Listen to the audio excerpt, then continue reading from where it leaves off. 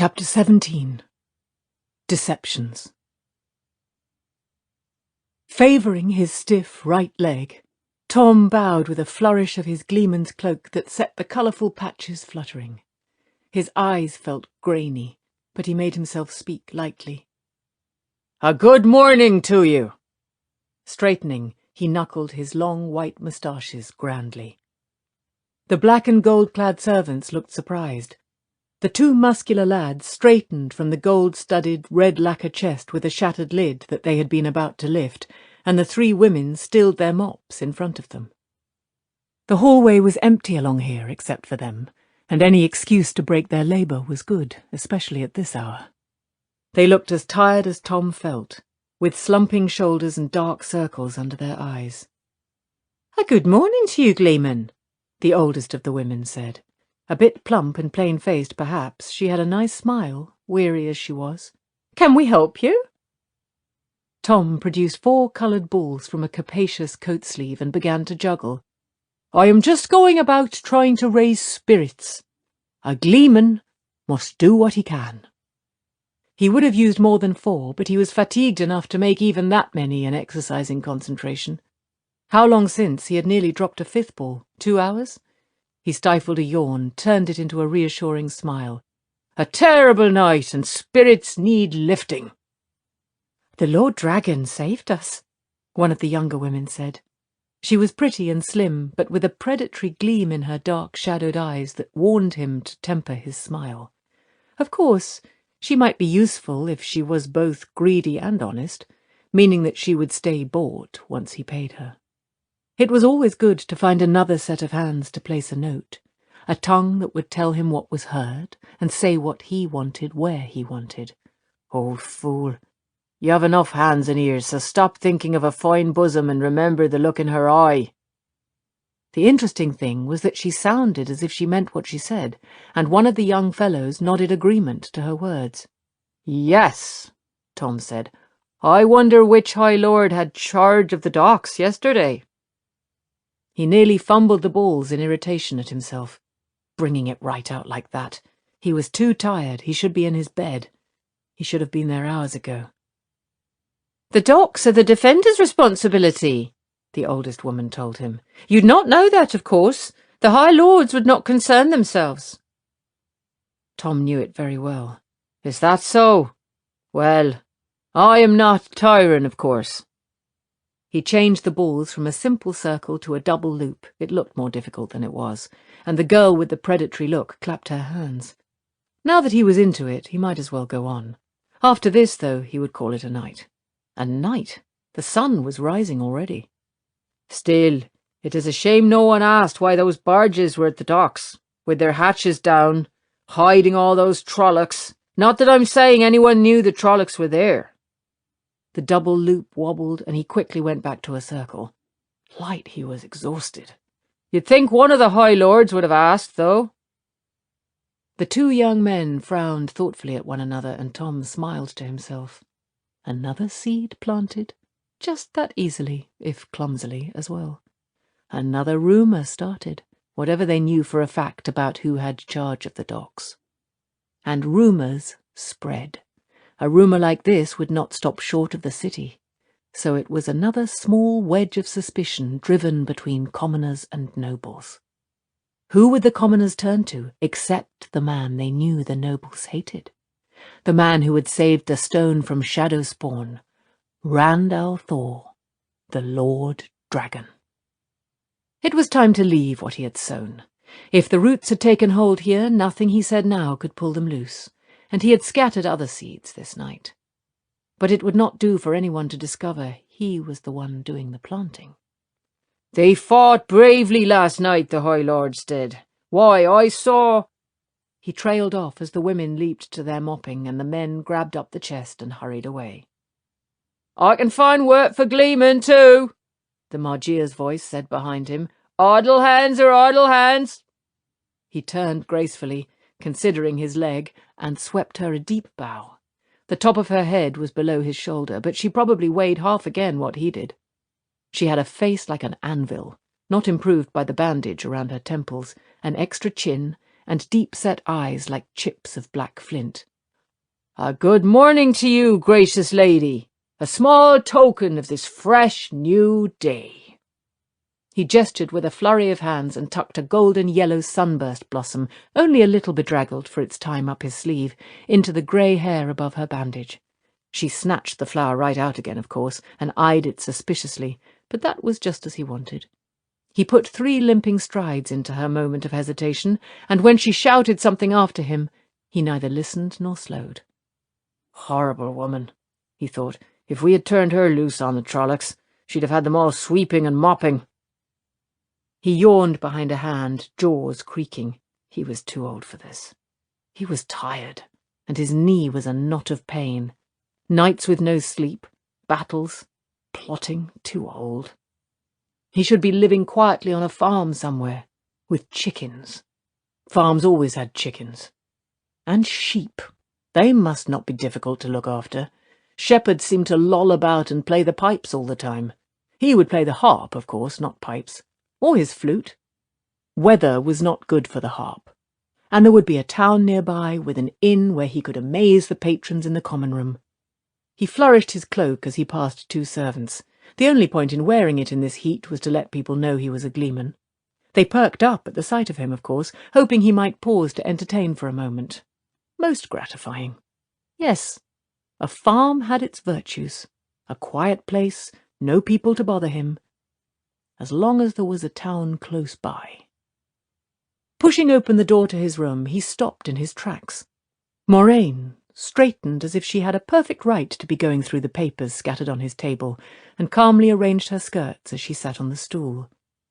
Now there was a beautiful woman, with every grace a man could want, including laughing at his quips. Fool, old fool, she's Aes Sedai, and you're too tired to think straight. A good morning to you, Moraine Sedai, he said, hanging his cloak on a peg. He avoided looking at his writing case, still sitting under the table where he had left it. No point in letting her know it was important. Probably no point in checking after she went, for that matter. She could have channeled the lock open and closed again, and he would never be able to tell. Weary as he was, he could not even remember whether he had left anything incriminating in the case, or anywhere else for that matter. Everything he could see in the room was right where it belonged. He did not think he could have been foolish enough to leave anything out. Doors in the servants' quarters had no locks or latches. I would offer you a refreshing drink, but I fear I have nothing but water. I am not thirsty, she said in a pleasant, melodious voice. She leaned forward, and the room was small enough for her to place a hand on his right knee. A chill tingle rippled through him. I wish a good healer had been near when this happened. It is too late now, I regret. 12 healers would not have been enough, he told her. A half-man did it. I know. What else does she know? He wondered. Turning to pull his lone chair out from behind the table, he bit back an oath.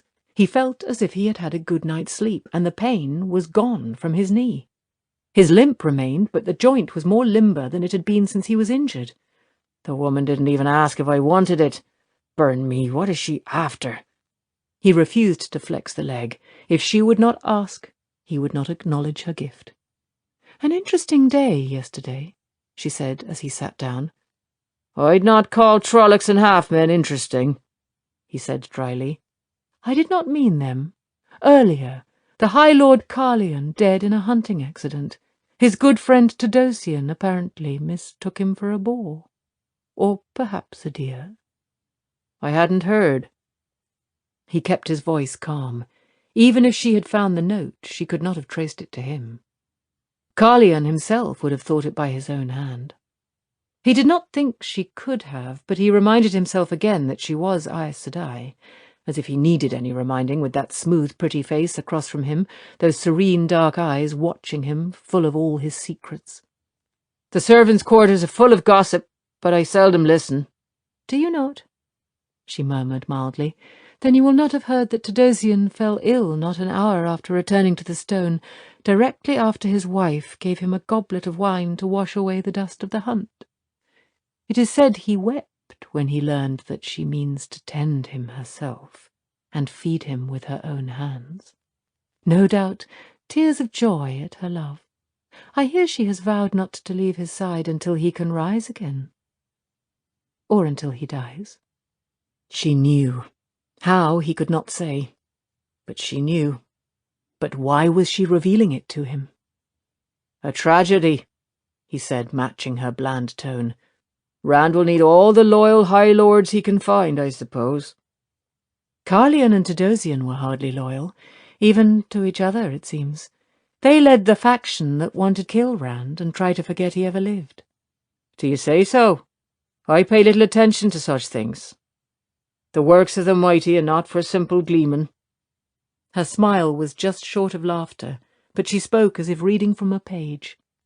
Tom Drill Merrilin, called the Grey Fox once by some who knew him or knew of him, court bard at the royal palace of Andor in Caemlyn, Morghez's lover for a time after Taringale died. Fortunate for Morghez, Taringale's death. I do not suppose she ever learned he meant her to die and himself to be Andor's first king. But we were speaking of Tom Merrilin, a man who, it was said, could play the game of houses in his sleep. It is a shame that such a man calls himself a simple gleeman. But such arrogance to keep the same name. Tom masked his shock with an effort.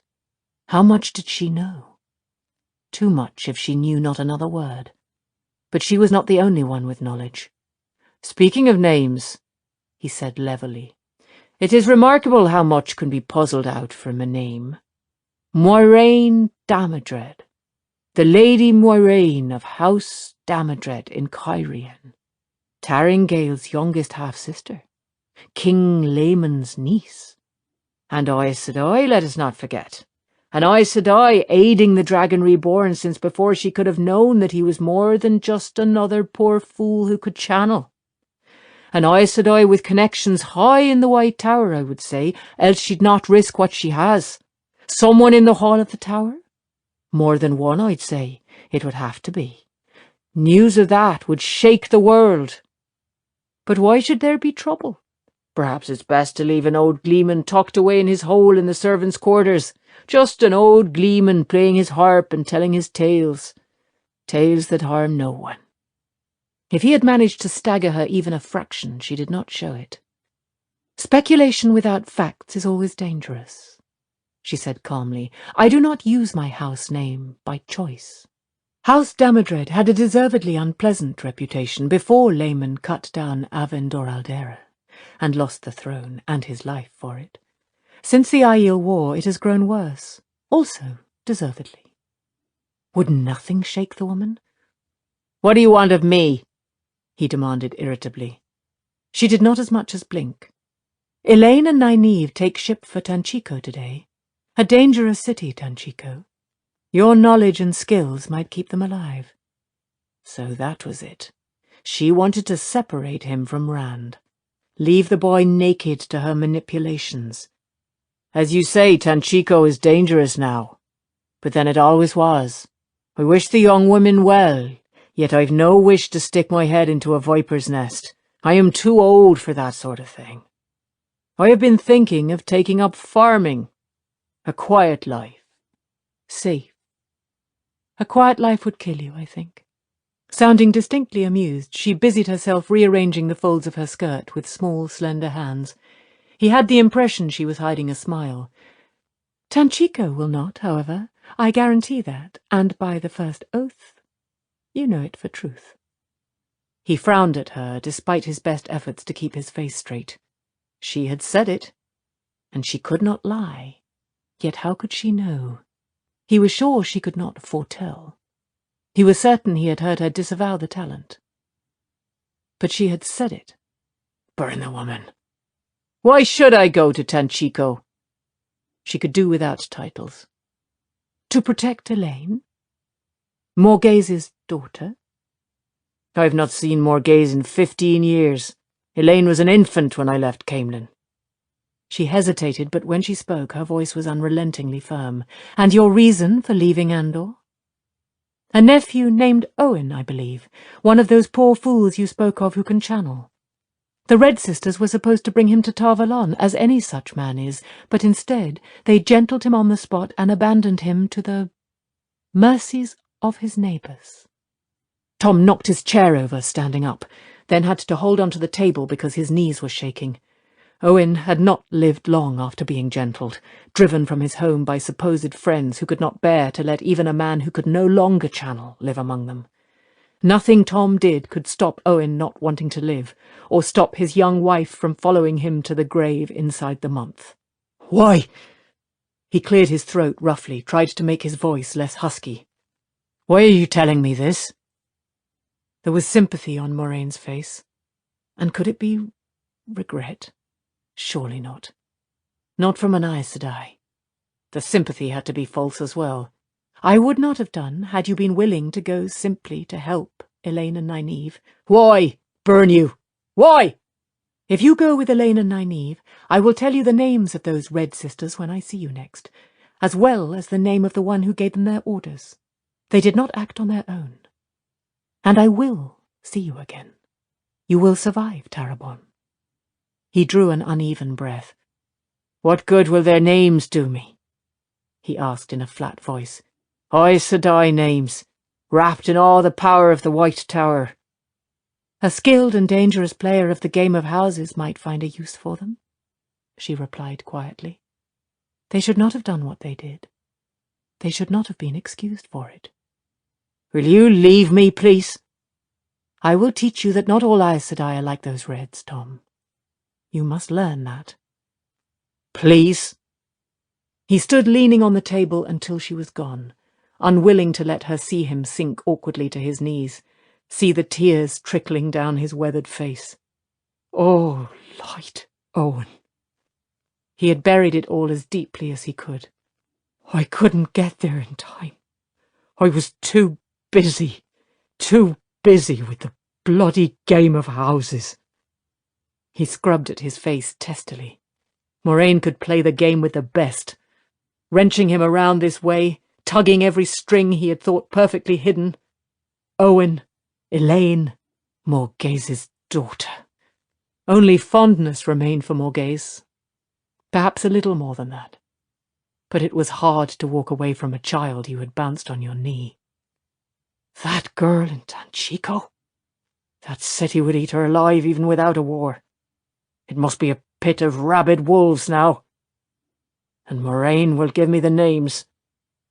All he had to do was leave Rand in Aes Sedai hands, just as he had left Owen. She had him like a snake in a cleft stick, damned however he writhed. Burn the woman! Looping the embroidery basket's handle over her arm, Min gathered her skirts with her other hand and strolled out of the dining hall after breakfast in a gliding pace, her back straight. She could have balanced a full goblet of wine on her head without spilling a drop. Partly that was because she could not take a proper stride in her dress, all pale blue silk with a snug bodice and sleeves and a full skirt that would drag its embroidered hem on the ground if she did not hold it up. It was also partly because she was sure she could feel Laris's eyes on her. A glance back proved her right. The mistress of the kitchens, a wine cask on legs, was beaming after her approvingly from the dining hall doorway. Who would have thought the woman had been a beauty in her youth, or would have a place in her heart for pretty, flirtatious girls? Lively, she called them. Who would have suspected she would decide to take Elmindrida under her stout wing? It was hardly a comfortable position. Laris kept a protective eye on Min, an eye that seemed to find her anywhere in the tower grounds.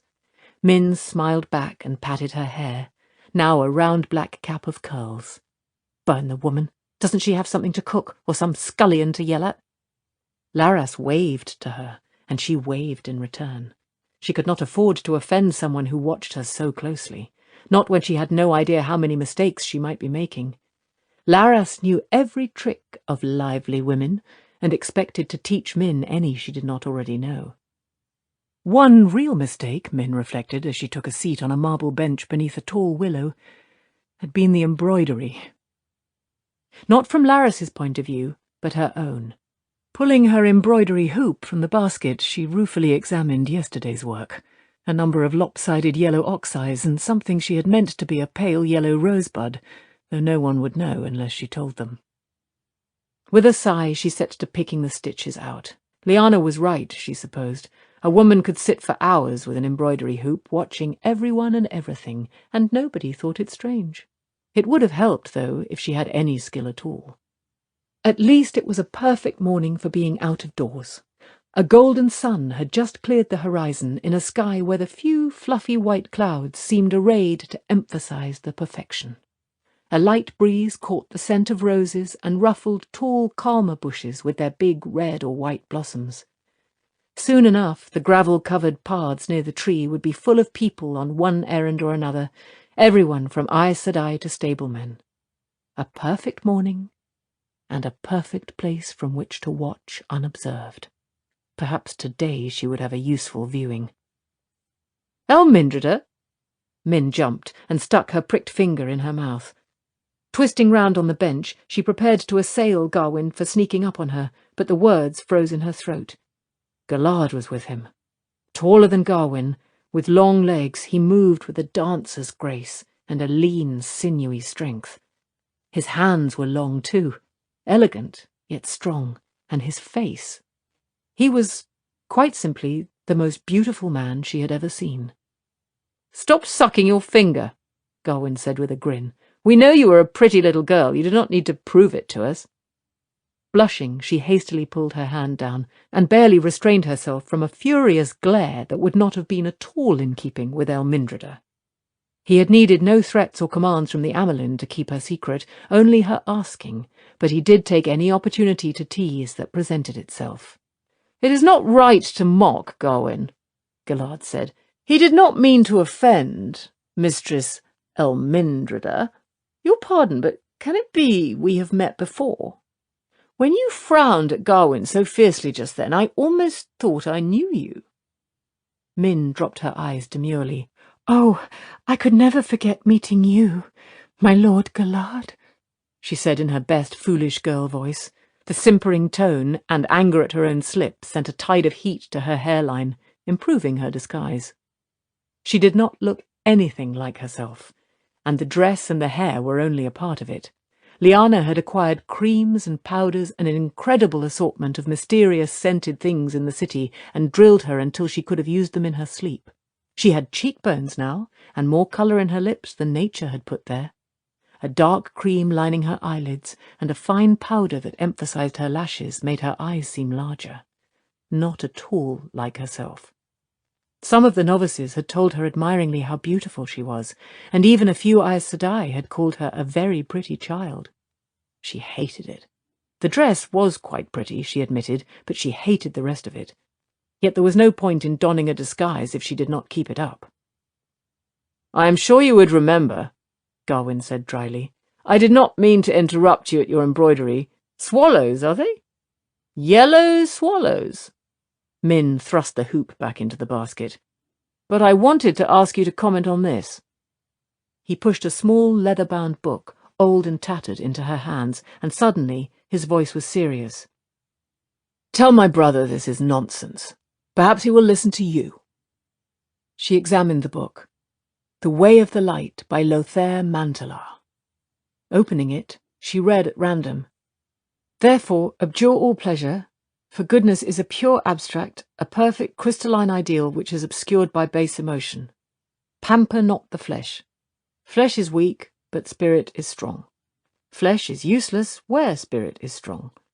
Right thought is drowned in sensation, and right action hindered by passions. Take all joy from rightness, and rightness only." It seemed to be dry nonsense. Min smiled at Garwin and even managed a titter. "So many words. I fear I know little of books, my Lord Garwin. I always mean to read one, I do." She sighed. "But there is so little time. Why, just fixing my hair properly takes hours. Do you think it is pretty?" The outraged startlement on his face nearly made her laugh, but she changed it to a giggle. It was a pleasure to turn the tables on him for a change. She would have to see if she could do it more often. There were possibilities in this disguise she had not considered. This stay in the tower had turned out to be all boredom and irritation. She deserved some amusement. Lothair Mantelar, Gawain said in a tight voice, founded the White Cloaks. The White Cloaks. He was a great man, Galad said firmly, a philosopher of noble ideals. If the Children of the Light have sometimes been excessive since his day, it does not change that. Oh, my, White Cloaks, Min said breathlessly, and added a little shudder. They are such rough men, I hear. I cannot imagine a White Cloak dancing. Do you think there is any chance of a dance here? Aes Sedai do not seem to care for dancing either, and I do so love to dance. The frustration in Gawain's eyes was delightful. I do not think so, Galad said, taking the book from her. Aes Sedai are too busy with their own affairs. If I hear of a suitable dance in the city, I will escort you if you wish it. You need have no fear of being annoyed by those two louts. He smiled at her, unconscious of what he was doing, and she suddenly found herself breathless in truth. Men should not be allowed smiles like that. It actually took her a moment to remember what two louts he was talking about. The two men who had supposedly asked for Elmindrida's hand in marriage, nearly fighting each other because she could not make up her mind, pressing her to the point of seeking sanctuary in the tower because she could not stop encouraging them both. Just the entire excuse for her being there. Is this dress? She told herself. I could think straight if I had on my proper clothes. I've noticed the Amelin speaks to you every day, Gawain said suddenly. Has she mentioned our sister, Elaine? Or Egwene Alvir? Has she said anything of where they are? Min wished she could black his eye. He did not know why she was pretending to be someone else, of course, but he had agreed to help her be accepted as Elmindrida, and now he was linking her to women too many in the tower knew were friends of Min. Oh, the Amelin Seat is such a wonderful woman, she said sweetly, baring her teeth in a smile. She always asks how I am passing the time and compliments my dress. I suppose she hopes I'll make a decision soon between Darvan and Gomel, but I just cannot. She widened her eyes, hoping it made her look helpless and confused. They are both so sweet. Who did you say? Your sister, my Lord Gawain? The daughter heir herself? I do not think I've ever heard the Amelin Seat mention her. What was the other name? She could hear Gawain grinding his teeth. We should not bother Mistress Elmindrida with that, Galad said. It is our problem, Gawain. It is up to us to find the lie and deal with it. She barely heard him, because suddenly she was staring at a big man with long dark hair curling around slumped shoulders, wandering aimlessly down one of the gravelled paths through the trees, under the watchful eyes of an accepted. She had seen Loghain before. A sad-faced, once hearty man, always with an accepted for companion. The woman was meant to keep him from killing himself as much as to prevent his escape. Despite his size, he truly did not seem up to anything of the latter sort. But she had never before seen a flaring halo around his head, radiant in gold and blue. It was only there for a moment, but that was enough. Loghain had proclaimed himself the Dragon Reborn, had been captured and gentled. Whatever glory he might have had as a false dragon was far behind him now. All that remained for him was the despair of the gentled, like a man who had been robbed of sight and hearing and taste, wanting to die, waiting for the death that inevitably came to such men in a few years. He glanced at her, perhaps not seeing her. His eyes looked hopelessly inward. So why had he worn a halo that shouted of glory and power to come? This was something she had to tell the Amelin. Poor fellow, Gawain muttered. I cannot help pitying him. Light, it would be a mercy to let him end it. Why do they make him keep on living? He deserves no pity, Galad pronounced. Have you forgotten what he was, what he did? How many thousands died before he was taken? How many towns were burned? Let him live on, as a warning to others. Gawain nodded, but reluctantly. Yet men followed him. Some of those towns were burned after they declared for him. I have to go, Min said, getting to her feet, and Galard was instantly all solicitude. Forgive us, Mistress Almindrida. We did not mean to frighten you. Loghain cannot harm you. I give you my assurance. Yes, he's made me feel faint. Do excuse me, I really must go lie down.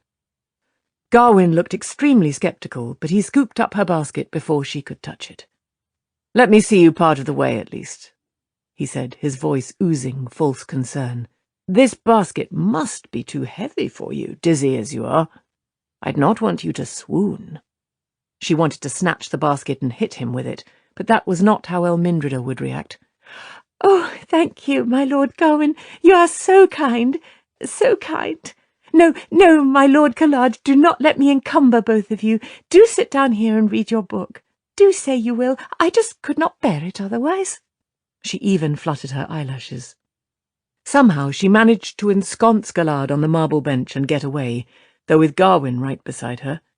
Her skirts were an irritant. She wanted to pull them up to her knees and run, but Elmindrida would never run, and never expose so much of her legs except when dancing. Laras had lectured her severely on that very point. One time running, and she would nearly destroy the image of Elmindrida completely. And Gawyn— "Give me that basket, you muscle-brained cretin," she snarled as soon as they were out of Galard's sight, and pulled it away from him before he could comply. "What do you mean by asking me about Elaine and Egwene in front of him? Elmindrida never met them. Elmindrida does not care about them. Elmindrida doesn't want to be mentioned in the same sentence with them. Can't you understand that?" "No," he said, "not since you won't explain. But I am sorry." There was hardly enough repentance in his voice to suit her. "It is just that I am worried. Where are they? This news coming upriver about a false dragon in Tyr makes me no easier in my mind. They are out there somewhere, the light knows where, and I keep asking myself, what if they are in the middle of the sort of bonfire Loghain made out of Ghealdan? What if he isn't a false dragon?" she asked cautiously. "You mean because the stories in the streets say he's taken the Stone of Tyr? Rumour has a way of magnifying events. I will believe that when I see it, and in any case it will take more to convince me. Even the stone could fall. Right, I don't really believe Elaine and Egwene are in Tyr, but the not knowing eats at my belly like acid. If she is hurt—" Min did not know which she he meant, and suspected he did not either. In spite of his teasing, her heart went out to him, but there was nothing she could do. "If you could only do as I say, and—" "I know. Trust the Amelin." "Trust." He exhaled a long breath. "Do you know Galard has been drinking in the taverns with white cloaks? Anyone can cross the bridges if they come in peace, even children of the bloody light." "Galard?" she said incredulously. "In taverns? Drinking?" "No more than a cup or two, I'm sure. He would not unbend more than that, not for his own name-day." Gawyn frowned as if unsure whether that might be a criticism of Galard. "The point is that he is talking with white cloaks. And now this book. According to the inscription, Aemon Valder himself gave it to him. In the hope you will find the way. Valder, Min, the man commanding the white cloaks on the other side of the bridges. Not knowing is eating Galard up too. Listening to white cloaks. If anything happens to our sister, or to Egwene—" He shook his head. "Do you know where they are, Min? Would you tell me if you did? Why are you hiding?" "Because I drove 2 men mad with my beauty and cannot make up my mind," she told him acidly. He gave a bitter half-laugh, then masked it with a grin. "Well, that, at least, I can believe." He chuckled and stroked under her chin with a finger. "You are a very pretty girl, Elmindrida. A pretty, clever little girl." She doubled a fist and tried to punch him in the eye, but he danced back and she stumbled over her skirts and nearly fell. "You bloody ox of a thimble-brain man!" she growled. "Such grace of movement, Elmindrida," he laughed. "Such a dulcet voice as a nightingale, or a cooing dove of the evening. What man would not grow starry-eyed at the sight of Elmindrida?" The mirth slid away and he faced her soberly. "If you learn anything, please tell me. Please. I will beg on my knees, Min. I will tell you." she said. "If I can. If it's safe for them. Light, but I hate this place. Why can't I just go back to Rand?" She left Garwin there and entered the tower proper by herself, keeping an eye out for Aes Sedai or Accepted who might question why she was above the ground floor and where she was going. The news of Loghain was too important to wait until the Amelin encountered her, seemingly by accident sometime in the late afternoon, as usual. At least that was what she told herself. Impatience threatened to pop out through her skin. She only saw a few Aes Sedai, turning a corner ahead of her or entering a room in the distance, which was all to the good. No one simply dropped in on the Amelin seat. The handful of servants she passed, all bustling about their work, did not question her, of course, or even look at her twice except to drop quick curtsies almost without pausing. Pushing open the door to the Amelin's study, she had a simpering tale ready in case anyone was with Lyanna. But the antechamber was empty. She hurried to the inner door and put her head in. The Amelin and the keeper were seated on either side of Siuan's table, which was littered with small strips of thin paper. Their heads swivelled toward her sharply, a stare like 4 nails. "What are you doing here?" the Amelin snapped. "You are supposed to be a silly girl claiming sanctuary, not a friend of my childhood. There is to be no contact between us except the most casual, in passing. If necessary, I'll name Laras to watch over you like a nurse over a child. She would enjoy that, I think, but I doubt you would." Min shivered at the thought. Suddenly, Loghain did not seem so urgent. It was hardly likely he could achieve any glory in the next few days. He was not really why she had come, though. Only an excuse, and she would not turn back now. Closing the door behind her, she stammered out what she had seen and what it meant. She still felt uncomfortable doing so in front of Lyanna. Siuan shook her head wearily. "Another thing to worry about. Starvation in Cairhien, a sister missing in Tarabon, Trolloc raids increasing in the borderlands again, this fool who calls himself the Prophet, stirring up riots in Gaelden. He's apparently preaching that the dragon has been reborn as a Shienaran lord," she said incredulously. "Even the small things are bad. The war in Aradomin has stopped trade from Saldaea, and the Pinch is making unrest in Maradon. Tenobia may even be forced off the throne by it. The only good news, I have heard, is that the Blight has retreated for some reason. 2 miles or more of green beyond the border stones, without a hint of corruption or pestilence, all the way from Saldaea to Shinar. The first time in memory it has done that. But I suppose good news has to be balanced by bad. When a boat has one leak, it is sure to have others. I only wish it was a balance. Lyanna, have the watch on Loghain increased. I can't see what trouble he could cause now, but I do not want to find out." She turned those piercing blue eyes on Min. "Why did you come flapping up here with this, like a startled gull? Loghain could have waited. The man is hardly likely to find power and glory before sunset." The near echo of her own thoughts made Min shift uncomfortably. "Oh no," she said. Lyanna's eyebrows rose warningly, and she added a hasty, "Mother." The keeper nodded approvingly. "That does not tell me why, child," Siuan said. Min steeled herself. "Mother, nothing I've viewed since the first day has been very important. I certainly have not seen anything that points to the Black Aja." That name still gave her a chill. "I've told you everything I know about whatever disaster you Aes Sedai are going to face, and the rest of it is just useless." She had to stop and swallow with that penetrating gaze on her. "Mother, there is no reason I should not go. There's reason I should. Perhaps Rand could make real use of what I can do. If he has taken the stone, Mother, he may need me. At least I need him. Burn me for a fool."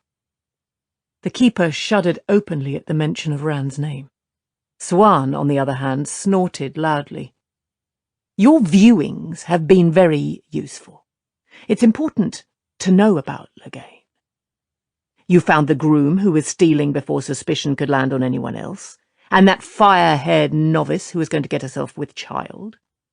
Shiriam cut that short, The girl won't even think of men until she's finished her training. But we'd not have known until it was too late without you. No, you cannot go. Sooner or later your viewings will draw me a chart to the Black Ajar, and until they do, they still more than pay their passage. Min sighed, and not only because the Amelin meant to hold on to her. The last time she had seen that red-headed novice, the girl had been sneaking off to a wooded part of the grounds with a muscular guard. They would be married, maybe before the end of summer. Min had known that as soon as she saw them together, though the tower never let a novice leave until the tower was ready, even one who could not go any further in her training. There was a farm in that pair's future, and a swarm of children, but it was pointless to tell the Amelin that. "Could you at least let Garwin and Gallard know that Egwene and their sister are all right, Mother?" Asking irked her, and her tone of voice did too. A child denied a slice of cake, begging for a cookie instead. "At least tell them something besides that ridiculous tale about doing penance on a farm. I have told you that is none of your concern. Do not make me tell you again."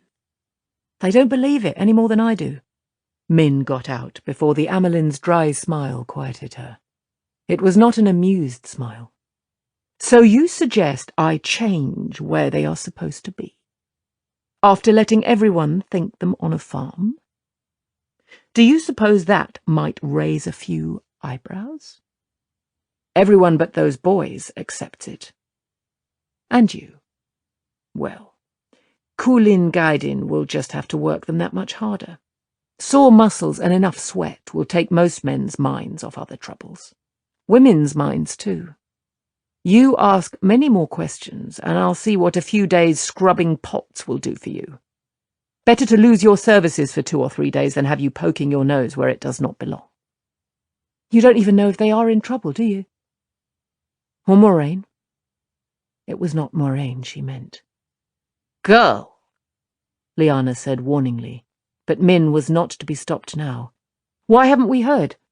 Rumours reached here 2 days ago. 2 days! Why doesn't one of those slips on your desk contain a message from her? Doesn't she have pigeons? I thought you Aes Sedai had people with messenger pigeons everywhere. If there isn't one in Tyr, there should be. A man on horseback could have reached Tarvalon before now. Why—" The flat crack of Suan's palm on the table cut her off. "You obey remarkably well," she said wryly. "Child, until we hear something to the contrary, assume the young man is well. Pray that he is." Lyanna shivered again. "There's a saying in the Maul, child," the Amelin went on. "Do not trouble trouble till trouble troubles you. Mark it well, child." There was a timid knock at the door. The Amelin and the keeper exchanged glances, then 2 sets of eyes shifted to Min. Her presence was a problem. There was certainly nowhere to hide. Even the balcony was clearly visible from the room in its entirety. "A reason for you to be here," Suan muttered. "That doesn't make you any more than the fool girl you're supposed to be. Lyanna, stand ready at the door." She and the keeper were on their feet together, Suan coming around the table while Lyanna moved to the door. "Take Lyanna's seat, girl. Move your feet, child, move your feet. Now look sulky.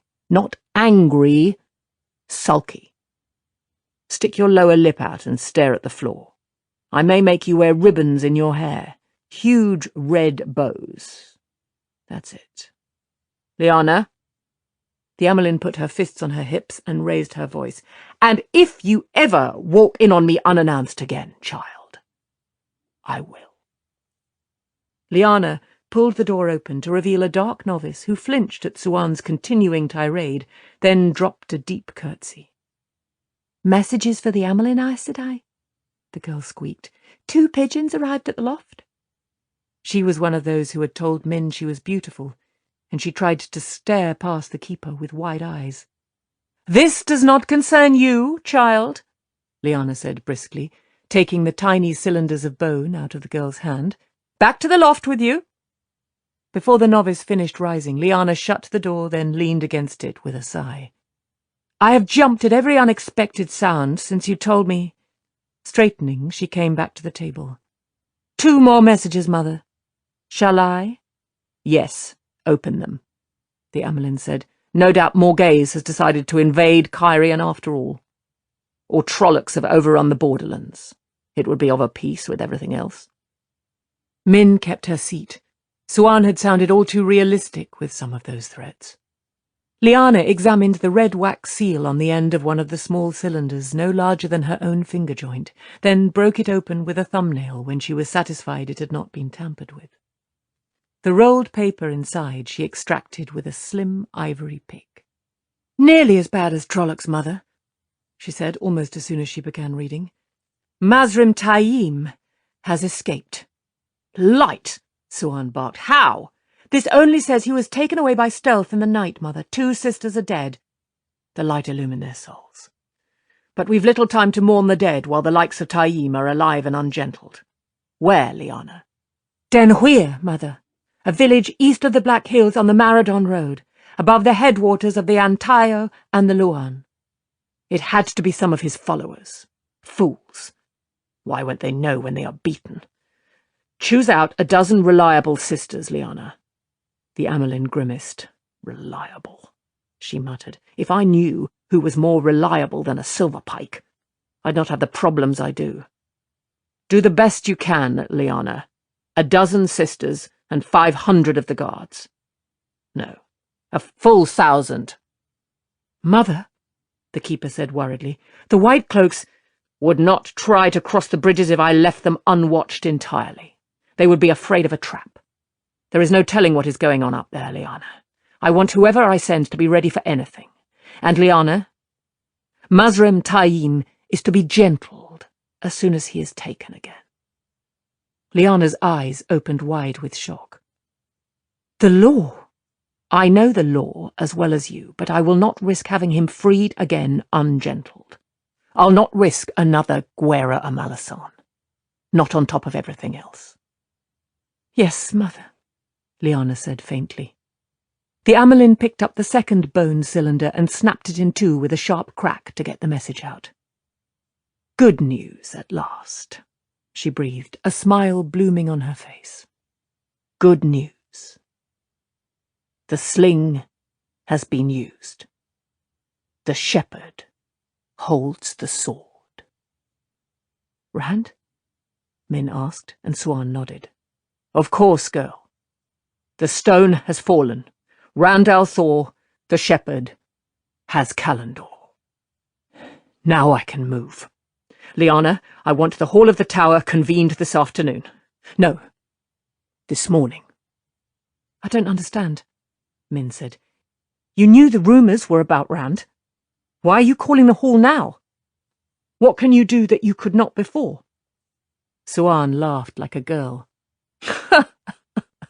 "What I can do now is tell them right out that I have received word from an Aes Sedai that the Stone of Tyr has fallen and a man has drawn Callandor. Prophecy fulfilled. Enough of it for my purpose, at least. The dragon is reborn. They'll flinch, they'll argue, but none can oppose my pronouncement that the tower must guide this man. At last I can involve myself with him openly. Openly for the most part." "Are we doing the right thing, Mother?" Lyanna said abruptly. "I know. If he has Callandor, he must be the dragon reborn, but he can channel, Mother. A man who can channel. I only saw him once, but even then there was something strange about him, something more than being ta'veren. Mother, is he so very different from Taim when it comes down to it?"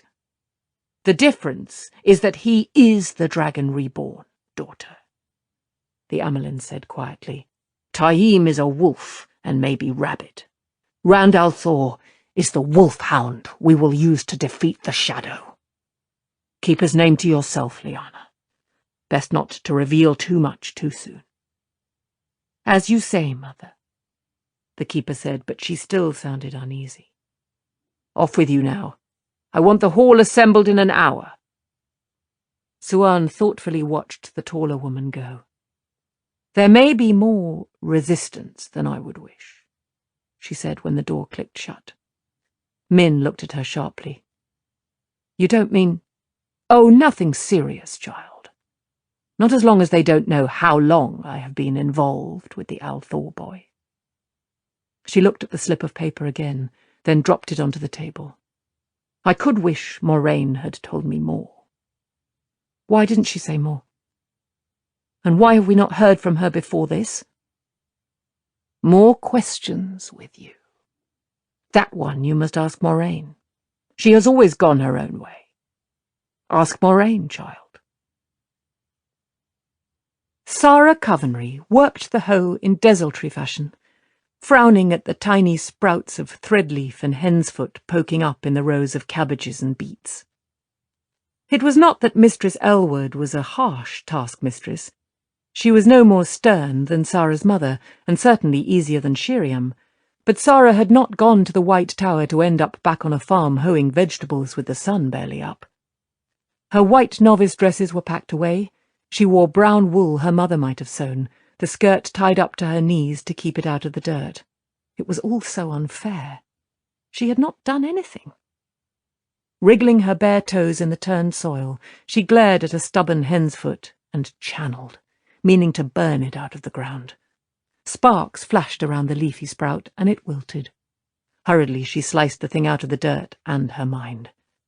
If there was any fairness in the world, Lord Gallard would come to the farm while out hunting. Leaning on the hoe, she lost herself in a daydream of healing Gallard's injuries received in a fall from his horse. Not his fault, of course, he was a wonderful horseman.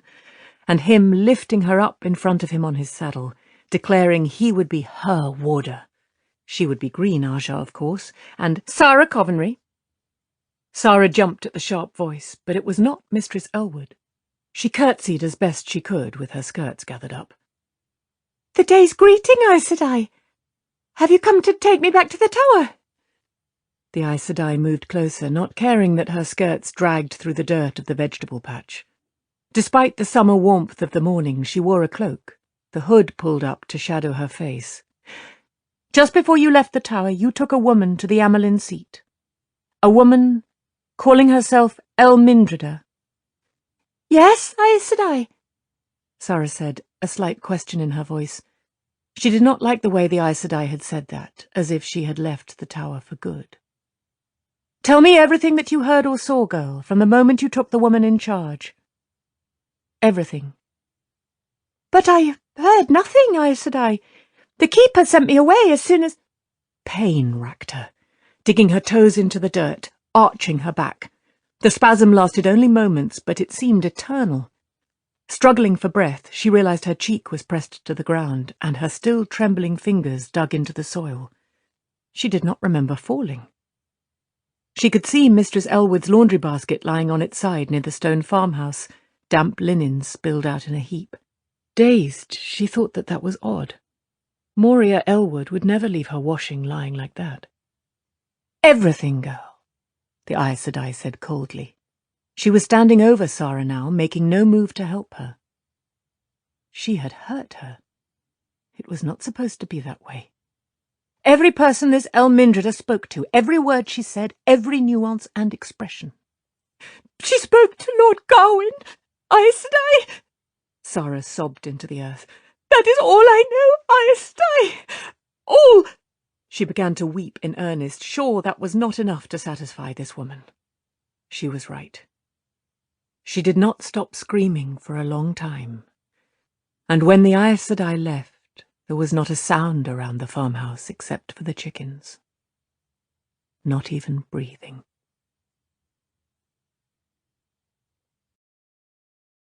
Chapter 18. Into the Ways. Buttoning up his coat, Perrin paused, looking at the axe, still secured on the wall as he had left it since drawing it out of the door. He did not like the idea of carrying the weapon again, but he untied the belt from the peg and buckled it around his waist anyway. The hammer he tied to his already stuffed saddlebags. Draping saddlebags and blanket roll over his shoulder, he gathered a filled quiver and his unstrung longbow from the corner. The rising sun poured heat and light through the narrow windows. The rumpled bed was the only proof that anyone had stayed here. Already the room had lost the feel of him. It even seemed to smell empty, despite his own scent on the sheets. He never stayed anywhere long enough to make that feel cling past his readiness to leave. Never long enough to put down roots, make it any kind of home.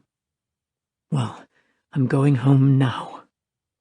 Turning his back on the already unoccupied room, he went out.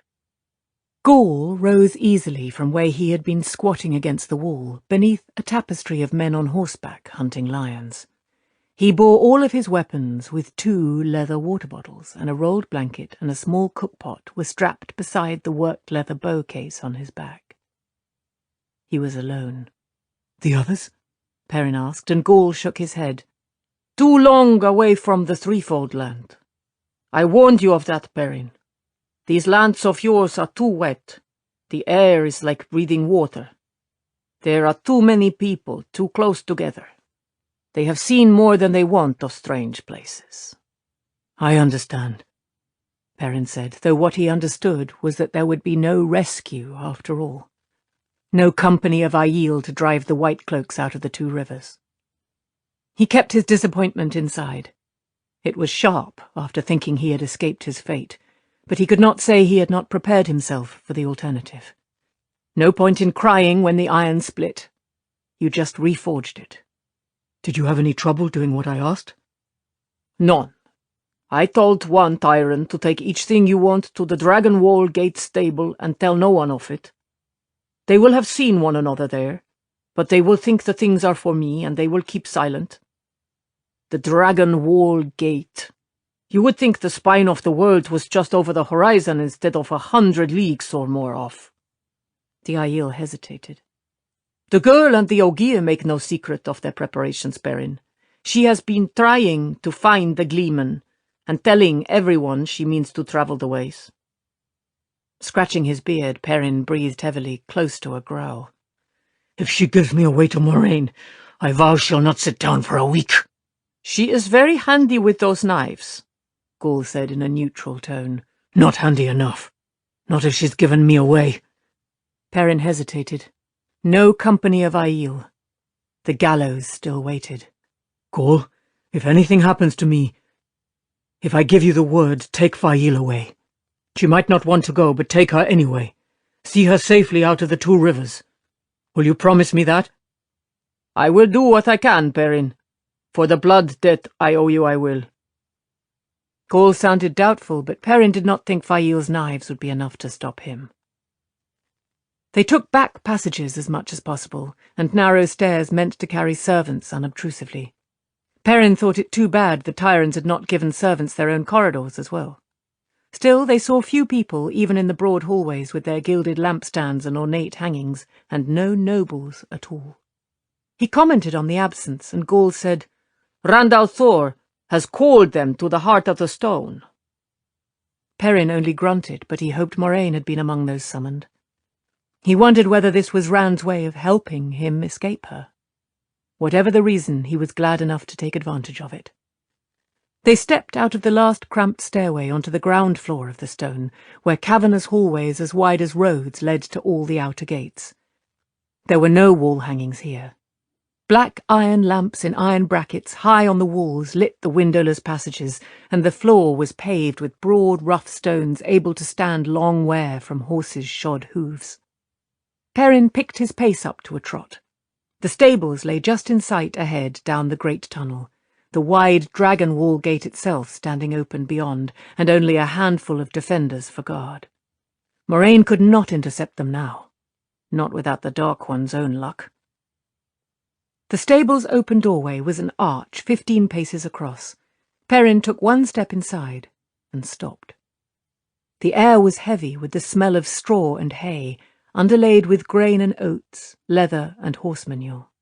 Stalls filled with fine Tyran horses, prized everywhere, lined the walls, with more in rows across the wide floor. Dozens of grooms were at work, currying and combing, mucking out, mending tack. Without pausing, one or another sometimes glanced at where Fail and Loyal stood, booted and ready for travel, and beside them Bane and Chiad, accoutred like Gaul with weapons and blankets, water bottles and cooking pot. "Are they why you only said you would try?" Perrin asked quietly. Gaul shrugged. I will do what I can, but they will take her side. Chiad is Goshian. Her clan makes a difference?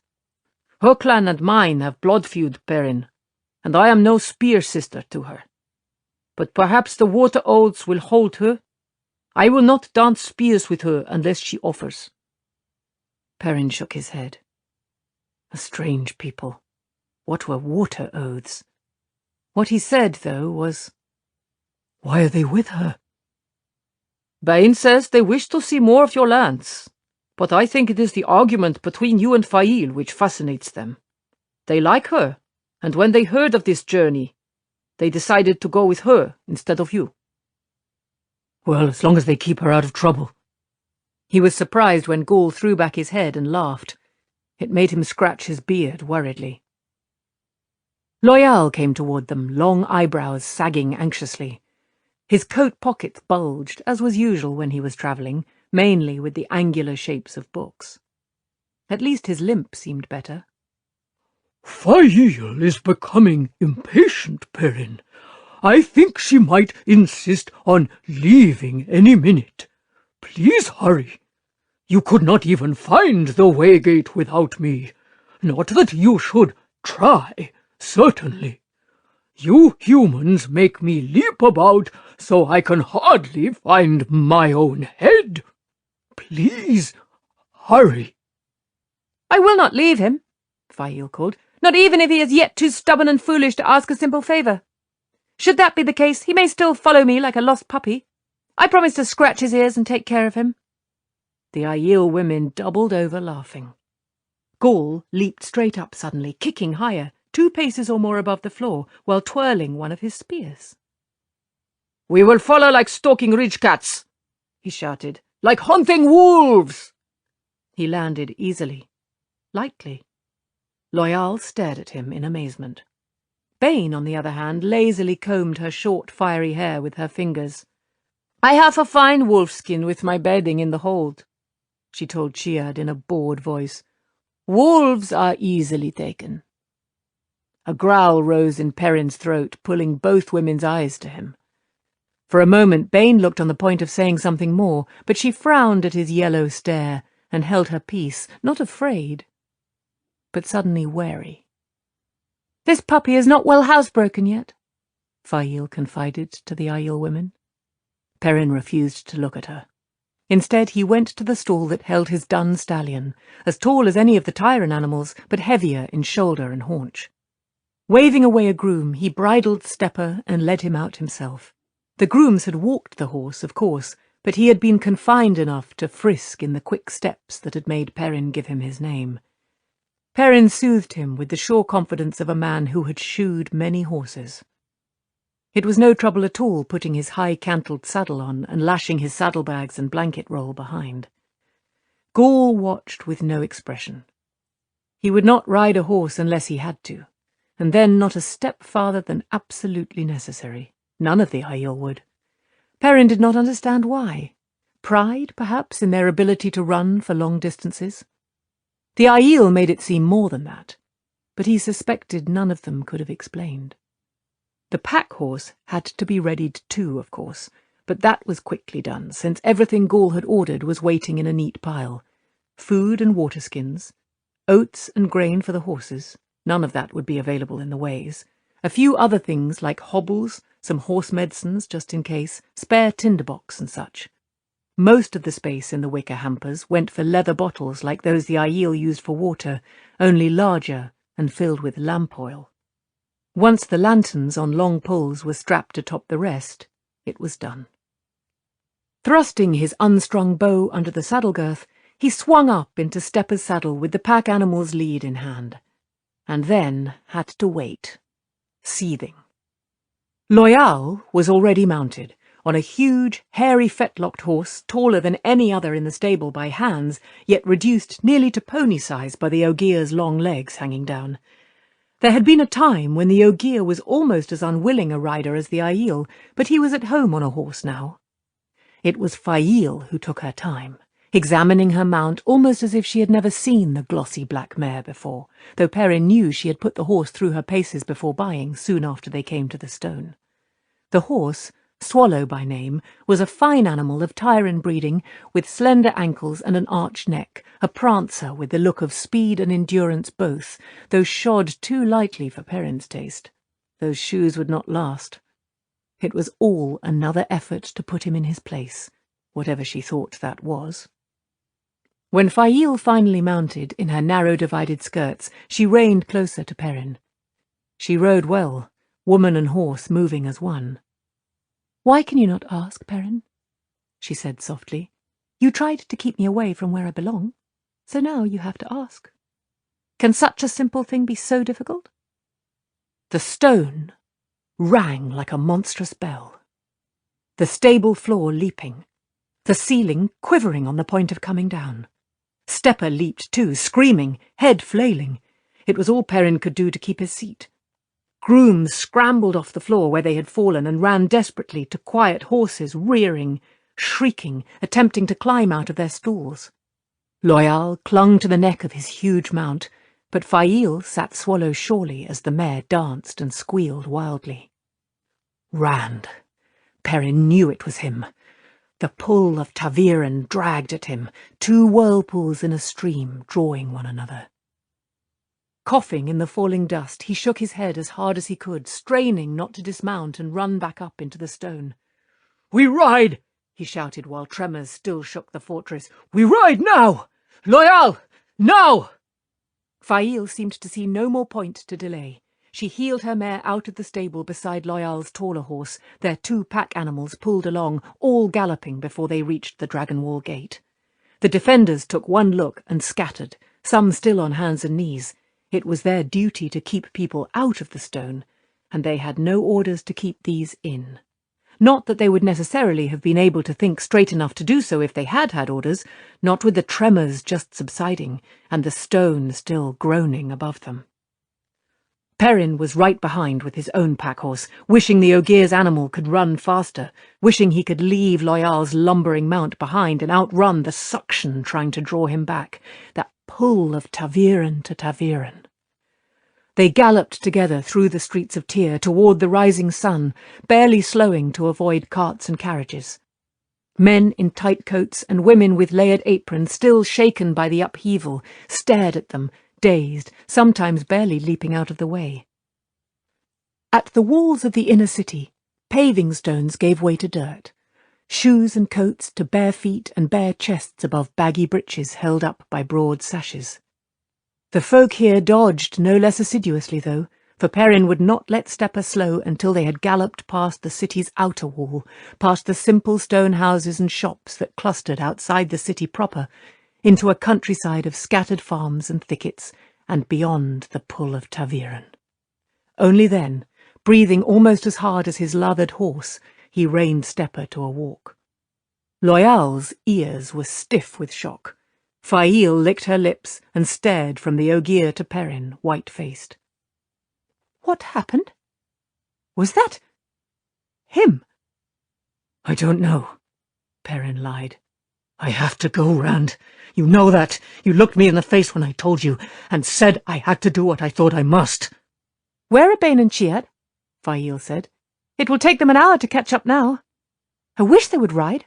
I offered to buy them horses, and they looked offended. Well, we need to walk the horses anyway after that, to let them cool down." Perrin held back from telling her she did not know as much of Aiel as she thought she did. He could see the city walls behind them and the stone rearing above like a mountain. He could even make out the sinuous shape on the banner waving over the fortress, and the displaced birds swirling about. Neither of the others could have. It was no difficulty at all to see 3 people running toward them in long, ground-eating strides, their flowing ease belying the pace. He did not think he could have run that fast, not for long, but the Aiel had to have maintained their speed from the stone to be this close behind. "We'll not have to wait that long," he said. Faile frowned back toward the city. "Is that them? Are you certain?" Abruptly the frown shifted to him for a moment, daring him to answer. Asking him had been too much like admitting he was part of her party, of course. "He is very boastful of his eyesight," she told Loyal, "but his memory's not very good. At times I think he would forget to light a candle at night if I did not remind him.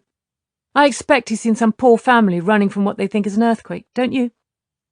Loyal shifted uncomfortably in his saddle, sighing heavily, and muttered something about humans that Perrin doubted was complimentary. Fail did not notice, of course. Not too many minutes later, Fail stared at Perrin as the three Aiel drew close enough for her to make out. But she said nothing. In this mood she was not about to admit he had been right about anything, not if he said the sky was blue. The Aiel were not even breathing hard when they slowed to a halt beside the horses. "It is too bad it was not a longer run." Bane shared a smile with Chiad, and both gave Gaul a sly look. "Else we could have run this stone dog into the ground," Chiad said, as if finishing the other woman's sentence. "That is why stone dogs take their vows not to retreat. Stone bones and stone heads make them too heavy to run." Gaul took no offence, though Perrin noticed he stood where he could keep an eye on Chiad. "Do you know why maidens are so often used as scouts, Perrin? Because they can run so far, and that comes from being afraid some man might want to marry them. A maiden will run 100 miles to avoid that." "Very wise of them," Fail said tartly. "Do you need to rest?" She asked the Aiel women, and looked surprised when they denied it. She turned to Loyal anyway. "Are you ready to go on?" "Good. Find me this waygate, Loyal. We have stayed here too long. If you let a stray puppy stay close to you, it begins to think you will take care of it, and that will never do." Fail, Loyal protested. "Are you not carrying this too far?" "I will carry it as far as I must, Loyal." "The waygate?"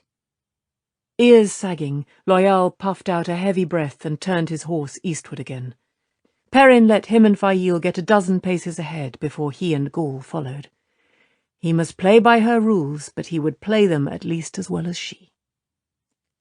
The farms, cramped little places with rough stone houses Perrin would not have used to shelter animals, grew more scattered the farther east they rode, and the thickets smaller, until there were neither farms nor thickets, only a rolling, hilly grassland. Grass as far as the eye could see, unbroken except for patches of bush here and there on a hill. Horses dotted the green slopes too, in clumps of a dozen or herds of 100, the famed Tyrant stock.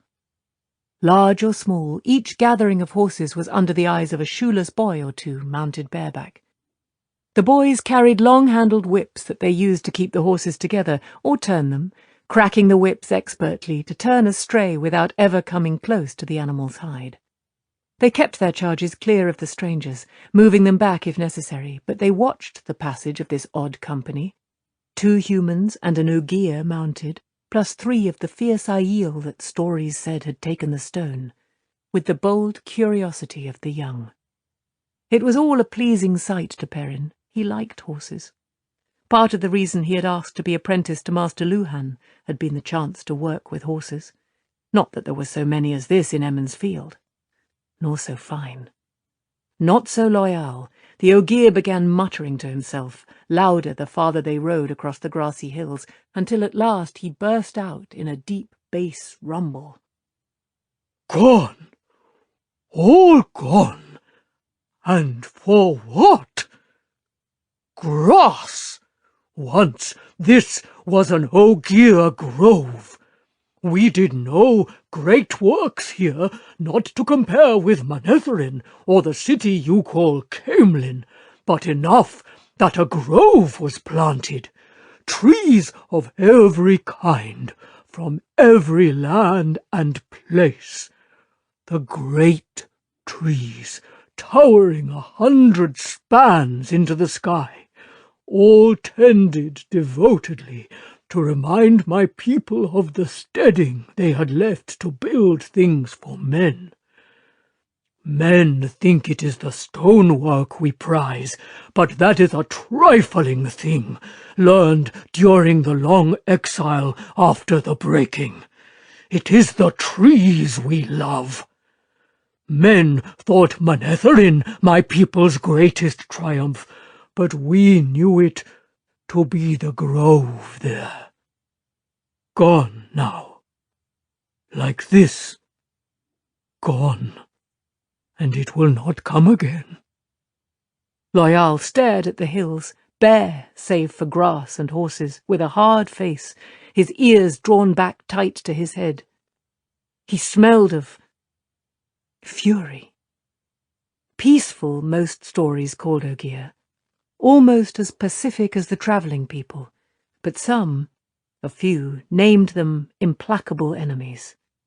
Perrin had only seen Loyal angry once before. Perhaps he had been angry last night, defending those children. Looking at Loyal's face, an old saying came back to him: to anger the Ogier and pull the mountains down on your head.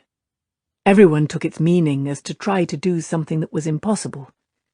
Perrin thought maybe the meaning had changed with the years. Maybe in the beginning it had been, anger the Ogier, and you pull the mountains down on your head.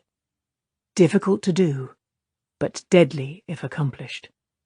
He did not think he would ever want Loyal, gentle, fumbling Loyal with his broad nose always in a book, to become angry with him. It was Loyal who took the lead once they reached the site of the vanished Ogier Grove, bending their path a little southward. There were no landmarks, but he was sure of his direction, surer with every pace of the horses. Ogier could feel a waygate, sense it somehow, find it as certainly as a bee could find the hive. When Loyal finally dismounted, the grass was little more than knee-high on him. There was only a thick clump of brush to be seen, taller than most, leafy shrubs as tall as the Ogier. He ripped it all away, almost regretfully, stacking it to one side. Perhaps the boys with the horses can use it for firewood when it dries. And there was the waygate. Rearing against the side of the hill, it appeared more a length of grey wall than a gate, and the wall of a palace at that, thickly carved in leaves and vines so finely done that they seemed almost as alive as the bushes had been. 3,000 years at least it had stood there, but not a trace of weathering marred its surface. Those leaves could have rippled with the next breeze. For a moment they all stared at it silently, until Loyal took a deep breath and put his hand on the one leaf that was different from any other on the waygate. The trefoil leaf of a Vendosora, the fabled tree of life. Until the moment his huge hand touched it, it seemed as much a part of the carving as all the rest, but it came away easily. Fail gasped loudly, and even the Aiel murmured. The air was full of the smell of unease. There was no saying who it came from. All of them, perhaps. The stone leaves did seem to stir from an unfelt breeze now. They took a tinge of green, of life. Slowly a split appeared down the middle, and the halves of the waygate opened out, revealing not the hill behind, but a dull shimmering that faintly reflected their images. Once, it is said, Loyal murmured, the waygates shone like mirrors, and those who walked the ways walked through the sun and the sky. Gone now, like this grove. Hastily pulling one of the filled pole lanterns from his pack-horse, Perrin got it alight. It is too hot out here, he said. A little shade would be good. He booted Stepper toward the waygate. He thought he heard Fail gasp again. The dun stallion balked, approaching his own dim reflection, but Perrin heeled him onward. Slowly, he remembered. It should be done slowly. The horse's nose touched its image hesitantly, then merged in as though walking into a mirror. Perrin moved closer to himself, touched. Icy cold slid along his skin, enveloping him hair by hair. Time stretched out. The cold vanished like a pricked bubble, and he was in the midst of endless blackness, the light of his pole lantern a crushed pool around him. Stepper and the pack-horse whickered nervously. Gaul stepped through calmly and began preparing another lantern. Behind him was what seemed like a sheet of smoked glass. The others were visible out there, Loyal getting back on his horse, Fail gathering her reins, all of them creeping, barely moving. Time was different inside the ways. Fail is upset with you, Gaul said once he had his lantern alight. It did not add much illumination. The darkness drank in light. Swallowed it. She seems to think you have broken some sort of agreement. Bane and Chiad. Do not let them get you alone. They mean to teach you a lesson, for Fail's sake, and you will not sit on that animal so easily if they manage what they plan. I agreed to nothing, Gaul. I do what she's forced me to do through trickery. We will have to follow Loyal as she wants soon enough, but I mean to take the lead for as long as I can. He pointed to a thick white line under Stepper's hooves. Broken and heavily pitted, it led off ahead, vanishing in the blackness only a few feet away. That leads to the first guidepost. We will need to wait there for Loyal to read it and decide which bridge to take. But Fail can follow us that far. Bridge? Gaul murmured thoughtfully. I know that word. There is water in here? No, it isn't exactly that kind of bridge. They look the same, sort of, but maybe Loyal can explain it. The Aielman scratched his head. Do you know what you are doing, Perrin? No, Perrin admitted, but there's no reason for Fail to know that. Gaul laughed. It is fun to be so young, is it not, Perrin? Frowning, uncertain whether the man was laughing at him, Perrin heeled Stepper on, drawing the pack-horse behind. The lantern light would not be visible at all in here 20 or 30 paces from its edge. He wanted to be completely out of sight before Fail came through. Let her think he had decided to go on without her. If she worried for a few minutes until she found him at the guidepost, it was the least she deserved. Chapter 19. The Wave Dancer. With the golden sun barely over the horizon, the shiny, black-lacquered carriage rocked to a halt at the foot of the wharf behind a team of 4 matched greys, and the lanky, dark-haired driver in his black and gold-striped coat leaped down to open the door. No sigil adorned the door panel, of course. Tyran nobles gave aid to Aes Sedai only under duress, no matter how effusive the smiles, and none wanted their names or houses linked to the tower. Elaine got down gratefully without waiting for Nynaeve, straightening her blue linen summer travelling cloak. The streets of the Maul were rutted by carts and wagons, and the carriage's leather springs had not been very good. A breeze slanting across the Erenin actually seemed cool after the heat of the stone. She had intended to show no effects of the rough ride, but once upright she could not help knuckling the small of her back. At least last night's rain still holds the dust down, she thought. She suspected that they had been given a carriage without curtains on purpose. North and south of her, more docks like wide stone fingers stretched into the river. The air smelled of tar and rope, fish and spices and olive oil, of nameless things rotting in the stagnant water between the piers, and peculiar, long, yellow-green fruits in huge bunches heaped in front of the stone warehouse behind her. Despite the early hour, men wearing leather vests on shirtless shoulders scurried about, toting large bundles on bent backs or pushing hand-carts piled with barrels or crates. None spared her more than a passing sullen glance, dark eyes falling quickly, forelock touched grudgingly. Most did not raise their heads at all. She was sad to see it. These Tyran nobles had handled their people badly. Mishandled them was more like it. In Andor she could have expected cheerful smiles and a respectful word of greeting freely given by straight-backed men who knew their worth as well as hers. It was almost enough to make her regret leaving. She had been raised to lead and one day govern a proud people, and she felt the urge to teach these folk dignity. But that was Rand's job, not hers. And if he doesn't do it properly, I will give him a piece of my mind.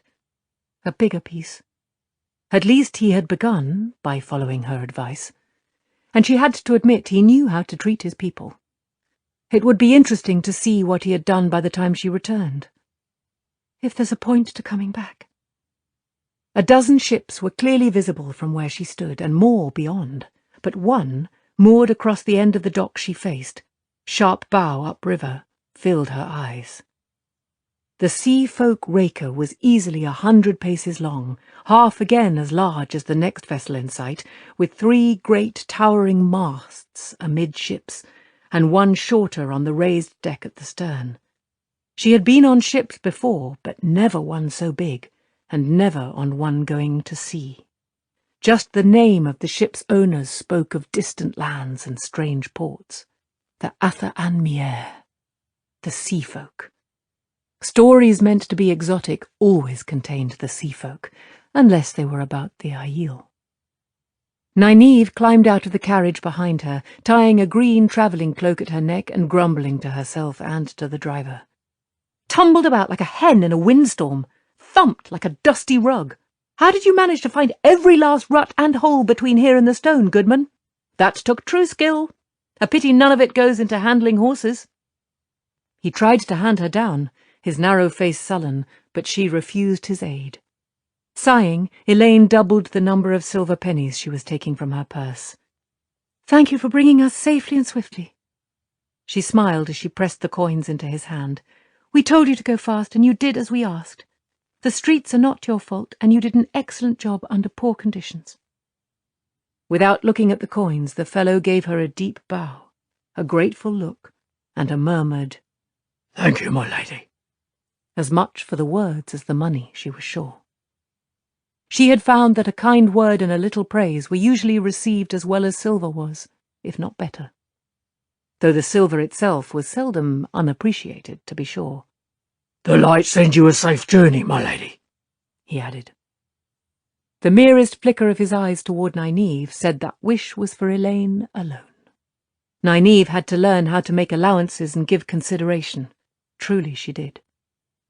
When the driver had handed their bundles and belongings out of the carriage, turned his team and started away, Nynaeve said grudgingly, "I shouldn't have snapped at the man, I suppose. A bird could not make an easy way over those streets. Not in a carriage, at any rate. But after bouncing about all the way here, I feel as if I'd been on horseback a week." "It isn't his fault you have a sore back," Elaine said, with a smile to take away any sting, as she took up her things. Nynaeve barked a wry laugh. "I said that, didn't I? You will not expect me to go running after him to apologize, I hope. That handful of silver you gave him should soothe any wounds short of mortal. You really must learn to be more careful with money, Elaine. We do not have the realm of Andor's resources for our own use. A family could live comfortably for a month on what you hand out to everyone who does the work they've been paid to do for you." Elaine gave her a quietly indignant look. Nynaeve always seemed to think they should live worse than servants, unless there was reason not to, instead of the other way around, as made sense. But the older woman did not appear to notice the expression that always put royal guardsmen on their toes. Instead, Nynaeve hoisted her bundles and sturdy cloth bags and turned down the dock. "At least this ship will be a smoother ride than that." "I do hope smooth. Shall we go aboard?" As they picked their way down the pier, between working men and stacked barrels and carts full of goods, Elaine said, "Nynaeve, the sea folk can be touchy until they know you, or so I was taught. Do you think you might try to be a little—" "A little what?" "Tactful, Nynaeve?" Elaine skipped a step as someone spat on the dock in front of her. There was no telling which fellow had done it. When she looked around, they all had their heads down and were hard at work. Mishandling by the High Lords or no, she would have said a few quietly sharp words that the culprit would not have soon forgotten if she could have found him. "You might try to be a little tactful for once." "Of course." Nynaeve started up the raker's rope-railed gangway. "As long as they do not bounce me about." Elaine's first thought on reaching the deck was that the raker appeared very narrow for its length. She did not know a great deal about ships, in truth, but to her it seemed a huge splinter. "Oh, light, this thing will toss worse than the carriage, however big it is." Her second was for the crew. She had heard stories about the Atha-an-Mier, but had never seen one before. Even the stories told little, really. a secretive people who kept to themselves, almost as mysterious as the Aiel.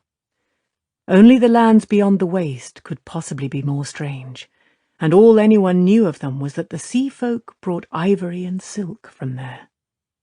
These Atha and Mier were dark, barefoot and bare-chested men, all cleanly shaven, with straight black hair and tattooed hands, moving with the sureness of those who knew their tasks well enough to do them with half a mind, but were putting their whole minds to it. There was a rolling grace to their movements, as though, with the ship still, they yet felt the motions of the sea. Most wore gold or silver chains around their necks, and rings in their ears, sometimes 2 or 3 in each, and some with polished stones. There were women among the crew, too, as many as the men, hauling ropes and coiling lines right with the men, with the same tattooed hands in the same baggy breeches of some dark, oiled cloth, held by colourful narrow sashes and hanging open at the ankle. But the women wore loose, colourful blouses, too, all brilliant reds and blues and greens, and they had at least as many chains and earrings as the men, including, Elaine noticed with a small shock, 2 or 3 women with rings in one side of their noses. The grace of the women outshone even that of the men, and put Elaine in mind of some stories she had heard as a child by listening where she was not supposed to. Women of the Atha and Mier were, in those tales, the epitome of alluring beauty and temptation, pursued by all men. The women on this ship were no more beautiful than any others, really, but watching them move, she could believe those tales. 2 of the women on the raised deck at the stern were obviously not ordinary crew. They were barefoot, too, and their garb of the same cut, but one was clothed entirely in brocaded blue silks, the other in green. The older of the pair, the one in green, wore 4 small gold rings in each ear, and one in the left side of her nose, all worked so they sparkled in the morning sunlight. A fine chain ran from her tiny nose ring to one earring, supporting a row of tiny dangling gold medallions, and one of the chains around her neck held a pierced golden box, like ornate gold lace, that she lifted to sniff from time to time. The other woman, the taller, had only 6 earrings in total, and fewer medallions. The pierced box she sniffed at was just as finely wrought gold, though. Exotic indeed. Elaine winced just thinking about the nose rings. And that chain. Something odd about the stern deck itself caught her eye, but at first she could not tell what. Then she saw. There was no tiller for the rudder. Some sort of spoked wheel stood behind the women, lashed down so it could not turn. But no tiller. How do they steer? The smallest riverboat she had seen had had a tiller. There had been tillers on all the other ships lining the nearby docks. More and more mysterious, these sea folk. "Remember what Moraine told you," she cautioned as they approached the stern deck. That had not been much. Even Aes Sedai knew little about the Atha and Mier. Moraine had imparted the proper phrasings, though, the things that had to be said for good manners. "And remember tact," she added in a firm whisper. "I will remember," Nynaeve replied sharply. "I can be tactful." Elaine truly hoped she would. The 2 sea folk women waited for them at the top of the stairs. Ladder, Elaine remembered, even when they were stairs. She did not understand why ships had to have different names for common things. A floor was a floor in a barn or an inn or a palace. Why not on a ship? A cloud of perfume surrounded the 2, a slightly musky scent, wafting from the lacy gold boxes. The tattoos on their hands were stars and seabirds surrounded by the curls and whirls of stylized waves. Nynaeve inclined her head. "I am Nynaeve Almira, Aes Sedai of the Green Aja. I seek the sailmistress of this vessel, and passage if it pleases the light. This is my companion and friend Elaine Trakand, also Aes Sedai of the Green Aja. The light illumine you and your vessel, and send the winds to speed you." That was almost exactly the way Moraine had instructed them to speak. Not about Aes Sedai of the Green Aja. Moraine had seemed resigned to that more than anything else, and amused at their choice of Aja. but the rest. The older woman, with grey touches in her black hair and fine wrinkles at the corners of her large brown eyes, inclined her head just as formally. Nevertheless, she seemed to be taking them in from head to foot, especially the great serpent ring each wore on her right hand. "I am Coin Dinjubai Wildwind, sail mistress of Wave Dancer. This is Joreen Dinjubai Whitewing, my sister of the blood and windfinder of Wave Dancer. There may be passage available, if it pleases the light. The light illumine you and see you safe to your journey's end." It was a surprise that the two were sisters. Elaine could see the resemblance, but Joreen looked much younger. She wished the windfinder were the one they had to deal with. Both women had the same reserve, but something about the windfinder reminded her of Avienda. It was absurd, of course. These women were no taller than she herself, their colouring could not have been more different from the Aiel woman's, and the only weapon either had in sight was the stout knife tucked in her sash, looking very workmanlike, despite carvings and gold wire inlays on the handle. But Elaine could not help feeling some similarity between Joreen and Avienda, anyway. "Let us talk then, sailmistress, if it pleases you," Nynaeve said, following Moraine's formula, "of sailings and ports and the gift of passage." The sea folk did not charge for passage, according to Moraine. It was a gift, which just coincidentally would be exchanged for a gift of equal value. Coin glanced away, then, astern toward the stone and the white banner rippling over it. "We will talk in my cabin, Aes Sedai, if it pleases you." She motioned toward an open hatch behind that strange wheel. "The welcome of my ship to you, and the grace of the light be upon you until you leave his decks." Another narrow ladder, staircase, led down into a neat room, larger and taller than Elaine had expected from her experiences on smaller vessels, with windows across the stern and gimbaled lamps on the walls. Almost everything seemed to have been built into the room, except for a few lacquered chests of various sizes. The bed was large and low, right under the stern windows, and a narrow table surrounded by armchairs stood across the middle of the room. There was very little clutter. Rolled charts lay on the table, a few ivory carvings of strange animals stood on railed shelves, and half a dozen bare-bladed swords of different shapes, some that Elaine had never seen before, rested on hooks on the walls. An oddly worked square brass gong hung from a beam over the bed, while right before the stern windows, as if in a place of honour, a helmet sat on a featureless wooden head carved for the purpose. A helmet like the head of some monstrous insect, lacquered in red and green, with a narrow white plume to either side, one broken. The helmet Elaine recognised. "Seanchan!" she gasped before thinking. Nynaeve gave her a vexed look, and deservedly. They had agreed it would make more sense and ring more true if Nynaeve, as the older, took the lead and did most of the talking. Coin and Joreen exchanged unreadable glances. "You know of them?" the sailmistress said. "Of course. One must expect Aes Sedai to know these things. This far east we hear a score of stories, the truest less than half true." Elaine knew she should leave it at that, but curiosity tickled her tongue. "How did you come by the helmet, if I may ask?" "Wave Dancer encountered the Seanchan ship last year," Coin replied. "They wished to take him, but I did not wish to give him up." She shrugged slightly. "I have the helmet to remind me, and the sea took the Seanchan. The light be merciful to all who sail. I will not go close to a vessel with ribbed sails again." "You were lucky," Nynaeve said curtly. "The Seanchan hold captive women who can channel, and make them channel as a weapon. If they had had one on that ship, you would be regretting ever having seen it." Elaine grimaced at her, though it was too late. She could not tell whether the sea folk women were offended by Nynaeve's tone. The pair kept the same neutral expressions, but Elaine was beginning to realize they did not show very much on their faces. Not to strangers, anyway.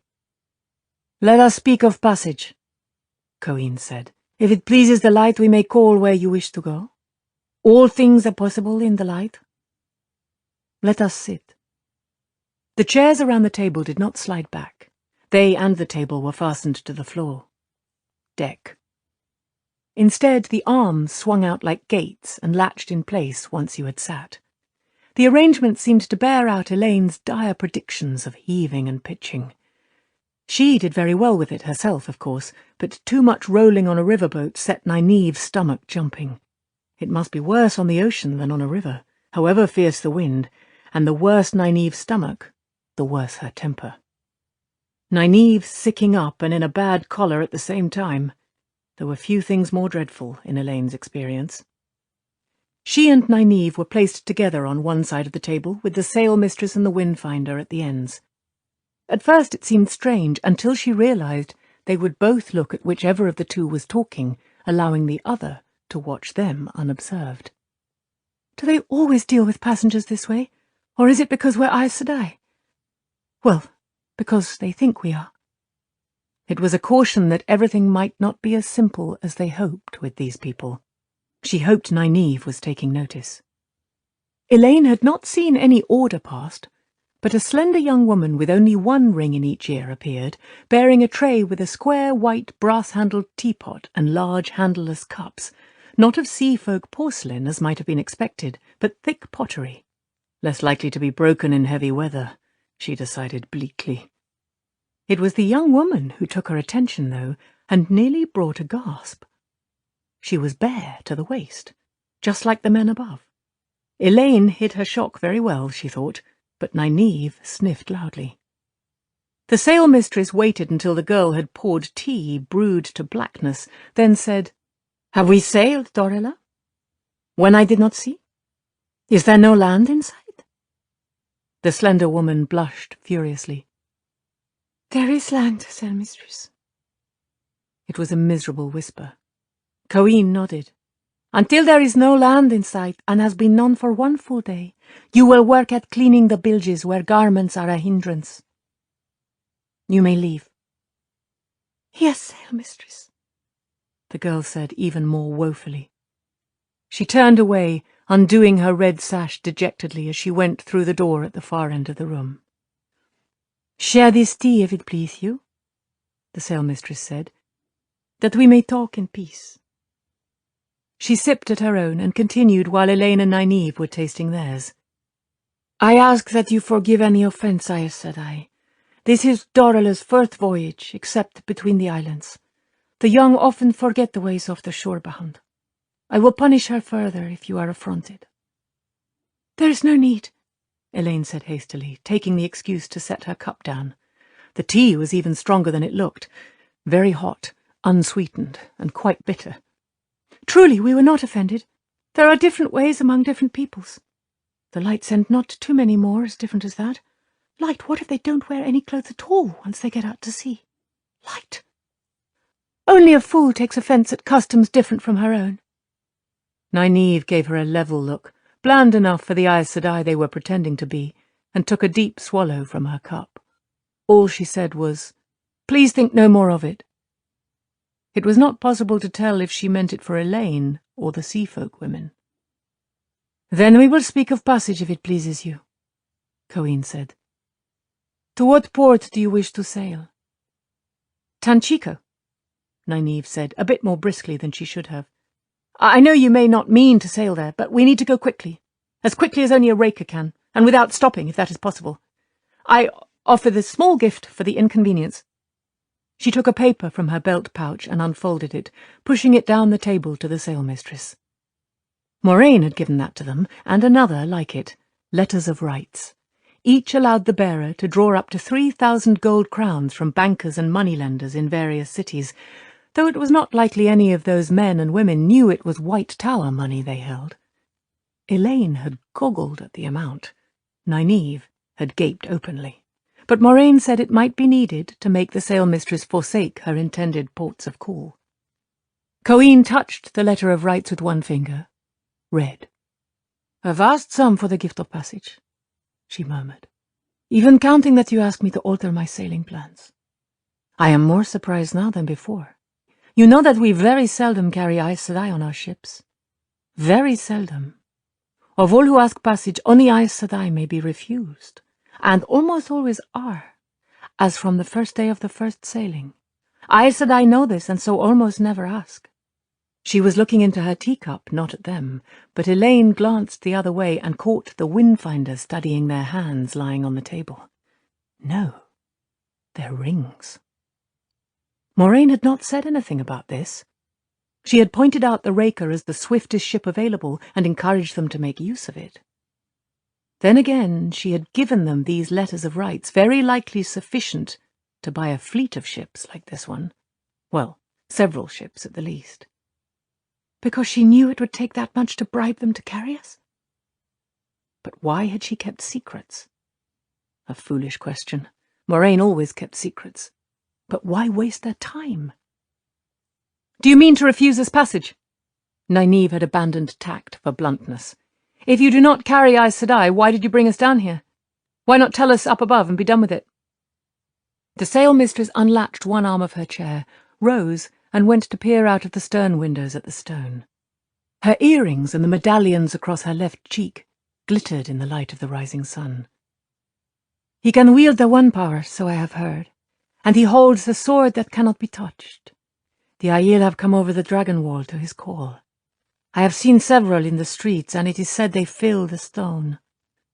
The stone of Tyr has fallen, and war breaks over the nations of the land. Those who once ruled have returned, and been driven back for the first time. Prophecy is being fulfilled. Nynaeve looked as confounded as Elaine felt at this change of subject. The prophecies of the dragon, Elaine said after a moment. Yes, they are being fulfilled. He is the dragon reborn, sailmistress. He's a stubborn man who hides his feelings so deeply I cannot find them. That is what he is. Coin turned. Not the prophecies of the dragon, Aes Sedai. The Jendai prophecy.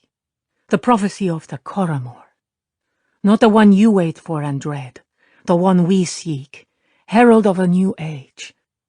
At the breaking of the world, our ancestors fled to the safety of the sea, while the land heaved and broke as storm waves do. It is said they knew nothing of the ships they took to flee, but the light was with them, and they survived.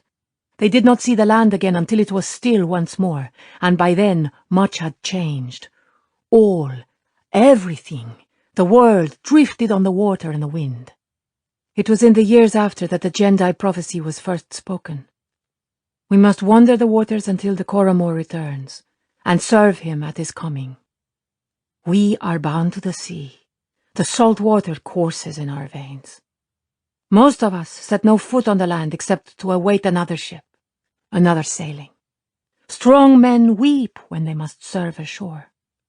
Women ashore go onto a ship to bear their children, into a rowboat if no more is at hand.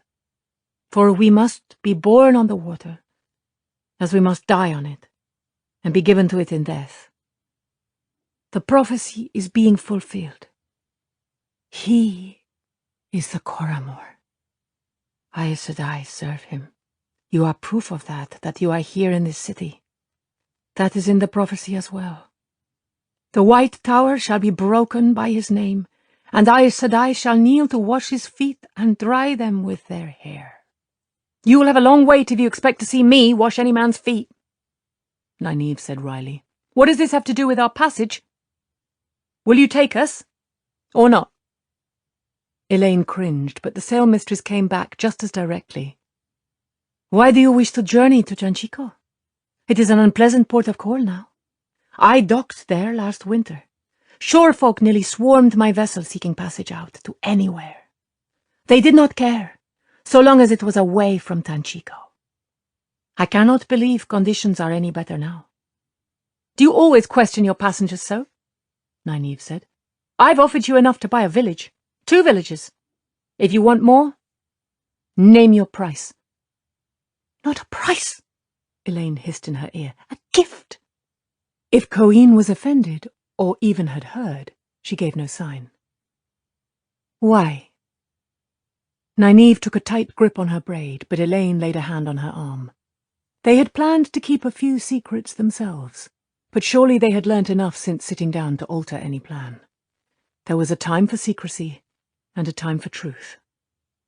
We hunt the Black Aja, sailmistress. We believe some of them are in Tanchico. She met Nynaeve's angry stare calmly. We must find them, else they may harm the dragon reborn, the Coromor, the Lightseer safe to docking. The Windfinder breathed.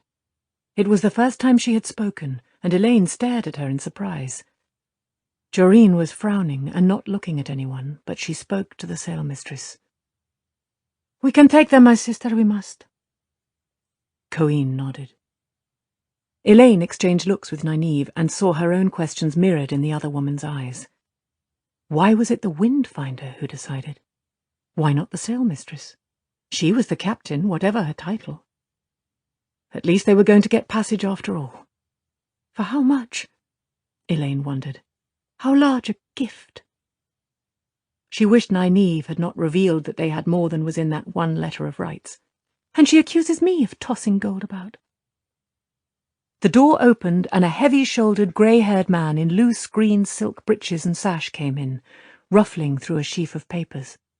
4 gold rings decorated each ear, and 3 heavy gold chains hung at his neck, including one with a perfume box. A long, puckered scar down his cheek and 2 curved knives tucked in his sash gave him something of a dangerous air. He was fastening a peculiar wire framework over his ears to hold clear lenses in front of his eyes. The sea folk made the best looking glasses and burning lenses and the like, of course, somewhere on their islands, but Elaine had never seen anything like this device. He peered through the lenses at the papers and began talking without looking up. Coeen, this fool is willing to trade me 500 snowfox pelts from Kandor for those 3 small barrels of 2 Rivers tobacco I got in Abu Dar. 500! He can have them here by midday. His eyes rose, and he gave a start. Forgive me, my wife, I did not know you had guests. The light be with you all. By midday, my husband, Coeen said, I will be sailing down river. By nightfall I will be at sea. He stiffened. Am I still cargo master, wife, or has my place been taken while I did not see? You are cargo master, husband, but the trading must stop now and preparations begin for getting under way. We sail for Tanchico. Tanchico! The papers crumpled in his fist, and he brought himself under control with an effort. Wife, no! Sailmistress, you told me our next port was Mayenne, and then eastward to Shara. I have traded with that in mind. Shara, sailmistress, not Tarabon. What I have in my holds will bring little in Tanchico, perhaps nothing. May I ask why my trade is to be ruined and Wave Dancer impoverished? Coeen hesitated, but when she spoke, her voice was still formal. I am sailmistress, my husband. Wave Dancer sails when and where I say. It must be enough for now. As you say, sailmistress, he rasped. So it is. He touched his heart. Elaine thought Coeen flinched, and padded out with his back stiff as one of the ship's masts. I must make this up to him, Coeen murmured softly, staring at the door. Of course it is pleasant making up with him. Usually. He saluted me like a deck boy, sister. We regret being a cause of trouble, sailmistress, Elaine said carefully, and we regret having witnessed this. If we have caused any embarrassment to anyone, please accept our apologies. Embarrassment? Coeen sounded startled. Aes Sedai, I am sailmistress. I doubt your presence embarrassed Torum, and I would not apologize to him for that if it did. Trade is his, but I am sailmistress. I must make up to him, and it will not be easy since I must keep the reason secret still. Because he is right, and I could not think quickly enough to give him a reason beyond what I would give a raw hand. That scar on his face he earned clearing the Shonchan from Wave Dancer's decks. He has older scars earned defending my ship, and I have only to put out my hand to have gold placed in it because of his trading. It is the things I cannot tell him I must make up to him, because he deserves to know. I do not understand, Nynaeve said.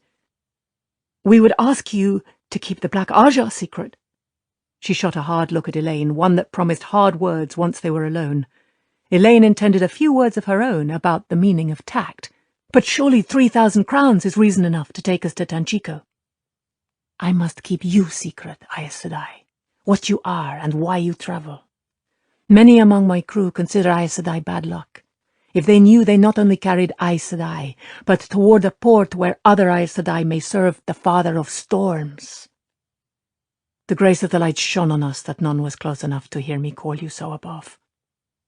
Will it offend if I ask you to keep below as much as possible, and not to wear your rings when on deck?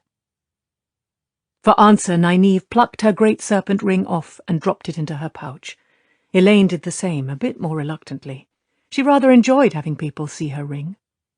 Not quite trusting Nynaeve's remaining store of diplomacy at this point, she spoke up before the other woman could. "Sailmistress, we have offered you a gift of passage, if it pleases you. If it does not, may I ask what would?" Coeen came back to the table to look at the letter of rights again, then pushed it back to Nynaeve. "I do this for the Coromor. I will see you safe ashore where you wish, if it pleases the light. It shall be done." She touched the fingers of her right hand to her lips. "It is agreed under the light." Joreen made a strangled sound. "My sister, has a cargo master ever mutinied against his sailmistress?" Coeen gave her a flat-eyed stare. "I will put in the gift of passage from my own chest. And if Torum ever hears of it, my sister, I will put you in the bilges with Dorella. For ballast, perhaps." That the two seafolk women had dropped formality was confirmed when the Windfinder laughed aloud. "And then your next port would be in Jachin, my sister, or Gamelin, for you could not find the water without me." The sailmistress addressed Elaine and Nynaeve regretfully. "Properly, Aes Sedai, since you serve the Coromor, I should honour you as I would sailmistress and Windfinder of another ship. We should bathe together and drink honeyed wine and tell each other stories to make ourselves laugh and weep. But I must make ready to sail, and—" Wavedancer rose like his name, leaping, pounding against the dock. Elaine whipped back and forth in her chair, wondering as it continued whether this was really better than being thrown to the deck. Then, finally, it was over, the leaps slowing, growing smaller. Coeen scrambled to her feet and raced for the ladder, Joreen at her heels, already shouting orders to look for damage to the hull. Chapter 20. Winds Rising. Elaine struggled to open the latch on an arm of her chair and darted after them, almost colliding with Nynaeve at the ladder. The ship still rocked, if not as violently as before. Uncertain whether they were sinking, she pushed Nynaeve ahead of her, prodding her to climb faster. On the deck, the crew dashed about, checking the rigging or peering over the side to inspect the hull, shouting about earthquakes. The same shouts were rising from the dockmen too, but Elaine knew better, despite the tumbled things on the piers and the ships yet pitching at their moorings. She stared toward the stone. The huge fortress was still, except for masses of startled birds swirling about, and that pale banner waving, almost lazily, in an isolated breeze. No sign that anything had ever touched the mountainous mass. That had been Rand, though. She was sure of it. She turned to find Nynaeve looking at her, and for a long moment their eyes met. "A fine pickling if he's damaged the ship," Elaine said finally. "How are we supposed to get to Tanchico if he goes tossing all the ships about? Light, he has to be all right. I can do nothing if he isn't. He is all right. He is." Nynaeve touched her arm reassuringly. "No doubt that second letter of yours touched a nerve. Men always overreact when they let their emotions go. It's the price for holding them in the way they do. He may be the dragon reborn, but he must learn, man to woman, that What are they doing here?" They were two men standing amid the bustling seafolk on the deck. One was Tom Merrilin, in his gleeman's cloak with leather-cased harp and flute on his back, and a bundle lying at his feet beside a battered wooden box with a lock. The other was a lean, handsome Tyran in his middle years, a hard, dark man wearing a flat, conical straw hat and one of those commoners' coats that fit snugly to the waist, then flared like a short skirt. A notched sword-breaker hung at a belt worn over his coat, and he leaned on a pale staff of knobbly, jointed wood exactly his own height and no thicker than his thumb.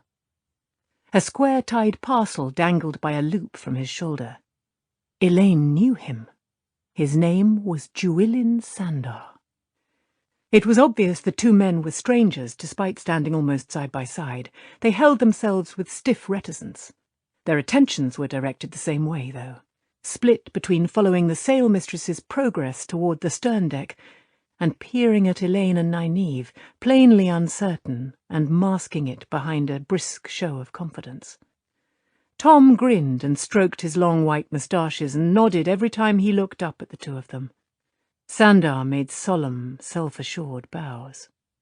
"He is not damaged," Coeen said, climbing the ladder. "I can sail within the hour, if it pleases you. Well within, if a Tyrant pilot can be found. I will sail without him, if not, though it means never returning to Tyr." She followed their gaze to the two men. "They ask passage. The Gleeman to Tanchico, and the thief-catcher to wherever you travel. I cannot refuse them. And yet—" Her dark eyes came back to Elaine and Nynaeve. "I will do so, if you ask it." Reluctance to break custom battled in her voice with desire to help them, to serve the Coromor. "The thief-catcher is a good man, even considering that he is shore-bound. No offence to you, under the light. The Gleeman I do not know, yet the Gleeman can enliven a voyage and lighten tired hours." "You know Master Sandar?" Nynaeve said. "Twice he has found those who pilfered from us, and found them quickly. Another shoreman would have taken longer, so he might ask more for the work. It is obvious that you know him as well. Do you wish me to refuse passage?" Her reluctance was still there. "Let us see why they are here first," Nynaeve said in a flat voice that did not bode well for either man. "Perhaps I should do the talking," Elaine suggested, gently but firmly. "That way you can watch to see if they are hiding anything." She did not say that way Nynaeve's temper would not get the better of her, but the wry smile the other woman gave her said she had heard it anyway. "Very well, Elaine. I will watch them. Perhaps you might study how I keep calm. You know how you are when you become overwrought." Elaine had to laugh. The two men straightened as she and Nynaeve approached. Around them the crew bustled, swarming into the rigging, hauling ropes, lashing some things down and unlashing others, to orders relayed from the sailmistress. They moved around the four shore people with barely a glance. Elaine frowned at Tom Merrilin thoughtfully. She was sure she had never seen the Gleeman before his appearance in the stone, yet even then she had been struck by something familiar about him. Not that that was likely. Gleemen were village performers in the main. Her mother had certainly never had one at the palace in Camelin. The only Gleeman Elaine could remember seeing had been in the villages near her mother's country estates, and this white-haired hawk of a man had surely never been there. She decided to speak to the thief-catcher first. He insisted on that, she remembered. What was a thief-taker elsewhere was a thief-catcher in Tyr, and the distinction seemed important to him. "Master Sandar," she said gravely, "you may not remember us. I am Elaine Tracand, and this is my friend Nynaeve Almira. I understand that you wish to travel to the same destination as we. Might I ask why? The last time we saw you, you had not served us very well." The man did not blink at the suggestion he might not remember them. His eyes flickered across their hands, noting the absence of rings. Those dark eyes noted everything, and recorded it indelibly. "I do remember, Mistress Tracand, and well, but if you will forgive me, the last time I served you was in the company of Matt Cawthorne, when we pulled you both out of the water before the silver pike could get you." Nynaeve harumphed, but not loudly. It had been a cell, not the water, and the black Ajar, not Silverpike. Nynaeve in particular did not like being reminded that they had needed help that time. Of course, they would not have been in that cell without Llewellyn Sandar. No, that was not entirely fair. True, but not completely fair. "That is all very well," Elaine said briskly, "but you still haven't said why you want to go to Tanchico." He drew a deep breath and eyed Nynaeve warily. Elaine was not sure that she liked him being more careful of the other woman than of her. "I was rousted out of my house no more than half an hour gone," he said carefully, "by a man you know, I think. A tall, stone-faced man calling himself Lan. Nynaeve's eyebrows rose slightly. He came on behalf of another man, you know. A shepherd, I was told. I was given a great quantity of gold and told to accompany you, both of you. I was told that if you do not return safely from this journey, shall we just say it would be better to drown myself than come back? Lan was emphatic, and the shepherd no less so in his message. The sail mistress tells me I cannot have passage unless you agree. I'm not without certain skills that can be useful. The staff whirled in his hands, a whistling blur, and was still. His fingers touched the sword-breaker on his hip, like a short sword but unsharpened, its slots meant to catch a blade. Men will find ways to get round what you tell them to do, Nynaeve murmured, sounding not unpleased. Elaine only frowned vexedly. Rand had sent him? He must not have read the second letter before he did. Burn him! Why does he leap about so? No time to send another letter, and it would probably only confuse him more if I did, and make me look a bigger fool. Burn him. And you, Master Merrilin? Nynaeve said. Did the shepherd send a gleeman after us too? Or the other man? To keep us amused with your juggling and fire-eating, perhaps? Tom had been scrutinizing Sandar closely, but he shifted his attention smoothly and made an elegant bow, only spoiling it with a too elaborate flourish of that patch-covered cloak. Not the shepherd, Mistress Almira. A lady of our mutual acquaintance asked me to accompany you. The lady who found you and the shepherd in Emond's Field. Why? Nynaeve said suspiciously. I too have useful skills, Tom told her with a glance at the thief-catcher. Other than juggling, that is. And I have been to Chanchico several times. I know the city well. I can tell you where to find a good inn, and what districts are dangerous in daylight as well as after dark, and who must be bribed so the civil watch does not take too close an interest in your doings. They are keen on watching outlanders. I can help you with a good many things. That familiarity tickled at Elaine's mind again. Before she realized what she was doing, she reached up and tugged at one of his long white moustaches. He gave a start, and she clapped both hands to her mouth, flushing crimson. "Forgive me, I seem to remember doing that before. I mean, I am sorry. Light, why did I do that? He must think me an imbecile." "I would remember," he said, very stiffly. She hoped he was not affronted. It was hard to tell from his expression. Men could be offended when they should be amused, and amused when they should be offended.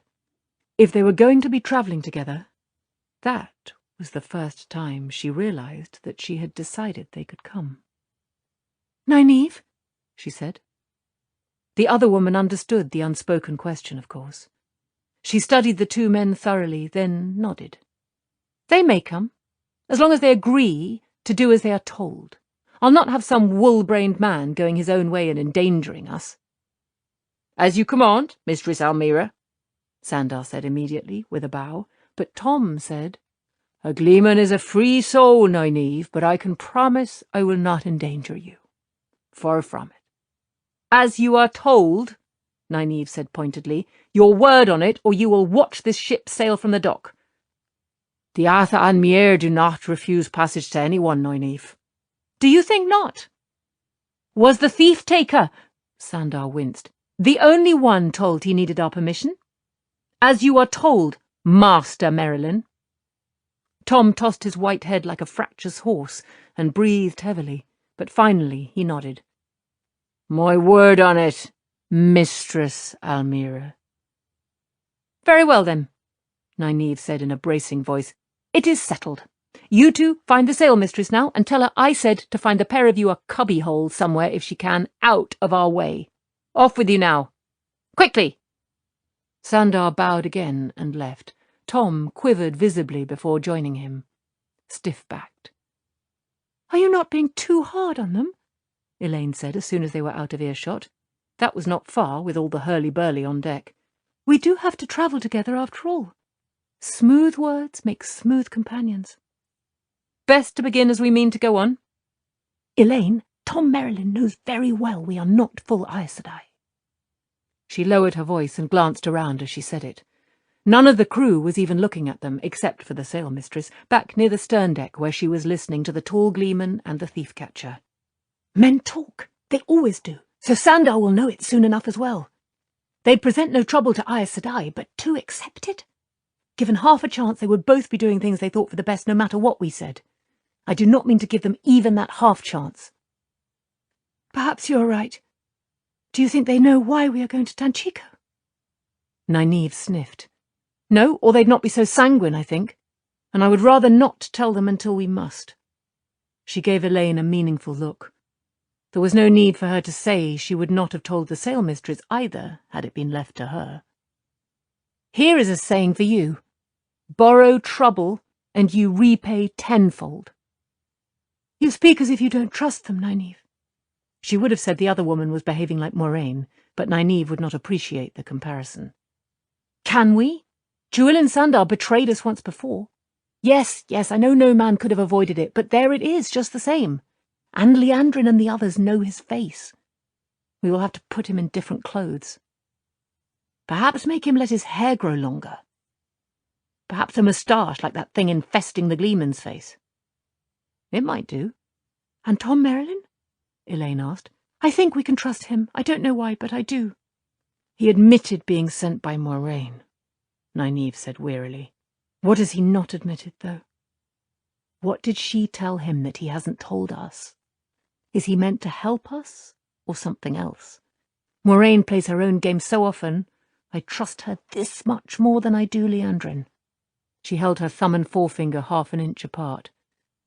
"She will use us, you and me both, use us up if it helps Rand. Or rather, if it helps whatever she has planned for Rand. She would leash him for a lapdog if she could." "Moraine knows what has to be done, Nynaeve." For once she was reluctant to admit that. What Moraine knew had to be done might well speed Rand on his way toward Tarman Gaidon that much faster. On his way toward death, perhaps. Rand, balanced against the world. It was silly, foolish and childish that those scales should tremble so evenly for her. Yet she did not dare make them swing, even in her mind, because she was not sure which way she would send them. "She knows it better than he does," she said, making her voice firm. "Better than we." "Perhaps," Nynaeve sighed. "But I do not have to like it." Ropes were cast off at the bow, where triangular sails suddenly broke out, and Wave Dancer heeled away from the dock. More sails appeared, great white squares and triangles. The stern lines were cast off, and the ship curled out into the river in a great arc through the anchored ships awaiting their turn at the docks, a smooth curve that ended heading south, downriver. The sea folk handled their ship as a master horseman would a fine steed. That peculiar spoked wheel worked the rudder somehow as one of the bare-chested crewmen turned it. A man, Elaine was relieved to see. Sail mistress and windfinder stood to one side of the wheel, Coeen issuing occasional orders, sometimes after a murmured consultation with her sister. Torrum watched for a time, with a face that might have been carved from a deck plank, then stalked below. There was a Tyran on the stern deck, a plump, dejected-looking man in a dull yellow coat with puffy grey sleeves, rubbing his hands nervously. He had been hustled aboard just as the gangway was being hauled up. A pilot who was supposed to guide Wave Dancer downriver. According to Tyran law, no ship could pass through the fingers of the dragon without a Tyran pilot aboard. His dejection certainly came from doing nothing, for if he gave any directions, the sea folk paid them no heed. Muttering about seeing what their cabin was like, Nynaeve went downstairs. Below. But Elaine was enjoying the breeze across the deck and the feel of starting out. To travel, to see places she had not seen before, was a joy in itself. She had never expected to. Not like this. The daughter heir of Andor might make a few state visits, and she would make more once she succeeded to the throne, but they would be bounded about with ceremony and propriety. Not like this at all. Barefoot sea folk and a ship headed to sea. The riverbank slid by quite quickly as the sun climbed. An occasional cluster of huddled stone farmhouses and barns, bleak and lonely, appearing and vanishing behind. No villages, though. Tyr would not allow the smallest village on the river between the city and the sea, for even the tiniest might one day become competition for the capital. The High Lords controlled the size of villages and towns throughout the country, with a buildings tax that grew heavier the more buildings there were. Elaine was sure they would never have allowed Godin to thrive on the Bay of Ramara, if not for the supposed necessity of a strong presence overlooking Mayenne. In a way it was a relief to be leaving such foolish people behind. If only she did not have to leave one foolish man behind as well. The number of fishing boats, most small and all surrounded by clouds of hopeful gulls and fisher-birds, increased the farther south Wave Dancer went, especially once the vessel entered the maze of waterways, called the Fingers of the Dragon. Often the birds overhead and the long poles that held the nets were all that was visible besides plains of reeds and knife-grass rippling in the breezes, dotted with low islands where odd twisted trees grew with spidery tangles of roots exposed to the air. Many boats worked right in the reeds, though not with nets. Once Elaine saw some of them close to clear water, men and women dropping hooked lines into the watery growth and pulling up wriggling dark-striped fish as long as a man's arm. The Tyran pilot began to pace anxiously once they were in the delta, with the sun overhead, turning up his nose at an offered bowl of thick, spicy fish stew and bread. Elaine ate hers hungrily, wiping her pottery bowl with the last scrap of bread, though she shared his unease. Passages broad and narrow ran in every direction. Some ended abruptly, in plain sight, against a wall of reeds. There was no way to tell which of the others might not vanish just as suddenly around the next bend. Coeen did not slow Wave Dancer regardless, or hesitate at choosing a way. Obviously she knew the channels to take, or the Windfinder did, but the pilot still muttered to himself as if he expected to run aground any moment. It was late afternoon when the river mouth suddenly appeared ahead, and the endless stretch of the Sea of Storms beyond. The sea folk did something with the sails, and the ship shuddered softly to a dead halt. It was only then that Elaine noticed a large rowboat skittering like a many-legged waterbug out from an island where a few forlorn stone buildings stood around the base of a tall, narrow tower, where men stood small at the top beneath the banner of Tyr, 3 white crescents on a field of red and gold. The pilot took the purse Coeen proffered without a word, and scrambled down a rope ladder to the boat. As soon as he was aboard, the sails were swung about again, and Wave Dancer breasted the first rollers of open sea, rising slightly, slicing through. Sea folk scampered through the rigging, setting more sails as the ship sped south and west, away from the land. When the last thin strip of land dropped below the horizon, the sea folk women doffed their blouses. All of them, even the sailmistress and the Windfinder. Elaine did not know where to look. All those women walking about half-dressed and completely unconcerned by the men all around them. Llewellyn Sandar seemed to be having as hard a time as she was, alternating between staring at the women wide-eyed and staring at his feet until he finally all but ran below. Elaine would not let herself be routed that way. She opted for staring over the side at the sea instead. Different customs, she reminded herself, as long as they don't expect me to do the same. The very thought nearly made her laugh hysterically. Somehow the Black Aja was easier to contemplate than that. Different customs. Light. The sky grew purple, with a dull golden sun on the horizon. Scores of dolphins escorted the vessel, rolling and arching alongside, and farther out some sort of sparkling silver bluefish rose above the surface in schools, gliding on outstretched fins a span across for 50 paces or more before plunging back into the swelling grey-green water. Elaine watched in amazement for a dozen flights before they did not appear again. But the dolphins, great sleek shapes, were wondrous enough, a guard of honour taking Wave Dancer back where he belonged.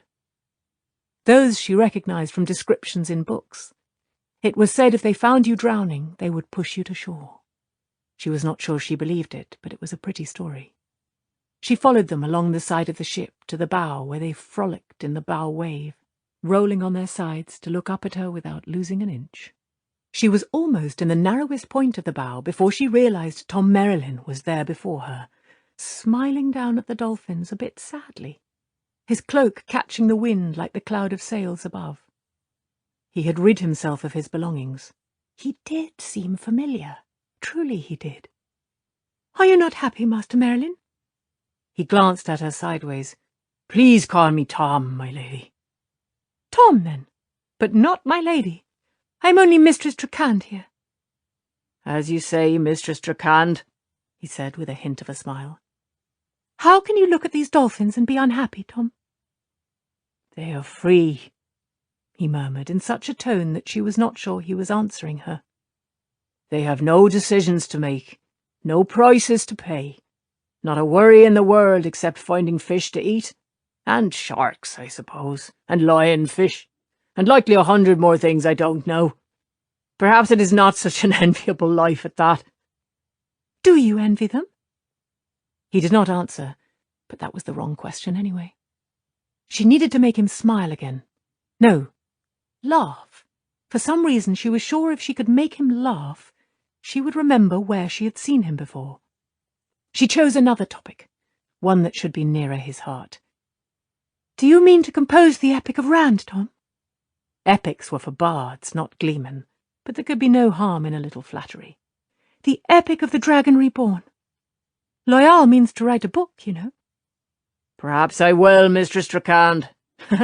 Perhaps. But neither my composing nor the Ogier's book will make much difference in the long run. Our stories will not survive in the long run.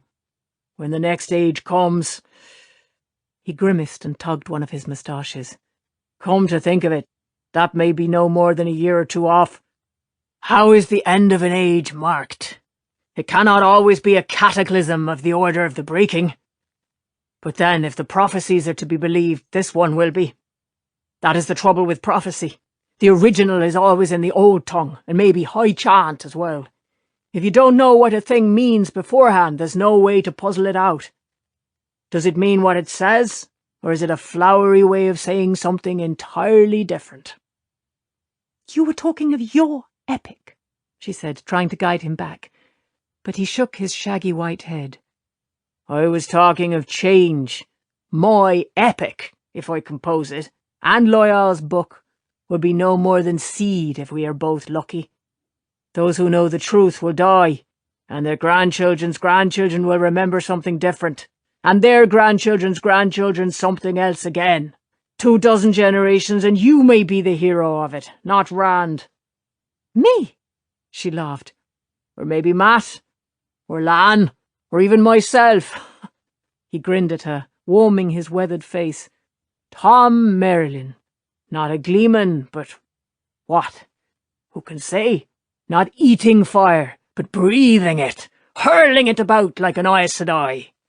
He flourished his cloak. "Tom Merrilin, the mysterious hero, toppling mountains and raising up kings." The grin became a rich belly laugh. "Rand al'Thor may be lucky if the next age remembers his name correctly." She was right. It was not just a feeling. That face, that mirth-filled laugh. She did remember them.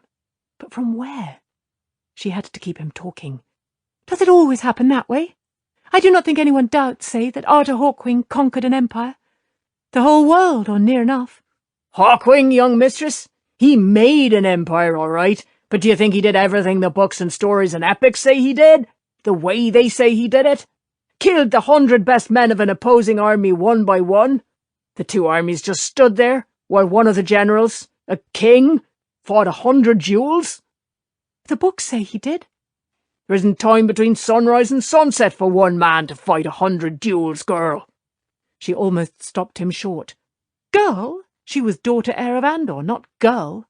But he had the bit in his teeth. "And that is only 1,000 years back. Go back further, back to the oldest tales I know, from the age before the Age of Legends. Did Mosk and Merc really fight with spears of fire? And were they even giants? Was Elspeth really queen of the whole world? And was Anla really her sister? Was Anla truly the wise counsellor? Or was it someone else? As well ask what sort of animal ivory comes from, or what kind of plant grows silk. Unless that comes from an animal too. I do not know about those other questions, Elaine said, a bit stiffly. Being called girl still rankled. But you could ask the sea folk about ivory and silk. He laughed again, as she had hoped, though it still did no more than drive home the certainty that she knew him. But instead of calling her foolish, as she half expected and was prepared for, he said, "Practical and to the point, just like your mother. Both feet on the earth and few flights of fancy."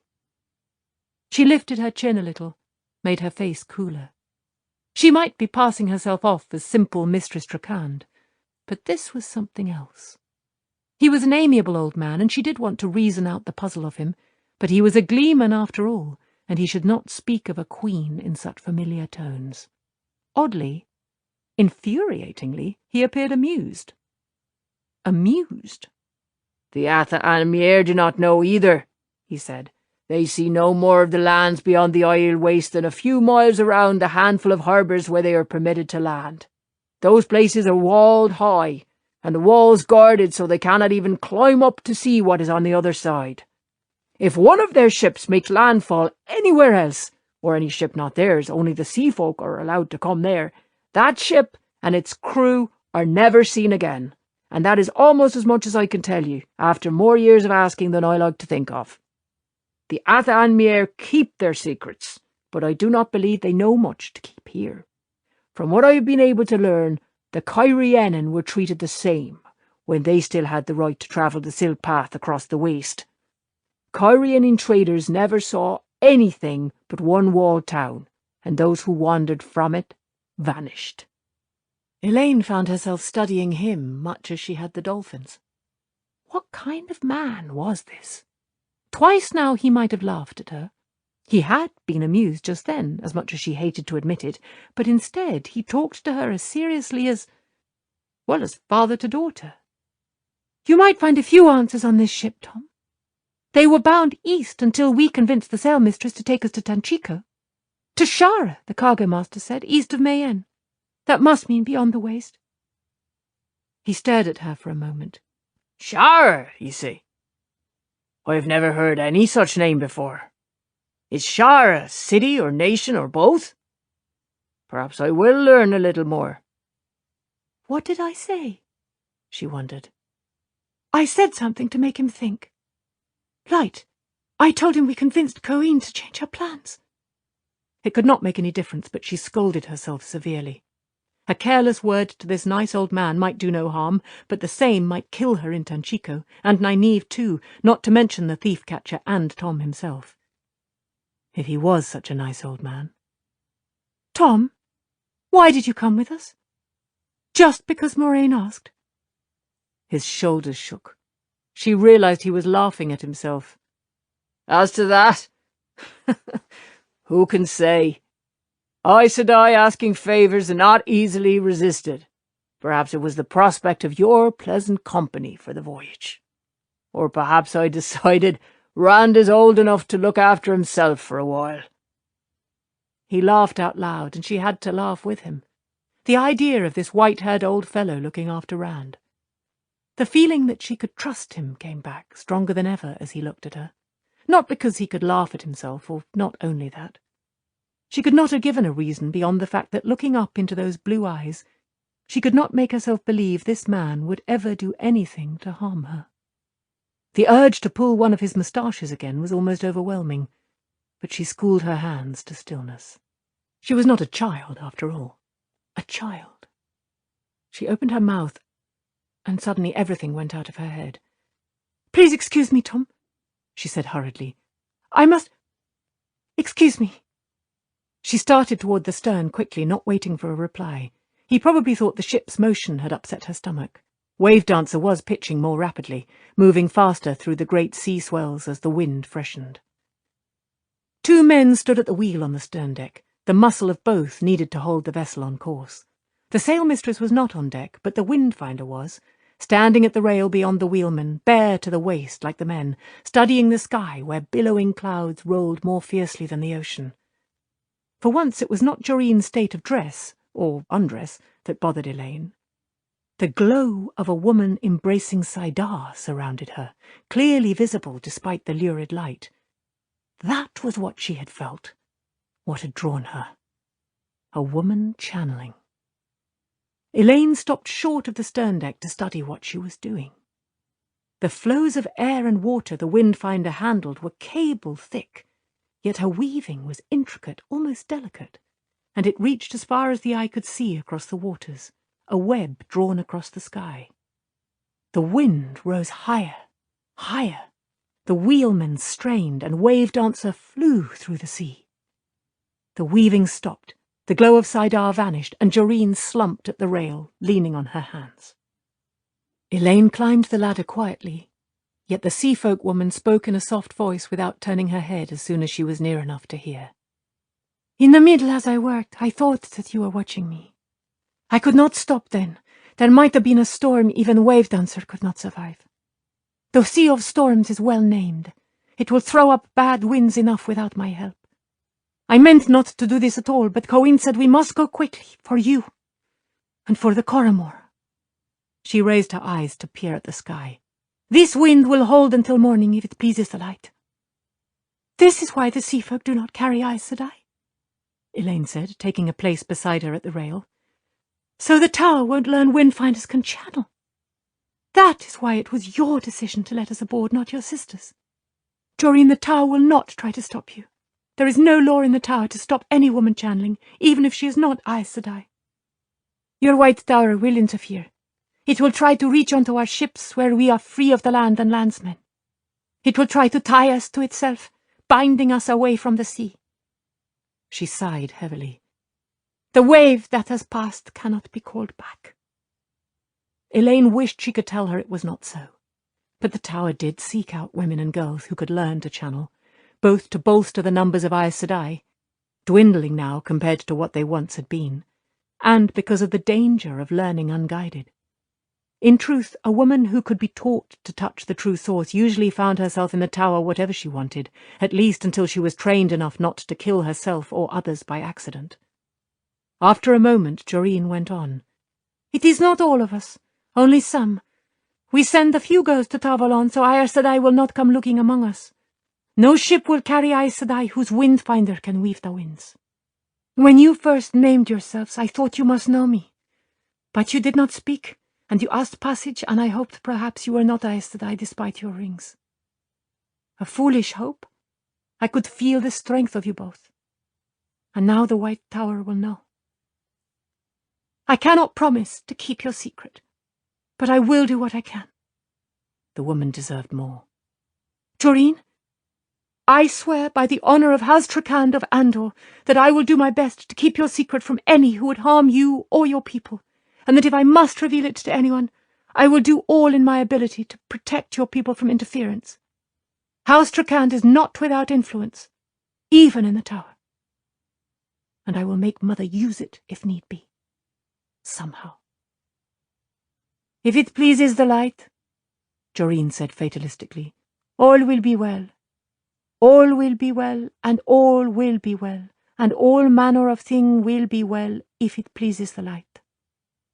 There was a Damane on that Shonchan ship, wasn't there?" The Windfinder gave her a quizzical look. "One of the captive women who can channel.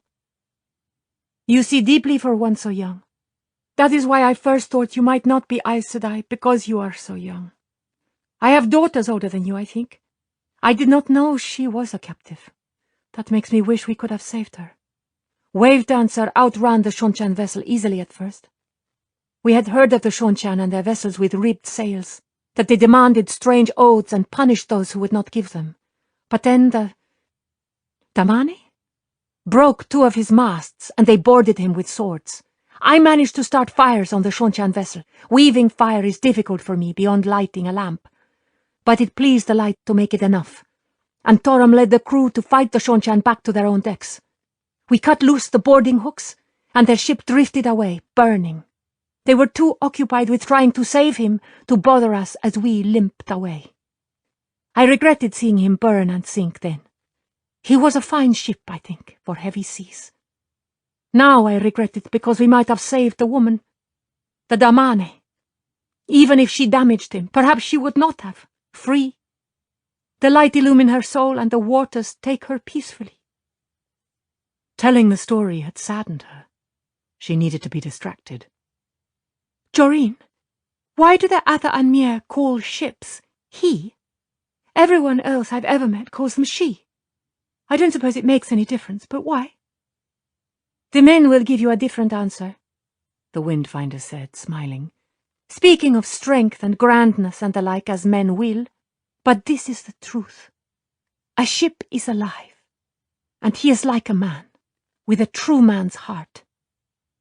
She rubbed the rail fondly, as if stroking something alive, something that could feel her caress. Treat him well and care for him properly, and he will fight for you against the worst sea. He will fight to keep you alive even after the sea has long since given him his own death stroke. Neglect him, though.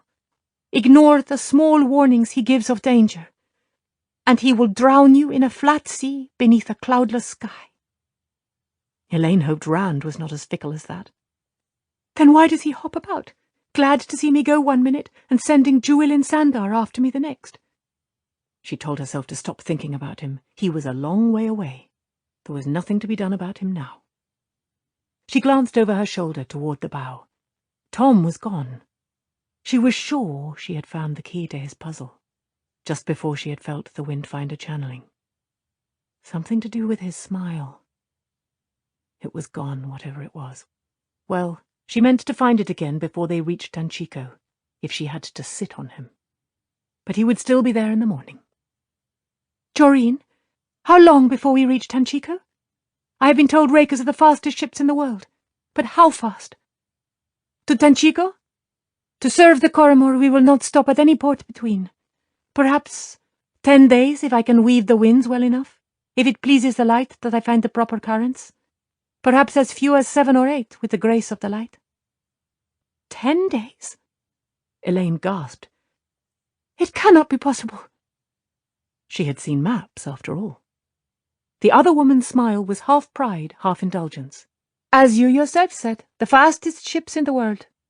The next quickest take half again as long over any stretch, and most more than twice as long. Coasting craft that hug the shore and anchor in the shallows each night. She sniffed contemptuously. Require 10 times as much. Joreen, would you teach me to do what you were just doing? The Windfinder stared, her dark eyes wide and shining in the fading light. Teach you? But you are Aes Sedai. Joreen, I have never woven a flow half as thick as those you were handling.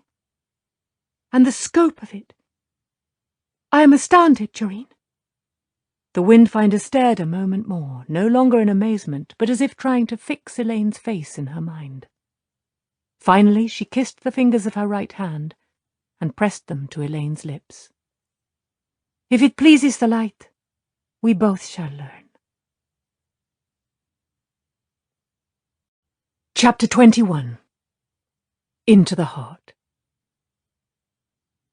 Tyran nobility filled the great vaulted chamber with its huge polished redstone columns 10 feet thick, rising into shadowed heights above golden lamps hanging on golden chains. The high lords and ladies were arrayed in a thick hollow circle under the great dome at the chamber's heart, with the lesser nobles ranked behind, row on row back into the forest of columns, all in their best velvets and silks and laces, wide sleeves and ruffed collars and peaked hats, all murmuring uneasily so the towering ceiling echoed the sounds of nervous geese. Only the high lords themselves had ever before been bidden to this place, called the Heart of the Stone, and they had come only 4 times a year, at the twin demands of law and custom. They came now, all who were not out in the countryside somewhere, at the summons of their new lord, the maker of law and breaker of custom.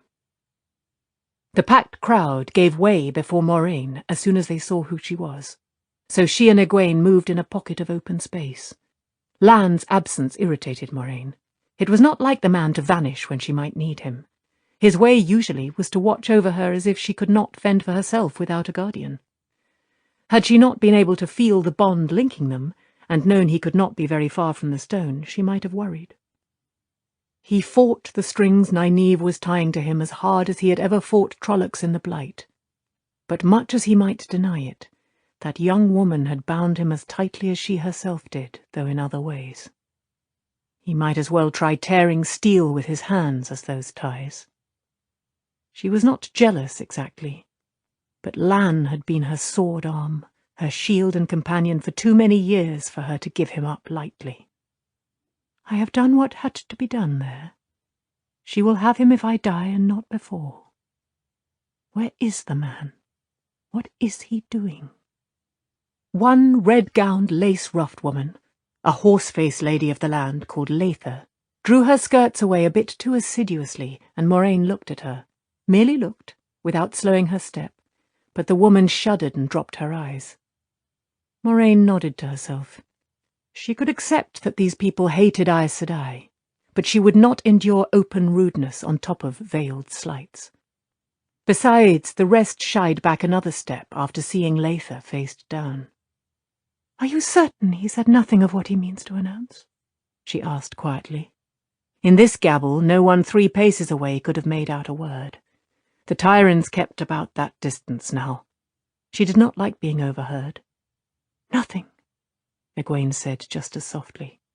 She sounded as irritated as Moraine felt. "There have been rumours." "Rumours?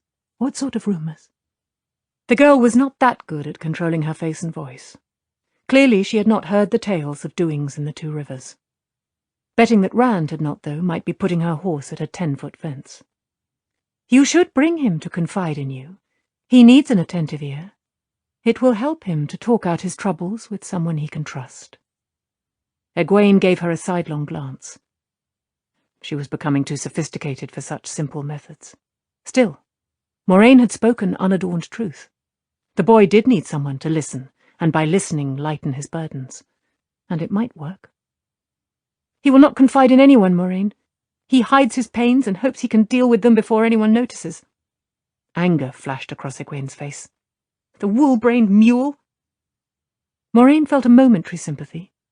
The girl could not be expected to accept Rand strolling about arm in arm with Elaine, kissing in corners where they thought themselves unseen.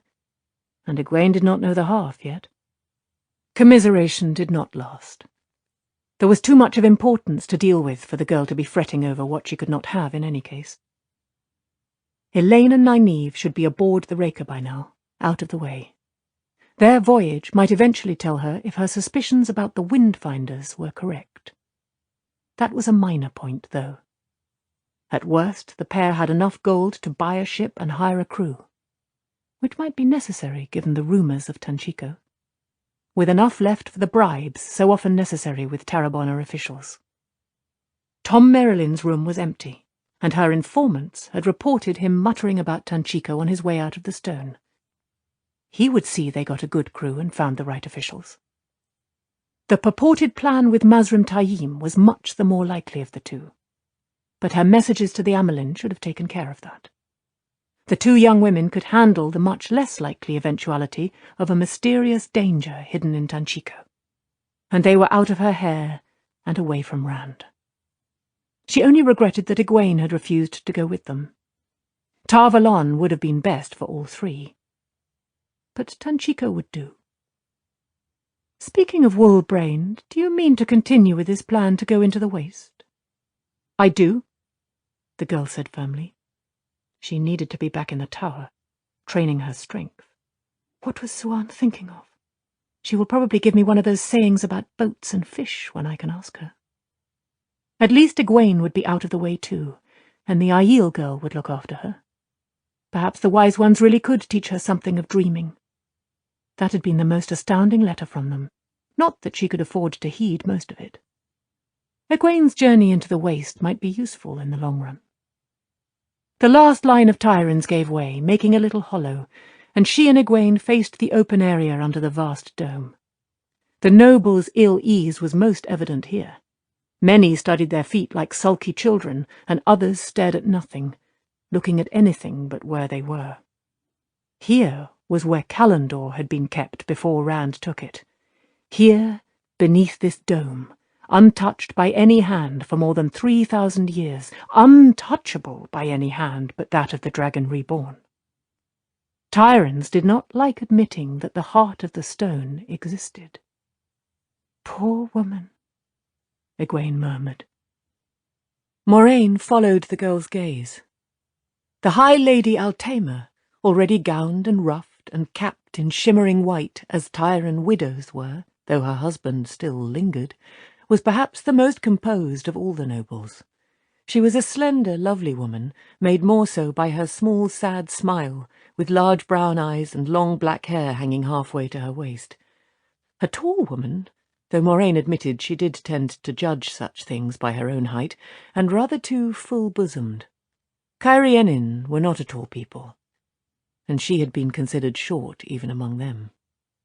"Yes, a poor woman," she said, but she did not mean it for sympathy. It was good to see Egwene had not yet grown sophisticated enough to see beneath the surface all the time. The girl was already far less malleable than she should have been for years yet. She needed to be shaped before she was hardened. Tom had missed with Altama. Or perhaps he had not wanted to see. He seemed to have a strange reluctance to move against women. The High Lady Altama was far more dangerous than her husband or her lover, both of whom she had manipulated without either knowing it. Perhaps more dangerous than anyone else in Tyr, man or woman. She would find others to use soon enough. It was Altama's style to remain in the background and pull strings. Something would have to be done about her. Moraine shifted her gaze along the rows of high lords and ladies until she found Estanda, in brocaded yellow silks with a large ivory lace ruff and a tiny matching cap. A certain sternness marred the beauty of her face, and the occasional glances she gave Altama were iron-hard. Feelings between the two went beyond mere rivalry. Had they been men, one would have shed the other's blood in a duel years since. If that antagonism could be sharpened, Altama would be too busy to make trouble for Rand. For an instant she regretted sending Tom away. She did not like having to waste her time with these petty affairs. But he had too much influence with Rand. The boy had to depend on her counsel, hers and hers alone. The Light knew he was difficult enough without interference. Tom had been settling the boy down to rule Tyr when he needed to be moving on to greater things. But that was dealt with for now. The problem of bringing Tom Merrilin to heel could be managed later. Rand was the dilemma now. What did he mean to announce? Where is he? He has learned the first art of kings, it seems, making people wait. She did not realize she had spoken aloud until Egwene gave her a startled look. She smoothed the irritation from her face immediately. Rand would appear eventually, and she would learn what he meant to do. Learn along with everyone else. She nearly ground her teeth, that blind fool of a boy, running headlong through the night with never a care for cliffs, never thinking he could carry the world over as well as himself. If only she could keep him from rushing back to save his village. He would want to, but he could not afford to do so now. Perhaps he did not know. It could be hoped. Matt stood across from them, uncombed and slouching, with his hands in the pockets of his high-collared green coat.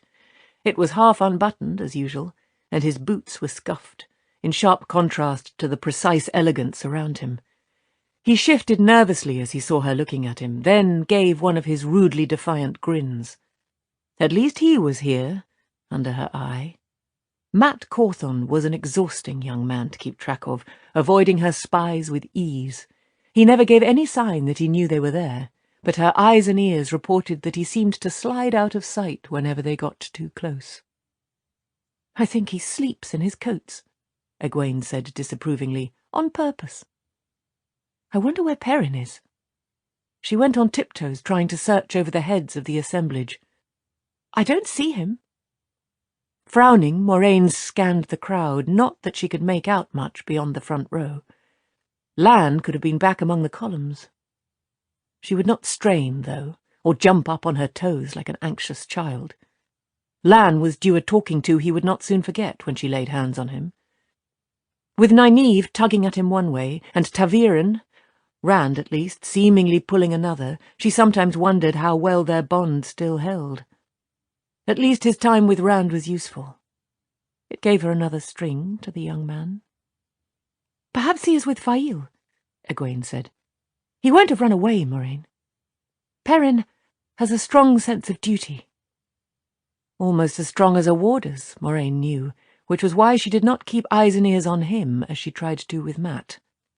"Fail has been trying to talk him into leaving, girl." Quite possibly he was with her.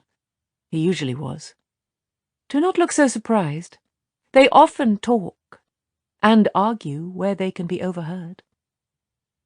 "I am not surprised, you know," Egwene said dryly, "only that Fail would try to talk him out of what he knows he has to do.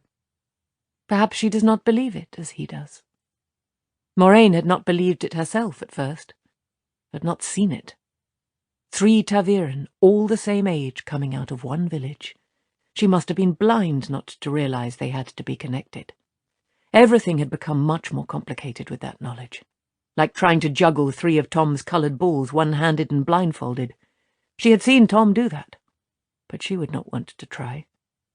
There was no guide to how they were connected, or what they were supposed to do. The prophecies never mentioned companions. "I like her," Egwene said. "She is good for him, just what he needs. And she cares for him deeply." "I suppose she does." If Fail became too troublesome, Moraine would have to have a talk with her about the secrets Fail had been keeping from Perrin. Or have one of her eyes and ears do it. That should settle her down. "You say it as if you don't believe it. They love each other, Moraine. Can't you see that? Can't you even recognize a human emotion when you see one?" Moraine gave her a firm look, one that settled her on her heels in a satisfactory manner. The girl knew so little and thought she knew so much. Moraine was about to tell her so in withering fashion when startled, even fearful gasps rose from among the Tyrants.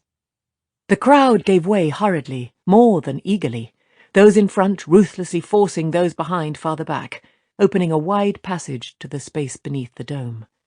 Rand strode down that corridor, looking straight ahead, imperious in a red coat embroidered with golden scrolls up his sleeves, cradling Calendor in his right arm like a sceptre. It was not only he that made the Tyrants give way, though. Behind him came perhaps 100 Aiel, spears and arrow-knocked bows in hand, shuffa wrapped around their heads, black veils hiding everything but their eyes. Moraine thought she recognized Ruark at the front, just behind Rand, but only by the way he moved. They were anonymous, ready for killing. Plainly, whatever he meant to say, Rand intended to quell any resistance before it had a chance to coalesce. The Aiel halted, but Rand kept on until he stood centred under the dome, then ran his eye around the gathering. He seemed surprised, and perhaps upset at the sight of Egwene, but he gave Moraine an infuriating smile, and Mat one that made the pair of them look like boys when Mat returned it. The Tyrants were white-faced, not knowing whether to stare at Rand and Calendor or the veiled Aiel. Either could be death in their midst. "The High Lord Sunamon," Rand said suddenly, and loudly, making that plump fellow jump, "has guaranteed me a treaty with Mayenne, strictly following lines I gave him. He has guaranteed this with his life." He laughed as if he had made a joke, and most of the nobles laughed with him. Not Sunamon, who looked distinctly ill. "If he fails," Rand announced, "he has agreed to be hanged, and he will be obliged." The laughter stopped. Sunamon's face took on a sickly tinge of green. Egwene gave Moraine a troubled glance. She was gripping her skirt with both hands. Moraine only waited. He had not brought every noble within 10 miles together to tell them of a treaty or threaten a fat fool. She made her hands let go of her own skirts. Rand turned in a circle, weighing the faces he saw. "Because of this treaty, ships will soon be available to carry Tyran grain west, to find new markets." There were a few appreciative murmurs at that, quickly stifled. But there is more. The armies of Tyr are to march. A cheer rose, tumultuous shouts ringing from the ceilings. Men capered, even the high lords, and shook their fists over their heads and tossed up peaked velvet hats. Women, smiling as rapturously as the men, bestowed kisses on the cheeks of those who would go to war, and delicately sniffed the tiny porcelain bottles of smelling salts no Tyrian noblewoman would be without, pretending to be made faint by the news. "Ilion shall fall!" someone cried, and hundreds of voices seized it like thunder. "Ilion shall fall! Ilion shall fall! Ilion shall fall!" Moraine saw Egwene's lips moving, the words crushed beneath the jubilation. She could read them, though. "No, Rand, please, no, please don't." On the far side of Rand, Mat was frowning in disapproving silence. They and she were the only ones not celebrating, aside from the ever-watchful Aiel and Rand himself. Rand's smile was twisted contemptuously, and never touched his eyes. There was fresh sweat on his face. She met his sardonic stare and waited. There would be more, and not, she suspected, to her liking. Rand raised his left hand. Slowly, quiet fell, those in front anxiously shushing those behind. He waited for absolute silence. "The armies will move north into Cairhien. The High Lord Malin will command, and under him the High Lords Gwaiam, Aracombe, Herne, Maracon, and Siman. The armies will be generously financed by the High Lord Torian, the wealthiest of you, who will accompany the armies to see that his money is spent wisely." Dead silence greeted this pronouncement. No one moved, though plain-faced Torian seemed to be having trouble standing. Moraine had to give Rand a mental bow for his choices. Sending those 7 out of Tyr neatly eviscerated the 7 most dangerous plots against him, and none of those men trusted each other enough to scheme among themselves. Tom Merrilin had given him good advice. Obviously her spies had missed some of the notes he had had slipped into Rand's pockets. But the rest? It was madness. He could not have had this for an answer on the other side of that Teangrial. It was not possible, surely. Malin obviously agreed with her, if not for the same reasons. He stepped forward hesitantly, a lean, hard man, but so frightened that the whites of his eyes showed all the way around. "My Lord Dragon—" He stopped, swallowed, and began again in a marginally stronger voice. "My Lord Dragon, intervening in a civil war is stepping into a bog.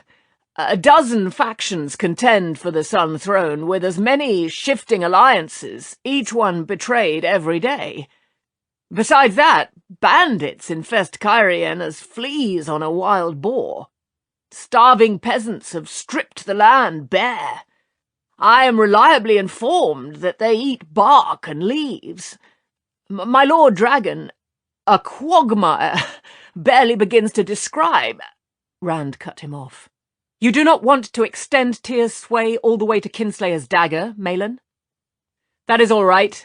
I know who I mean to sit on the Sun Throne. You do not go to conquer, Malin, but to restore order and peace, and to feed the hungry. There is more grain in the granaries now than Tyr could sell, and the farmers will harvest as much more this year. Unless you disobey me. Wagons will carry it north behind the armies, and those peasants will not have to eat bark any longer, my Lord Malin."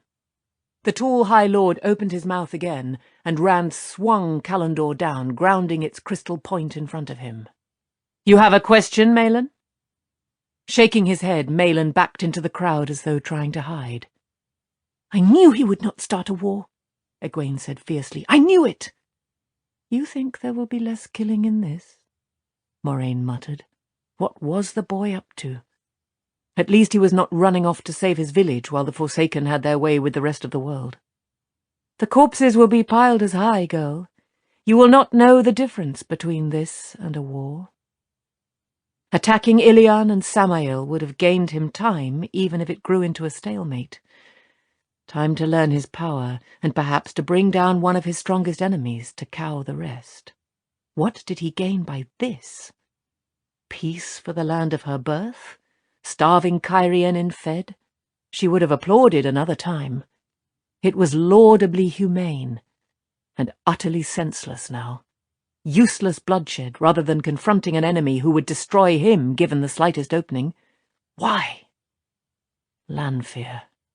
What had Lanfear said to him? What had she done? The possibilities chilled Moraine's heart. Rand would take closer watching than ever now. She would not allow him to turn to the shadow. "Ah, yes," Rand said, as if just remembering something. "Soldiers don't know much about feeding hungry people, do they? For that, I think a kind woman's heart is needed. My Lady Altama, I regret intruding on your grief, but will you undertake to oversee distributing the food? You will have a nation to feed." And power to gain, Moraine thought. This was his first slip, aside from deciding on Cairhien over Ilion, of course. Altama would certainly return to Tyr on an equal footing with Malin or Gwyam, ready for more plotting. She would have Rand assassinated before that if he was not careful. Perhaps an accident could be arranged in Cairhien. Altama swept a graceful curtsy, spreading her full white skirts, only a touch of her surprise showing. "As my Lord Dragon commands, so do I obey. It will please me greatly to serve the Lord Dragon." "I was sure it would," Rand said wryly. "As much as you love your husband, you'll not want him with you in Cairhien. Conditions will be hard for a sick man. I took the liberty of having him moved to the High Lady Astanda's apartments. She will care for him while you are away and send him to meet you in Cairhien when he is well." Astanda smiled, a tight smile of triumph. Altama's eyes rolled back in her head, and she crumpled in a heap. Moraine shook her head slightly. He truly was harder than he had been. More dangerous. Egwene started toward the fallen woman, but Moraine put a hand on her arm. "I think she was only overcome by emotion. I can recognize it, you see. The ladies attending her." Several of them had clustered around, patting Altama's wrists and passing smelling salts under her nose. She coughed and opened her eyes, and looked ready to faint again when she saw Astanda standing over her. "Rand just did something very clever, I think," Egwene said in a flat voice. "And very cruel. He has a right to look ashamed." Rand did look it at that, grimacing at the floor stones under his boots. Perhaps he was not as hard as he was trying to be. Not undeserved, however, Moraine observed. The girl showed promise, picking up on what she did not understand, but she still needed to learn to control her emotions, to see what had to be done as well as she saw what she wished could be done. Let us hope he is finished with being clever for today. Very few in the great chamber understood exactly what had happened, only that Altama's fainting had upset the Lord Dragon. A few in the back raised shouts of, "Cairhien shall fall!" but the cry did not take hold. "With you to lead us, my Lord Dragon, we shall conquer the world!" a lumpy-faced young man shouted, half supporting Torrhen. Estian, Torrhen's eldest son. The lumpy-faced resemblance was clear, though the father was still mumbling to himself. Jerking his head up, Rand appeared startled, or perhaps angry. "I will not be with you. I am going away for a time." That certainly brought silence again. Every eye was on him, but his attentions were all on Callandor. The crowd flinched as he lifted the crystal blade before his face.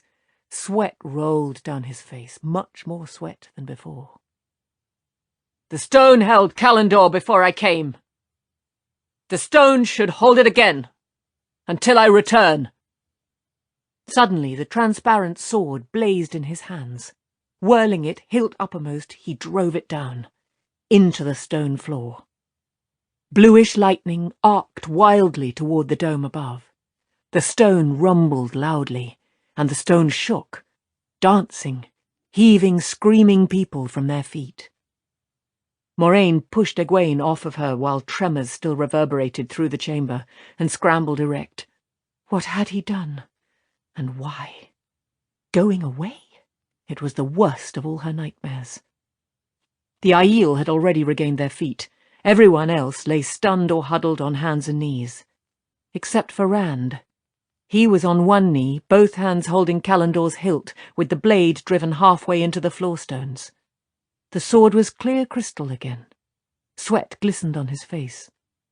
He pried his hands away, one finger at a time, held them cupped around the hilt, yet not touching it. For a moment, Moraine thought he was going to take hold of it again, but instead he forced himself to his feet. He did have to force himself. She was certain of it. "Look at this, while I am gone." His voice was lighter, more the way it had been when she first found him in his village, but no less sure or firm than it had been moments before. "Look at it, and remember me. Remember, I will come back for it. If anyone wants to take my place, all they have to do is pull it out." He waggled a finger at them, grinning almost mischievously. "But remember the price of failure." Turning on his heel, he marched out of the chamber, the Aiel falling in behind him. Staring at the sword rising out of the floor of the heart, the Tyrans got to their feet more slowly. Most looked ready to run, but too frightened to. "That man," Egwene grumbled, dusting off her green linen dress. "Is he mad?" She clapped a hand to her mouth. "Oh, Moraine, he isn't, is he? Is he?" "Not yet." "The light send he is not," Moraine muttered. She could not take her eyes from the sword any more than the Tyrans could. The light take the boy. Why could he not have remained the amenable youngling she had found in Emond's Field? She made herself start after Rand. "But I will find out." Half running, they caught up quickly in a broad, tapestry-lined hallway. The Aiel, veils hanging loose now, but easily raised if needed, moved aside without slowing. They glanced at her, and at Egwene, hard faces unchanging, but eyes touched by the wariness Aiel always had around Aes Sedai. How they could be uneasy at her while calmly following Rand she did not understand. Learning more than fragments about them was difficult. They answered questions freely, about anything that was of no interest to her. Her informants and her own eavesdropping overheard nothing, and her network of eyes and ears would no longer try. Not since one woman had been left bound and gagged, hanging by her ankles from battlements and staring wild-eyed at the 400-foot drop beneath her. And not since the man who had simply disappeared. The man was just gone. The woman, refusing to go higher than the ground floor, had been a constant reminder until Moraine sent her into the country. Rand did not slow down any more than the Aiel when she and Egwene fell in on either side of him. His glance was wary too, but in a different way, and touched with exasperated anger. "I thought you were gone," he said to Egwene. "I thought you went with Elaine and Nynaeve. You should have.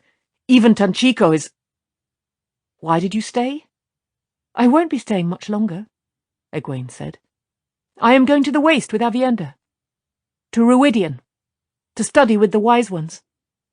He missed a step as the girl mentioned the Waste, glancing at her uncertainly, then strode on. He seemed composed now, too much so. A boiling tea kettle with the lid strapped down and the spout plugged. "Do you remember swimming in the waterwood?" he said quietly. "I used to float on my back in a pool and think the hardest thing I'd ever have to do was plough a field, unless maybe it was shearing sheep. Shearing from sun-up till bedtime, hardly stopping to eat until the clip was in." "Spinning," Egwene said. "I hated it worse than scrubbing floors. Twisting the threads makes your fingers so sore." "Why did you do it?" Moraine demanded before they could go on with this childhood reminiscing. He gave her a sidelong look and a smile mocking enough to belong to Matt. Could I really have hung her for trying to kill a man who was plotting to kill me? Would there be more justice in that than in what I did? The grin slid from his face. Is there justice in anything I do? Sunamon will hang if he fails, because I said so. He'll deserve it after the way he's tried to take advantage with never a care if his own people starved, but he'll not go to the gallows for that. He will hang because I said he would. Because I said it. Egwene laid a hand on his arm, but Moraine would not allow him to sidestep. You know that is not what I mean. He nodded. This time his smile had a frightening, rictus quality. Callandor, with that in my hands, I can do anything. Anything. I know I can do anything. But now, it's a weight off my shoulders. You don't understand, do you? She did not, though it nettled her that he saw it. She kept silent, and he went on. Perhaps it will help if you know it comes from the prophecies. Into the heart he thrusts his sword, into the heart to hold their hearts. Who draws it out shall follow after. What hand can grasp that fearful blade? You see, straight from the prophecies. You forget one thing, she told him tightly. You drew Callandor in fulfillment of prophecy. The safeguards that held it awaiting you for 3,000 years and more are gone. It is the sword that cannot be touched no longer. I could channel it free myself. Worse, any of the Forsaken could. What if Lanfear returns? She could use Callandor no more than I, but she could take it. He did not react to the name. Because he did not fear her, in which case he was a fool, or for another reason. If Samael or Ravin or any male Forsaken puts his hand on Callandor, he can wield it as well as you. Think of facing the power you give up so casually. Think of that power in the hands of the Shadow. I almost hope they'll try. A threatening light shone in his eyes. They seemed grey storm clouds. There is a surprise awaiting anyone who tries to channel Callandor out of the stone, Moraine. Do not think of taking it to the tower for safekeeping. I could not make the trap pick and choose. The power is all it needs to spring and reset, ready to trap again. I am not giving Callandor up forever, just until I... He took a deep breath. Callandor will stay there until I come back for it. By being there, reminding them of who I am and what I am, it makes sure I can come back without an army. A haven of sorts, with the likes of Altama and Sunamon to welcome me home. If Altama survives the justice her husband and Estanda will mete out, and Sunamon survives mine. Light. What a wretched tangle. He could not make it selective, or would not. She was determined not to underrate what he might be capable of. Callandor belonged in the tower if he would not wield it as he should. In the tower till he would wield it. Just until what? He had been intending to say something other than, until I come back. But what? And where are you going? Or do you mean to keep it a mystery? She was quietly vowing not to let him escape again, to turn him somehow if he meant to go running off to the two rivers, when he surprised her. Not a mystery, Moraine. Not from you and Egwene, anyway. He looked at Egwene and said one word. Ruidian. Wide-eyed, the girl appeared as astounded as if she had never heard the name before. For that matter, Moraine felt scarcely less. There was a murmur among the Aiel, but when she glanced back they were striding along with no expression whatsoever. She wished she could make them leave, but they would not go at her command, and she would not ask Rand to send them away.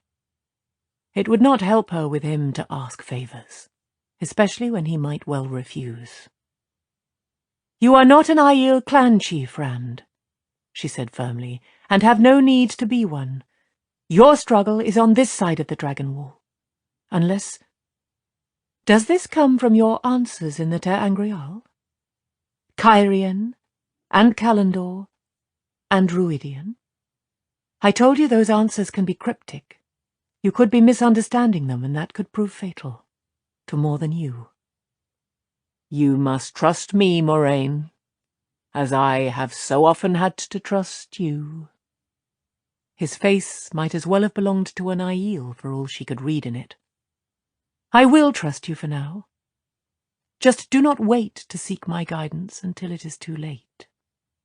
I will not let you go to the shadow. I have worked too long to allow that, whatever it takes."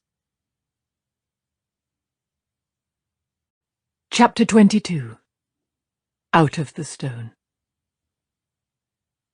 It was a strange procession Rand led out of the stone and eastward, with white clouds shading the midday sun and a breath of air stirring across the city. By his order there had been no announcement, no proclamation, but slowly word spread of something. Citizens stopped whatever they were doing and ran for vantage points. The Aiel were marching through the city, marching out of the city.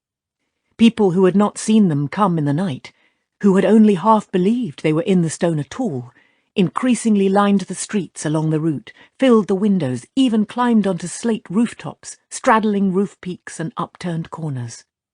Murmurs ran as they counted the Aiel. These few hundred could never have taken the stone. The dragon banner still flew above the fortress. There must yet be thousands of Aiel in there. And the Lord Dragon. Rand rode easily in his shirt-sleeves, sure none of the onlookers could take him for anyone out of the ordinary. An outlander, rich enough to ride, and on a superb dappled stallion best of the Tyran bloodstock, a rich man travelling in the oddest of odd company, but surely just another man for all that. Not even the leader of this strange company. That title was surely assigned to Lan or Moraine, despite the fact that they rode some little distance behind him, directly ahead of the Aiel. The soft, awed susurration that accompanied his passing certainly rose for the Aiel, not him. These Tyran folk might even take him for a groom, riding his master's horse. Well, no, not that. Not out in front as he was. It was a fine day, anyway, not sweltering, merely warm.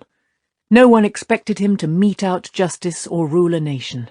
He could simply enjoy riding in anonymity, enjoy the rare breeze. For a time he could forget the feel of his heron-branded palms on the reins. For a little longer anyway, he thought. A little longer. "Rand," Egwene said, "do you really think it was right to let the Aiel take all those things?" He looked around as she heeled her grey mare Mist up beside him. From somewhere she had gotten a dark green dress with narrow divided skirts, and a green velvet band held her hair at the nape of her neck. Moraine and Lan still hung back half a dozen strides, she on her white mare in a full-skirted blue silk riding dress slashed with green, her dark hair caught in a golden net, he astride his great black warhorse in a colour-shifting warder's cloak that probably brought as many oohs and ahs as the Aiel. When the breeze stirred the cloak, shades of green and brown and grey rippled across it. When it hung still, it somehow seemed to fade into whatever was beyond it, so the eye appeared to be seeing through parts of Lan and his mount. It was not comfortable to look at. Mat was there too, slumped in his saddle and looking resigned, trying to keep apart from the warder and Aes Sedai. He had chosen a nondescript brown gelding, an animal he called Pips. It took a good eye to notice the deep chest and strong withers that promised blunt-nosed Pips could likely match Rand's stallion or Lan's for speed and endurance. Mat's decision to come had been a surprise. Rand still did not know why. Friendship, maybe? And then again, maybe not. Mat could be odd in what he did and why. "Didn't your friend Avienda explain to you about the fifth?" he asked. "She mentioned something, but, Rand, you don't think she took things, too?" Behind Moraine and Lan, behind Mat, behind Ruark at their head, the Aiel walked in long lines to either side of loaded pack mules, rank on rank, 4 abreast. When Aiel took one of the holds of an enemy clan in the waist, by custom, or maybe law, Rand did not understand it exactly, They carried away 1/5 of all it contained, excepting only food. They had seen no reason not to treat the stone the same. Not that the mules held more than the barest fraction of a 5th of the stone's treasures. Ruark said greed had killed more men than steel. The wicker-work pack hampers, topped with rolled carpets and wall hangings, were lightly laden. Ahead lay an eventual hard crossing of the spine of the world, and then a far harder trek across the waste. When do I tell them? He wondered. Soon, now. It has to be soon. Moraine would doubtless think it daring. A bold stroke. She might even approve. Maybe. She thought she knew his whole plan now, and made no bones of disapproving that. No doubt she wanted it over and done as soon as possible. But the Aiel... What if they refuse? Well, if they refuse, they refuse. I have to do it. As for the 5th, he did not think it would have been possible to stop the Aiel from taking it even had he wanted to. And he had not. They had earned their rewards, and he had no care to help Tyran lords keep what they had wrung from their people over generations. I saw her showing Ruark a silver bowl, he said aloud. From the way her sack clinked when she stuffed the bowl in, there was more silver in there. Or maybe gold. Do you disapprove? No. She drew the word out slowly, with a touch of doubt, but then her voice firmed. I just hadn't thought of her. The Tyrans would not have stopped at a 5th if the positions had been reversed. They'd have carted away whatever wasn't part of the stonework and stolen all the carts to haul it. Just because a people's ways are different doesn't mean they are wrong, Rand. You should know that. He laughed softly. This was almost like old times. He ready to explain why and how she was wrong, and she snatching his position and tossing his own unvoiced explanation at him. His stallion danced a few steps, catching his mood. He patted the dapple's arched neck. A good day. That's a fine horse, she said. What have you named him? Jayardian, he said cautiously, losing some of his good spirits. He was a little ashamed of the name, of his reasons for choosing it. One of his favourite books had always been The Travels of Jane Farstrider, and that great traveller had named his horse Jayardian. True finder in the old tongue, because the animal had always been able to find the way home. It would have been nice to think Jayardian might carry him home one day. Nice, but not likely. And he did not want anyone suspecting the cause for the name. Boyish fancies had no place in his life now. There was not much room for anything but what he had to do. A fine name, she said absently. He knew she had read the book too, and half expected her to recognize the name, but she seemed to be mulling over something else, chewing her lower lip pensively. He was content with silence. The last dregs of the city gave way to country and pitiful scattered farms. Not even a conger or a coplin. 2 river folk notorious for laziness, among other things, would keep a place as run down and ramshackle as these rough stone houses, walls slanting as if about to topple over on the chickens scratching in the dirt. Sagging barns leaned against laurels or spicewoods. Roofs of cracked and broken slates all looked as if they leaked. Goats bleated disconsolately in stone pens that might have been thrown together hastily that morning. Barefoot men and women hoed stoop-shouldered in unfenced fields, not looking up even when the large party was passing. Redbeaks and thrushes warbling in the small thickets were not enough to lighten the feel of oppressive gloom. I have to do something about this. No, not now. First things first. I've done what I could for them in a few weeks. I can't do anything more now. He tried not to look at the tumble-down farms. Were the olive groves in the south as bad? The people who worked those did not even own the land. It all belonged to high lords. No. The breeze. Nice the way it cuts the heat. I can enjoy it a bit longer. I have to tell them. Soon. Now. Rand, Egwene said abruptly, I want to talk to you. Something serious by her expression. Those big dark eyes, fixed on him, held a light reminiscent of Nynaeve's when she was about to lecture. I want to talk about Elaine. What about her? He asked warily. He touched his pouch, where 2 letters crinkled against a small hard object. If they had not both been in the same elegantly flowing hand, he would not have believed they came from the same woman. And after all that kissing and snuggling. The High Lords were easier to understand than women. Why did you let her go in that way? Puzzled, he stared at her. She wanted to go. I'd have had to tie her up to stop her. Besides, she'll be safer in Tanchico than near me, or Matt, if we are going to attract bubbles of evil the way Moraine says. You would be too. That isn't what I mean at all. Of course she wanted to go, and you had no right to stop her, but why didn't you tell her you wished she would stay? She wanted to go, he repeated, and grew more confused when she rolled her eyes as if he were speaking gibberish. If he had no right to stop Elaine, and she wanted to go, why was he supposed to try to talk her out of it, especially when she was safer gone? Moraine spoke, right behind him. Are you ready to tell me the next secret? It has been clear you were keeping something from me. At the least I might be able to tell you if you are leading us over a cliff. Rand sighed. He had not heard her and Lan closing up on him, and Matt as well, although still holding a distance between himself and the Aes Sedai. Matt's face was a study, doubt and reluctance and grim determination all running across it by turns, especially when he glanced at Moraine. He never looked at her directly, only from the edge of his eye. "Are you sure you want to come, Matt?" Rand asked. Matt shrugged and affected a grin, not a very confident one. "Who could pass up a chance to see bloody Ruidian?" Egwene raised her eyebrows at him. "Oh, pardon my language, Aes Sedai. I've heard you say as bad, and for less cause, I'll wager." Egwene stared at him indignantly, but spots of colour in her cheeks said he had scored a hit.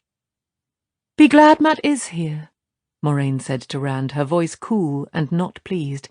"You made a grave error letting Perrin run off, hiding his going from me. The world rests on your shoulders, but they must both support you, or you will fall, and the world with you." Matt flinched, and Rand thought he very nearly turned his gelding and rode away on the spot. "I know my duty," he told her. "And I know my fate," he thought, but he did not say that aloud. He was not asking sympathy. "One of us had to go back, Moraine, and Perrin wanted to. You're willing to let anything go to save the world. I do what I have to." The warder nodded, though he said nothing. Lan would not disagree with Moraine in front of others. "And the next secret?" she said insistently. She would not give up until she had ferreted it out, and he had no reason to keep it secret any longer, not this part of it. "Portal stones," he said simply. "If we are lucky." "Oh, light," Matt groaned. "Bloody flaming light. Don't grimace at me, Egwene. Lucky isn't once enough, Rand. You almost killed us, remember? No, worse than killed. I would rather ride back to one of those farms and ask for a job slopping pigs the rest of my life. You can go your own way if you want, Matt," Rand told him. Moraine's calm face was a mask over fury, but he ignored the icy stare that tried to still his tongue. Even Lan looked disapproving, for all his hard face did not change very much. The warder believed in duty before anything else. Rand would do his duty, but his friends. He did not like making people do things. He would not do it to his friends. That much he could avoid, surely. "You've no reason to come to the waste." "Oh, yes, I do. At least... oh, burn me. I've one life to give away, don't I? Why not like this?" Matt laughed nervously, and a bit wildly. "Bloody portal stones! Light!" Rand frowned. He was the one they all said was supposed to go mad, but Matt was the one who seemed on the edge of it now. Egwene blinked at Matt worriedly, but it was Rand she leaned toward.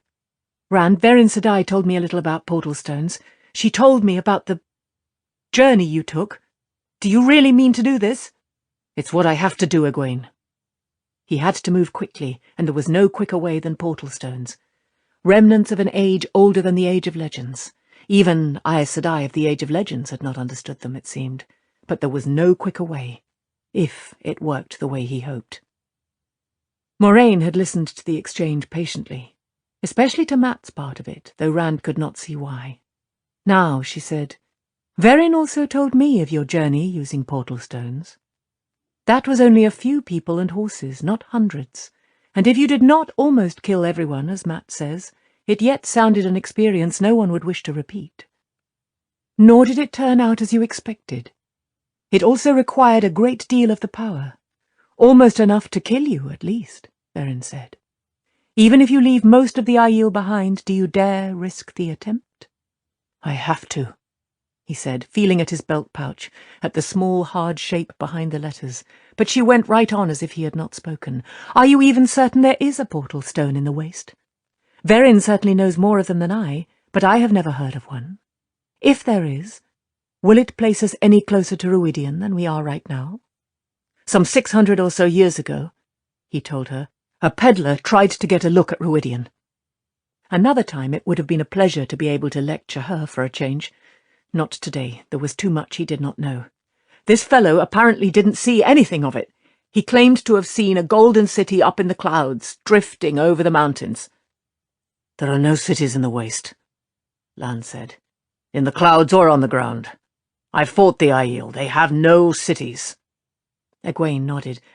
Avienda told me she had never seen a city until she left the waste. Maybe so, Rand said, but the peddler also saw something sticking out of the side of one of those mountains.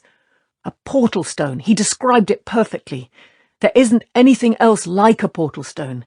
When I described one to the chief librarian in the stone, without naming what he was after, he did not add, he recognized it, even if he didn't know what it was, enough to show me 4 on an old map of Tyr. 4? Moraine sounded startled. All in Tyr? Portal stones are not so common as that. 4, Rand said definitely. The bony old librarian had been certain, even digging out a tattered yellowed manuscript telling of efforts to move the unknown artifacts of an earlier age to the Great Holding. Every attempt had failed, and the tyrants had finally given up. That was confirmation to Rand. Portal stones resisted being moved. One lies not an hour's ride from where we are, he continued. The Aiel allowed the peddler to leave, since he was a peddler, with one of his mules and as much water as he could carry on his back. Somehow he made it as far as a steading in the spine of the world, where he met a man named Soran Milo, who was writing a book called The Killers of the Black Veil. The librarian brought me a battered copy when I asked for books on the Aiel. Milo apparently based it all on Aiel who came to trade at the steading, and he got almost everything wrong anyway, according to Ruark, but a portal stone can't be anything but a portal stone.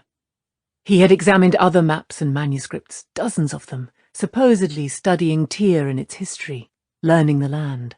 No one could have had a clue what he intended before a few minutes ago. Moraine sniffed, and her white mare, Aldib, frisked a few steps, picking up her irritation.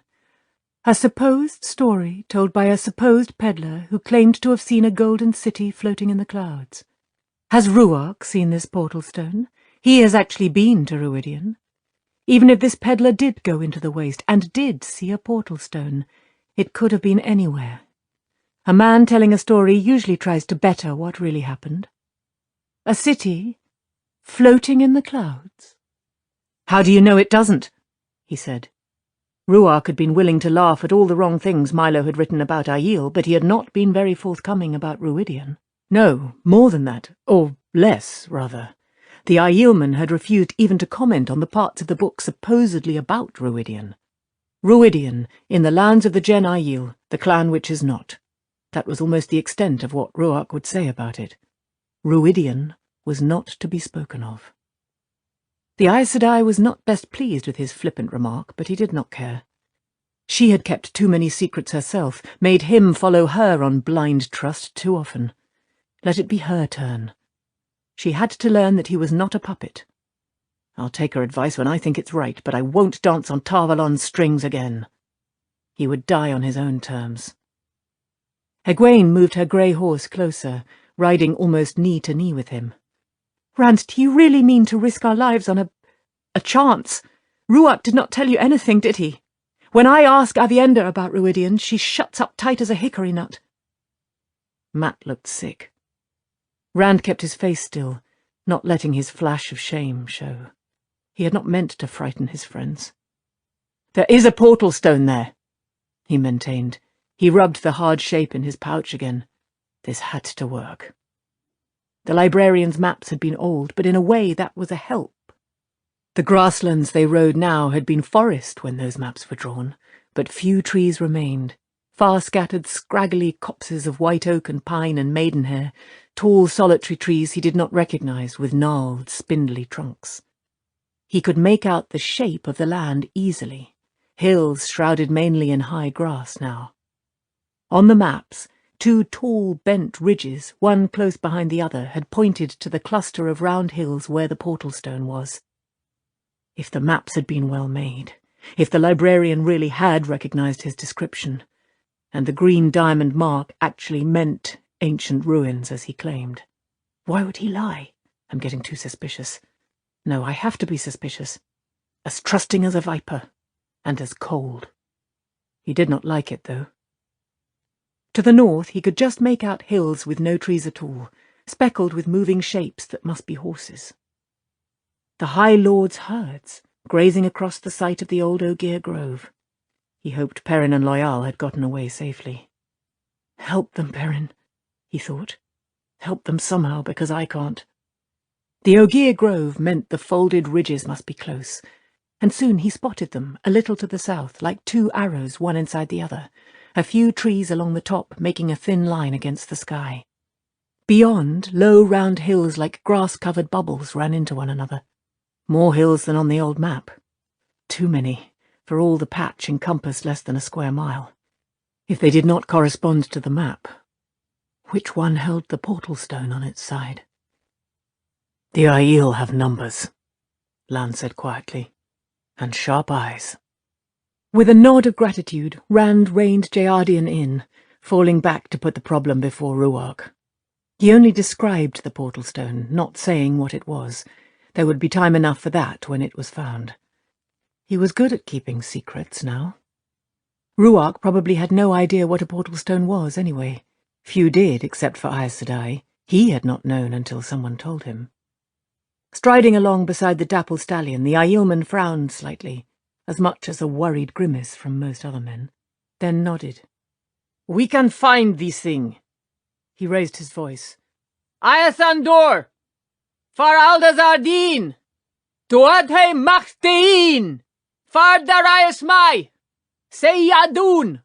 Shamad Konde!" As he called out, members of the named warrior societies trotted forward until a good quarter of the Aiel clustered around him and Rand. Red Shields, Brothers of the Eagle, Water Seekers, Maidens of the Spear, Black Eyes, Thunderwalkers. Rand picked out Egwene's friend, Avienda, a tall, pretty woman with a haughty, unsmiling stare. Maidens had guarded his door, but he did not think he had seen her before the Aiel gathered to leave the stone. She looked back at him, proud as a green-eyed hawk, then tossed her head and turned her attention to the clan chief. Well, I wanted to be ordinary again, he thought, a touch ruefully. The Aiel certainly gave him that. They offered even the clan chief only a respectful hearing, without any of the elaborate deference a lord would exact, and obedience that seemed between equals. He could hardly expect more for himself. Ruark gave instructions in few words, and the listening Aiel fanned out ahead into the patch of hills, running easily, some veiling themselves just in case. The rest waited, standing or squatting beside the loaded pack mules. They represented almost every clan, except the Gen Aiel, of course. Rand could not get it straight whether the Gen really existed or not, since the way the Aiel mentioned them, which they seldom did, it could be either way, including some clans that had blood feuds and others that often fought each other. He had learnt that much about them. Not for the first time, he wondered what had held them together so far. Was it just their prophecies of the stone falling, and the search for he who comes with the dawn? "More than that," Ruark said, and Rand realized he had spoken his thoughts aloud. "Prophecy brought us over the dragon wall, and the name that is not spoken drew us to the Stone of Tyr." The name he meant was People of the Dragon, a secret name for the Aiel. Only clan chiefs and wise ones knew or used it, apparently seldom and only with each other. "For the rest, no one may shed the blood of another of the same society, of course. Yet mixing Sha'arad with Goshian, Ta'ardad and Nakai with Shido. Even I might have danced the spears with the Shido, if the wise ones had not made everyone who crossed the dragon wall swear water oath to treat any Aiel as of the same society on this side of the mountains. Even sneaking Shido. He shrugged slightly. You see, it is not easy, even for me. These Shido are enemies of yours? Rand fumbled the name. In the stone, the Aiel had gone by societies, not clans. We have avoided blood feud, Ruark said. But Ta'ardad and Shido have never been friendly. The Septs sometimes raid each other, steal goats or cattle. But the oaths have held with us all against 3 blood feuds and a dozen old hatreds between clans or septs. It helps now that we journey toward Ruidian, even if some will leave us before. None may shed the blood of one travelling to or from Ruidian. The Aielman looked up at Rand, face completely expressionless. It may be that soon no one of us will shed another's blood. It was impossible to say whether he found the prospect pleasing. An ululating cry came from one of the maidens, standing atop a hill and waving her arms over her head. "They have found your stone column, it seems," Ruark said. Gathering her reins, Moraine gave Rand a level look as he rode past her, eagerly heeling Jayardian to a gallop. Egwene reined her mare near to Mat, leaning from her saddle with a hand on the high pommel of his to engage him in close conversation. She seemed to be trying to make him tell her something, or admit something, and from the vehemence of Mat's gestures he was either innocent as a babe or lying in his teeth. Flinging himself out of the saddle, Rand hurriedly climbed up the gentle slope to examine what the maiden, it was Avienda, had found half buried in the ground and obscured by long grass. A weathered grey stone column, at least 3 spans long and a pace thick. Strange symbols covered every exposed inch, each surrounded by a narrow line of markings he thought were writing. Even if he could have read the language, if it was one, the script, if that was what it was, had long since worn to illegibility. The symbols he could make out a little better. Some of them. Many might as well have been the marks of rain and wind. Pulling grass by the handful so he could see better, he glanced at Avienda. She had dropped her shufa around her shoulders, bearing short reddish hair, and was watching him with a flat, hard expression. "You don't like me," he said. "Why?" There was one symbol he had to find, the only one he knew. "Like you," she said. "You may be he who comes with the dawn, a man of destiny, who can like or dislike such. Besides, you walk free, a wetlander despite your face, yet going to Ruidian for honour, while I—" "While you what?" he asked when she stopped. He searched his way slowly upslope. Where was it? 2 parallel wavy lines crossed at an angle by an odd squiggle. Light if it's buried, it'll take us hours to turn this over. Abruptly he laughed. Not hours. He could channel and lift the thing out of the ground, or Moraine could, or Egwene. A portal stone might resist being moved, but surely they could move it that much. Channeling would not help him find the wavy lines, though. Only feeling his way along the stone would do that. Instead of answering, the Aiel woman squatted easily, with her short spears across her knees. "You have treated Elaine badly. I would not care, but Elaine is near sister to Egwene, who is my friend. Yet Egwene likes you still, so for her sake I will try." Still searching the thick column, he shook his head. Elaine, again. Sometimes he thought women all belonged to a guild, the way craftsmen in cities did. Put a foot wrong with one, and the next 10 you met knew of it and disapproved. His fingers stopped, returned to the bit he had just examined. It was weathered almost beyond making out, but he was sure it was the wavy lines. They represented a portal stone on Toman Head, not in the waist, but they located what had been the base of the thing when it stood upright. Symbols at the top represented worlds, those at the bottom, portal stones. With a symbol from the top and one from the bottom, he could supposedly travel to a given portal stone in a given world. With just one from the bottom, he knew he could reach a portal stone in this world. The portal stone near Ruidian, for instance. If he knew the symbol for it. Now was when he needed luck. needed that Taviran tugging at chance to favour him. A hand reached over his shoulder, and Ruark said in a reluctant voice, "These two are used for Ruidian in old writings. Long ago, even the name was not written." He traced 2 triangles, each surrounding what appeared to be forked lightnings, one pointing left, one right. "Do you know what this is?" Rand asked. The Aielman looked away. "Burn me, Ruark, I have to know. I know you don't want to talk of it, but you have to tell me." "Tell me, Ruark. Have you ever seen its like before?" The other man took a deep breath before answering.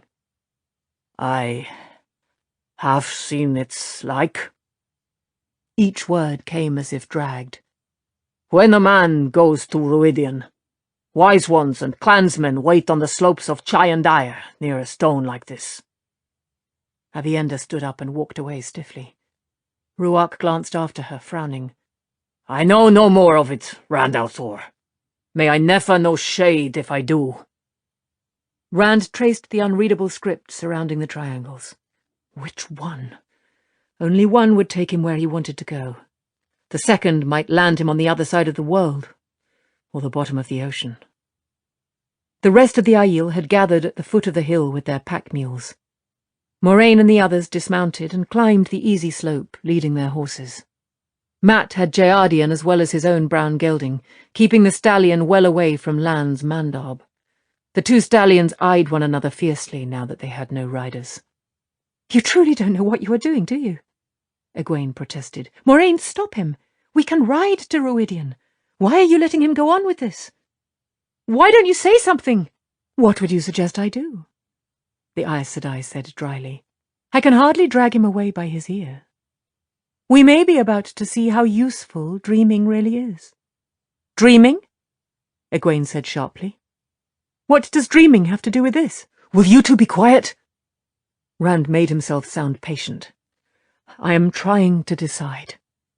Egwene stared at him indignantly. Moraine showed no emotion at all, but she watched intently. "Do we have to do it this way?" Mat said. "What do you have against riding?"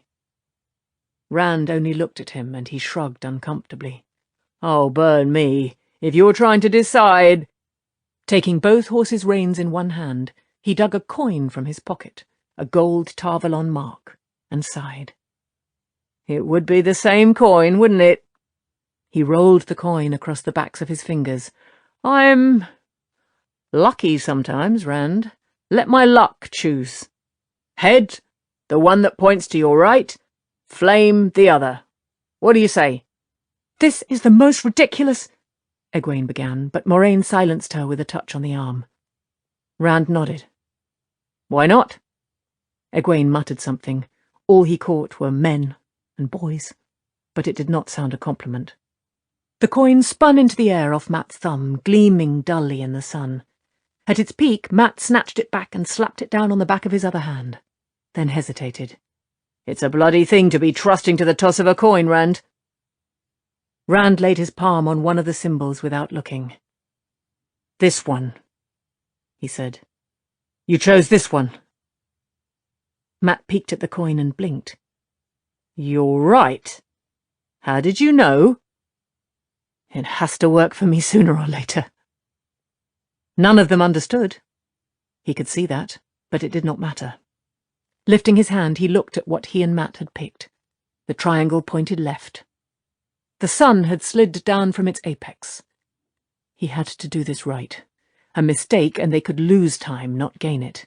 That had to be the worst outcome. It had to be. Standing, he dug into his pouch and pulled out the small, hard object. A carving of shiny dark green stone that fit easily into his hand, a round-faced, round-bodied man sitting cross-legged with a sword across his knees. He rubbed a thumb over the figure's bald head. "Gather everyone close. Everyone. Ruark, have them bring those pack animals up here. Everyone has to be as close to me as possible."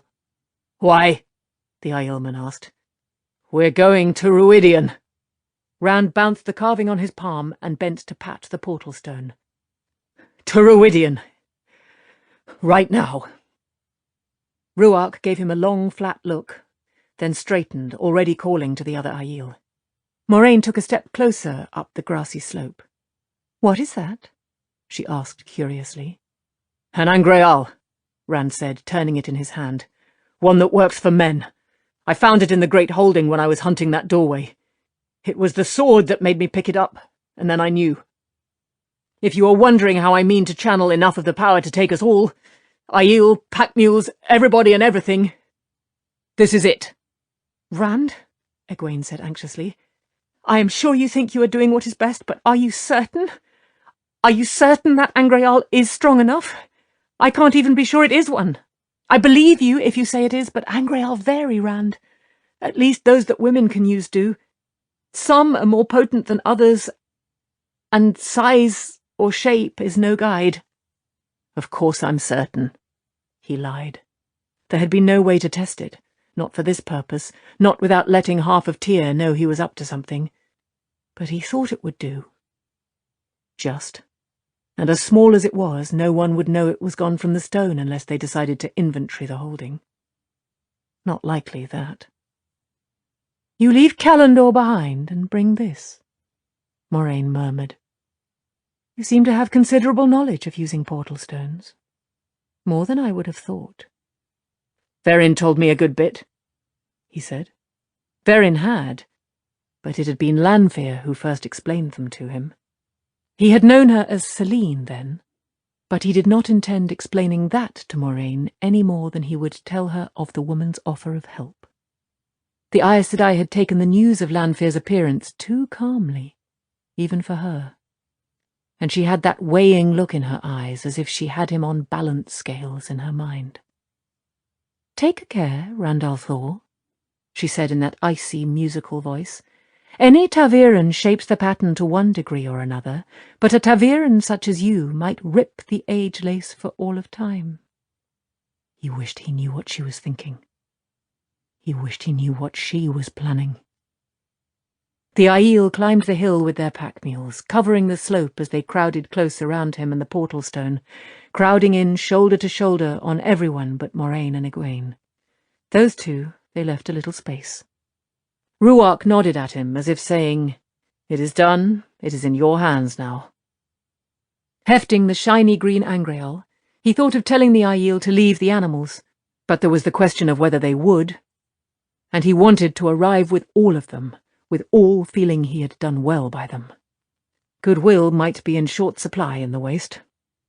They watched him with imperturbable faces. Some had veiled themselves, though. Mat, nervously rolling that Tarvalon mark across the backs of his fingers over and over, and Egwene, sweat beading on her face, were the only ones who seemed anxious. There was no point in waiting any longer. He had to move faster than anyone thought he could.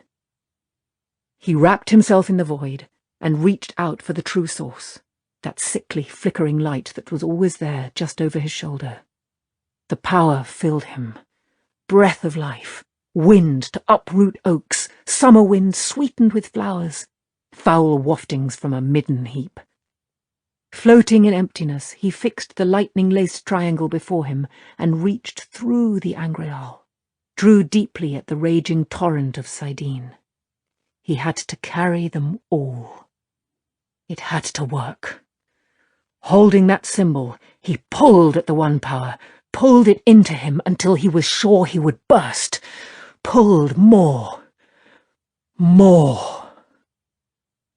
The world seemed to wink out of existence.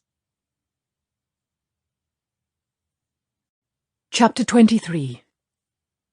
Beyond the Stone.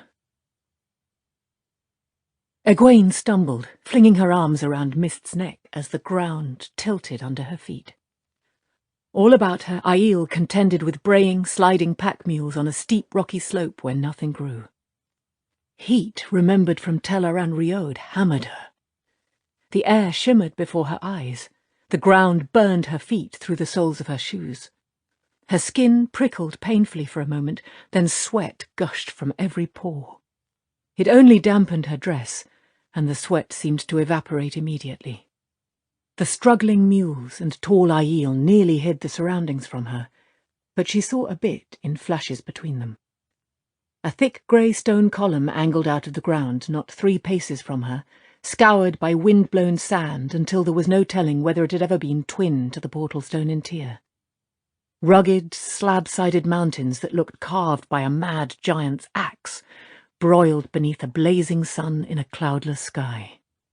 Yet in the centre of the long barren valley far below, a mass of dense fog hung, billowing like clouds. That scalding sun should surely have burned it off in moments, but the fog rolled untouched. And out of that roiling grey stuck the tops of towers, some spired, some ending abruptly as though the masons still worked. He was right, she murmured to herself. A city in clouds. Clutching his gelding's bridle, Matt was staring around wide-eyed. "We made it!" He laughed at her. "We made it, Egwene, and without any... Oh, burn me! We made it!" He tugged open his shirt laces at the neck. "Light, it's hot! Burn me for true!" Abruptly she realized Rand was on his knees, head down, supporting himself with one hand on the ground. Pulling her mare behind her, she pushed through the milling Aiel to him, just as Lan helped him to his feet. Moraine was already there, studying Rand with apparent calm, and the slight tightness at the corners of her mouth that meant she would like to box his ears. "I did it," Rand panted, looking around. The warder was all that was holding him upright.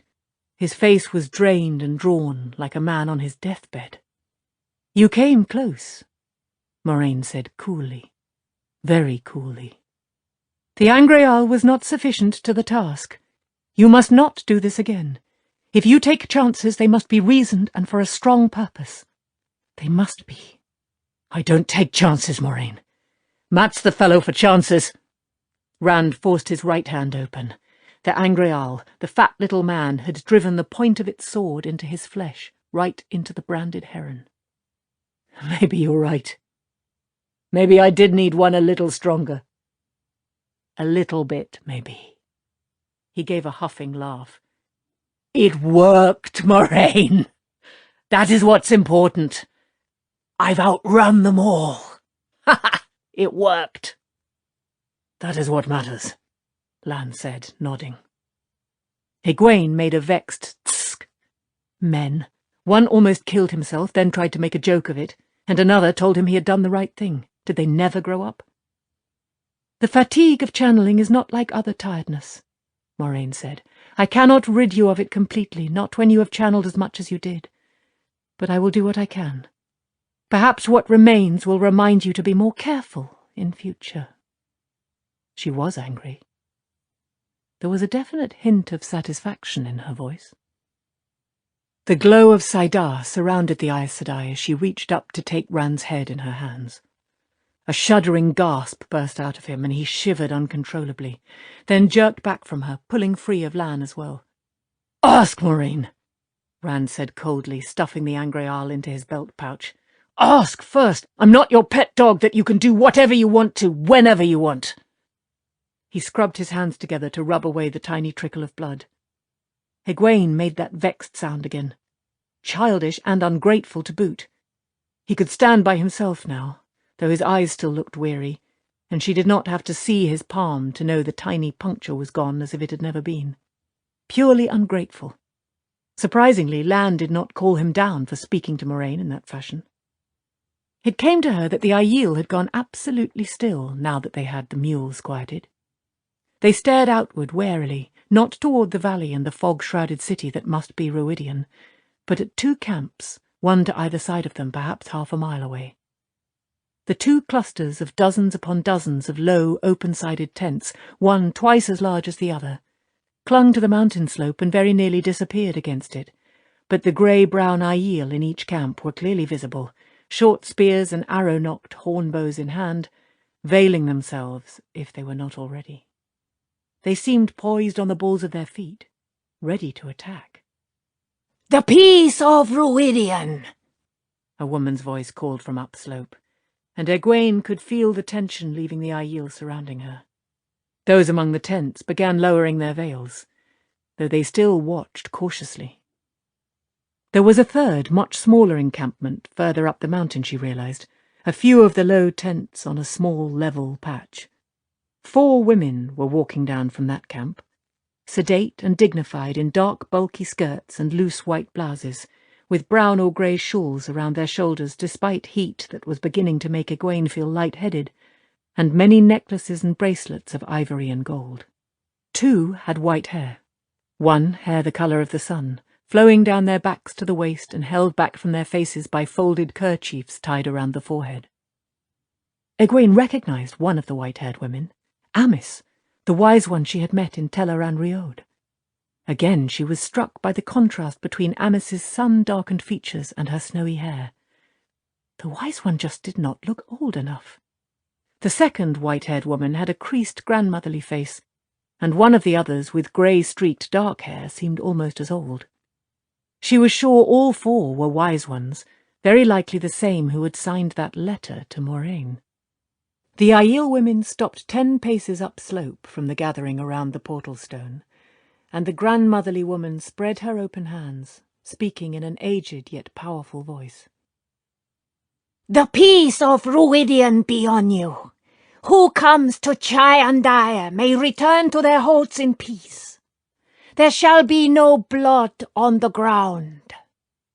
With that, the Aiel from Tyr began to separate, quickly apportioning the pack animals and the contents of the hampers. They were not dividing by societies now. Egwene saw maidens going with several groups, some of which immediately began making their way around the mountain, avoiding each other and the camps, peace of Rhuidean or no. Others strode toward one or the other large cluster of tents, where finally weapons were being put down. Not everyone had been sure of the peace of Rhuidean. Lan released the hilt of his still-sheathed sword, although Egwene had not seen him put his hands on it, and Mat hastily slipped a pair of knives back into his sleeves. Rand stood with his thumbs tucked behind his belt, but there was clear relief in his eyes. Egwene looked for Avienda to ask a few questions before she approached Amice. Surely the Aiel woman would be a little more forthcoming about the wise ones here, in her own land.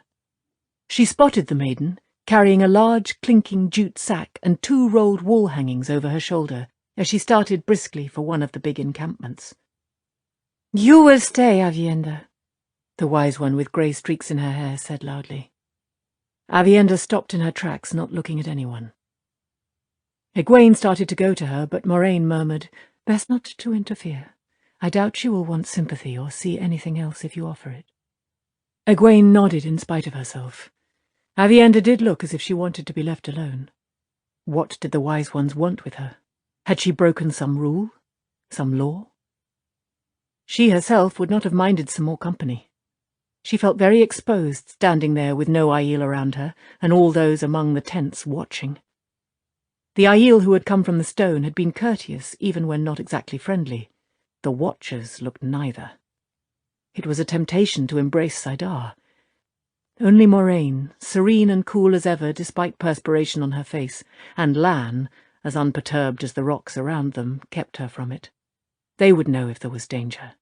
As long as they accepted the situation, she would. But she did wish those Aiel would stop staring. Ruark climbed the slope with a smile. "I am come back, Amice. Though not by the way you expected, I will wager." "I knew you would be here today, shade of my heart." She reached up to touch his cheek, letting her brown shawl fall down onto her arms. "My sister-wife sends her heart to you." "That's what you meant about dreaming," Egwene said softly to Moraine. Lan was the only other close enough to hear. "That's why you were willing to let Rand try to bring us here by portal stone. They knew about it, and told you in that letter." "No, that doesn't make sense. If they had mentioned a portal stone, you wouldn't have tried talking him out of it." "They knew we'd be here, though." Moraine nodded without taking her eyes from the wise ones. "They wrote that they would meet us here on Chai today. I thought it unlikely, until Rand mentioned the stones. When he was sure, certain beyond my dissuading, that one existed here, let us just say, It suddenly seemed very likely we would reach Chiandaya today. Egwene took a deep breath of hot air. So that was one of the things dreamers could do. She could not wait to start learning. She wanted to go after Ruark and introduce herself to Amis, reintroduce herself, but Ruark and Amis were looking into one another's eyes in a way that excluded intruders. A man had come out from each of the camps, one tall and broad-shouldered, flame-haired and still short of his middle years, the other older and darker, no less tall but more slender. They stopped a few paces to either side of Ruark and the Wise Ones. The older, leathery-faced man carried no visible weapon except his heavy-bladed belt-knife, but the other carried spears and hide buckler, and held his head high with a fiercely prideful scowl directed at Ruark. Ruark ignored him, turning to the older man. "I see you, Herne. Has one of the Sept chiefs decided I am already dead? Who seeks to take my place?" "I see you, Ruark. No one of the Ta'adad has entered Druidian or seeks to. Amis said she would come meet you here today, and these other Wise Ones travelled with her. I brought these men of the Jindo Sept to see they arrived safely." Ruark nodded solemnly. Egwene had the feeling something important had just been said, or hinted at. The Wise Ones did not look at the fiery-haired man, and neither did Ruark or Herne, but from the colour rising in the fellow's cheeks they might as well have been staring at him. She glanced at Moraine and got a tiny shake of the head. The Aes Sedai did not understand either. Lan leaned down between them, speaking quietly. "A Wise One can go anywhere safely, into any hole, regardless of clan. I think not even blood feud touches a Wise One. This Herne came to protect Ruark from whoever the other camp is, but it would not be honourable to say it." Moraine lifted one eyebrow a trifle, and he added, "I don't know much of them, but I fought them often before I met you. You have never asked me about them." "I will remedy that," the Aes Sedai said dryly. Turning back to the Wise Ones and the three men made Egwene's head swim. Lan pushed an unstoppered leather water bottle into her hands, and she tilted her head back to drink gratefully. The water was lukewarm and smelled of leather, but in the heat it tasted fresh from the spring. She offered the half-empty bottle to Moraine, who drank sparingly and handed it back.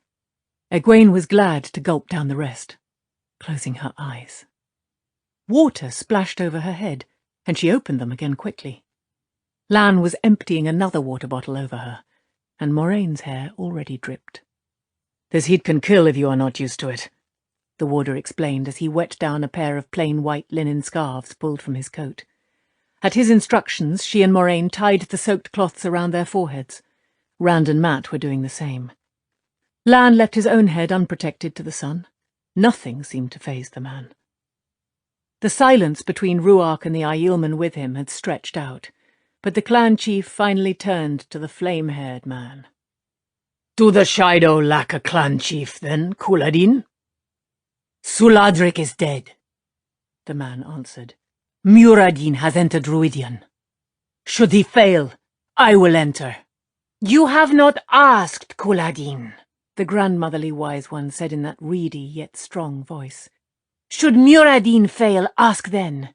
We are four, enough to say yes or no." "It is my right, Bear," Couladin said angrily.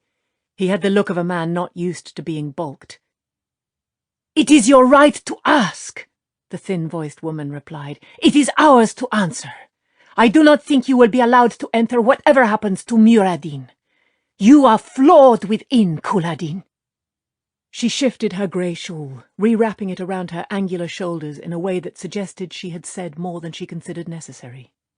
The flame-haired man's face grew red. "My first brother will return marked as clan chief, and we will lead the Shaido to great honour. We mean to—" He snapped his mouth shut, almost quivering. Egwene thought she would keep an eye on him if he remained anywhere close to her. He reminded her of the Congers and the Coplins back home, full of boasts and trouble. She had certainly never before seen any Aiel display so much raw emotion. Amis seemed to have dismissed him already. "There is one who came with you, Ruark," she said. Egwene expected the woman to speak to her, but Amis's eyes swept straight to Rand. Moraine was obviously not surprised. Egwene wondered what had been in that letter from these 4 wise ones that the Aes Sedai had not revealed. Rand looked taken aback for a moment, hesitating, but then he strode up the slope to stand near Ruark, at eye level to the women. Sweat plastered his white shirt to his body and made darker patches on his breeches. With a twisted white cloth tied around his head, he certainly did not look so grand as he had in the heart of the stone. He made an odd bow, left foot advanced, left hand on knee, right hand outstretched, palm upward. "By the right of blood," he said, "I ask leave to enter Ruidian, for the honour of our ancestors and the memory of what was." Amis blinked in evident surprise, and Bear murmured, "An ancient form, but the question has been asked." "I answer yes." "I also answer yes, Bear," Amis said. "Sienna?" "This man is no Aiel!" Couladin broke in angrily. Egwene suspected he was very nearly always angry. "It is death for him to be on this ground. Why has Ruark brought him? Why?" "Do you wish to be a wise one, Couladin?" Bear asked, a frown deepening the creases on her face. "Put on a dress and come to me, and I will see if you can be trained. Until then, be silent when wise ones speak." "My mother was Aiel," Rand said in a strained voice. Egwene stared at him. Kari al-Thor had died while Egwene was barely out of her cradle, but if Tam's wife had been Aiel, Egwene would certainly have heard of it. She glanced at Moraine. The Aes Sedai was watching, smooth-faced, calm. Rand did look a great deal like the Aielmen, with his height and grey-blue eyes and reddish hair, but this was ridiculous. "Not your mother," Amis said slowly. "Your father." Egwene shook her head. This approached madness. Rand opened his mouth, but Amis did not let him speak. "Sienna, how do you say?" "Yes," the woman with grey-streaked hair said. "Melaine?" The last of the 4, a handsome woman with golden red hair, no more than 10 or 15 years older than Egwene, hesitated.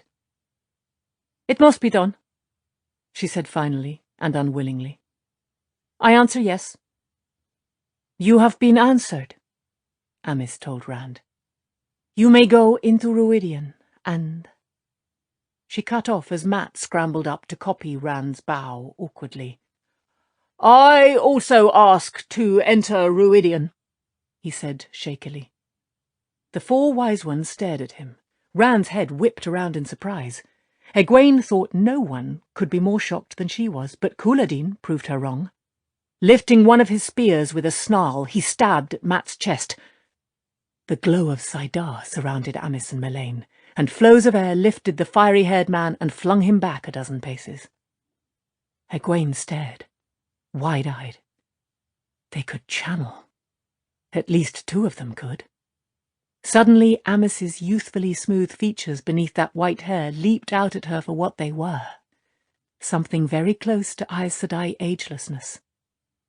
Moraine was absolutely still. Egwene could almost hear her thoughts buzzing, though. This was plainly as much of a surprise to the Aes Sedai as to herself. Couladin scrambled to his feet in a crouch. "You accept this outlander as one of us?" he rasped, pointing at Rand with the spear he had attempted to use on Mat. "If you say it, then so be it. He is still a soft wetlander, and Ruidian will kill him." The spear swung to Mat, who was trying to slip a knife back up his sleeve without being noticed. "But it is death for him to be here, and sacrilege for him to even ask to enter Ruidian. None but those of the blood may enter. None!" "Go back to your tents, Couladin," Melaine said coldly. "And you, Herne. And you as well, Ruark. This is business of wise ones, and none of men save those who have asked. Go." Ruark and Herne nodded and walked away toward the smaller set of tents, talking together. Couladin glared at Rand and Mat and at the wise ones, before jerking around and stalking off toward the larger camp. The wise ones exchanged glances, troubled glances, Egwene would have said. though they were almost as good as Aes Sedai at keeping their faces blank when they wanted to. "It is not permitted," Amis said finally. "Young man, you do not know what you have done. Go back with the others." Her eyes brushed across Egwene and Moraine and Lan, standing alone now with the horses near the wind-scoured portal stone. Egwene could not find any recognition for her in that glance. "I can't." Mat sounded desperate. "I've come this far, but this doesn't count, does it? I have to go to Ruidian." "It is not permitted," Melaine said sharply, her long red gold hair swinging as she shook her head. "You have no Aiel blood in your veins." Rand had been studying Mat all this time. "He comes with me," he said suddenly. "You gave me permission, and he can come with me, whether you say he can or not." He stared back at the Wise Ones, not defiantly, merely determined, set in his mind. Egwene knew him like this. He would not back down whatever they said. "It is not permitted," Melaine said firmly, addressing her sisters. She pulled her shawl up to cover her head. "The law is clear. No woman may go to Ruidian more than twice, no man more than once, and none at all save they have the blood of Aiel." Sienna shook her head. "Much is changing, Melaine. The old ways." "If he is the one," Bear said, "the time of change is upon us. Aes Sedai stand on Chayandai, and Aan Alain with his shifting cloak. Can we hold to the old ways still, knowing how much is to change?" "We cannot hold," Amis said. "All stands on the edge of change now." "Melaine?" The golden-haired woman looked at the mountains around them and the fog-shrouded city below, then sighed and nodded. "It is done," Amis said, turning to Rand and Mat. "You," she began, then paused. "By what name do you call yourself?" "Rand al'Thor." "Mat Cawthon." Amis nodded. "You, Rand al'Thor, must go into the heart of Ruidian, to the very centre. If you wish to go with him, Mat Cawthon, so be it, but know that most men who enter Ruidian's heart do not come back, and some return mad. You may carry neither food nor water, in remembrance of our wanderings after the breaking. You must go to Ruidian unarmed, save with your hands and your own heart, to honour the Jen. If you have weapons, place them on the ground before us. They will be here for you when you return. If you return." Rand unsheathed his belt-knife and laid it at Amis's feet, then, after a moment, added the greenstone carving of the round little man. "That is the best I can do," he said. Mat began with his belt-knife and kept right on, pulling knives from his sleeves and under his coat, even one from down the back of his neck, fashioning a pile that seemed to impress even the Aiel women. He made as if to stop, looked at the women, then took 2 more from each boot-top. "I forgot them," he said with a grin and shrug. The Wise One's unblinking looks wiped his grin away.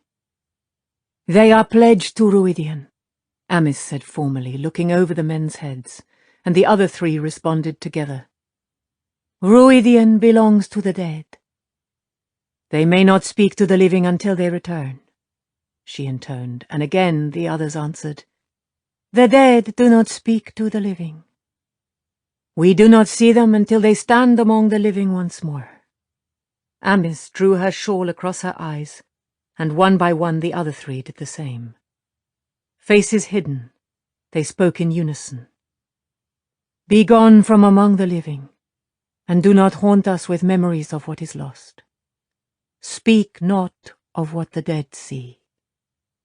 Silent then they stood there, holding their shawls up, waiting. Rand and Mat looked at one another. Egwene wanted to go to them, to speak to them. They wore the fixed, too steady faces of men who did not want anyone to know they were uneasy or afraid. But that might break the ceremony. Finally, Mat barked a laugh.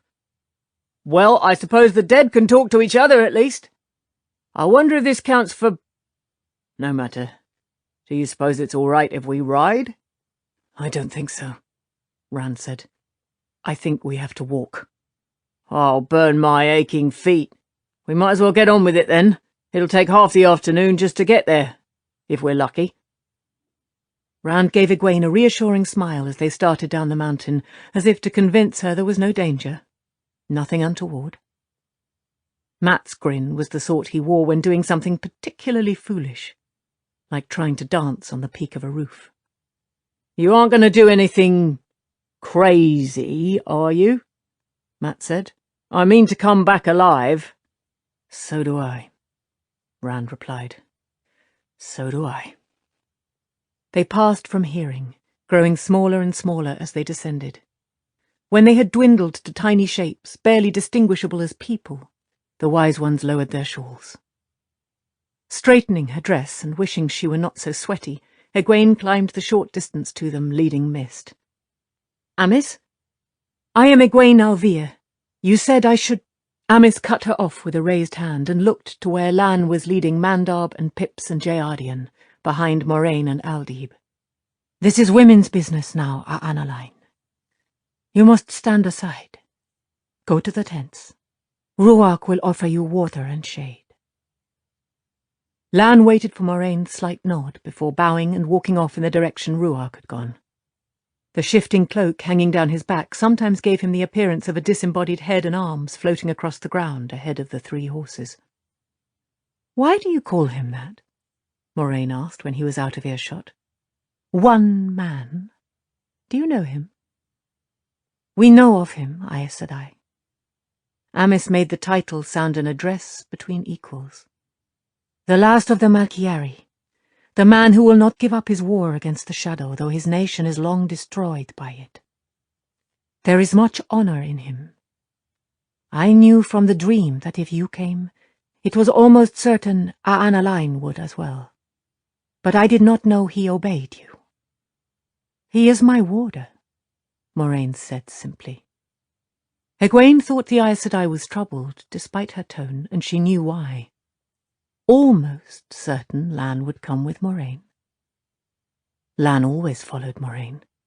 He would follow her into the pit of doom without blinking. Nearly as interesting to Egwene was, if you came. Had the wise ones known they were coming or not? Perhaps interpreting the dream was not as straightforward as she hoped. She was about to ask when Bear spoke. Avienda, come here. Avienda had been squatting disconsolately off to one side, arms wrapped around her knees, staring at the ground. She stood slowly. If Egwene had not known better, she would have thought the other woman was afraid. Avienda's feet dragged as she climbed to where the wise one stood and set her bag and rolled wall hangings at her feet. It is time, Bear said, not ungently. Still there was no compromise in her pale blue eyes. You have run with the spears as long as you can. Longer than you should have. Avienda flung up her head defiantly. I am a maiden of the spear. I do not want to be a wise one. I will not be. The wise one's faces hardened. Egwene was reminded of the women's circle back home, confronting a woman who was heading off into some foolishness. You have already been treated more gently than it was in my day, Amis said in a voice like stone. I too refused when called. My spear sisters broke my spears before my eyes. They took me to Bear and Coedlin, bound hand and foot and wearing only my skin. And a pretty little doll tucked under your arm, Bear said dryly, to remind you how childish you were. As I remember, you ran away 9 times in the first month. Amis nodded grimly, and was made to blubber like a child for each of them. I only ran away 5 times the second month. I thought I was as strong and hard as a woman could be. I was not smart, though. It took me half a year to learn you were stronger and harder than I could ever be, Bear. Eventually, I learned my duty, my obligation to the people. As you will, Avienda. Such as you and I, we have that obligation. You are not a child. It is time to put away dolls and spears, and become the woman you are meant to be. Abruptly, Egwene knew why she had felt such a kinship with Aviendha from the first, knew why Amice and the others meant her to be a wise one. Aviendha could channel.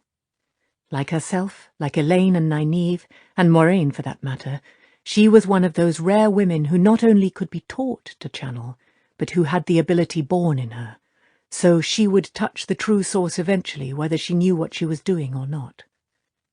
Moraine's face was still, calm, but Egwene saw confirmation in her eyes. The Aes Sedai had surely known from the first time she came within arm's reach of the Aiel woman. Egwene realized she could feel that same kinship with Amice and Melaine. Not with Bear or Sienna, though. Only the first two could channel. She was sure of it. And now she could sense the same in Moraine. It was the first time she had ever felt that. The Aes Sedai was a distant woman. Some of the wise ones, at least, apparently saw more in Moraine's face. "You meant to take her to your White Tower," Bear said, "to make her one of you. She is Aiel, Aes Sedai." "She can be very strong if she is trained properly," Moraine replied, "as strong as Egwene will be. In the tower she can reach that strength. We can teach her as well, Aes Sedai." Melaine's voice was smooth enough, but contempt tinged her unwavering, green-eyed stare. "Better. I have spoken with Aes Sedai. You coddle women in the tower. The Threefold Land is no place for coddling. Aviendha will learn what she can do, while you would still have her playing games." Egwene gave Aviendha a concerned look. The other woman was staring at her feet. Defiance gone. If they thought training in the tower was coddling... She had been worked harder and disciplined more strictly as a novice than ever before in her life. She felt a true pang of sympathy for the Aiel woman. Amice held out her hands, and Aviendha reluctantly laid her spears and buckler in them, flinching when the wise one threw them aside to clatter on the ground. Slowly, Aviendha slid her cased bow from her back and surrendered it, unbuckled the belt holding her quiver and sheathed knife.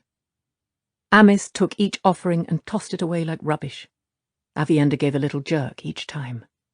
A tear trembled at the corner of one blue-green eye. "Do you have to treat her this way?" Egwene demanded angrily.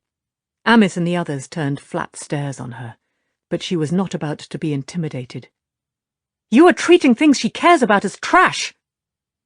"She must see them as trash," Sienna said. "When she returns, if she returns, she will burn them and scatter the ashes.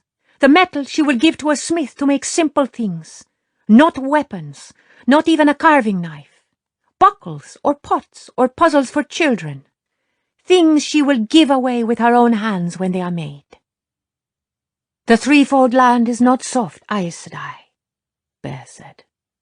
"Soft things die here. The Cadin Sor, Aviendha." Amice gestured to the discarded weapons. "Your new clothes will await your return." Mechanically, Aviendha stripped, tossing coat and breeches, soft boots, everything onto the pile. Naked, she stood without wriggling a toe, though Egwene thought her own feet would blister through her shoes. She remembered watching as the clothes she had worn to the White Tower were burned, a severing of ties to an earlier life. But it had not been like this. Not this stark.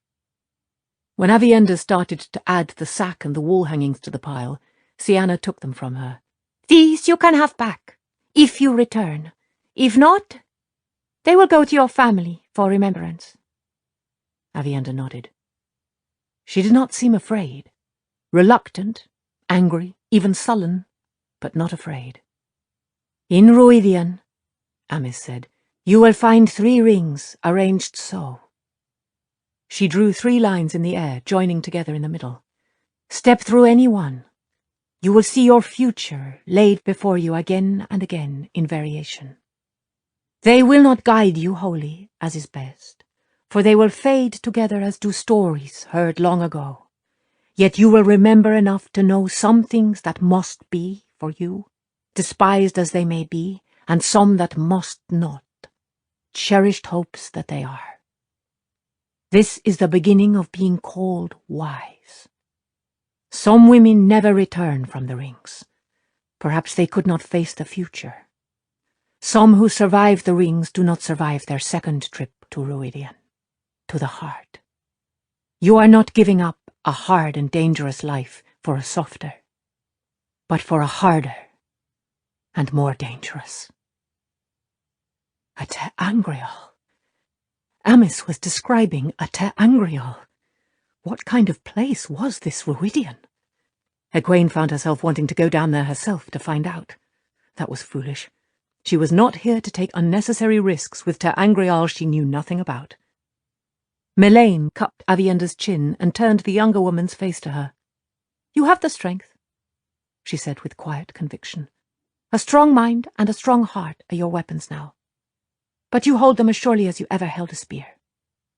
Remember them, use them, and they will see you through anything." Egwene was surprised. Of the four, she would have picked the sun-haired woman last to show compassion.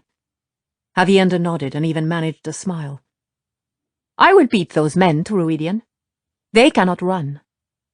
Each wise one in turn kissed her lightly on each cheek, murmuring, "Come back to us." Catching Avienda's hand, Egwene squeezed it and got a squeeze in return. Then the Aiel woman was running down the mountainside in leaps. It seemed she might well catch up to Rand and Mat. Egwene watched her go worriedly. This was something like being raised to accepted, it seemed, but without any novice training first, without anyone to give small comfort afterward. What would it have been like to be raised accepted on her first day in the tower? She thought she might have gone mad.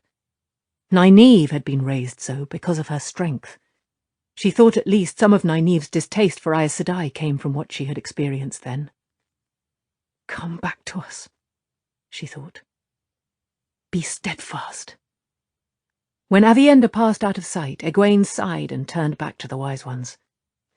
She had her own purpose here, and holding back from it would help no one. "Amice, in Teleran Riod, you told me I should come to you to learn." "I have." "Haste," the white-haired woman said. "We have been hasty because Avienda struggled so long against her toe. Because we feared the Shaido might don veils even here, if we did not send Rand al'Thor into Ruidian before they could think." "You believe they'd have tried to kill him?" Egwene said. "But he's the one you sent people over the Dragon Wall to find." "He who comes with the dawn."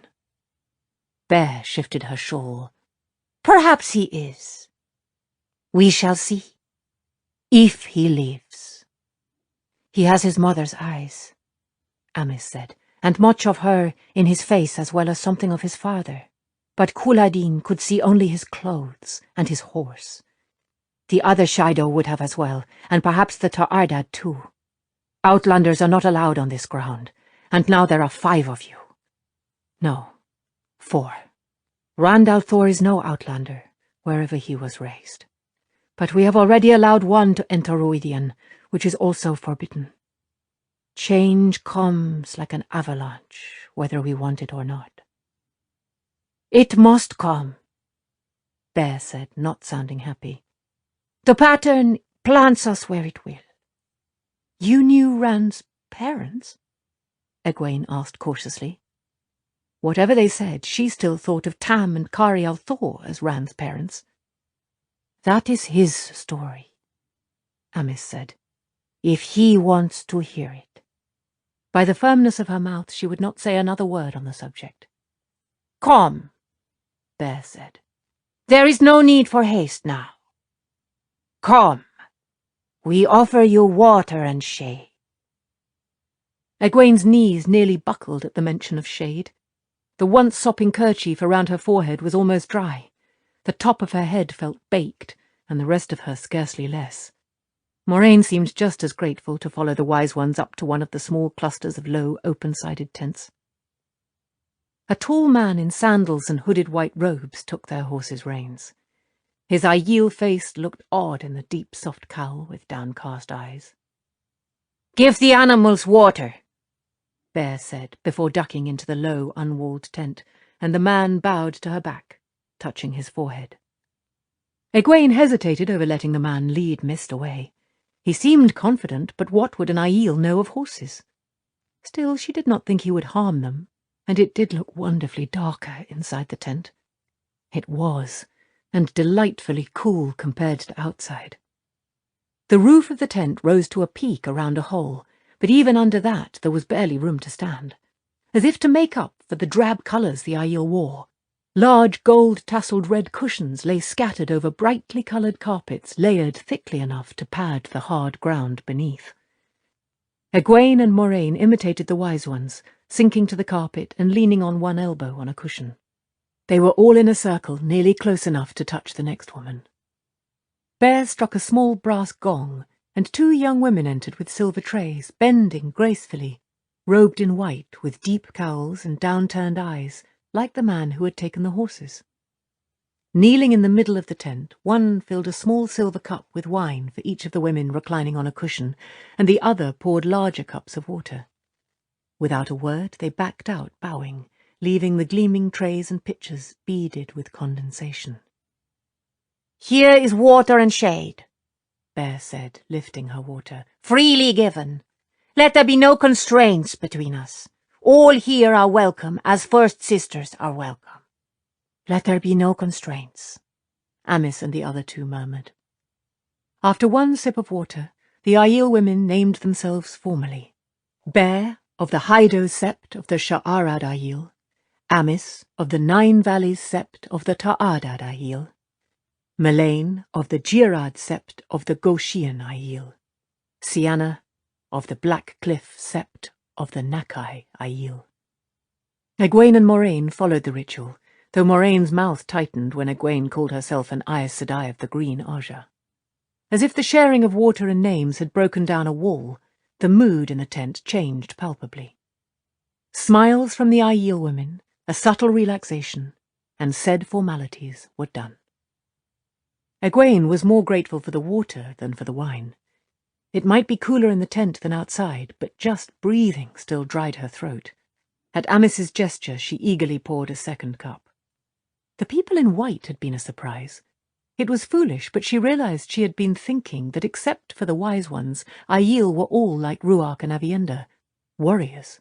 Of course, they had blacksmiths and weavers and other craftsmen. They must. Why not servants?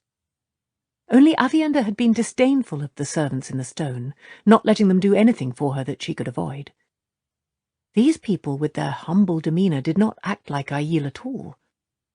She did not recall seeing any white in the 2 large camps. "Is it only wise ones who have servants?" she asked. Melaine choked on her wine. "Servants?" she gasped. "They are Gaishan, not servants." She sounded as if that should explain everything. Moraine frowned slightly over her wine cup. "Gaishan? How does that translate? Those sworn to peace in battle?" "They are simply Gaishan," Amice said. She seemed to realize they did not understand. "Forgive me, but do you know of Jieto?" "Honor and obligation," Moraine replied promptly. "Or perhaps honor and duty." "Those are the words, yes, but the meaning. We live by Jieto," Aes Sedai. "Do not try to tell them all, Amice," Bear cautioned. "I once spent a month trying to explain Jieto to a wetlander, and at the end she had more questions than at the beginning." Amice nodded. "I will stay to the core. If you wish it explained, Moraine." Egwene would as soon have begun talking of dreaming and training, but to her irritation the Aes Sedai said, "Yes, if you will." With a nod to Moraine, Amice began. "I will follow the line of Gaishan simply. In the Dance of Spears, the most honor, is earned by touching an armed enemy without killing or harming in any way." "The most honor because it is so difficult," Sienna said, bluish-grey eyes crinkling wryly, "and thus so seldom done." "The smallest honor comes from killing," Amice continued. "A child or a fool can kill. In between is the taking of a captive. I pare it down, you see. There are many degrees. Gaishan are captives taken so, though a warrior who has been touched may sometimes demand to be taken Gaishan to reduce his enemy's honor and his own loss." Maidens of the Spear and stone dogs especially are known for this, Sienna put in, bringing a sharp look from Amice. Do I tell this, or do you? To continue, some may not be taken Gaishan, of course. A wise one, a blacksmith, a child, a woman with child, or one who has a child under the age of 10. A Gaishan has to his or her captor. For Gaishan, this is to serve 1 year and a day, obeying humbly, touching no weapon, doing no violence. Egwene was interested in spite of herself. Don't they try to escape? I certainly would. I'll never let anyone make me a prisoner again. The wise ones looked shocked. It has happened, Sienna said stiffly, but there is no honor in it. A Gaishan who ran away would be returned by his or her sept to begin the year and a day anew. The loss of honor is so great that a first brother or first sister might go as Gaishan as well to discharge the sept's toll. More than one if they feel the loss of chi is great. Moraine seemed to be taking it all in calmly, sipping her water, but it was all Egwene could do not to shake her head. The Aiel were insane. That was all there was to it. It got worse.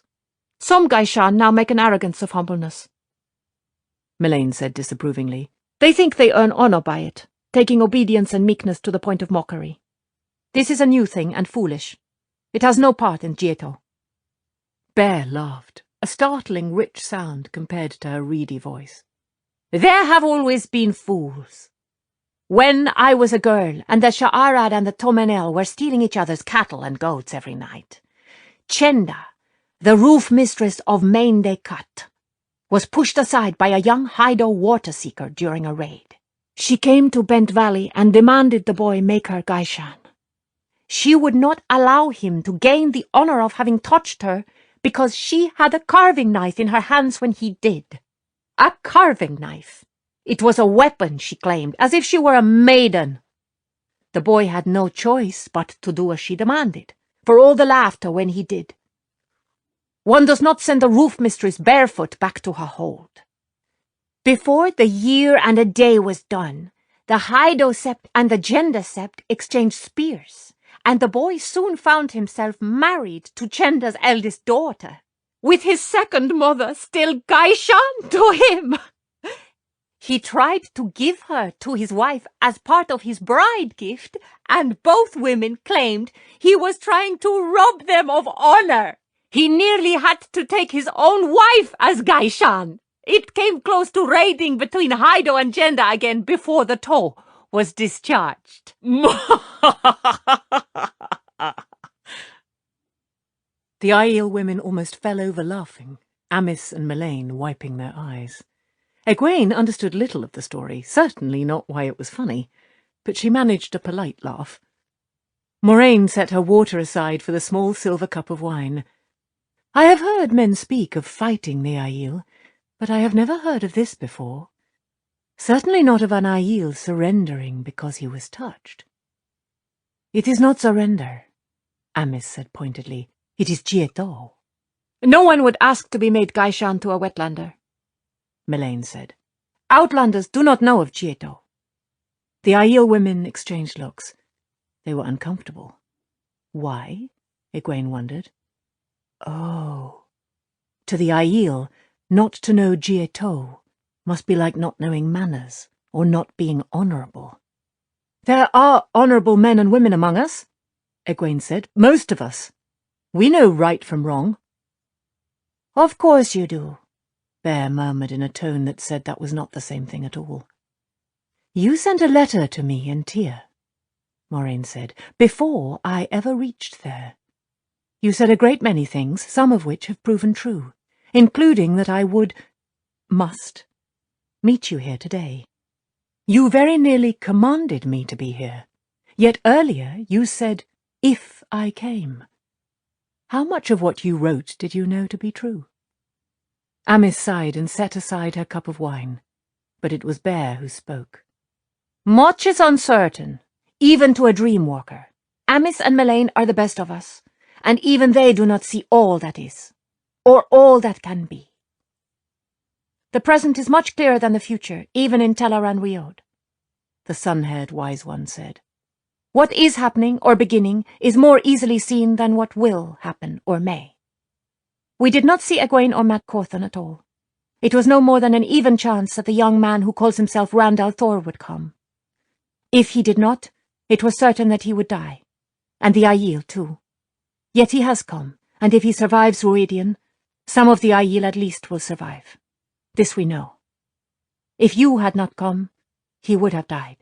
If our Anna line had not come, you would have died. If you do not go through the rings— She cut off as if she had bitten her tongue. Egwene leaned forward intently. Moraine had to enter Ruidian?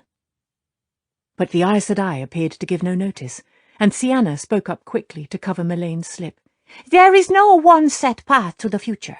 The pattern makes the finest lace look like coarse-woven sacking, or tangled string. In Tel'aran'rhiod, Riod, it is possible to see some ways the future may be woven. No more than that. Moraine took a sip of wine. The old tongue is often difficult to translate. Egwene stared at her. The old tongue? What about the rings? The Angreal? But Moraine went blithely on. Tel'aran'rhiod means the world of dreams, or perhaps the unseen world. Neither is really exact. It is more complex than that. A'an Alain. One man, but also the man who is an entire people. And 2 or 3 other ways to translate it as well. And the words we have taken for common use and never think of their meanings in the old tongue. Warders are called Gaidin, which was brothers to battle. Aes Sedai meant servant of all. And Aiel, dedicated in the old tongue. Stronger than that, it implies an oath written into your bones. I have often wondered what the Aiel are dedicated to. The Wise Ones' faces had gone to iron, but Moraine continued. And Jen Aiel, the true dedicated, but again stronger. Perhaps the only true dedicated. The only true Aiel? She looked at them questioningly, just as if they did not suddenly have eyes of stone. None of them spoke. What was Moraine doing? Egwene did not intend to allow the Aes Sedai to ruin her chances of learning whatever the Wise Ones could teach her. Amice, could we talk of dreaming now? Tonight would be time enough, Amice said. But tonight, Egwene. You may be Aes Sedai, but you must become a pupil again. You cannot even go to sleep when you wish yet, or sleep lightly enough to tell what you see before you wake. When the sun begins to set, I will begin to teach you.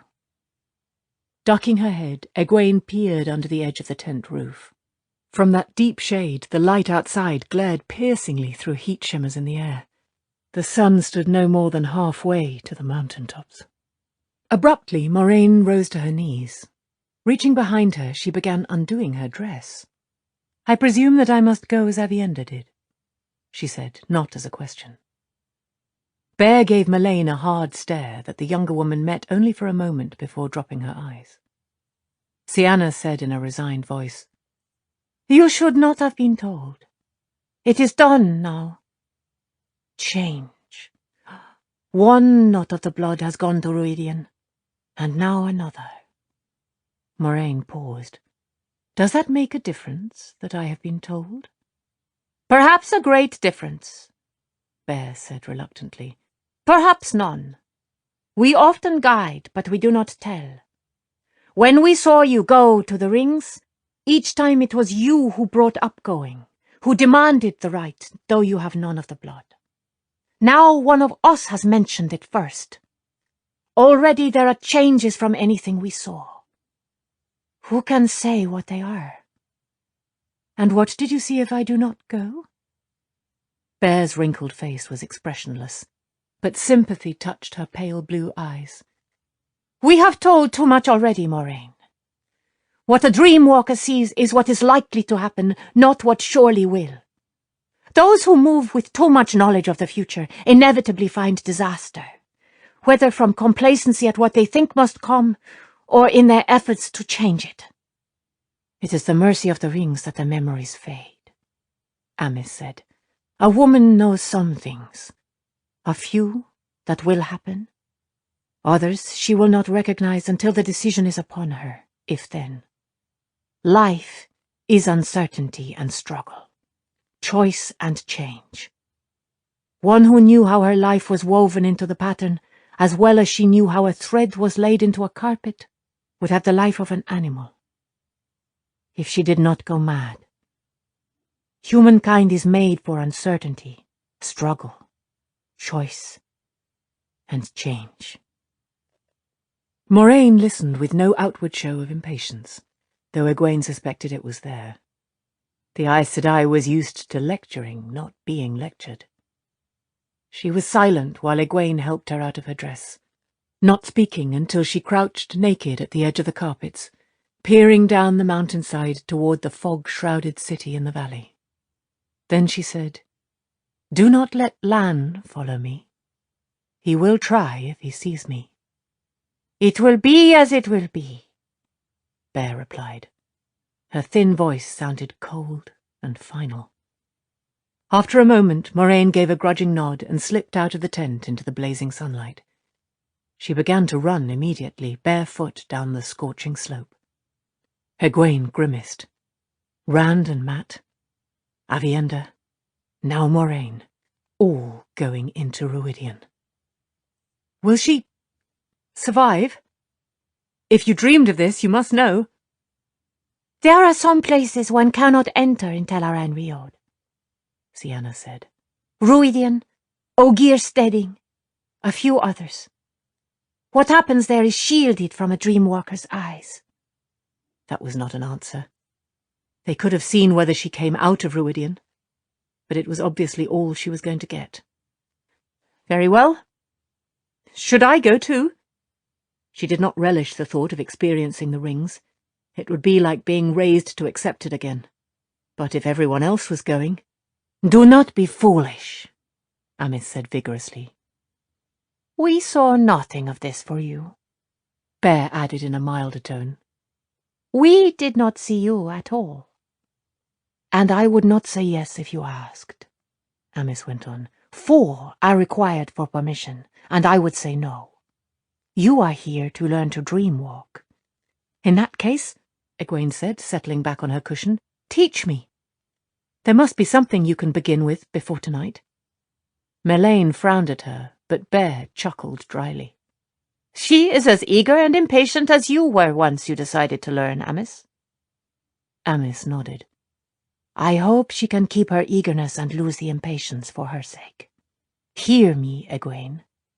Though it will be hard, you must forget that you are Aes Sedai if you are to learn. You must listen, remember, and do as you are told. Above all, you must not enter Teleran Riod again until one of us says you may. Can you accept this?" It would not be hard to forget she was Aes Sedai when she was not. For the rest, it sounded ominously like becoming a novice again. "I can accept it." She hoped she did not sound doubtful. "Good," Bear said. "I will now tell you about dreamwalking and Teleran Riod in a very general way. When I am done, you will repeat back to me what I have said. If you fail to touch all points, you will scrub the pots in place of the Gaishan tonight. If your memory is so poor that you cannot repeat what I say after a second hearing, well, we will discuss that when it happens. Attend. Almost anyone can touch Teleran Riod, but few can truly enter it. Of all the wise ones, we 4 alone can dreamwalk, and your tower has not produced a dreamwalker in nearly 500 years. It is not a thing of the one power, though. Aes Sedai believe it is. I cannot channel, nor can Sienna, yet we dreamwalk as well as Amis or Melaine. Many people brush the word of dreams in their sleep. Because they only brush against it, they wake with aches or pains where they should have broken bones or mortal hurts. A dreamwalker enters the dream fully. Therefore her injuries are real on waking. For one who is fully in the dream, dreamwalker or not, death there is death here. To enter the dream too completely, though, is to lose touch with the flesh. There is no way back, and the flesh dies. It is said that once there were those who could enter the dream in the flesh and no longer be in this world at all. This was an evil thing, for they did evil. It must never be attempted, even if you believe it possible for you, for each time you will lose some part of what makes you human. You must learn to enter Tel'aran'rhiod when you wish, to the degree you wish. You must learn to find what you need to find and read what you see, to enter the dreams of another close by in order to aid healing, to recognize those who are in the dream fully enough to harm you, to... Egwene listened intently. It fascinated her, hinting at things she had never suspected were possible. But beyond that, she had no intention of ending up scrubbing pots. It did not seem fair, somehow. Whatever Rand and Mat and the others faced in Ruidian, they were not going to be sent off to scrub pots. And I agreed to it. It just was not fair. But then, she doubted they could get any more out of Ruidian than she would from these women. Chapter 24. Ruidian. The smooth pebble in Mat's mouth was not making moisture any more, and had not been for some time. Spitting it out, he squatted beside Rand and stared at the billowing grey wall maybe 30 paces in front of them. Fog. He hoped at least it was cooler in there than out here. And some water would be appreciated. His lips were cracking. He pulled the scarf from around his head and wiped his face, but there was not much sweat to dampen the cloth. Not much sweat remained in him to come out. A place to sit down. His feet felt like cooked sausages inside his boots. He felt pretty well cooked all over, for that matter. The fog stretched left and right better than a mile and bulked over his head like a towering cliff. A cliff of thick mist in the middle of a barren, blistered valley. There had to be water in there. Why doesn't it burn off? He did not like that part of it. Fooling with the power had brought him here, and now it seemed he had to fool with it again. Light, I want free of the power and Aes Sedai, burn me, I do. Anything not to think of stepping into that fog for just a minute more. That was Egwene's Aiel friend I saw running, he croaked. Running, in this heat. Just thinking of it made his feet hurt worse. Navienda, whatever her name is. If you say so, Rand said, studying the fog. He sounded as if he had a mouthful of dust. His face was sunburned, and he wavered unsteadily in his crouch. But what would she be doing down here? And naked? Mat let it go. Rand had not seen her. He had hardly taken his eyes off the roiling mist since starting down the mountain. And he did not believe Mat had seen her either. Running like a madwoman and keeping wide of the two of them. Heading for this strange fog, it had seemed to him. Rand appeared no more eager to step into that than he was. He wondered whether he looked as bad as Rand did. Touching his cheek, he winced. He expected he did. Are we going to stay out here all night? This valley is pretty deep. It'll be dark down here in another couple of hours. Might be cooler then, but I don't think I would like to meet whatever runs around this place in the night. Lions, probably. I've heard there are lions in the waste.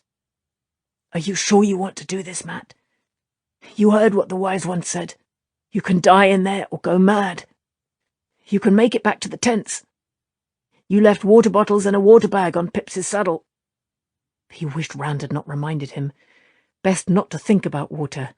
Burn me, no. I don't want to. I have to. What about you? Isn't being the bloody dragon reborn enough for you? Do you have to be a flaming Aiel clan chief too? Why are you here? I have to be, Mat. I have to be. Resignation came through the parch in his voice, but something else too. a hint of eagerness. The man really was mad. He wanted to do this. Rand, maybe that's the answer they give everybody. Those snake people, I mean. Go to Ruidian. Maybe we don't have to be here at all. He did not believe it, but with that fog staring him in the face... Rand turned his head to look at him, not speaking. Finally he said, "They never mentioned Ruidian to me, Matt." "Oh, burn me," he muttered. Somehow or other he meant to find a way back through that twisted doorway in Tyr. Absently he pulled the gold Tarvalon mark from his coat pocket, rolled it across the backs of his fingers and thrust it back. Those snaky folk were going to give him a few more answers whether they wanted to or not. Somehow. Without another word, Rand rose and started toward the fog in an unsteady stride, his eyes fixed straight ahead. Matt hurried after him. "Burn me, burn me. I do not want to do this." Rand plunged right into the dense mist, but Matt hesitated a moment before following. It had to be the power maintaining the fog after all, with its edge boiling so but never advancing or retreating an inch. The bloody power and no bloody choice. That first step was a blessed relief, cool and damp. He opened his mouth to let the mist moisten his tongue. 3 steps more, and he began to worry. Beyond the tip of his nose was only featureless grey. He could not make out even a shadow that could be Rand. "Rand?" The sound might as well not have come from his mouth. The murk seemed to swallow it before it reached his own ears. He was not even sure of his direction anymore, and he could always remember his way. Anything might be ahead of him, or under his feet. He could not see his feet. The fog shrouded him completely below the waist. He picked up his pace regardless, and suddenly stepped out beside Rand into a peculiar, shadowless light. The fog made an enormous hollow dome hiding the sky, its bubbling inner surface glowing in a pale, sharp blue. Ruidian was not nearly so big as Tyr or Camelin, but the empty streets were broad as any he had ever seen, with wide strips of bare dirt down their centres as if trees had grown there once, and great fountains with statues. Huge buildings flanked the streets, odd flat-sided palaces of marble and crystal and cut glass, ascending hundreds of feet in steps or sheer walls. There was not a small building to be seen, nothing that might have been a simple tavern or an inn or a stable. Only immense palaces, with gleaming columns 50 feet thick climbing 100 paces in red or white or blue, and grand towers, fluted and spiralled, some piercing the glowing clouds above. For all its grandeur, the city had never been finished. Many of those tremendous structures ended in the saw teeth of abandoned construction. Coloured glass made images in some huge windows, serenely majestic men and women 30 feet tall or more, sunrises and starry night skies. Others gaped emptily, unfinished and long deserted. No water splashed in any fountain. Silence covered the city as completely as the dome of fog. The air was cooler than outside, but just as arid. Dust grated underfoot on pale, smooth paving stones. Matt trotted to the nearest fountain anyway, just on the off chance, and leaned on the waist-high white rim. 3 unclothed women, twice as tall as he and supporting an odd wide-mouthed fish over their heads, peered down into a wide, dusty basin no drier than his mouth. "Of course," Rand said behind him. "I should have thought of this before." Matt looked over his shoulder. "Thought of what?" Rand was staring at the fountain, shaking with silent laughter. "Get hold of yourself, Rand. You didn't go crazy in the last minute. You should have thought of what?" A hollow gurgling whipped Matt's eyes back to the fountain. Abruptly, water gushed out of the fish's mouth, a stream as thick as his leg. He scrambled into the basin and ran to stand under the downpour, head back and mouth open. Cold, sweet water, cold enough to make him shiver, sweeter than wine. It soaked his hair, his coat, his breeches. He drank until he thought he would drown, finally staggering over to lean, panting against a woman's stone leg. Rand was still standing there, staring at the fountain, face red and lips cracked, laughing softly. "No water, Matt. They said we couldn't bring water, but they did not say anything about what was already here." "Rand, aren't you going to drink?" Rand gave a start, then stepped into the now ankle-deep basin and splashed across to stand where Matt had been, drinking in the same way, eyes closed and face tilted up to let the water pour over him. Matt watched worriedly. Not mad exactly. Not yet. But how long would Rand have stood there laughing while thirst turned his throat to stone if he had not spoken? Matt left him there and climbed out of the fountain. Some of the water drenching his clothes had seeped down into his boots. He ignored the squish he made at every step. He was not sure he could get his boots back on if he pulled them off. Besides, it felt good. Peering at the city, he wondered what he was doing there. Those people had said he would die otherwise. But was just being in Ruidian enough? Do I have to do something? What? The empty streets and half-finished palaces were shadowless in the pale azure light. A prickling grew between his shoulder blades. All those empty windows looking down on him, all those gap-toothed lines of forsaken stonework. Anything could be hiding in there, and in a place like this, anything could be any bloody thing at all. He wished he still had his boot knives, at least. But those women, those wise ones, had stared at him as if they knew he was holding out on them. And they had channeled, one or all of them. It was not wise to step on the wrong side of women who could channel if you could avoid it. Burn me, if I could get shut of Aes Sedai, I'd never ask for another thing. Well, not for a good long while, anyway. The light. I wonder if anything is hiding in here. The heart has to be that way, Matt. Rand was climbing out of the basin, dripping wet. The heart? The wise one said I had to go to the heart. They must mean the centre of the city. Rand looked back at the fountain, and suddenly the flow dwindled to a trickle, then ceased. There's an ocean of good water down there. Deep. So deep I nearly didn't find it. If I could bring it up. No need to waste it, though. We can get another good drink when it's time to leave. Matt shifted his feet uncomfortably. Fool. Where did you think it came from? Of course he bloody channeled. Did you think it just started flowing again after the light knows how long? Centre of the city. Of course. Lead on. They kept to the middle of the wide street, walking along the edge of the bare strips of dirt, past more dry fountains, some with only the stone basin and a marble base where the statues should have been. Nothing was broken in the city, only incomplete. The palaces loomed to either side like cliffs. There had to be things inside. Furniture, maybe, if it had not rotted. Maybe gold. Knives. Knives would not rust away in this dry air, no matter how long they had been there. There could be a bloody murdral in there for all you know. Light.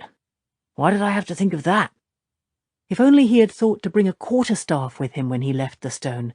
Maybe he could have convinced the wise ones it was a walking staff. No use thinking of it now. A tree would do, if he had a way to cut a good branch and trim it. If, again. He wondered whether whoever built this city had managed to grow any trees. He had worked on his father's farm too long not to know good dirt when he saw it. These long ribbons of exposed soil were poor, no good for growing anything besides weeds, and not many of those. None now. After they had walked a mile, the street suddenly ended at a great plaza, perhaps as far across as they had walked, and surrounded by those palaces of marble and crystal. Startlingly, a tree stood in the huge square, a good 100 feet tall and spreading its thick, leafy limbs over a hide of dusty white paving stones, near what appeared to be concentric rings of clear, glittering glass columns, thin as needles compared to their height, nearly as much as the trees. He would have wondered how a tree could grow here without sunlight if he had not been too busy staring at the astounding jumble filling the rest of the square. A clear lane led from each street Matt could see, straight to the columned rings, but in the spaces between, statues stood haphazardly, life-sized down to half that, in stone or crystal or metal, set right down on the pavement. All among them were... he did not know what to call them at first. A flat silvery ring, 10 feet across and thin as a blade, a tapering crystal plinth, a pace tall that might have held one of the smaller statues, a shiny black metal spire, narrow as a spear and no longer, yet standing on end as if rooted. Hundreds of things, maybe thousands, in every shape imaginable, every material imaginable, dotting the huge plaza with no more than a dozen feet between any two. It was the black metal spear, so unnaturally erect, that suddenly told him what they must be. Ter'angreal. Some sort of things to do with the power, anyway. Some of them had to be. That twisted stone doorway in the stone's great holding had resisted falling over, too. He was ready to turn around and go back right then, but Rand continued on, barely looking at what lined his way. Once Rand paused, staring down at 2 figurines that hardly seemed to deserve a place with the other things. 2 statuettes, maybe a foot tall, a man and a woman, each holding a crystal sphere aloft in one hand. He half bent as if to touch them, but straightened so quickly it could almost have been Matt's imagination. After a minute, Matt followed, hurrying to catch up. The closer they came to the scintillating rings of columns, the more he tensed. Those things all around them had to do with the power, and so did the columns. He just knew it. Those impossibly tall, thin shafts sparkled in the bluish light, dazzling the eye. All they said was I had to come here. Well, I'm here. They didn't say anything about the bloody power. Rand stopped so suddenly that Matt went 3 strides nearer the columned rings before realizing it. Rand was staring at the tree, Matt saw. The tree. Matt found himself moving toward it as if drawn. No tree had those trefoil leaves. No tree but one. A tree of legend.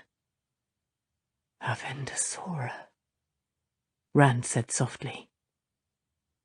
The tree of life. It's here. Under the spreading branches, Matt leaped to catch one of those leaves. His outstretched fingers fell a good pace short of the lowest. He satisfied himself with walking deeper beneath that leafy roof and leaning back against the thick bole. After a moment, he slid down to sit against it. The old stories were true. He felt contentment, peace, well-being. Even his feet did not bother him much. Rand sat down cross-legged nearby. I can believe the stories. Goatam, sitting beneath a Vendosora for 40 years to gain wisdom. Right now, I can believe. Matt let his head fall back against the trunk.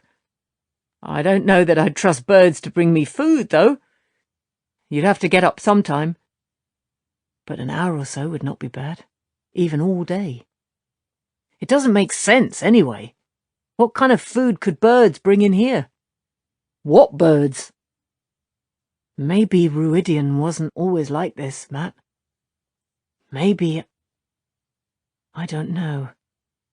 Maybe a Vendosora was somewhere else, then. Somewhere else, Matt murmured. I would not mind being somewhere else.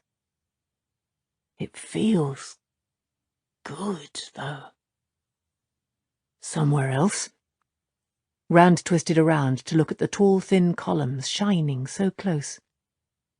Duty is heavier than a mountain, he sighed. That was part of a saying he had picked up in the Borderlands. Death is lighter than a feather, duty heavier than a mountain. It sounded like pure foolishness to Matt, but Rand was getting up. Matt copied him reluctantly. What do you think we'll find in there? I think I have to go on alone from here, Rand said slowly. What do you mean? Matt demanded. I've come this far, haven't I? I'm not going to turn tail now. Wouldn't I just like to, though? It isn't that, Matt. If you go in there, you come out a clan chief, or you die, or come out mad. I don't believe there's any other choice. Unless maybe the wise ones go in there. Matt hesitated. To die and live again. That was what they had said. He had no intention of trying to be an Aiel clan chief, though. The Aiel would probably stick spears through him. We'll leave it to luck, he said, pulling the Tarvalon mark from his pocket. Getting to be my lucky coin. Flame I go in with you, head I stay out. He flipped the gold coin quickly before Rand could object. Somehow he missed grabbing it. The mark careened off his fingertips, clinked to the pavement, bounced twice, and landed on edge. He glared at Rand accusingly. Do you do this sort of thing on purpose? Can't you control it? No. The coin fell over, showing an ageless woman's face surrounded by stars. It looks like you stay out here, Matt. Did you just... He wished Rand would not channel around him. Oh, burn me. If you want me to stay out here, I'll stay. Snatching the coin up, he stuffed it back into his pocket. Listen, you go in, do whatever it is you have to, and get back out. I want to leave this place, and I am not going to stand here forever, twiddling my thumbs, waiting for you. And you needn't think I'll come in after you either, so you'd best be careful. I wouldn't think that of you, Matt, Rand said. Matt stared at him suspiciously. What was he grinning at? So long as you understand, I won't. Go on, and be a bloody Aiel chief. You have the face for it. Don't come in there, Matt. Whatever happens, don't. He waited until Matt nodded before turning away. Matt stood, watching him walk in among the glittering columns. In the shifting dazzle, he seemed to vanish almost immediately.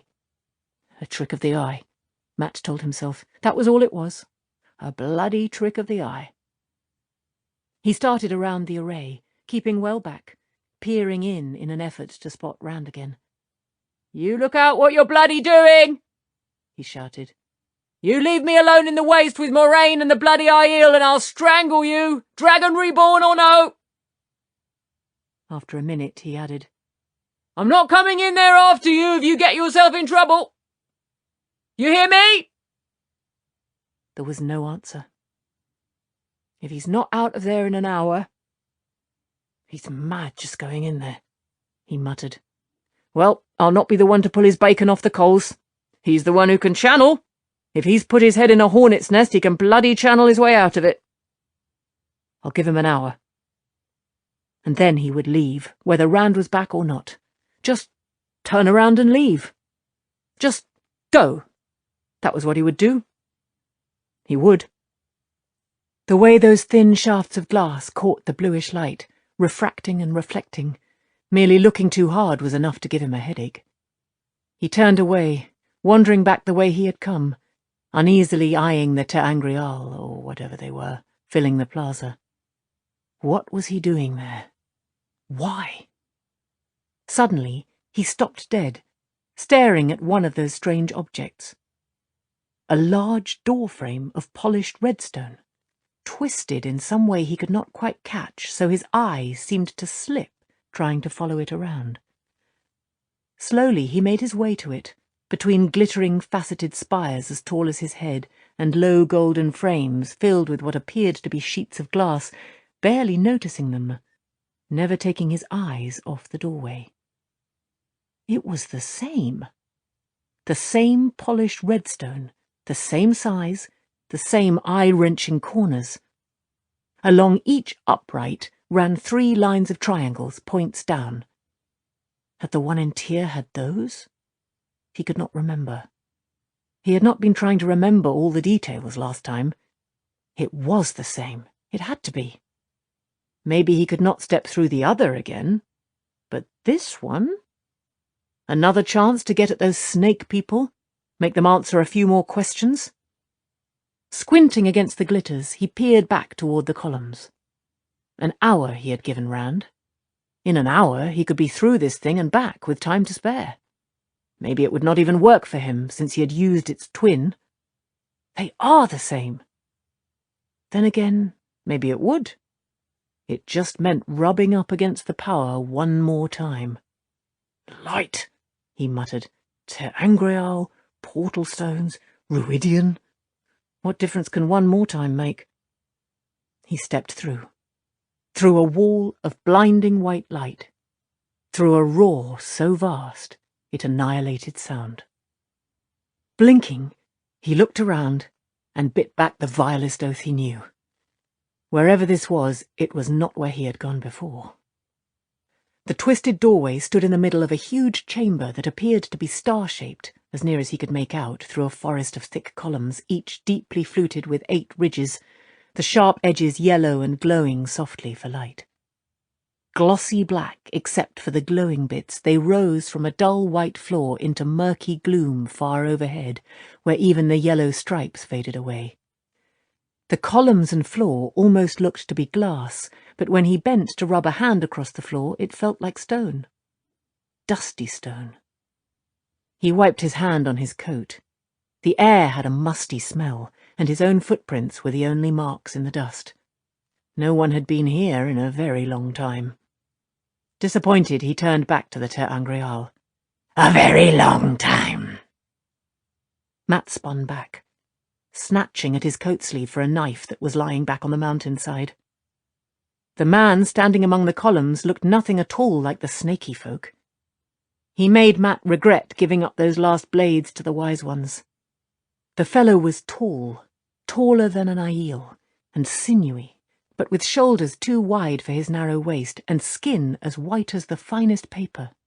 Pale leather straps, studded with silver, crisscrossed his arms and bare chest, and a black kilt hung to his knees. His eyes were too big and almost colourless, set deep in a narrow-jawed face. His short-cut, palely reddish hair stood up like a brush, and his ears, lying flat against his head, had a hint of a point at the top. He leaned toward Matt, inhaling, opening his mouth to pull in more air, flashing sharp teeth. The impression he gave was of a fox about to leap on a cornered chicken. "A very long time," he said, straightening. His voice was rough, almost a growl. "Do you abide by the treaties and agreements? Do you carry iron, or instruments of music, or devices for making light?" "I have none of those things," Matt replied slowly. This was not the same place, but this fellow asked the same questions, and he behaved the same with all that smelling. Rummaging through my bloody experiences, is he? Well, let him. Maybe he'll jog some loose so I can remember them too. He wondered if he was speaking the old tongue again. It was uncomfortable not knowing, not being able to tell. "If you can take me to where I can get a few questions answered, lead the way. If not, I will be going, with apologies for bothering you." "No."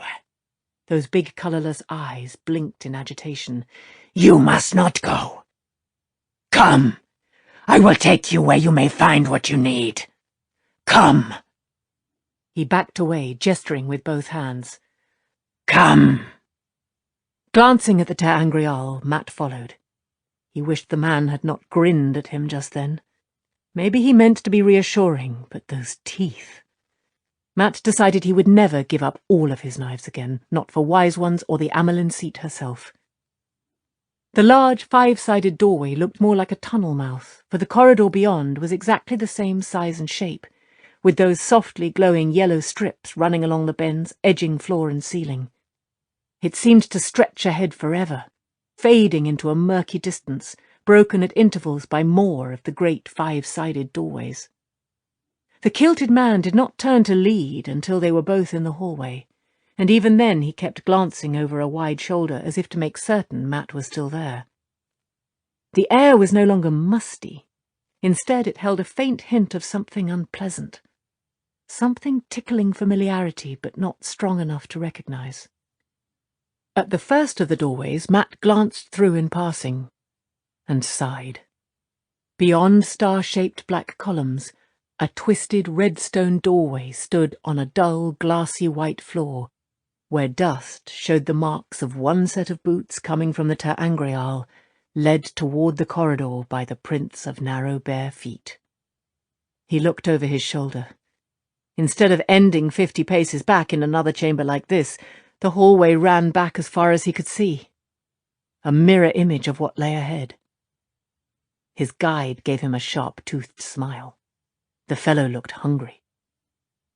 He knew he should have expected something of the sort after what he had seen on the other side of the doorway in the stone.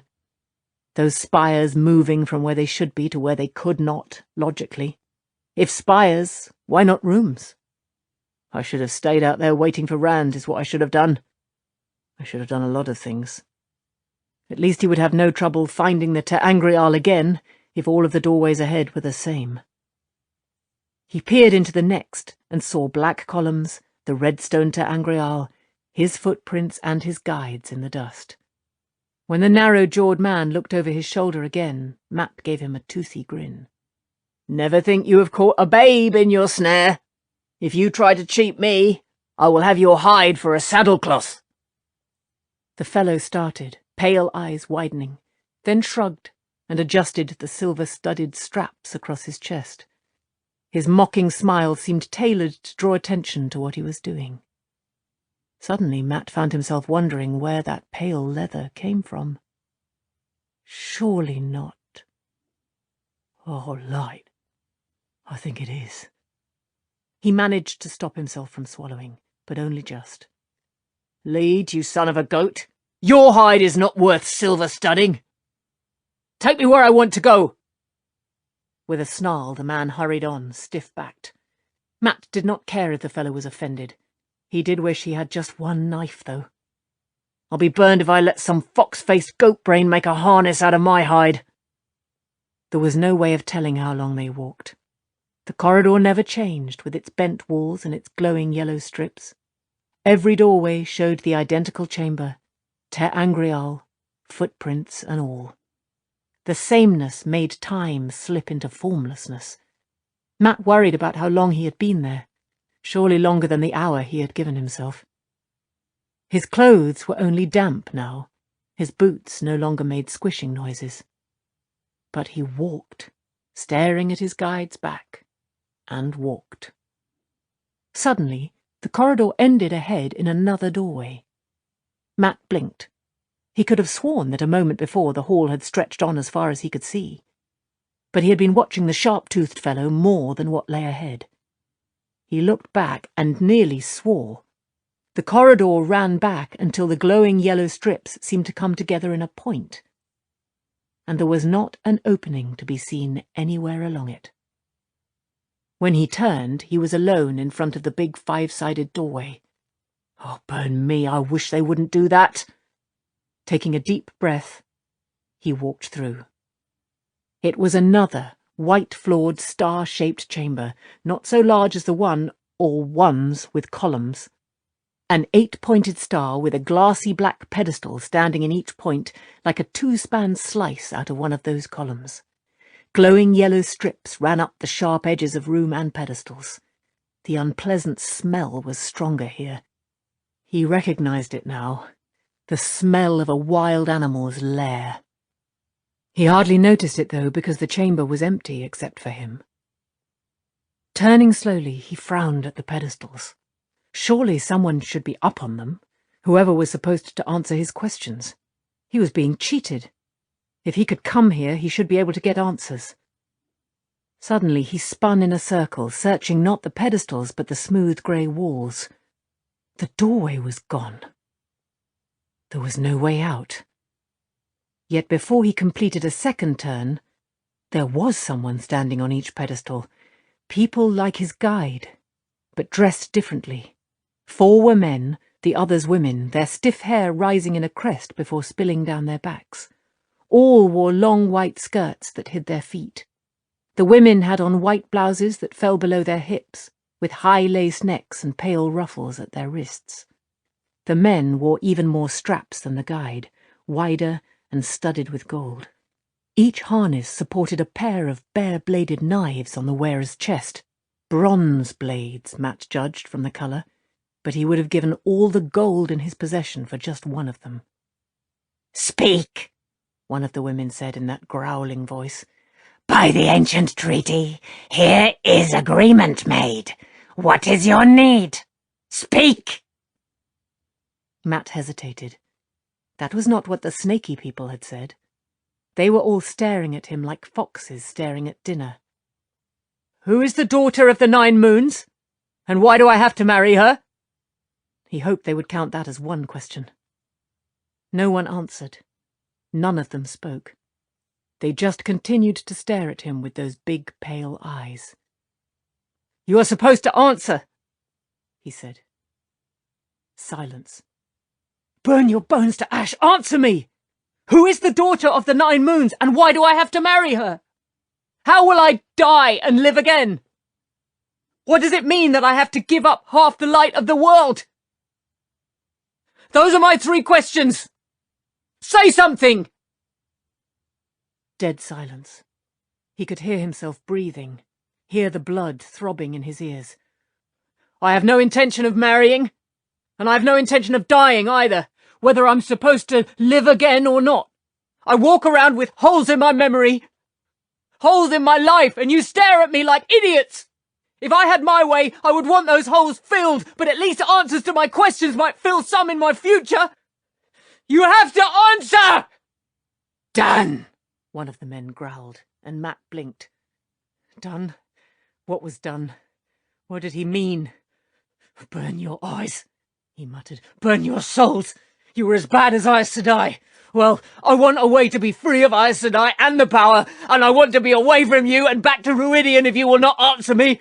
Open up a door and let me—" "Done," another man said, and one of the women echoed, "Done."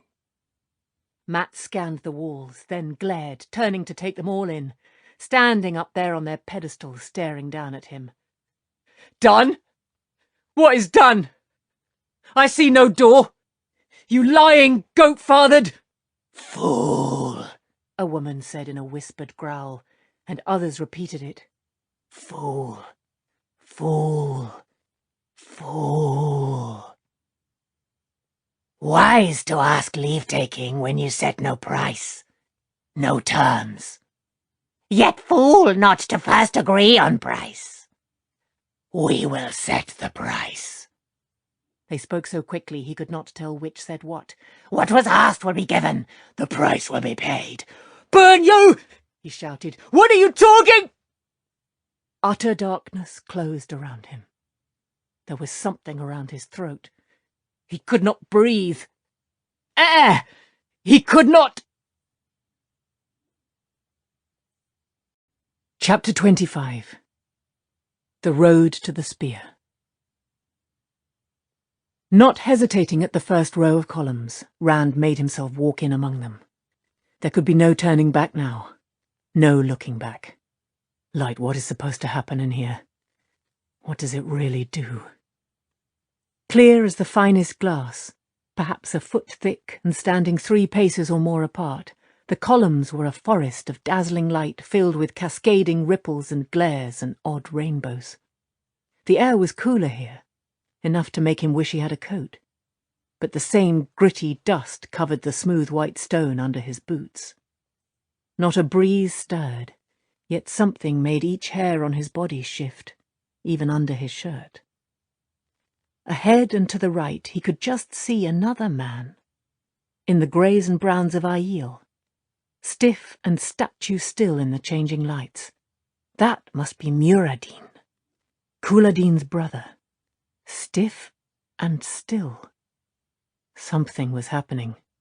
Strangely, considering the brilliance, Rand could make out the Aiel's face clearly, eyes wide and staring, face tight, mouth quivering on the brink of a snarl.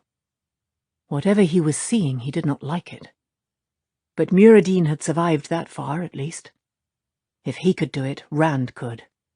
The man was 6 or 7 paces ahead of him at best. Wondering why he and Matt had not seen Muradin go in, he took another step. He rode behind a set of eyes, feeling but not controlling a body. The owner of those eyes crouched easily among boulders on a barren mountainside beneath a sun-blasted sky, peering down at strange half-made stone structures. No, less than half-made. That's Ruidian, but without any fog, and only just begun. Peering down contemptuously. He was Mandane, young for a sept chief at 40. Separateness faded. Acceptance came. He was Mandane. "You must agree," Sayaldra said, but for the moment he ignored her.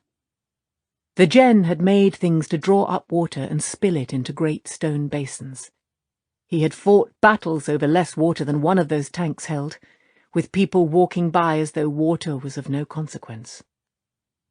A strange forest of glass rose in the centre of all their activity, glittering in the sun, and near it the tallest tree he had ever seen, at least 3 spans high. Their stone structures looked as if each was meant to contain an entire hold, an entire sept when done. Madness! This Ruidian could not be defended. Not that anyone would attack the Gen, of course. Most avoided the Gen as they avoided the accursed lost ones, who wandered searching for the songs they claimed would bring back lost days. A procession snaked out of Ruidian toward the mountain, a few dozen Gen and 2 palanquins, each carried by 8 men. There was enough wood in each of those palanquins for a dozen chiefs' chairs. He had heard there were still Aes Sedai among the Gen. "You must agree to whatever they ask, husband," Sayaldra said. He looked at her then, wanting for a moment to run his hands through her long golden hair, seeing the laughing girl who had laid the bridal wreath at his feet and asked him to marry her. She was serious now, though, intent and worried. "Will the others come?" he asked. "Some. Most. I have talked to my sisters in the dream, and we have all dreamed the same dream. The chiefs who do not come, and those who do not agree, their septs will die, Mandane. Within 3 generations they will be dust, and their holds and cattle belong to other septs. Their names will be lost." He did not like her talking to the wise ones of other septs, even in dreams. But the wise ones dreamed true. When they knew, it was true. "Stay here," he told her. "If I do not return, help our sons and daughters to hold the sept together." She touched his cheek. "I will, shade of my life. But remember, you must agree." Mandane motioned, and 100 veiled shapes followed him down the slope, ghosting from boulder to boulder. Bows and spears ready, greys and browns blending with the barren land, vanishing even to his eyes. They were all men. He had left all the women of the sept who carried the spear with the men around Sayaldra. If anything went wrong and she decided on something senseless to save him, the men would probably follow her in it. The women would see her back to the hold, whatever she wanted, to protect the hold and the sept. He hoped they would. Sometimes they could be fiercer than any man, and more foolish. The procession from Ruidian had stopped on the cracked clay flat by the time he reached the lower slope. He motioned his men to ground and went on alone, lowering his veil.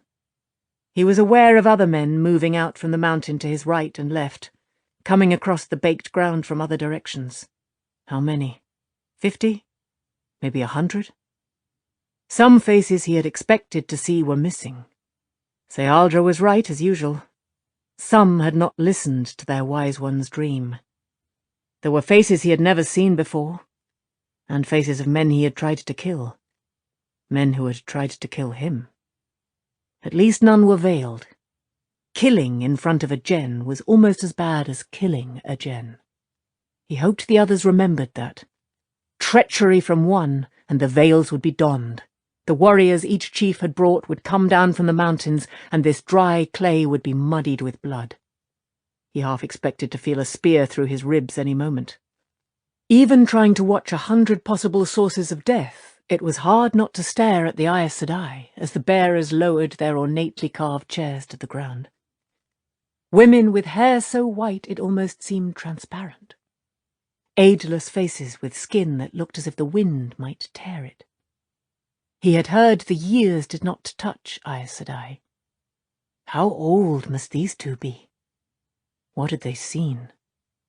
Could they remember when his great-father Comran first found Ogier steading in the Dragon Wall and began to trade with them?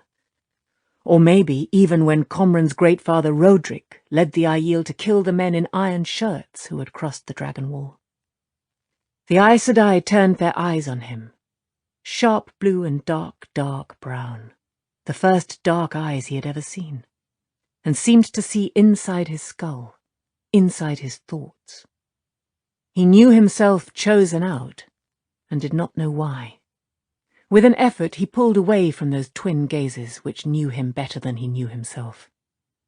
A gaunt, white-haired man, tall if stooped, came forward from the gen, flanked by two greying women who might have been sisters, with the same deep-set green eyes and the same way of tilting their heads when they looked at anything.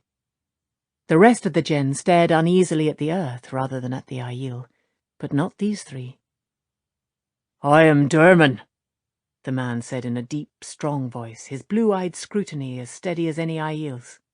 "These are Mordain and Narissa."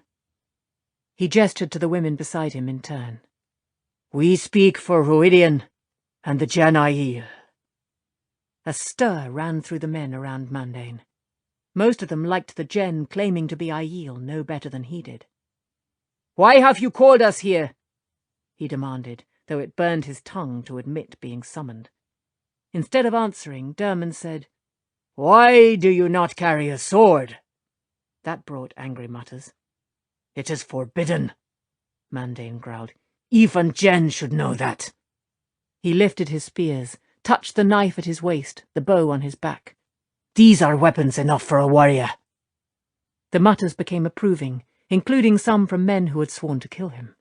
They still would, given the chance, but they approved of what he had said, and they seemed content to let him talk, with those Aes Sedai watching.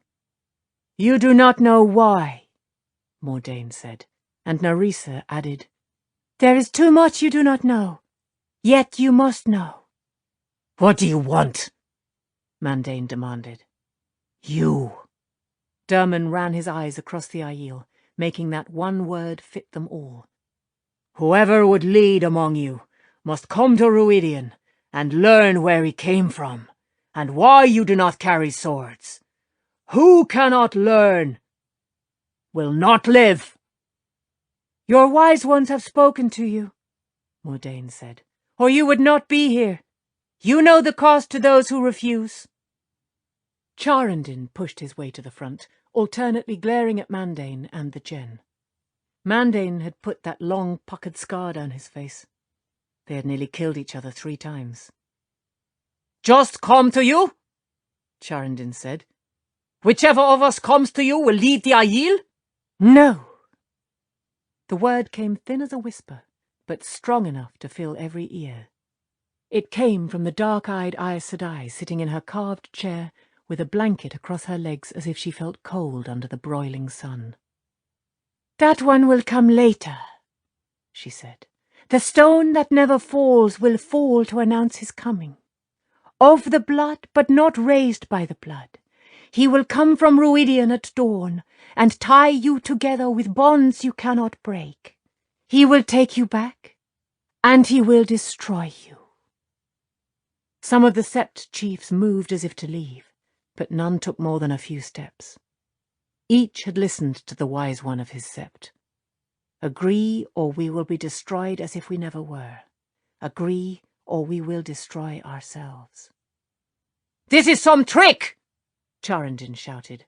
Under Aes Sedai stares, he lowered his voice, but it held anger yet. "You mean to gain control of the sects? Aiel bend knee to no man or woman."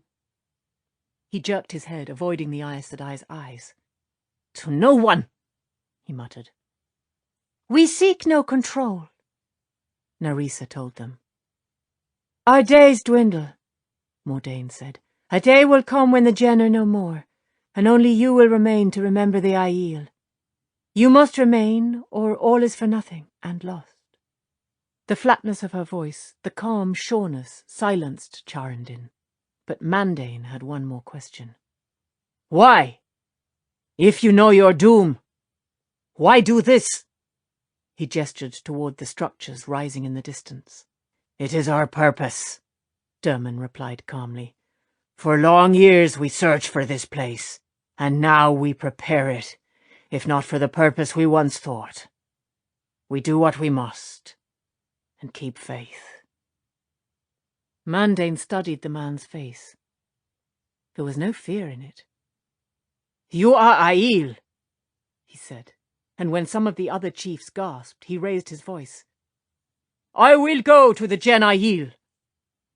"You may not come to Ruidian armed," Dermon said. Mandain laughed aloud at the temerity of the man, asking an Aiel to go unarmed. Shedding his weapons, he stepped forward. "Take me to Ruidian, Aiel. I will match your courage." Rand blinked in the flickering lights.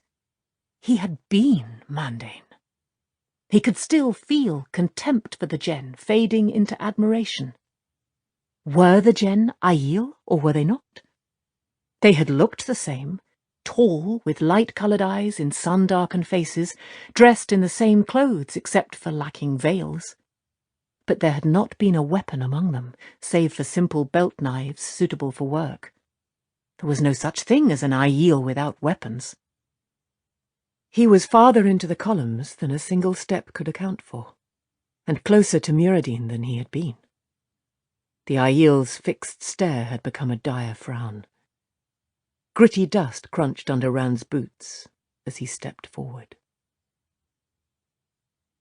His name was Roderick, and he was nearly 20. The sun was a golden blister in the sky, but he kept his veil up and his eyes alert. His spears were ready, one in his right hand, 3 held with his small bull-hide buckler, and he was ready.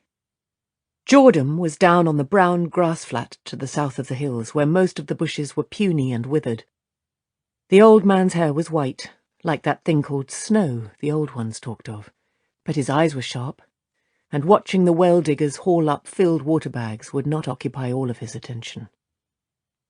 Mountains rose to the north and east, the northern range tall and sharp and white-tipped, but dwarfed by the eastern monsters. Those looked as if the world was trying to touch the heavens, and perhaps did. Maybe that white was snow. He would not find out. Faced with this, the Gen must decide to turn east. They had trailed north along that mountainous wall for long months, painfully dragging their wagons behind them, trying to deny the Aiel that followed them. At least there had been water when they crossed a river, even if not much. It had been years since Roderick had seen a river he could not wade across. Most were only cracked dry clay away from the mountains. He hoped the rains would come again and make things green once more. He remembered when the world was green. He heard the horses before he saw them, 3 men riding across the brown hills in long leather shirts sewn all over with metal discs, 2 with lances. He knew the one in the lead, Garam, son of the chief of the town, just out of sight back the way they came, and not much older than himself. They were blind, these townsmen. They did not see the Aiel, who stirred after they passed, then settled back to near invisibility in the seer land. Roderick lowered his veil.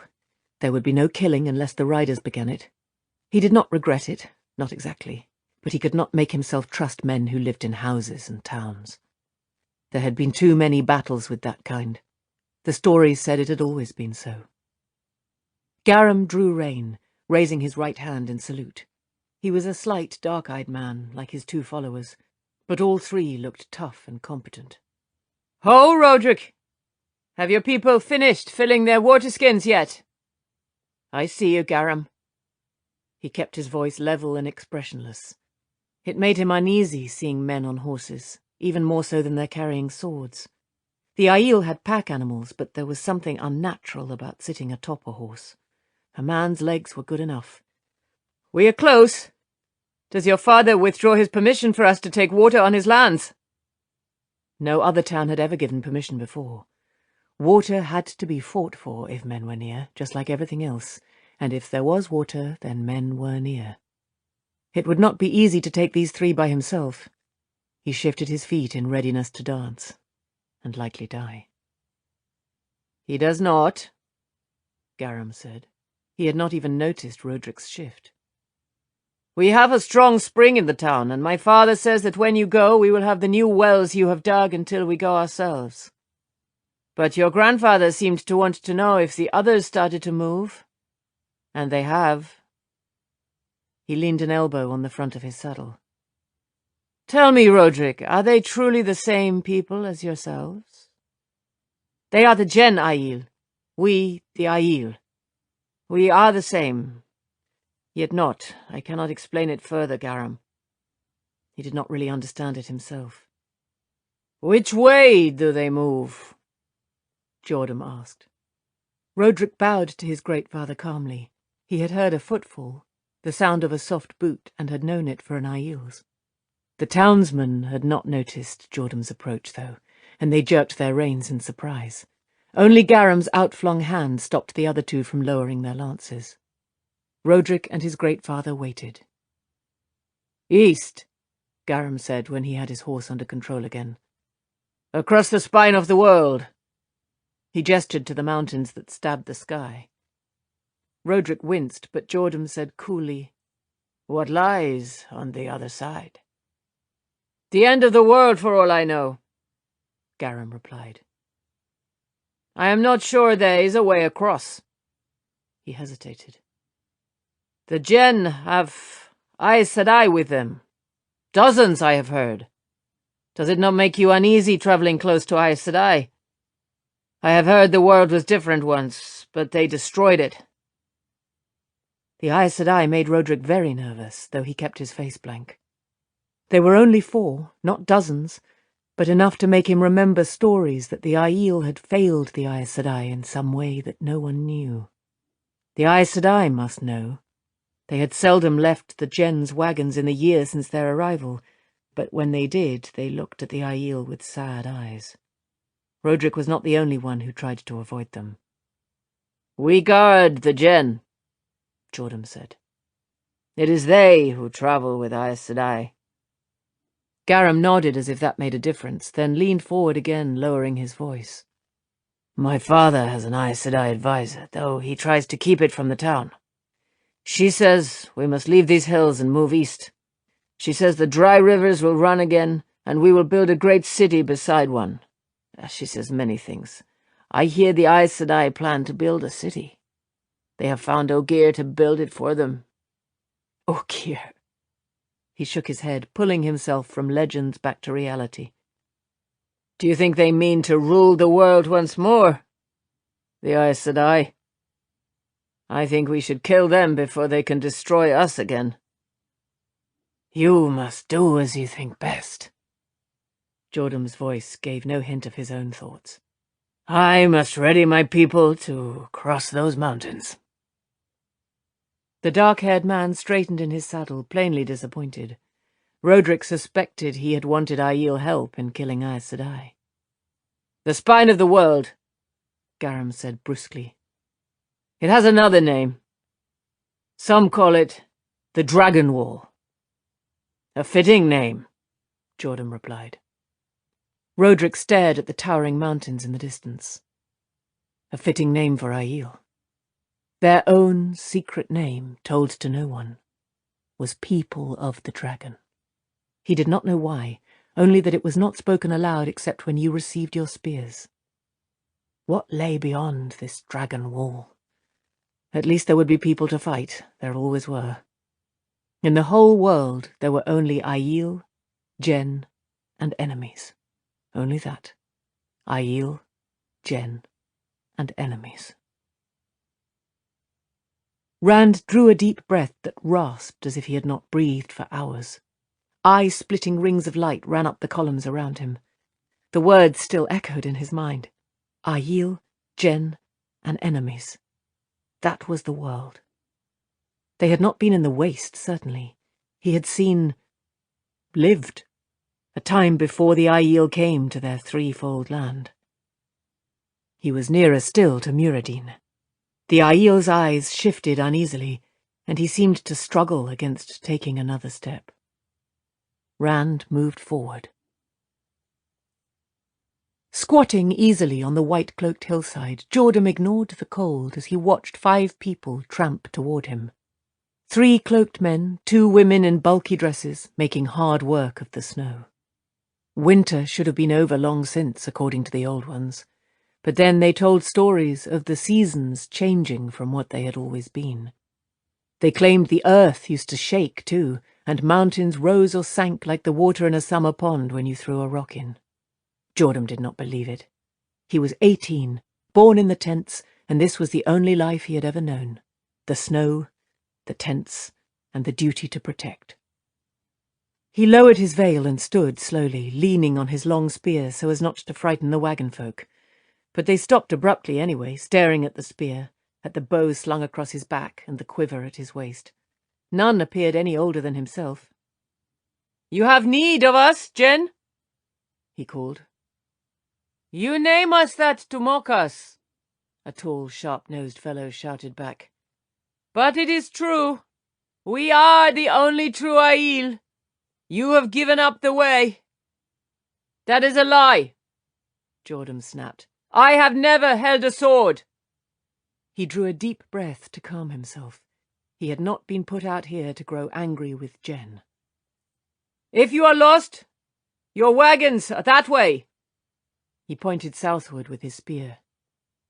One woman placed a hand on Sharpnose's arm and spoke quietly. The others nodded, and finally Sharpnose did too, if reluctantly. She was pretty, with yellow wisps of hair escaping the dark shawl wrapped around her head. Facing Jordan, she said, "We are not lost."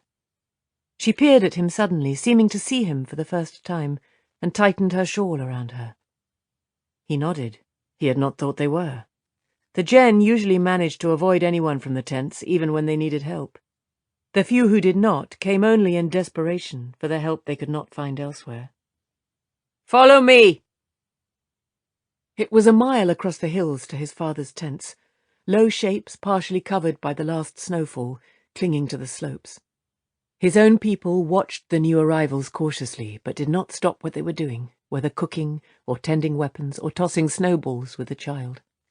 He was proud of his sept, nearly 200 people, largest of the 10 camps scattered north of the wagons. The Jen did not seem much impressed, though.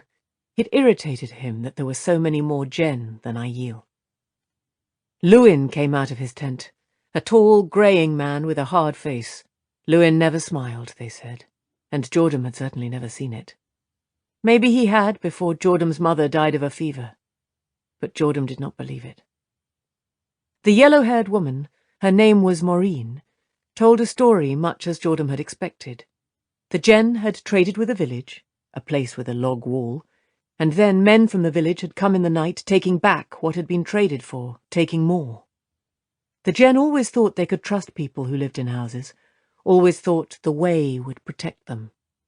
The dead were listed, fathers, a mother, first brothers, the captives, first sisters, a sister-mother, a daughter. That last surprised Jordan. It was Maureen who spoke bitterly of a 5-year-old daughter carried off to be raised by some other woman. Studying her more closely, he mentally added a few years to her age. "We will bring them back," Lewin promised. He took a bundle of spears handed to him and thrust them point down into the ground. "You may stay with us if you wish, so long as you are willing to defend yourselves and the rest of us. If you stay, you will never be allowed back among the wagons." The sharp-nosed fellow turned at that and hurried back the way they had come. Lewin went on. It was seldom that only one left at this point. "Those who wish to come with us to this village, take a spear. But remember, if you take the spear to use against men, you will have to stay with us." His voice and eyes were stone. "You will be dead as far as the Jen are concerned." One of the remaining men hesitated, but each finally pulled a spear from the ground. So did Maureen. Jordan gaped at her, and even Lewin blinked. You do not have to take a spear just to stay, Lewin told her, or for us to bring back your people. Taking the spear means a willingness to fight, not just to defend yourself. You can put it down. There is no shame. They have my daughter, Maureen said.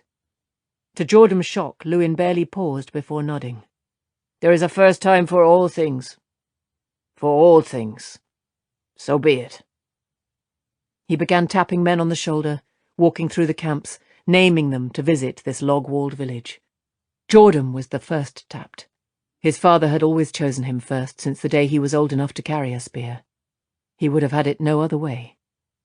Maureen was having problems with the spear, the haft tangling in her long skirts. "You do not have to go," Jordan told her. "No woman ever has before. We will bring your daughter to you." "I mean to bring Kirine out of there myself," she said fiercely. "You will not stop me." A stubborn woman. "In that case, you must dress like this." He gestured to his own grey-brown coat and breeches. "You cannot walk cross-country in the night in a dress." He took the spear away from her before she could react. "The spear is not easily learned." The two men who had come with her, awkwardly receiving instruction and nearly falling over their own feet, were proof of that. He found a hatchet and chopped a pace from the spear shaft, leaving 4 feet, counting nearly a foot of steel point. "Stab with it." "No more than that, just stab. The haft is used for blocking too, but I will find you something to use as a shield in your other hand." She looked at him strangely. "How old are you?" she asked, even more oddly. He told her, and she only nodded thoughtfully. After a moment he said, "Is one of those men your husband?" They were still tripping over their spears. "My husband mourns Kirine already. He cares more for the trees than his own daughter." "The trees?" "The trees of life." When he still looked at her blankly, she shook her head. 3 little trees planted in barrels. They care for them almost as well as they do for themselves. When they find a place of safety, they mean to plant them. They say the old days will return then. They. I said they. Very well. I am not Jen anymore." She hefted the shortened spear. "This is my husband now." Eyeing him closely, she asked, "If someone stole your child, would you talk of the way of the leaf and suffering sent to test us?" He shook his head, and she said, "I thought not. You will make a fine father. Teach me to use this spear." An odd woman, but pretty. He took the spear back and began to show her, working out what he was doing while he did. With the short haft, it was quick and agile. Maureen was watching him with that strange smile, but the spear had caught him up. "I saw your face in the dream," she said softly, but he did not really hear. With a spear like this, he could be quicker than a man with a sword. In his mind's eye, he could see the Aiel defeating all the men with swords. No one would stand against them. No one. Lights flashed through the glass columns, half blinding Rand. Muradin was only a pace or 2 ahead, staring straight in front of him, teeth bared, snarling silently. The columns were taking them back, into the time-lost history of the Aiel. Rand's feet moved of their own accord, forward and back in time. Lewin adjusted the dust veil across his face and peered down into the small camp where the coals of a dying fire still glowed beneath an iron cookpot. The wind brought him a smell of half-burned stew. Mounds of blankets surrounded the coals in the moonlight. There were no horses in sight. He wished he had brought some water, but only the children were allowed water except with meals. He vaguely remembered a time when there had been more water, when the days were not so hot and dusty, and the wind had not blown all the time. Night was only a small relief, trading a dull, fiery red sun for cold. He wrapped himself tighter in the cape of wild goatskins he used for a blanket. His companion scrambled closer, bundled as he was, kicking rocks and muttering until he was sure they would wake the men below. He did not complain. He was no more used to this than they. Dust veils hid their faces, but he could make out who was who. Luca, with his shoulders half again as wide as anyone else's. He liked to play tricks. Gearin, lanky as a stork and the best runner among the wagons.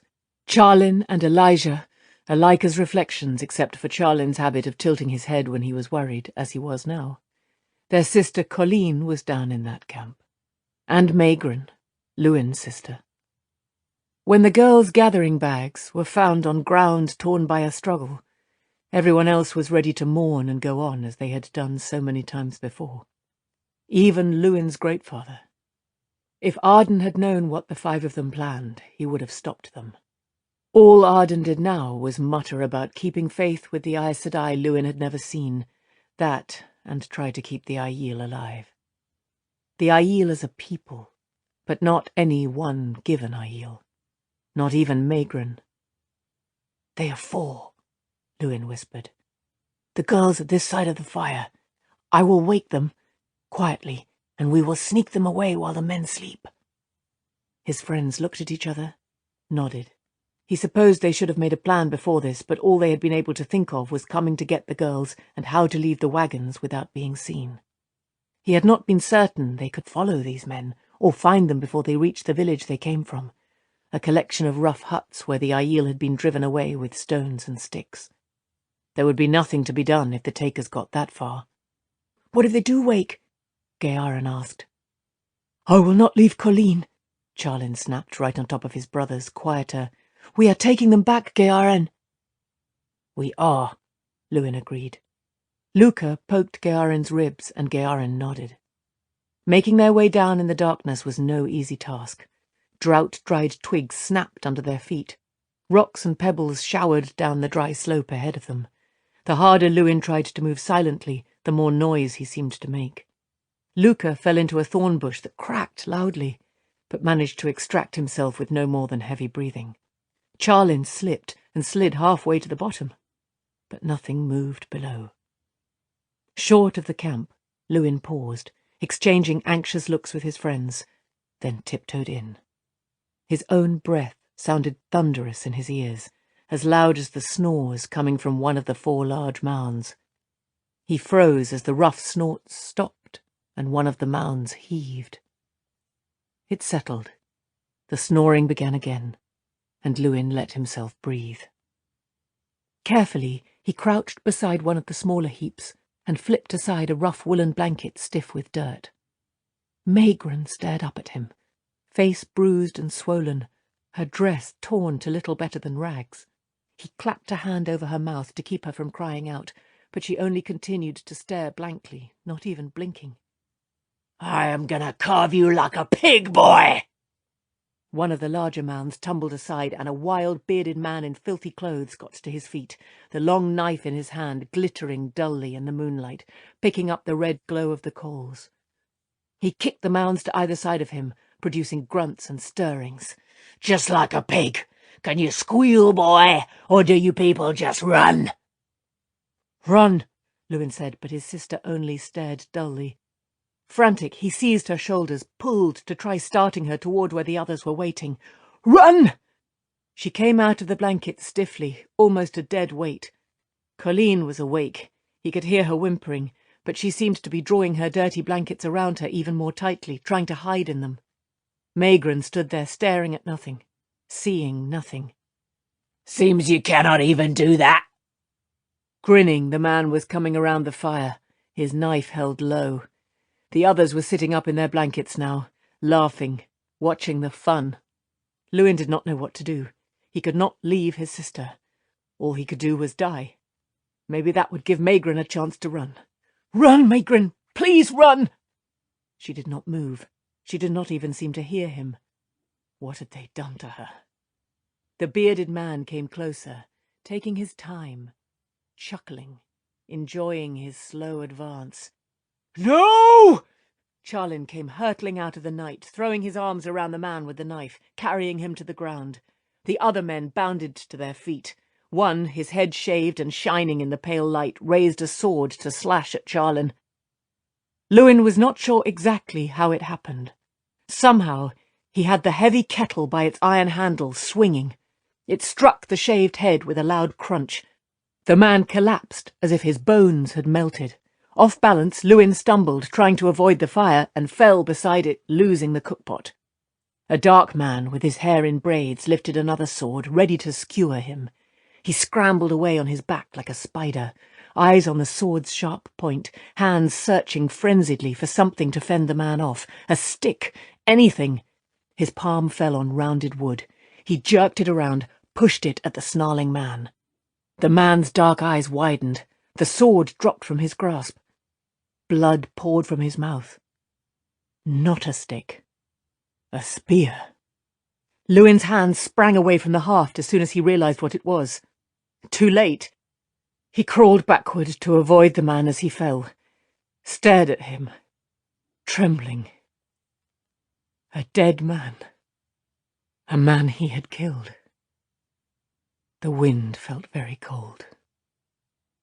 After a time it came to him to wonder why one of the others had not killed him. He was surprised to see the rest of his friends there around the coals. Gearin and Luca and Elijah, all panting and wild-eyed above their dust veils. Colleen still emitted soft, sniffling sobs from beneath her blankets, and Maigran still stood staring. Charlin was huddled on his knees, holding himself. And the 4 men, the villagers. Lewin stared from one motionless, bloody shape to another. "We killed them." Luca's voice shook. Mercy of the light be with us now." Lewin crawled to Charlin and touched his shoulder. "Are you hurt?" Charlin fell over. Red wetness slicked his hands, gripping the hilt of the knife driven into his belly. "It hurts, Lewin," he whispered. He shuddered once, and the light went out of his eyes. "What are we going to do?" Gearin asked. "Charlin is dead, and we... Light, what have we done? What do we do?" "We will take the girls back to the wagons." Lewin could not pull his eyes away from Charlin's glazed stare. "We will do that."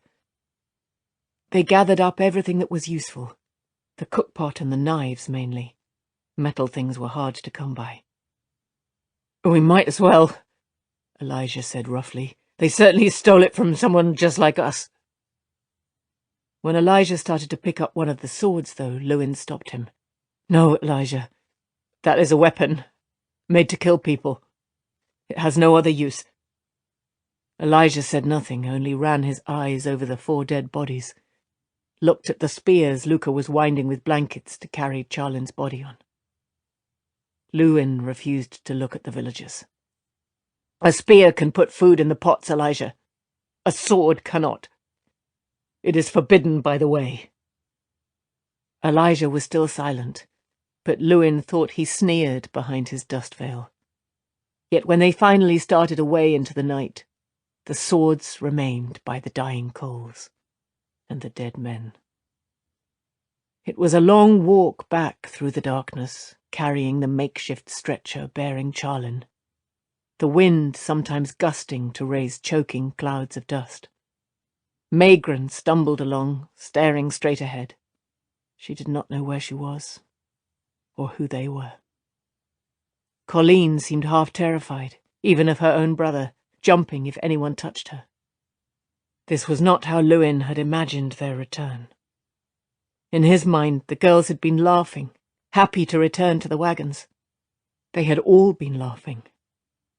Not carrying Charlin's corpse. Not hushed by the memory of what they had done. The lights of the cook fires came into view, and then the wagons, harnesses already spread for men to take their places at sunrise. No one left the shelter of the wagons after dark, so it surprised Lewin to see 3 shapes come hurrying toward them. Arden's white hair stood out in the night. The other 2 were Nerine, Colleen's mother, and Saralyn, his and Maigren's. Lewin lowered his dust veil with foreboding. The women rushed to their daughters with comforting arms and soft murmurs. Colleen sank into her mother's embrace with a welcoming sigh. Maigren hardly appeared to notice Saralyn, who looked close to tears at the bruises on her daughter's face. Arden frowned at the young men, permanent creases of worry deepening in his face. "In the name of the light, what happened? When we found you were gone too." He trailed off when he saw the stretcher holding Charlin. "What happened?" he asked again, as if dreading the answer. Lewin opened his mouth slowly, but Maigren spoke first. "They killed them." She was staring at something in the distance, her voice as simple as a child's. "The bad men hurt us, Then Lewin came and killed them." "You must not say things like that, child," Saralyn said soothingly. She stopped, peering into her daughter's eyes, then turned to stare uncertainly at Lewin. Is it true?" "We had to," Elijah said in a pained voice. "They tried to kill us. They did kill Charlin." Arden stepped back. "You killed men? What of the Covenant?" "We harm no one. No one. There is no reason good enough to justify killing another human being. None! They took Maigren, Great Father," Lewin said. "They took Maigren and Colleen and hurt them. There is no reason!" Arden roared, shaking with rage. "We must accept what comes. Our sufferings are sent to test our faithfulness. We accept and endure. We do not murder. You have not strayed from the way. You have abandoned it. You are Darshane no longer. You are corrupt, and I will not have the Aiel corrupted by you. Leave us, strangers, killers. You are not welcome in the wagons of the Aiel."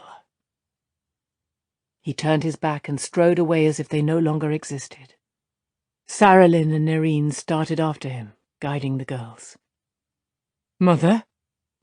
Lewin said, and flinched when she looked back at him with cold eyes. "Mother, please, who are you that addresses me so? Hide your face from me, stranger. I had a son once with a face like that. I do not wish to see it on a killer." And she led Maigren after the others. "I am still Aiel!" Lewin shouted, but they did not look back. He thought he heard Luca crying. The wind rose, picking up dust, and he veiled his face. "I am Aiel!" Wildly darting lights bored into Rand's eyes. The pain of Lewin's loss still clung to him, and his mind tumbled furiously. Lewin had not carried a weapon. He had not known how to use a weapon. Killing terrified him. It did not make sense. He was almost abreast of Muradin now, but the man was not aware of him. Muradin's snarl was a rictus. Sweat beaded on his face. He quivered as though wanting to run. Rand's feet took him forward and back. Chapter 26. The Dedicated. Forward and back. Arden lay in the sandy hollow, clutching his dead son's weeping children, shielding their eyes against his ragged coat. Tears rolled down his face too, but silently, as he peered cautiously over the edge. At 5 and 6, Maigren and Lewin deserved the right to cry. Arden was surprised he had any tears left himself. Some of the wagons were burning, The dead lay where they had fallen. The horses had already been driven off, except for those still hitched to a few wagons that had been emptied onto the ground. For once he took no notice of the crated things the Aes Sedai had given into Aiel charge, toppled carelessly into the dirt. It was not the first time he had seen that, or dead Aiel. But this time he could not care. The men with the swords and spears and bows, the men who had done the killing, were loading those empty wagons. With women. He watched Rhea, his daughter, shoved up into a wagon box with the others, crowded together like animals by laughing killers. The last of his children. Elwyn, dead of hunger at 10. Sorelia, at 20, of fever her dreams told her was coming. And Jaren, who threw himself off a cliff a year ago, at 19, when he found he could channel. Marind this morning. He wanted to scream. He wanted to rush out there and stop them from taking his last child. Stop them somehow. And if he did rush out, they would kill him and take Rhea anyway. They might well kill the children too. Some of those bodies sprawled in their own blood were small. Maegran clutched at him as if she sensed he might leave her. And Luin stiffened as if he wanted to hold tighter but thought himself too old. Arden smoothed their hair and kept their faces pressed against his chest. He made himself watch, though, until the wagons wheeled away surrounded by whooping riders, after the horses that were already almost out of sight toward the smoking mountains that lined the horizon. Only then did he stand up, prying the children loose. "Wait here for me," he told them. "Wait until I come back." Clinging to each other, they stared at him with tear-stained white faces, nodded uncertainly. He walked out to one of the bodies, rolled her over gently. Siedra could have been asleep, her face just the way it appeared beside him when he woke each morning. It always surprised him to notice grey in her red-gold hair. She was his love, his life, and ever young and new to him. He tried not to look at the blood soaking the front of her dress, or the gaping wound below her breasts. "What do you mean to do now, Arden? Tell us that. What?" He brushed Siedra's hair from her face. She liked to be neat. And stood, turning slowly to confront the knot of angry, frightened men. Sulwyn was the leader, a tall man with deep-set eyes. He had let his hair grow, Sulwyn had, as if to hide being Aiel. A number of men had. It had made no difference, to these last raiders or those who had come before.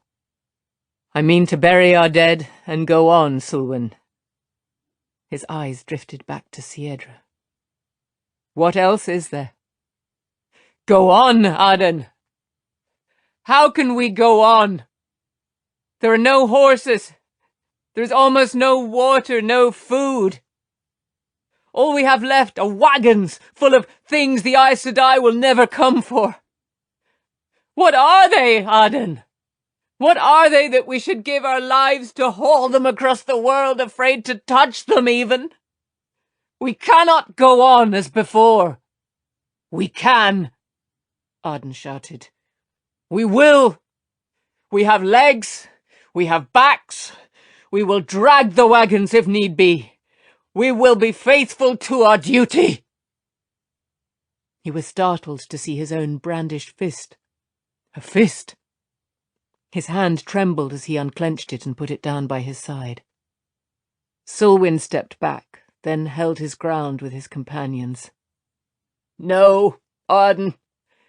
We are supposed to find a place of safety, and some of us mean to do that. My great father used to tell me stories he heard as a boy, stories of when we lived in safety and people came to hear us sing. We mean to find a place where we can be safe. And sing again." "Sing?" Arden scoffed. "I have heard those old stories too. that Aiel singing was a wondrous thing. But you know those old songs no more than I do. The songs are gone, and the old days are gone. We will not give up our duty to the Aes Sedai to chase after what is lost forever. Some of us will, Arden. The others behind Selwyn nodded. We mean to find that safe place. And the songs, too. We will. A crash whipped Arden's head around.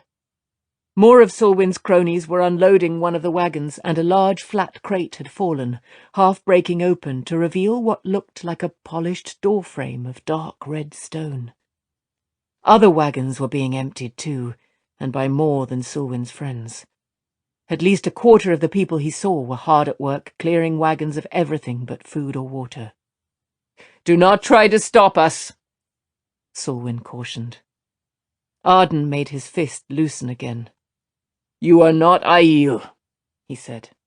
You betray everything. Whatever you are no longer Aiel. We keep the way of the leaf as well as you, Arden. Go! Arden shouted. Go! You are not Aiel. You are lost! Lost! I do not want to look at you! Go! Selwyn and the others stumbled in their haste to get away from him. His heart sank lower as he surveyed the wagons, and the dead lying among the litter. So many dead. So many wounded, moaning as they were tended. Selwyn and his lost ones were taking some care in their unloading. The men with the swords had broken open crates until they realized there was no gold inside. No food. Food was more precious than gold. Arden studied the stone doorframe. Tumbled piles of stone figurines, odd shapes in crystal standing among the potted chora cuttings Selwyn's folk had no use for. Was there a use for any of it? Was this what they were being faithful for?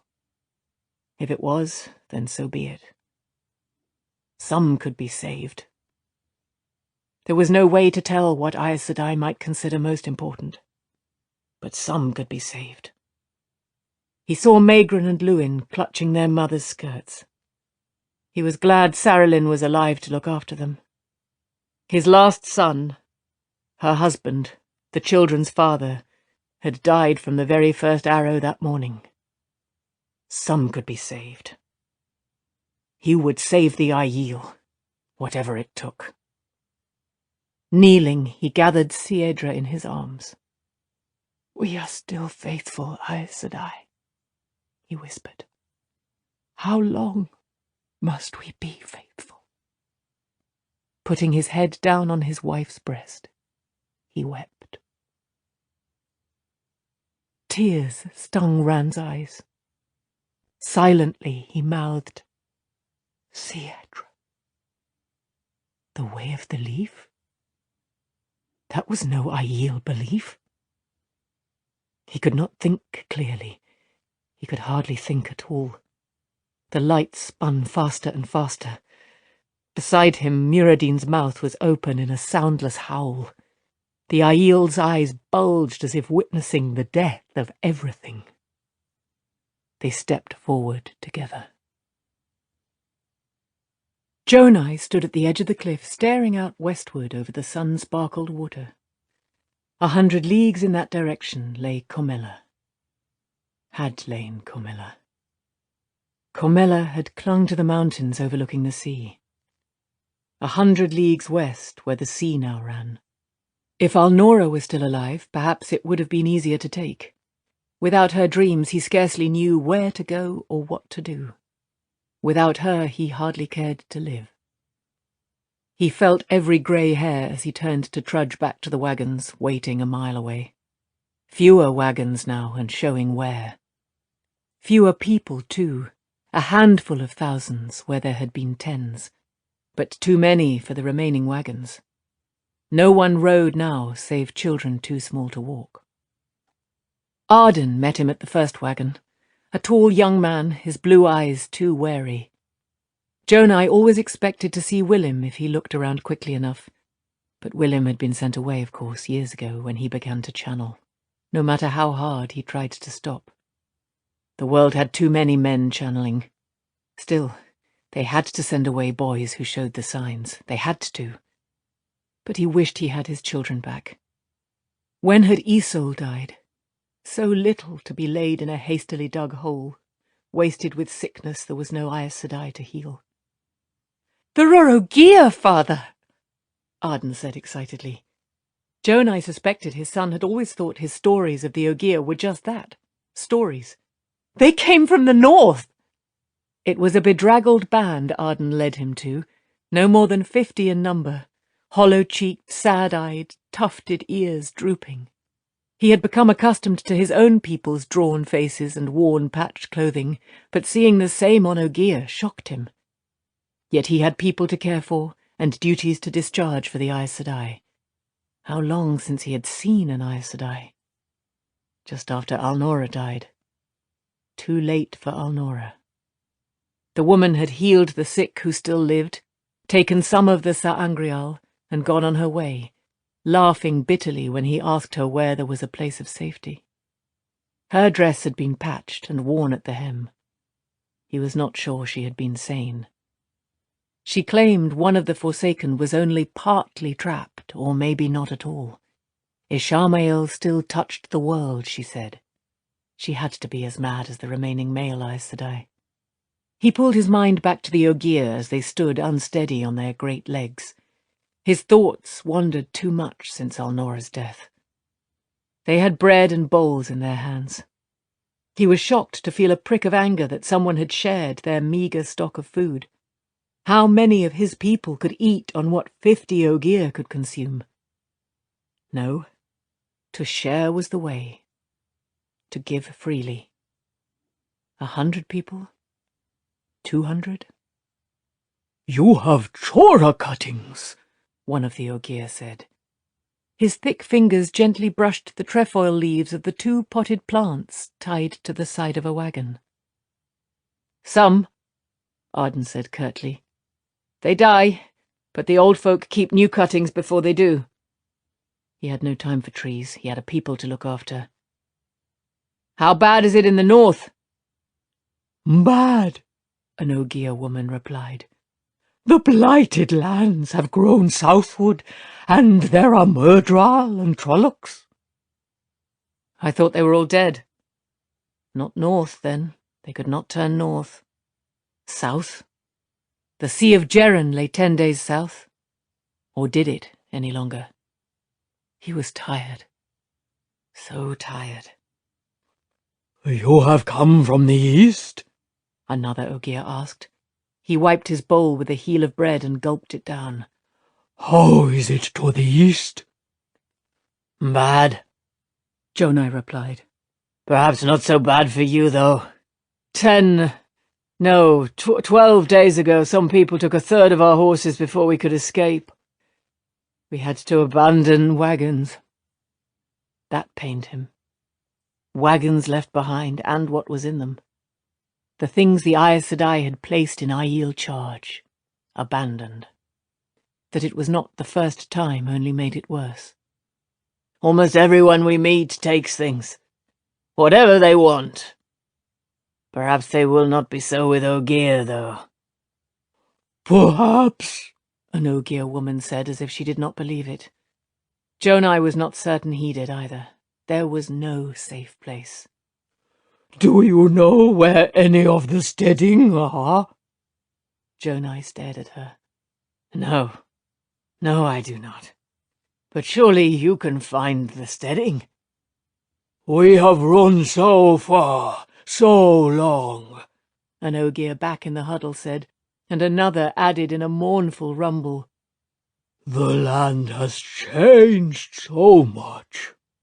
I think we must find a steading soon, or die." The first Ogier woman said. "I feel a longing in my bones. We must find a steading. We must." "I cannot help you," Jonai said sadly. He felt a tightness in his chest. The land changed beyond knowing, changing still, so the plain travelled last year might be mountains, this. The blighted lands growing. Myrdral and Trollocs still alive. People stealing, people with faces like animals, people who did not recognise Darshane or know them. He could barely breathe. The Ogier lost, the Aiel lost, everything lost. The tightness broke in pain, and he sank to his knees, doubled over, clutching his chest. A fist held his heart, squeezing. Arden knelt beside him worriedly. "Father, what is it? What is the matter? What can I do?" Jonai managed to seize his son's frayed collar and pull his face close. "Take the people south." He had to force the words out between spasms that seemed to be ripping his heart out. "Father, you are the one who—" Listen! Listen! Take them south. Take the Aiel to safety. Keep the Covenant. God, what the Aes Sedai gave us until they come for it. The way of the leaf. You must. He had tried. Solinda Sedai must understand that. He had tried. Alnora. Alnora. The name faded. The pain in Rand's chest loosened. No sense. It made no sense. How could these people be Aiel? The columns flashed in blinding pulses.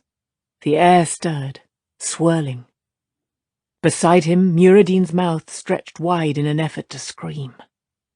The Aiel clawed at his veil, clawed at his face, leaving deep, bloody scratches. Forward. Jonai hurried down the empty streets, trying not to look at shattered buildings and dead chora trees. All dead. At least the last of the long-abandoned Jokars had been hauled away. Aftershocks still troubled the ground beneath his feet. He wore his work clothes, his Cadin sore, of course, though the work he had been given was nothing he had been trained for. He was 63, in the prime of life, not yet old enough for grey hairs, but he felt a tired old man. No one questioned his entering the hall of the servants. There was no one at the great columned entrance to question anyone or give greeting. Plenty of people darted about inside, arms filled with papers or boxes, eyes anxious, but none so much as looked at him. There was a feel of panic about them, and it grew by increments every time the ground shook. Distressed, he crossed the anteroom and trotted up the broad stairs. Mud stained the silvery white Elstone. No one could spare time. Perhaps no one cared. There was no need to knock at the door, he thought. Not one of the great gilded doors to an ingathering hall, but a door plain and unobtrusive. He slipped in quietly, though, and was glad he had. Half a dozen Aes Sedai stood around the long table, arguing, apparently not noticing when the building trembled. They were all women. He shivered, wondering if men would ever stand in a meeting such as this again. When he saw what was on the table, the shiver became a shudder. A crystal sword, perhaps an object of the power, perhaps only an ornament, he had no way of telling, held down the dragon banner of Luz Therin Kinslayer, spread out like a tablecloth and spilling onto the floor. His heart clenched. What was that doing here? Why had it not been destroyed, and memory of the cursed man as well? "What good is your foretelling?" Ocelia was almost shouting. "If you cannot tell us when?" Her long black hair swayed as she shook with anger. "The world rests on this! The future! The wheel itself!" Dark-eyed Daendra faced her with a more usual calm. "I am not the creator. I can only tell you what I foretell." "Peace, sisters." Solinda was the calmest of them all, her old-fashioned straith gown only a pale blue mist. The sun-red hair falling to her waist was nearly the colour of his own. His great-father had served her as a young man, but she looked younger than he. She was Aes Sedai.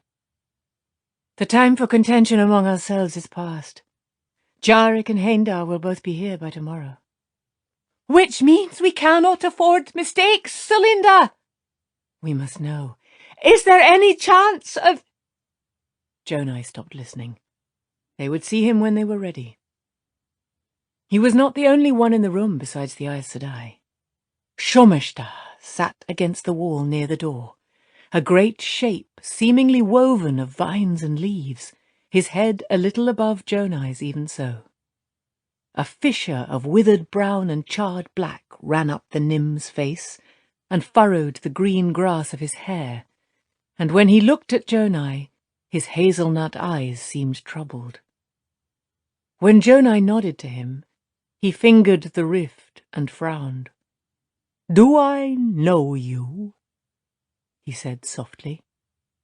"I am your friend," Jonai replied sadly. He had not seen Shomeshta in years, but he had heard of this. Most of the Nim were dead, he had heard. "You rode me on your shoulders when I was a child.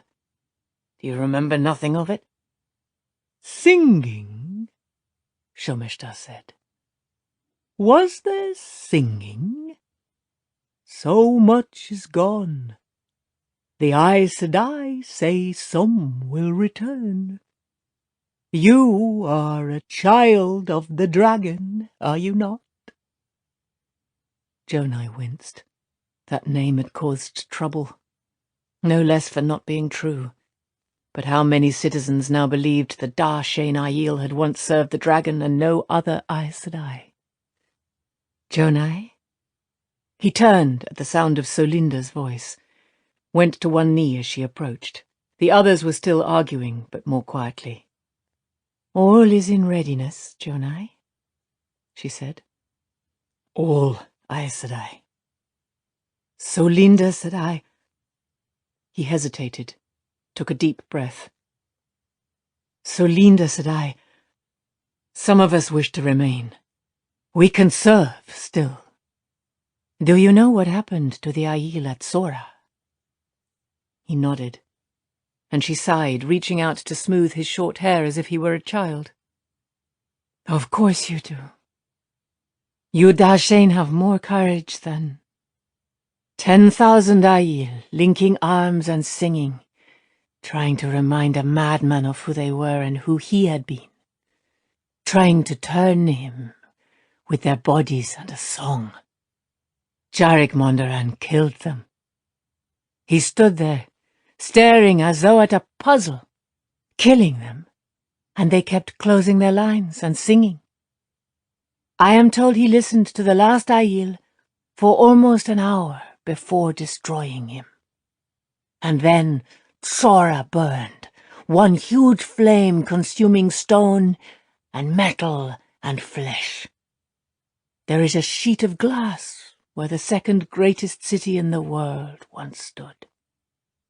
Many people had time to flee, Aes Sedai. The Dar-Shen earned them time to flee. We are not afraid." Her hand tightened painfully in his hair.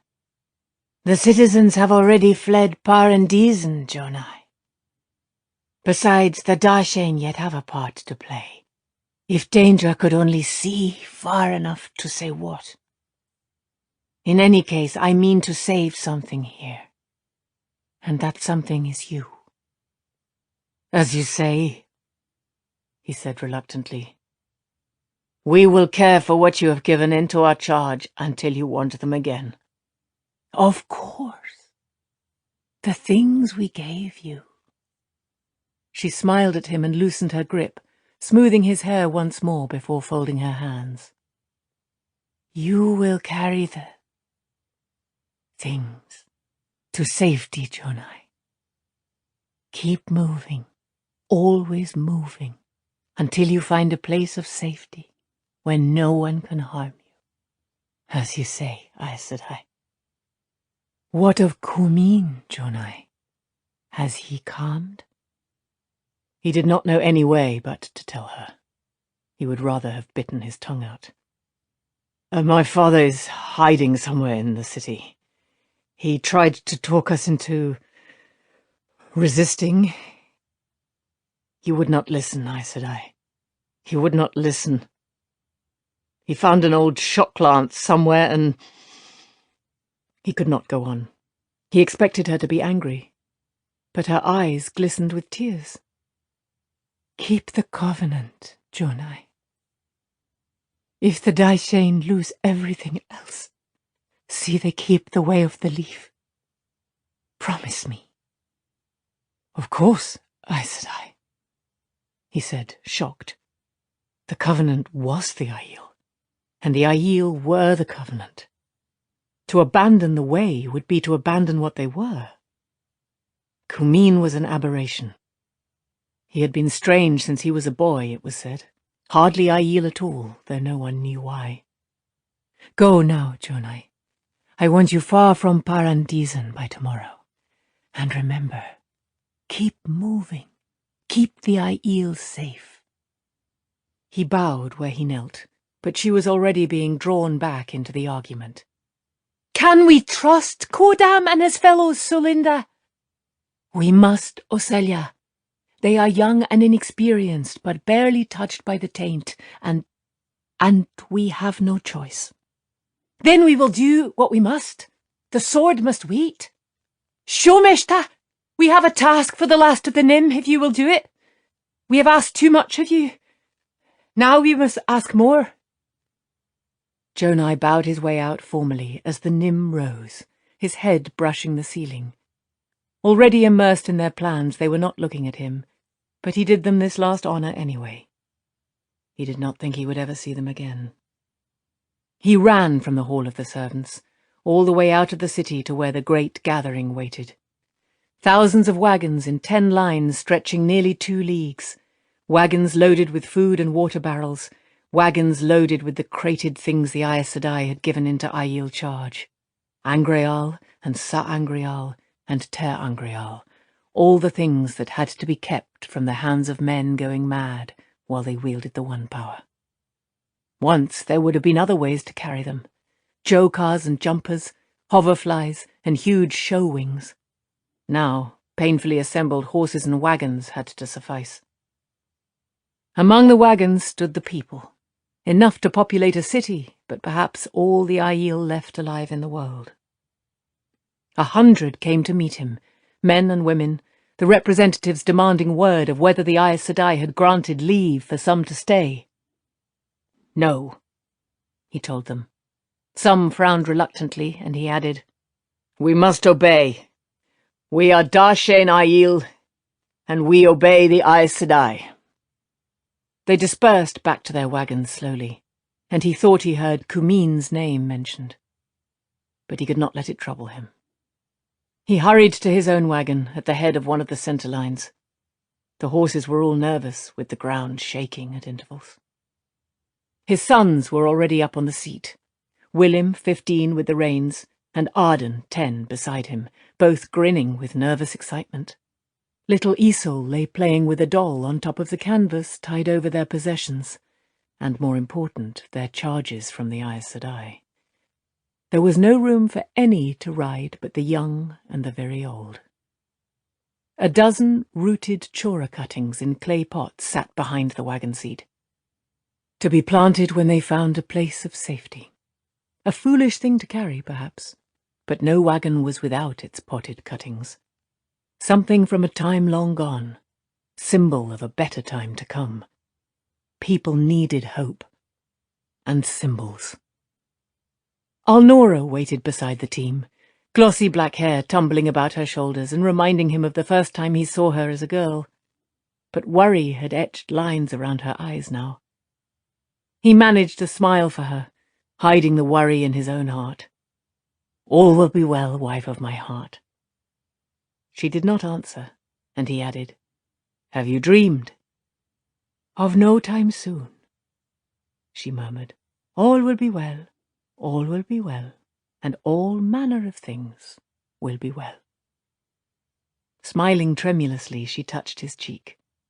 With you, I know it will be so, husband of my heart. Jonai waved his arms over his head, and the signal rippled down the lines.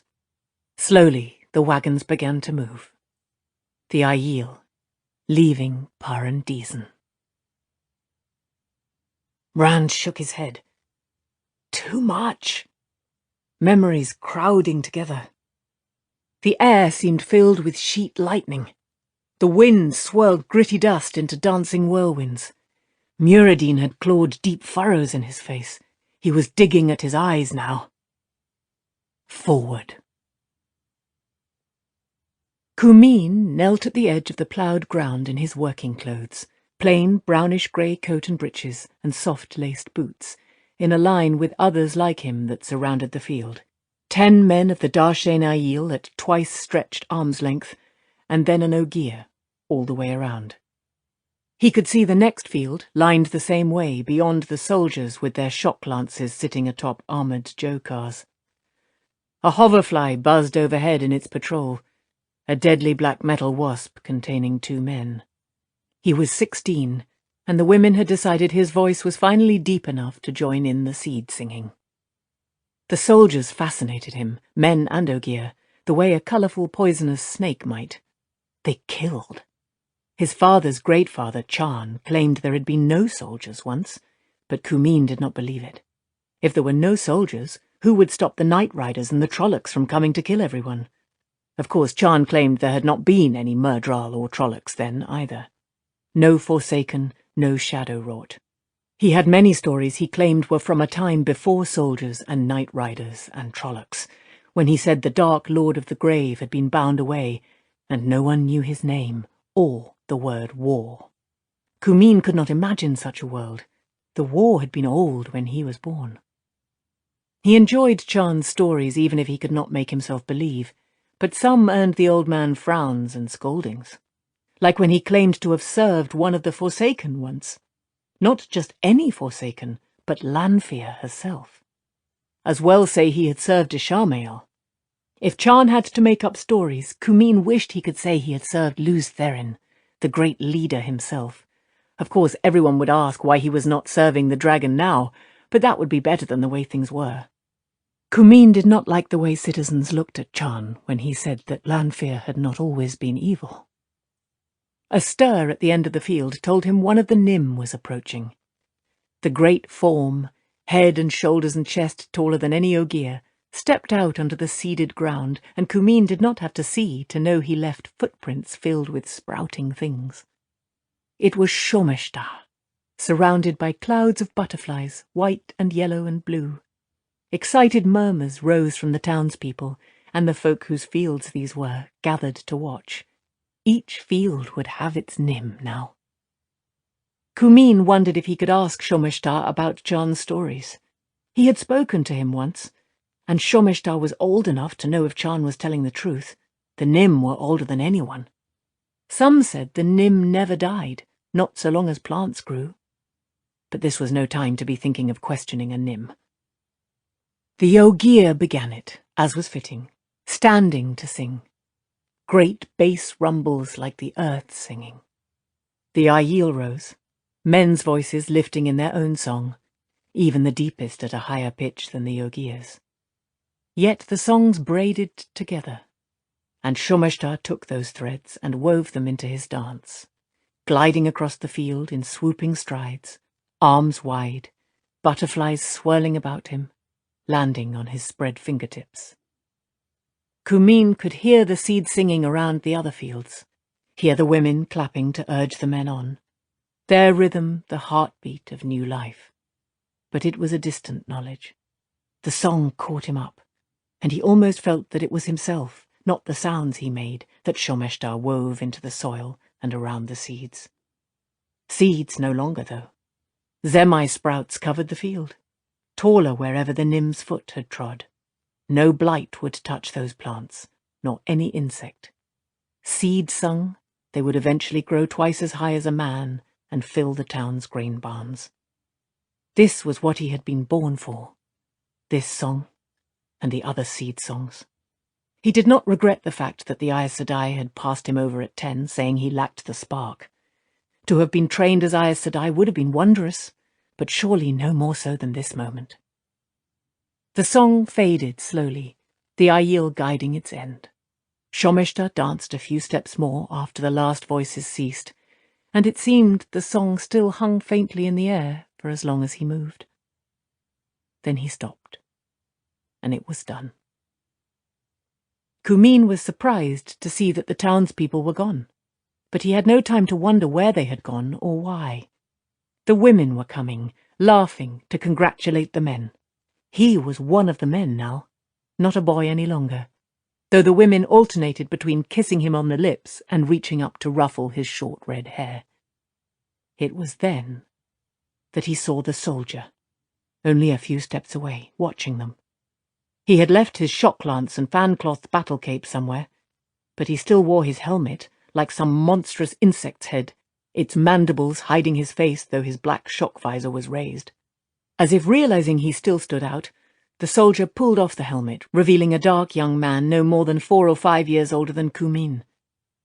The soldier's unblinking brown eyes met his, and Kumin shivered. The face was only 4 or 5 years older, but those eyes... The soldier would have been chosen to begin his training at 10, too. Kumin was glad Aiel was spared that choosing. One of the Ogier, Tomada, came over. Tufted ears slanted forward inquisitively. Do you have news, woman? I saw excitement among the Jokars while we sang. The soldier hesitated. I suppose I can tell you, though it's not confirmed. We have a report that Luz Therin led the companions on a strike at Sheol Ghul this morning at dawn. Something is disrupting communications, but the report is the bore has been sealed, with most of the Forsaken on the other side. Maybe all of them. Then it is over, Tomada breathed. Over at last! The light be praised. Yes. The soldier looked around, suddenly seeming lost. I suppose it is. I suppose... He peered at his hands, then let them fall to his sides again. He sounded weary. The local folk could not wait to begin celebrating. If the news is true, it might go on for days. I wonder if... No, they will not want soldiers joining them. Will you? For tonight, perhaps, Tomada said. But we have 3 more towns to visit before our circuit is done. Of course. You still have work to do. You have that. The soldier looked around again. Well, there are still Trollocs. Even if the Forsaken are gone, there are still Trollocs. And Night Riders. Nodding to himself, he started back toward the Jokars. Tomada did not appear excited at all, of course, but Kumin felt as stunned as the young soldier. The war was over? What would the world be like without war? Suddenly he had to talk to Chan. Sounds of merrymaking rolled out to meet him before he reached the town, laughing, singing. The bells in the town hall tower began ringing exuberantly. Townspeople danced in the streets, men and women and children. Kumin dodged between them, searching. Chan had elected to stay at one of the inns where the Aiel were putting up, instead of coming to the singing. Even the Aes Sedai could no longer do much for the aches in his aged knees, but surely he would be out for this. Abruptly, something struck Kumin in the mouth, and his legs buckled. He was pushing himself to his knees before he realized he was down. A hand put to his mouth came away bloody. He looked up to find an angry-faced townsman standing over him, nursing a fist. "Why did you do that?" he asked. The townsman spat at him. "The Forsaken are dead. Dead, do you hear? Lanfear will not protect you any more. We will root out all of you who serve the Forsaken while pretending to be on our side, and treat the lot of you as we treated that crazy old man." A woman was tugging at the man's arm. "Come away, Toma, come away and hold your foolish tongue. Do you want the Ogier to come for you?" Suddenly wary, the man let her pull him away into the crowd. Struggling to his feet, Kumin began to run. heedless of the blood oozing down his chin. The inn was empty, silent. Not even the innkeeper was there, or the cook, or her helpers. Kumin ran through the building, shouting, "Chan! Chan! Chan!" Out back, maybe. Chan liked to sit under the spice-apple trees behind the inn and tell his stories of the days when he was young. Kumin ran out the back door and tripped, falling on his face. It was an empty boot that had caught his toe. One of Chan's red dress boots that he wore all the time now that he no longer joined in the singing. Something made Kumin look up. Chan's white-haired body hung from a rope pulled over the ridgepole. 1 foot bare where he had kicked his boot off. The fingers of one hand caught at his neck where he had tried to pull the rope free. "Why?" Kumin said. "We are Darshane! Why?" There was no one to answer. Clutching the boot to his chest, he knelt there, staring up at Chan, as the noise of revelry washed over him. Rand quivered. The light from the columns was a shimmering blue haze that seemed solid, that seemed to claw the nerves out of his skin. The wind howled, one vast whirlwind sucking inward. Muradin had managed to veil himself. Bloody sockets stared blindly above the black veil. The Aiel was chewing, and bloody froth dripped onto his chest. Forward. Chan made his way down the side of the wide, crowded street, beneath the spreading chora trees, their trefoil leaves spreading peace and contentment in the shadows of silvery buildings that touched the sky. A city without choras would seem bleak as wilderness. Joe cars hummed quietly down the street, and a great white show wing darted across the sky, carrying citizens to Comella or Zora or somewhere. He seldom used the show wings himself. If he needed to go very far, an Aes Sedai usually travelled with him. But tonight he would. To Majin. Today was his 25th naming day, and tonight he intended to accept Nalia's latest offer of marriage. He wondered if she would be surprised. He had been putting her off for a year, not wanting to settle down. It would mean changing his service to Zorelia Sedai, whom Nalia served, but Mierin Sedai had already given her blessing. He rounded a corner and just had time to see a dark, wide-shouldered man with a fashionably narrow beard before the man's shoulder sent him crashing to his back, head bouncing on the walkway so he saw spots. Dazed, he lay there. "Watch where you're going," the bearded man said irritably, adjusting his sleeveless red coat and flicking the lace at his wrists. His black hair hanging to his shoulders was gathered in back. That was the latest fashion, too, as near as anyone who had not sworn to the Covenant would come to imitating Aiel. The pale-haired woman with him laid a hand on his arm, her dress of shimmery white strath becoming more opaque with her sudden embarrassment. "Joam, look at his hair. He is Aiel, Joam." Feeling his head to see if it was cracked, Chan's fingers brushed through short-cut reddish-gold hair. He gave the longer tail at his nape a tug in lieu of shaking his head. A bruise, he thought, but no more. "So he is." The man's annoyance vanished in consternation. "Forgive me, Darshane. I am the one who should be watching where he walks. Let me help you up." He was already suiting his words, hoisting Chan to his feet. "Are you all right? Let me call a jumper to take you where you are going." "I am not hurt, citizen," Chan said mildly. "Truly, it was my fault." It had been, hurrying like that. He could have injured the man. "Did I harm you? Please forgive me." The man opened his mouth to protest. Citizens always did. They seemed to think Aiel were made of spin glass. But before he could speak, the ground rippled under their feet. The air rippled too, in spreading waves.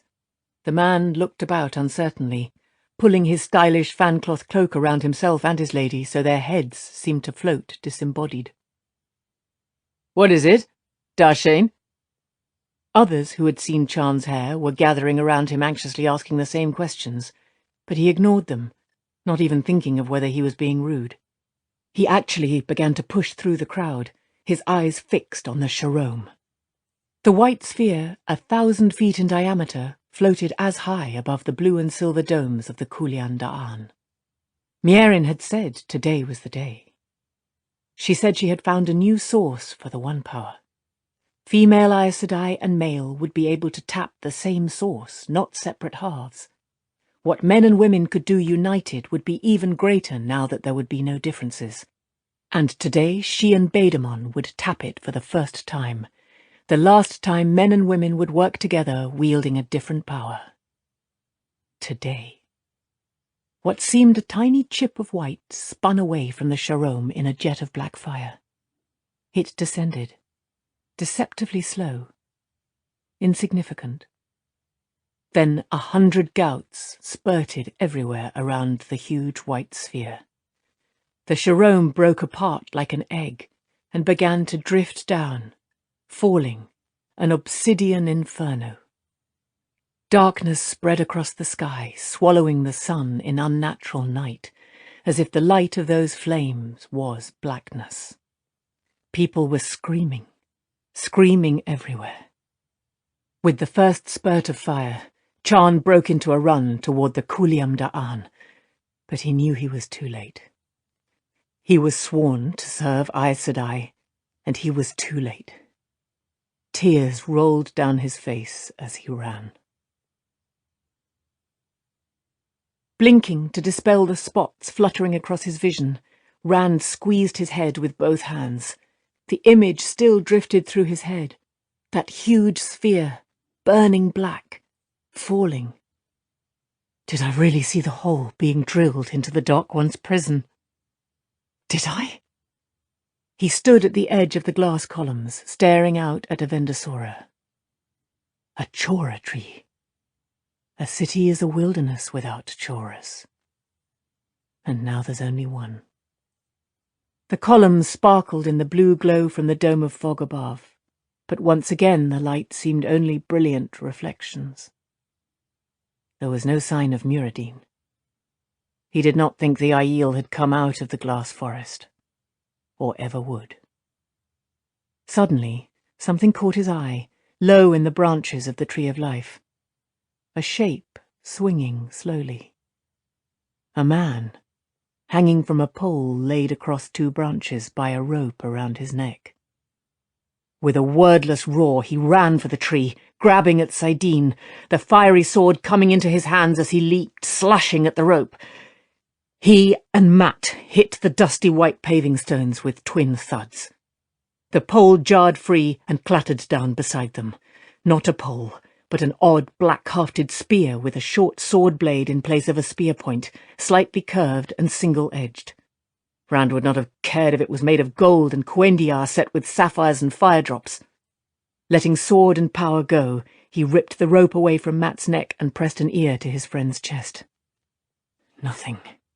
Desperately, he tore open Mat's coat and shirt, breaking the leather cord that held a silver medallion on Mat's chest. He tossed the medallion aside, listened again. Nothing. No heartbeat. Dead. No, he'd be all right if I hadn't let him follow me here. I can't let him be dead. As hard as he could, he pounded his fist against Mat's chest, listened. Nothing. Again he hammered. Listened. Yes. There. A faint heartbeat. It was. So faint.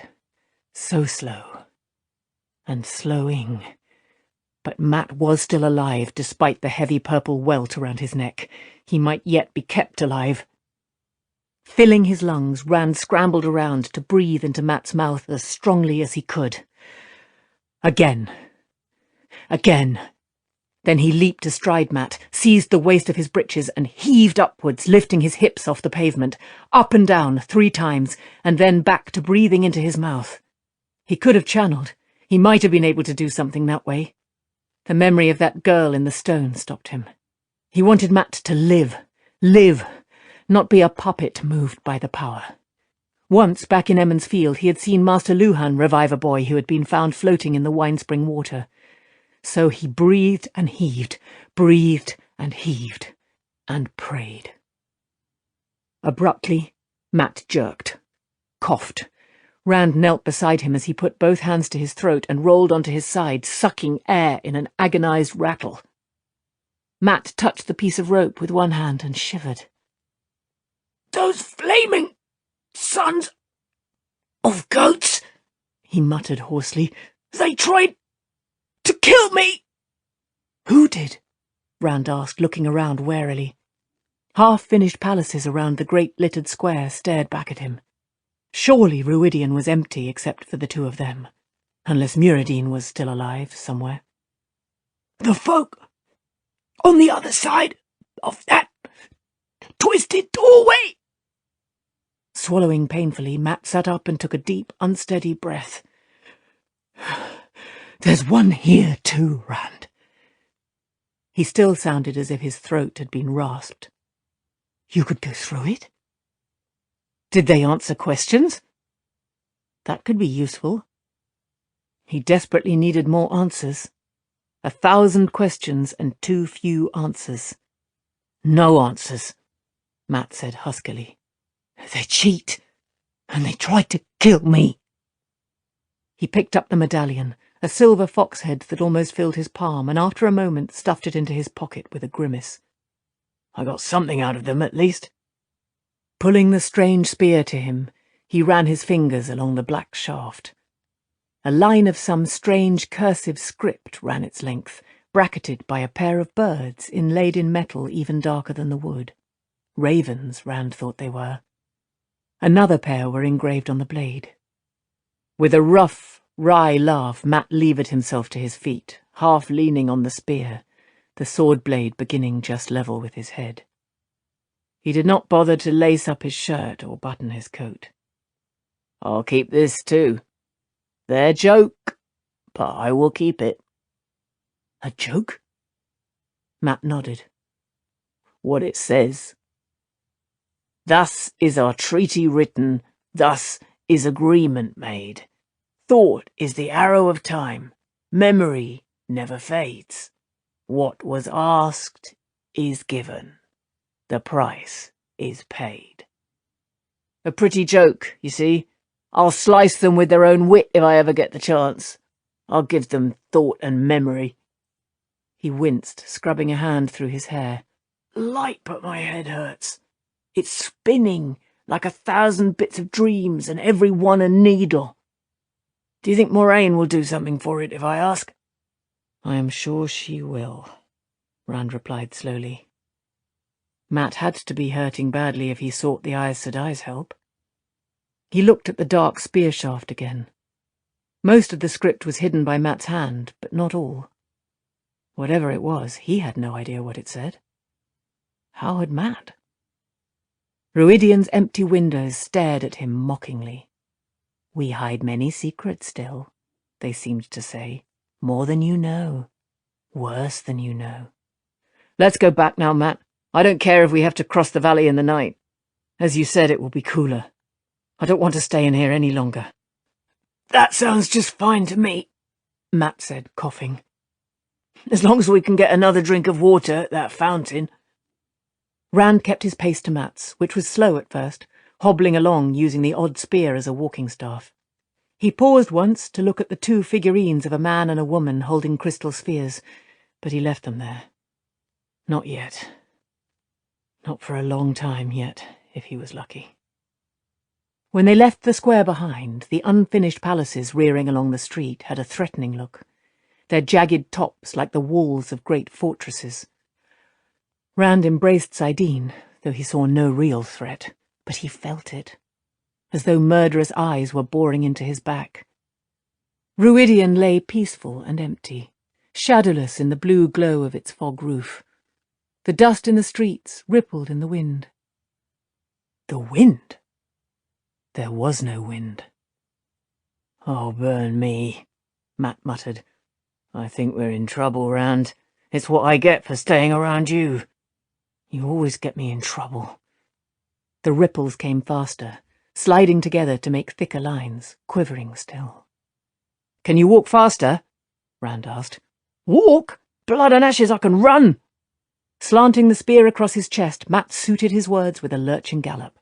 Running alongside, Rand brought his sword back, uncertain of what he could do with it against shivering lines of dust, uncertain that there really was need. It was only dust. No, it bloody isn't. It's one of those bubbles. The Dark One's evil drifting along the pattern, seeking out bloody Taviran. I know it is. All around them, dust rippled and shivered ever thicker, bunching and gathering. Suddenly, right in front of them, a shape reared up in the basin of a dry fountain. A solid man shape, dark and featureless, with fingers like sharp claws. Silently, it leaped at them. Rand moved instinctively. The moon rises over water, and the blade of power sliced through that dark figure. In a twinkling, it was only a thick cloud of dust, drifting toward the pavement. Others replaced it, though, black, faceless shapes rushing in from all sides, no two alike, but all with reaching claws. Rand danced the forms among them, blade weaving intricate patterns in the air, leaving floating motes behind. Mat used his spear like a quarterstaff, a spinning blur, but bringing the sword blade into it as if he had always used the weapon. The creatures died, or at least returned to dust, but they were many, and quick. Blood poured down Rand's face, and the old wound in his side burned on the point of splitting open.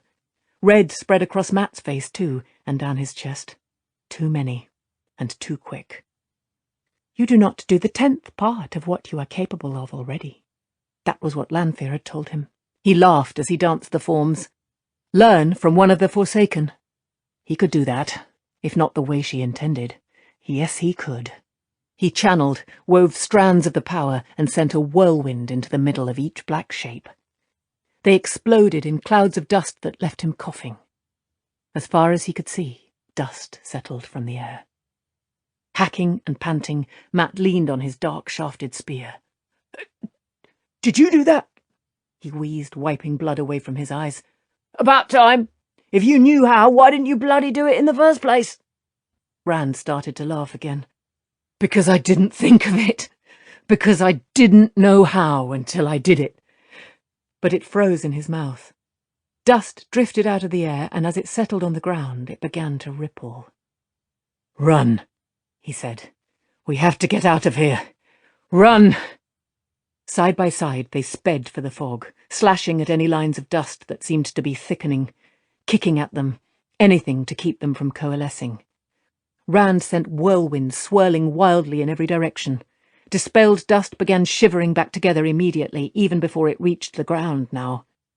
They kept running, into the fog and through, bursting out into dim, sharp-shadowed light. Side aching, Rand spun, ready to try lightning or fire, anything. Nothing came through the fog after them. Maybe the mist was a wall to those dark shapes. Maybe it held them in. Maybe...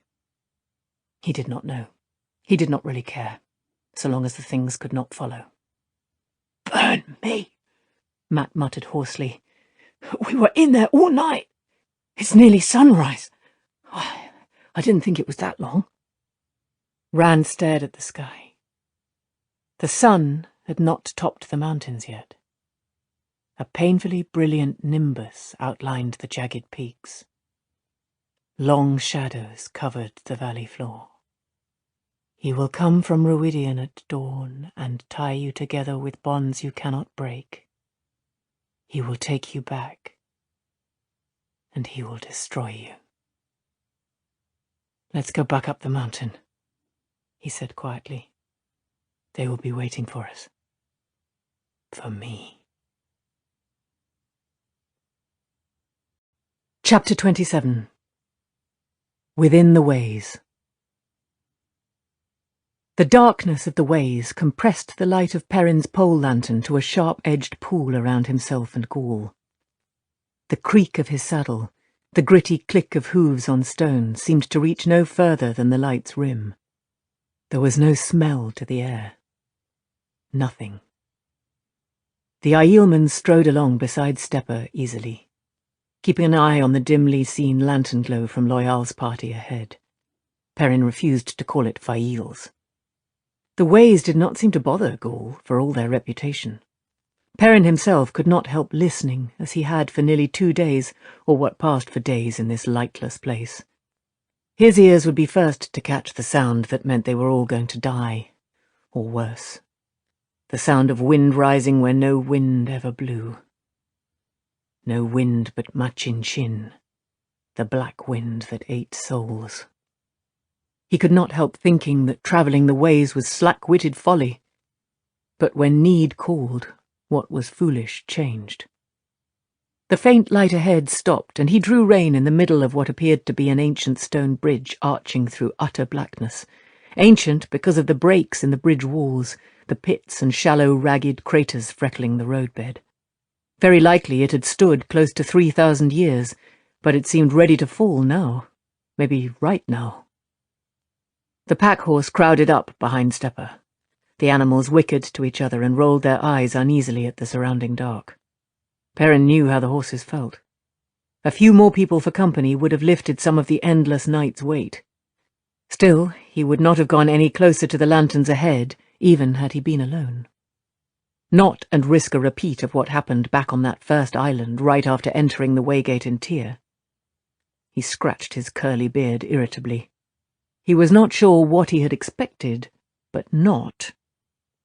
The pole lantern bobbed as he stepped down from his saddle and led Stepper and the pack-horse to the guiding. A tall slab of white stone covered with cursive silver inlays vaguely reminiscent of vines and leaves, all pitted as if splashed with acid. He could not read it, of course. Loyal had to do that. It was Ogier script, and after a moment he walked around it, studying the island. It was the same as the others he had seen, with a chest-high wall of white stone, simple curves and rounds fitted in an intricate pattern. At intervals, bridges pierced the wall, arching out into the darkness, and railless ramps running up or down with no means of support he could see. There were cracks everywhere, ragged pits and shallow craters, as though the stone were rotting. When the horses moved, there was a grainy sound of stone flaking away beneath their hooves. Gaul peered into the dark with no visible nervousness, but then he did not know what might be out there. Perrin did. Too well. When Loyal and the others arrived, Fail immediately hopped from her black mare and strode straight to Perrin, eyes intent on his face. He was already regretting making her worry, but she did not look worried at all. He could not have said what her expression was, besides fixed. Have you decided to talk to me instead of over my head? Her full-armed slap made spots dance in front of his eyes. What did you mean? She practically spat. Charging in here like a wild boar? You have no regard. None. He took a slow, deep breath. I asked you before not to do that. Her dark, tilted eyes widened as if he had said something infuriating. He was rubbing his cheek when her second slap caught him on the other side, nearly unhinging his jaw. The Aiel were watching interestedly, unloyal, with his ears drooping. I told you not to do that, he growled.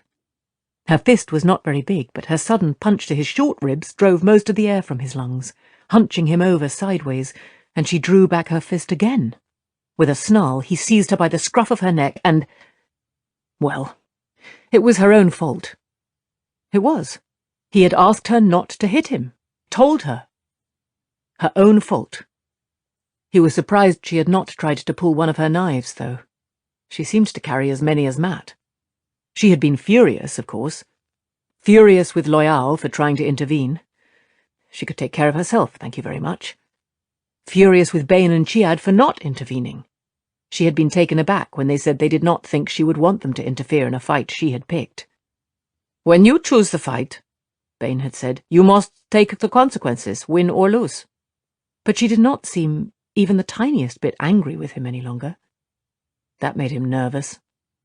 She had only stared at him, her dark eyes glistening with unshed tears, which made him feel guilty, which in turn made him angry. Why should he be guilty?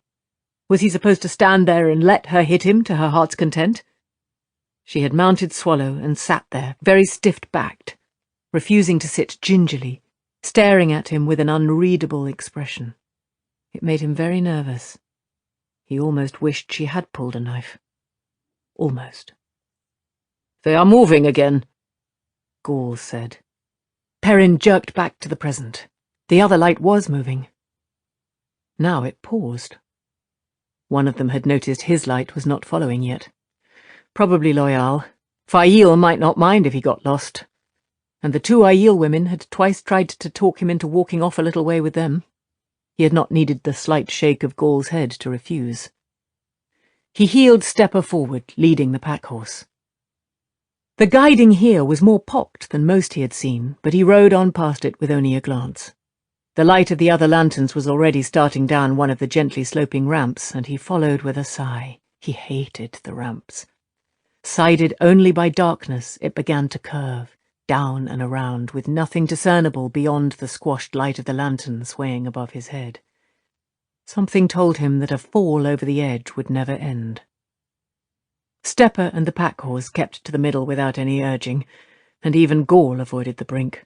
Worse, when the ramp ended on another island, there was no way to escape the conclusion that it lay directly beneath the one they had just left. He was glad to see Gaul glancing upward, glad he was not alone in wondering what held the islands up and whether it was still sound. Once more Loyal and Fail's lanterns had stopped by the guiding, so he reined up again, just off the ramp. This time they did not move on, though.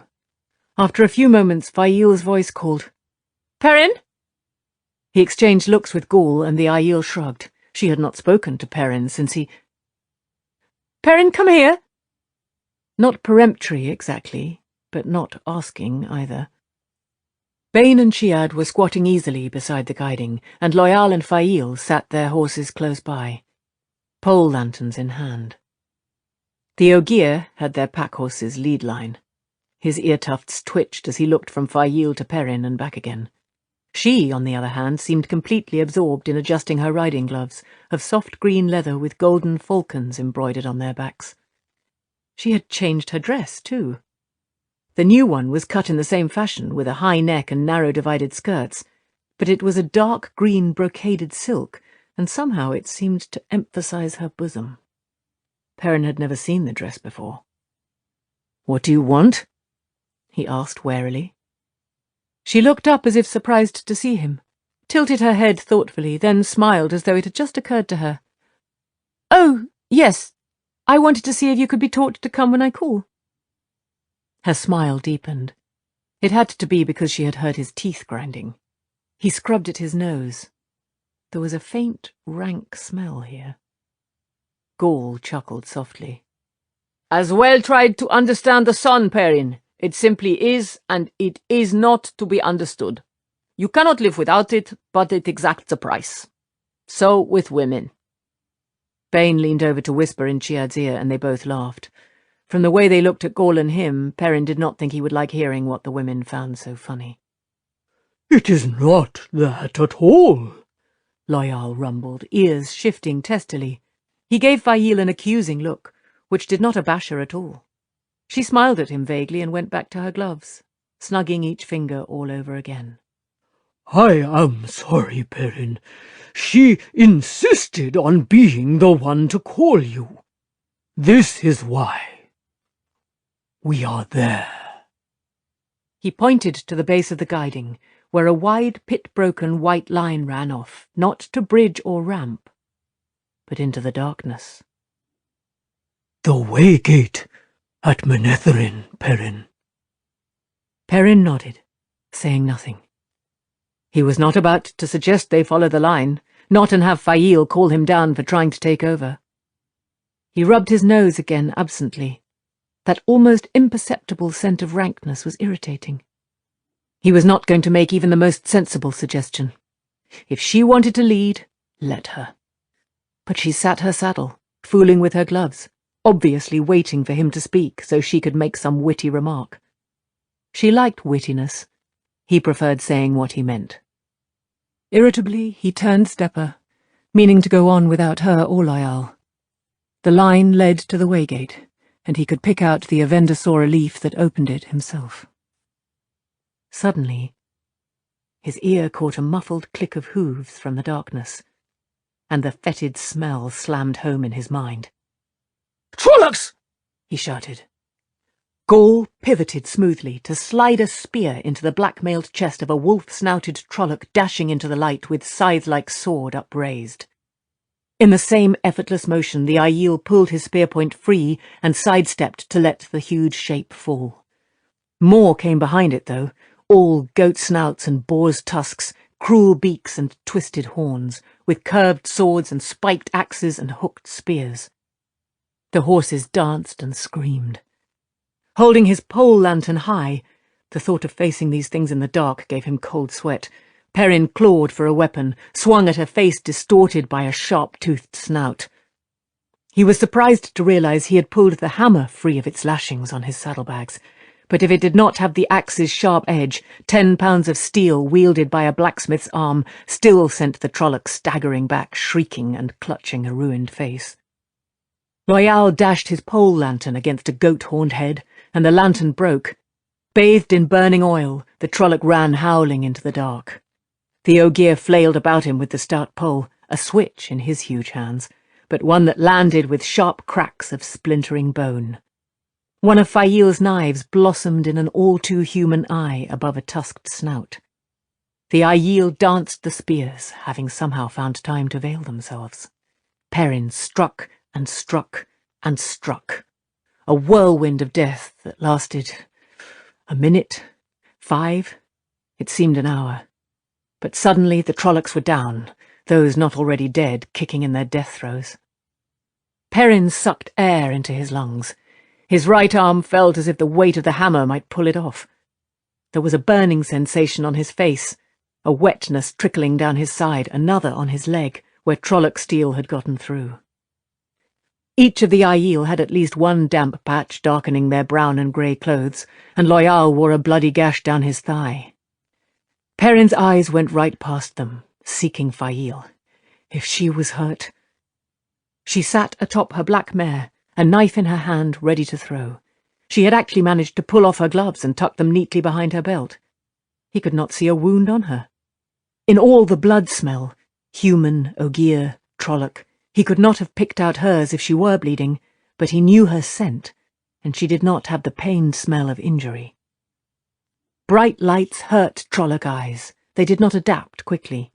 Very likely the only reason they were still alive and the Trollocs dead was that abrupt entry from darkness into light.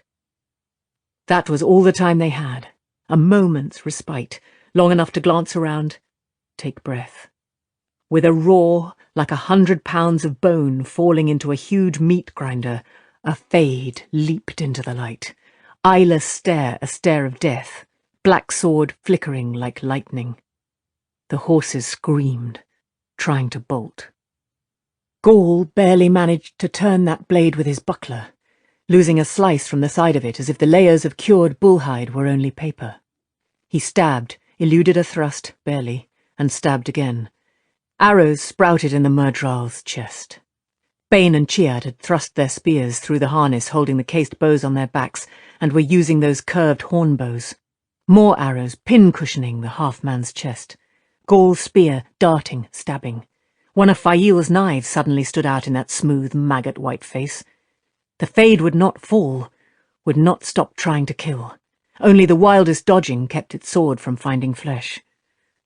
Perrin bared his teeth in an unconscious snarl. He hated Trollocs as an enemy of his blood. But the Neverborn... It was worth dying to kill a Neverborn. To put my teeth in its throat.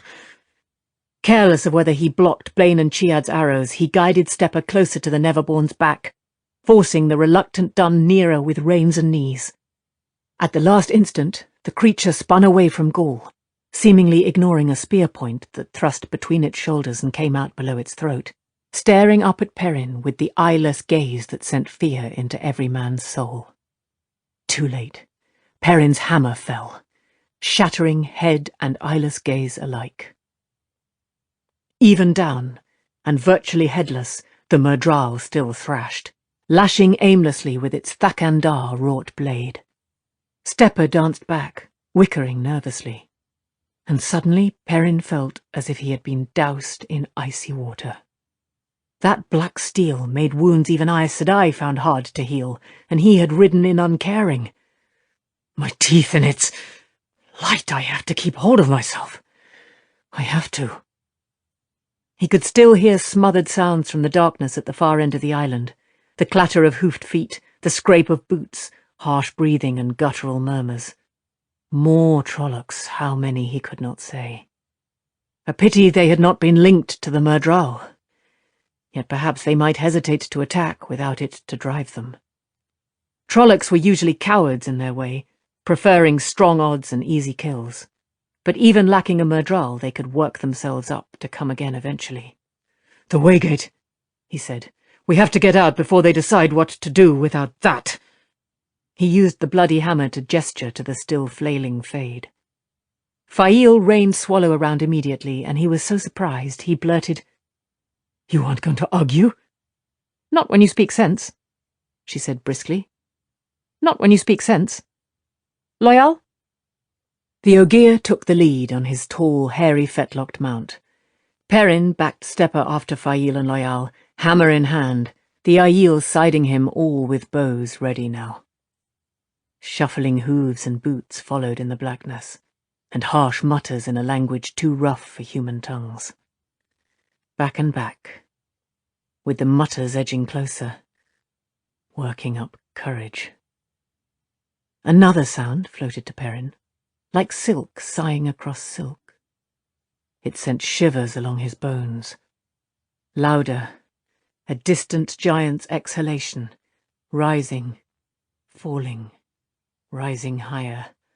"Hurry!" he shouted. "Hurry!"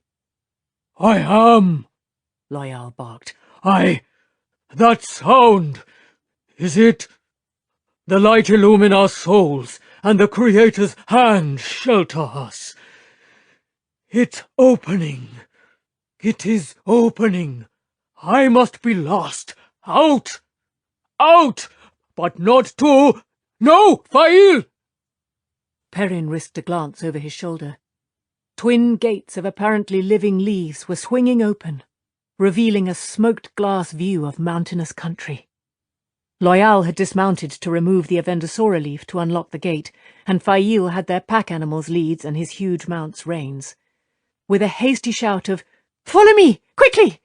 she booted Swallow's ribs, and the Tyran mare sprang toward the opening. "After her," Perrin told the Aiel. "Hurry! You cannot fight this!" Wisely, they hesitated only a heartbeat before peeling back, Gaul seizing the pack horse's lead line. Stepper came abreast of Loyal. "Can you lock it shut some way?" "Block it!" A frantic edge had entered the harsh mutterings. The Trollocs had recognized the sound too now. Machin Shin was coming. Living meant getting out of the ways. "Yes," Loyal said. "Yes, but go! Go!" Perrin reined Stepper back quickly toward the gate. Yet before he knew what he was doing, he had thrown back his head and howled defiance and challenge. "Foolish, foolish, foolish!" Still he kept his eyes on that pitch dark and backed Stepper into the waygate. An icy ripple slid across him hair by hair, and time stretched out. The jolt of leaving the ways hit him, as if he had gone from a dead gallop to a stop in one step. The Aiel was still turning to face the waygate, spreading out across the slope with arrows knocked, among low bushes and stunted mountain trees, wind-twisted pine and fir and leatherleaf. Fail was just picking herself up from where she had tumbled from Swallow's saddle, the black mare nuzzling her. Galloping out of a waygate was at least as bad as galloping in. She was lucky she had not broken her neck, and her horses too. Loyal's tall horse and her pack horses were trembling as though hit between the eyes. Perrin opened his mouth, and she glared at him, daring him to make any comment at all, maybe a sympathetic one least of all. He grimaced wryly and wisely kept silent. Abruptly, Loyal came hurtling out of the waygate, leaping out of a dull silvery mirror with his own reflection growing behind him, and rolled across the ground. Almost on his heels, 2 Trollocs appeared, ram's horns and snout, eagle's beak and feathered crest, but before they were more than halfway out, the shimmering surface turned dead black, bubbling and bulging, clinging to them. Voices whispered in Perrin's head, 1,000 babbling mad voices clawing at the inside of his skull. "Bitter blood, blood so bitter! Drink the blood and crack the bone! Crack the bone and suck the marrow. Bitter marrow, sweet the screams. Singing screams, sing the screams. Tiny souls, acrid souls, gobble them down. So sweet the pain. On and on. Shrieking, howling, the Trollocs beat at the blackness boiling around them, clawed to pull free as it sucked them deeper, deeper, till only one hairy hand remained, clutching frantically, then only darkness, bulging outward, seeking. Slowly the way-gates appeared, sliding together, squeezing the blackness so it oozed back inside between them. The voices in Perrin's head finally stopped. Loyal rushed forward quickly to place not one but 2 three-lobed leaves among the myriad leaves and vines. The waygate became stone again, a section of stone wall carved in intricate detail, standing alone on a sparsely wooded mountainside. Among the myriad leaves and vines was not 1, but 2 Avendasora leaves. Loyal had replaced the trefoil leaf from inside on the outside. The Ogier heaved a deep, relieved sigh. That is the best I can do. It can only be opened from this side now. He gave Perrin a look, at once anxious and firm. I could have locked it forever by not replacing the leaves, but I will not ruin a waygate, Perrin. We grew the ways and tended them. Perhaps they can be cleansed some day. I cannot ruin a waygate. It will do, Perrin told him. Had the Trollocs been coming to this waygate? Or had it just been a chance encounter? In either case, it would do. Was that... Fail began unsteadily, then stopped to swallow. Even the Aiel looked shaken for once. Machin Shin, Loyal said. The Black Wind, a creature of the shadow, or a thing grown of the way's own taint. No one knows.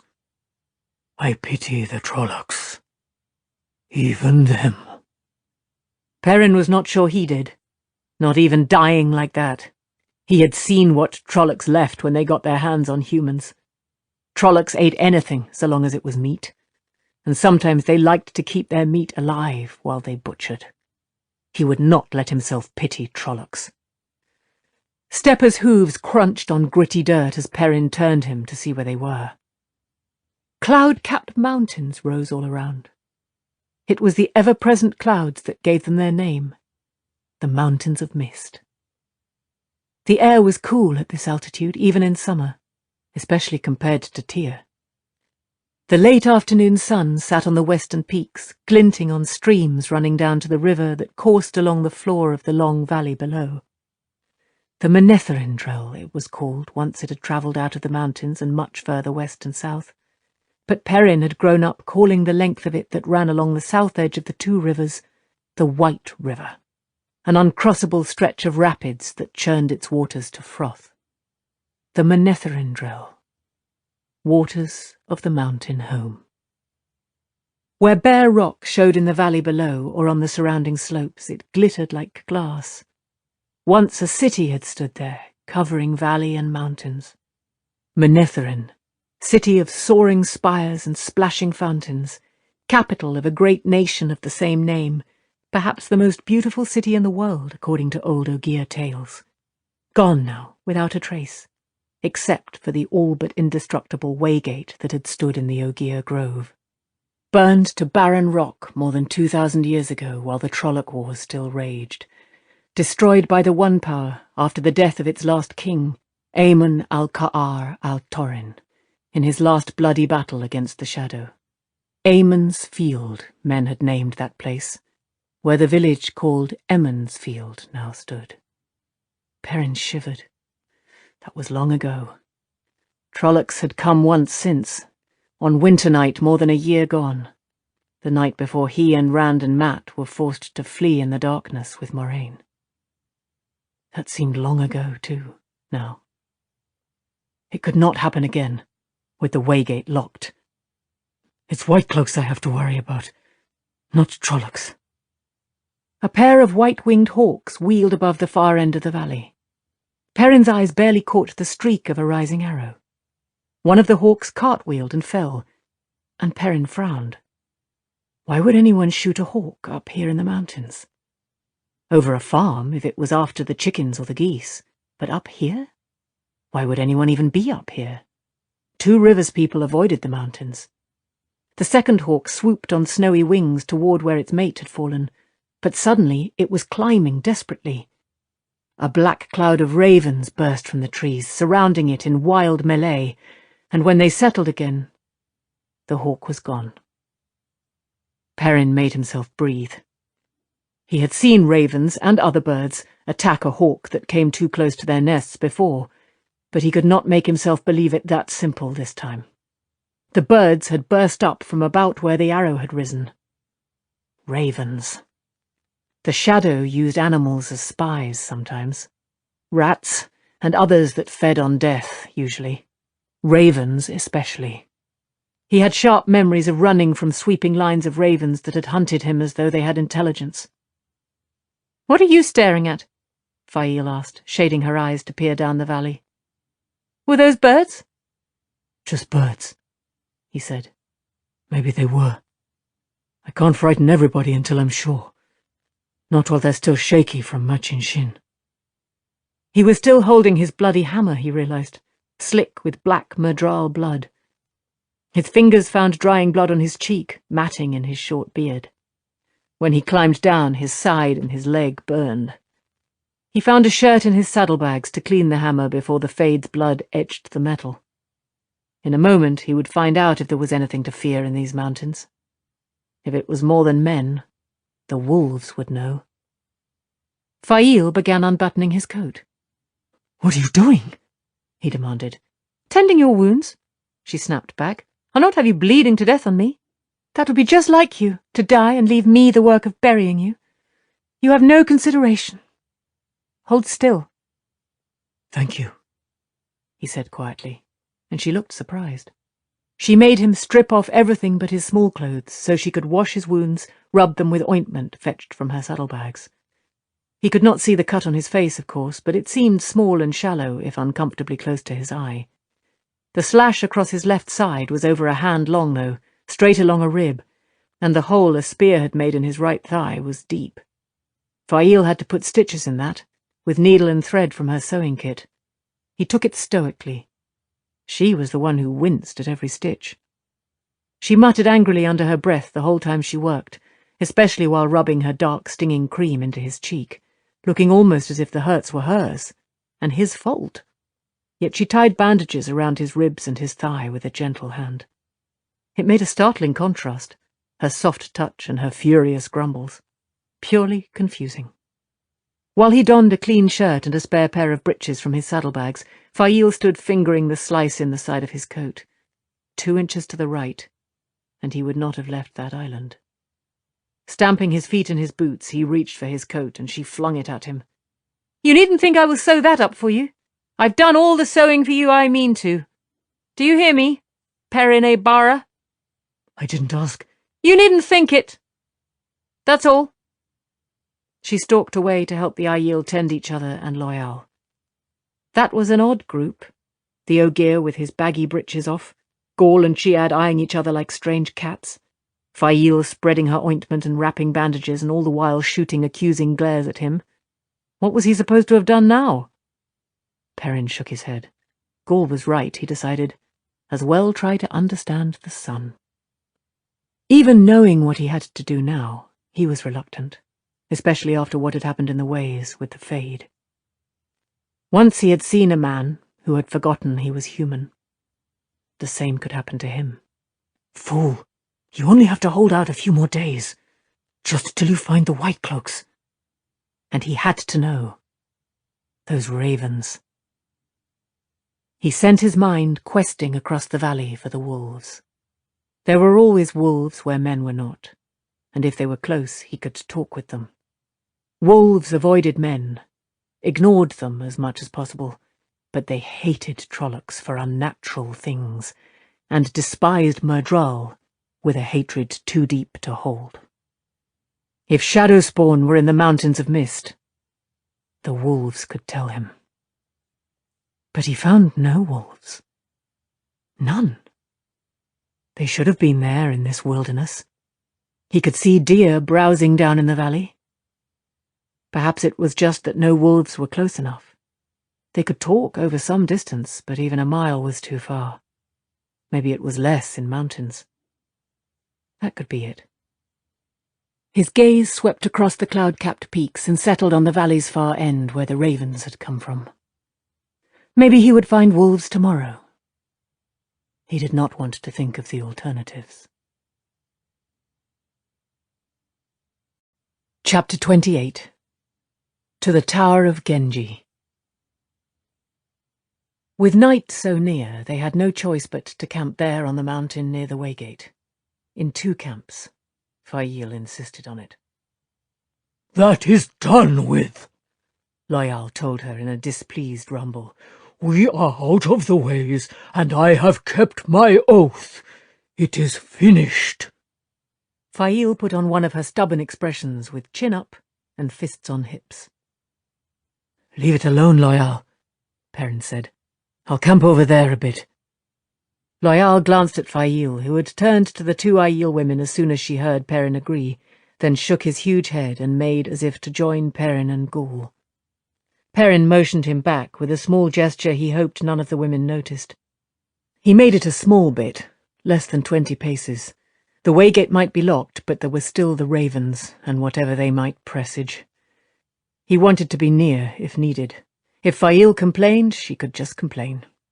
He was so set to ignore her protests that it irked him when she made none.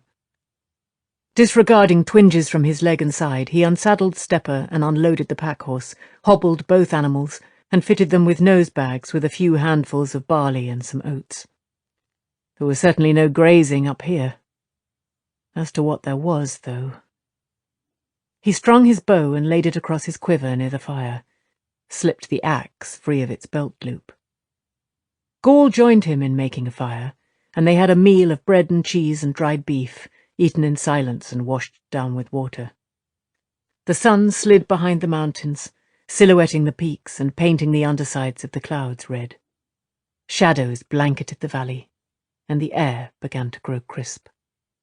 Dusting crumbs from his hands, Perrin dug his good green wool cloak out of his saddlebags. Perhaps he had grown more accustomed to Tyr's heat than he had thought. The women were certainly not eating in silence around their shadow-shrouded fire.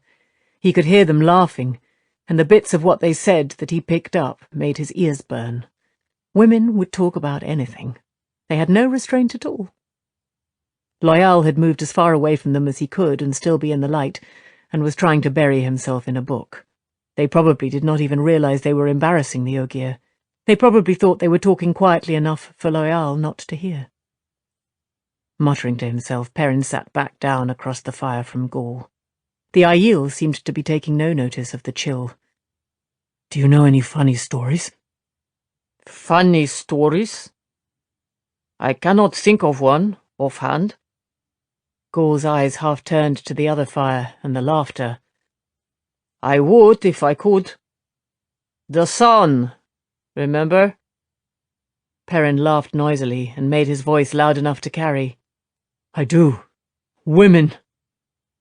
The hilarity in the other camp faded for a moment before rising again. That should show them. Other people could laugh. Perrin stared glumly into the fire. His wounds ached. After a moment, Ghoul said, This place begins to look more like the Threefold Land than most of the wetlands. Too much water still, and the trees are still too big and too many.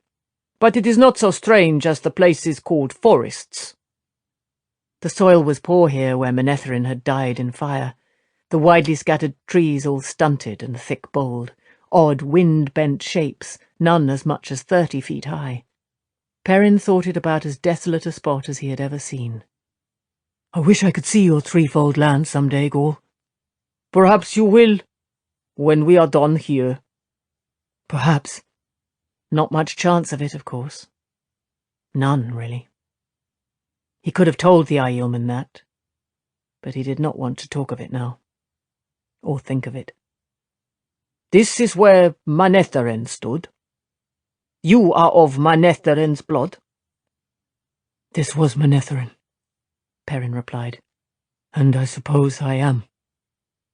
It was hard to believe that the small villages and quiet farms of the two rivers held the last of Manetheren's blood.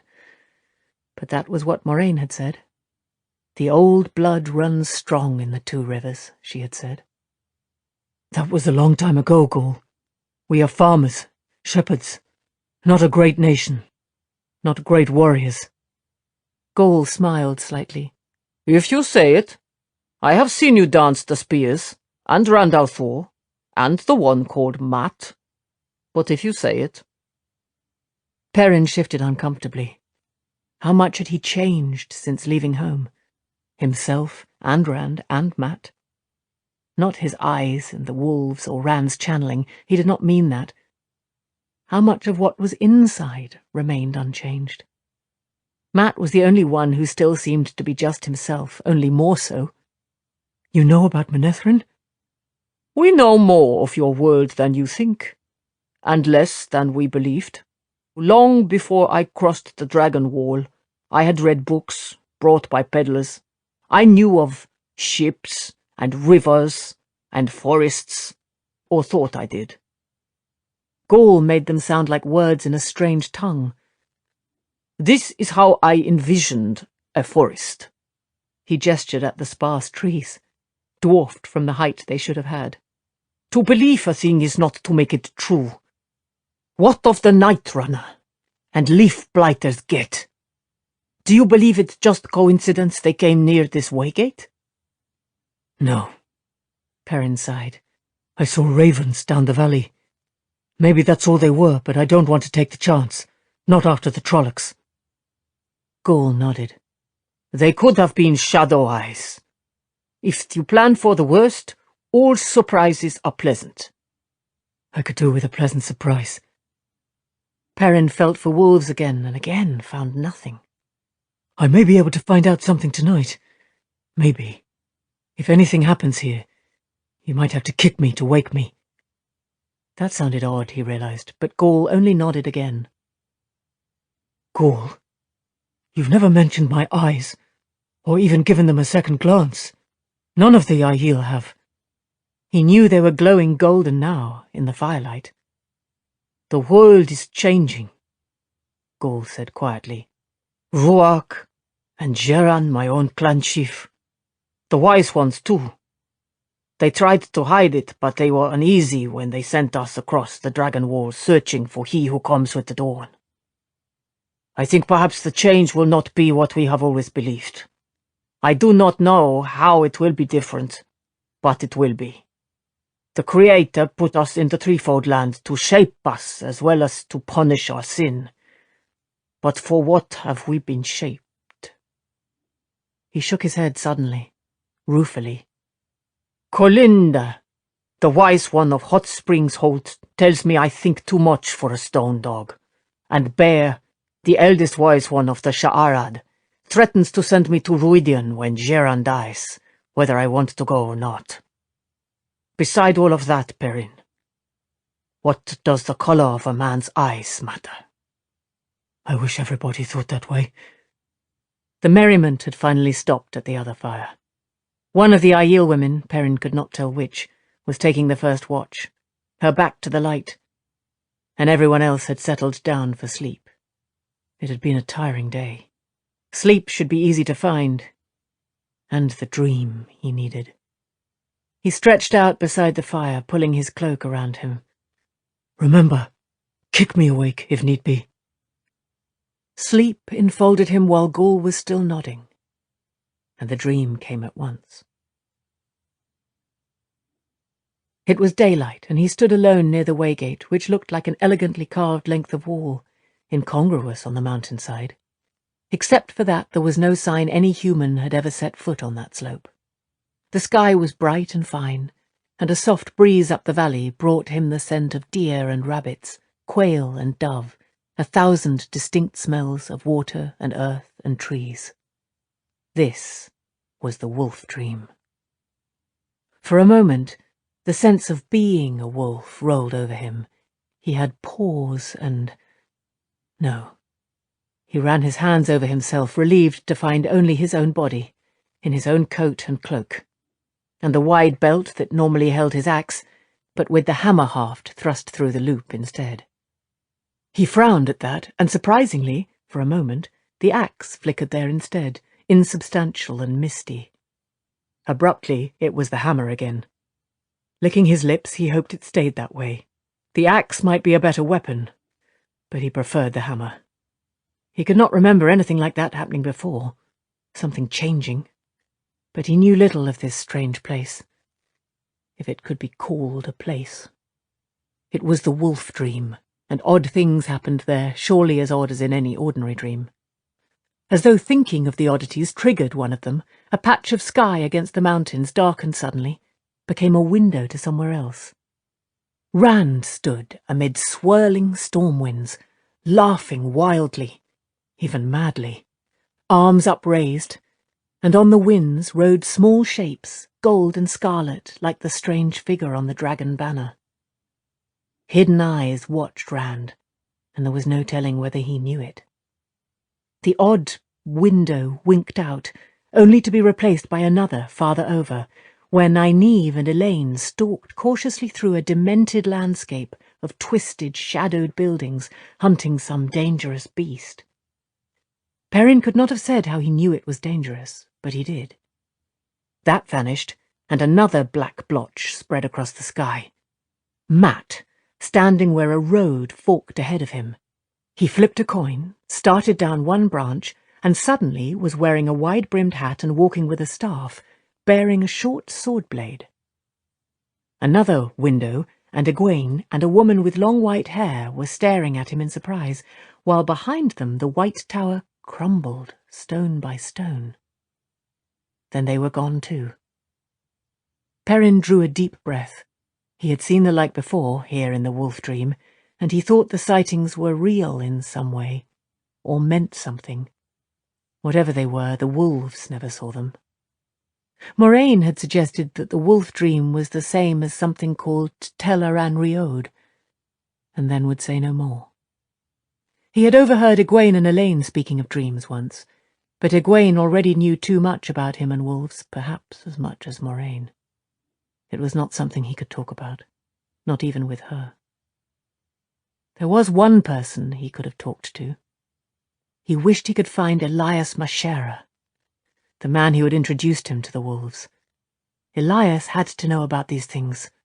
When he thought of the man, it seemed for a moment he heard his own name whispered faintly in the wind, but when he listened, there was only the wind. It was a lonely sound. Here there was only himself. "Hopper!" he called, and in his mind, "Hopper!" The wolf was dead, and yet not dead here. The wolf dream was where wolves came when they died, to await being born again. It was more than that, to wolves.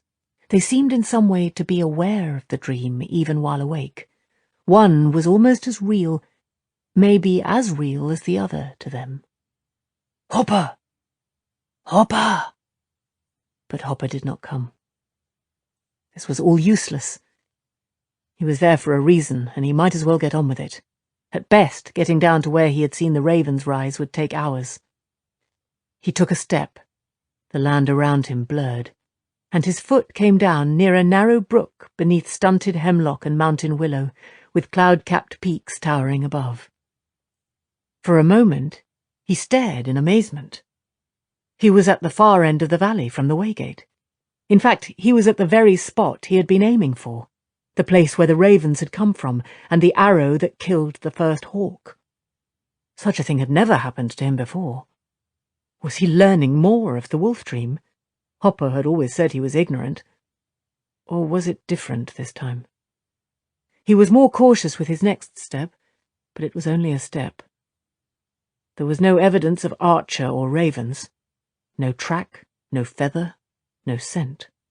He was not sure what he had expected. There would be no sign unless they had been in the dream too. But if he could find wolves in the dream, They could help him find their brothers and sisters in the waking world. And those wolves could tell him if there was shadow spawn in the mountains. Perhaps if he were higher up, they could hear him call. Fixing his eye on the highest peak bordering the valley, just below the clouds, he stepped. The world blurred, and he was standing on the mountainside, with white billows not 5 spans overhead. In spite of himself, he laughed. This was fun. From here he could see the entire valley stretched out below. "Hopper!" No answer. He leaped to the next mountain, calling, and the next, eastward toward the 2 rivers. Hopper did not answer. More troubling, Perrin did not sense any other wolves either. There were always wolves in the wolf dream. Always. From peak to peak he sped in blurred motion, calling, seeking. The mountains lay empty beneath him except for deer and other game. Yet there were occasional signs of men. Ancient signs. Twice great carved figures took nearly an entire mountainside, and in another place strange angular letters 2 spans high had been incised across a cliff a shade too smooth and sheer. Weathering had worn away the figures' faces, and eyes less sharp than his might have taken the letters themselves for the work of wind and rain. Mountains and cliffs gave way to the sand hills, great rolling mounds sparsely covered with tough grass and stubborn bushes, once the shore of a great sea before the breaking. And suddenly he saw another man atop a sandy hill. The fellow was too distant to see clearly, just a tall, dark-haired man, but plainly not a Trolloc or anything of the sort, in a blue coat with a bow on his back, stooping over something on the ground hidden by the low brush. Yet there was something familiar about him. The wind rose, and Perrin caught his smell faintly. A cold scent. That was the only way to describe it. Cold and not really human. Suddenly his own bow was in his hand, an arrow nocked, and the weight of a filled quiver tugged at his belt. The other man looked up, saw Perrin. For a heartbeat he hesitated, then turned and became a streak slashing away across the hills. Perrin leaped down to where he had stood, stared at what had occupied the fellow, and without thought pursued, leaving the half-skinned corpse of a wolf behind. A dead wolf in the wolf dream. It was unthinkable. What could kill a wolf here? Something evil. His prey ran ahead of him in strides that covered miles, never more than barely in sight. Out of the hills and across the tangled westwood with its wide-scattered farms, over cleared farmland, a quilt of hedged fields and small thickets, and past Watch Hill. It was odd to see the thatched village houses covering the hill with no people in the streets, and farmhouses standing as if abandoned. But he kept his eye on the man fleeing ahead of him. He had become so used to this pursuit that he felt no surprise when one leaping stride put him down on the south bank of the River Tarren, and the next amid barren hills without trees or grass. North and east he ran, over streams and roads and villages and rivers, intent only on the man ahead. The land grew flat and grassy, broken by scattered thickets without any sign of man. Then something glittered ahead, sparkling in the sun. A tower of metal. His quarry sped straight for it and vanished. 2 leaps brought Perrin there as well. 200 feet the tower rose, and 40 thick, gleaming like burnished steel. It might as well have been a solid column of metal. Perrin walked around it twice without seeing any opening, not so much as a crack, not even a mark on that smooth, sheer wall. The smell hung here, though, that cold, inhuman stink. The trail ended here. The man, if man he was, had gone inside somehow. He only had to find the way to follow. "Stop!" It was a raw flow of emotion that Perrin's mind put a word to. "Stop!" He turned, as a great grey wolf as tall as his waist, grizzled and scarred, alighted as if he had just leaped down from the sky. He might well have. Hopper had always envied eagles their ability to fly, and here he could too. Yellow eyes, met yellow eyes. Why should I stop, Hopper? He killed a wolf. Men have killed wolves, and wolves men. Why does anger seize your throat like fire this time? I don't know, Perrin said slowly. Maybe because it was here. I didn't know it was possible to kill a wolf here. I thought wolves were safe in the dream. You chase Slayer, young bull. He is here in the flesh, and he can kill. In the flesh? You mean not just dreaming? How can he be here in the flesh? I do not know. It is a thing dimly remembered from long ago, come again as so much else. Things of the shadow walk the dream now. Creatures of Heartfang. There is no safety. Well, he's inside now. Perrin studied the featureless metal tower. If I can find how he got in, I can put an end to him. Cub foolish, digging in a ground wasp's nest. This place is evil. All know this, and you would chase evil into evil. Slayer can kill. Perrin paused. There was a sense of finality to the emotions his mind attached the word kill to. Hopper, what happens to a wolf who dies in the dream?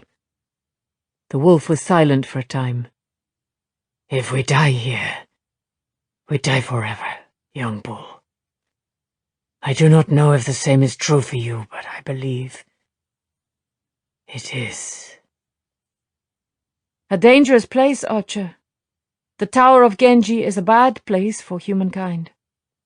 Perrin whirled, half raising his bow before he saw the woman standing a few paces away, her golden hair in a thick braid to her waist, almost the way women wore it in the Two Rivers, but more intricately woven. Her clothes were oddly cut, a short white coat and voluminous trousers of some thin, pale yellow material gathered at the ankles above short boots. Her dark cloak seemed to hide something that glinted silver at her side. She shifted, and the metallic flicker vanished. You have sharp eyes, Archer. I thought that the first time I saw you. How long had she been watching? It was embarrassing that she had sneaked up without him hearing. At the least Hopper should have warned him.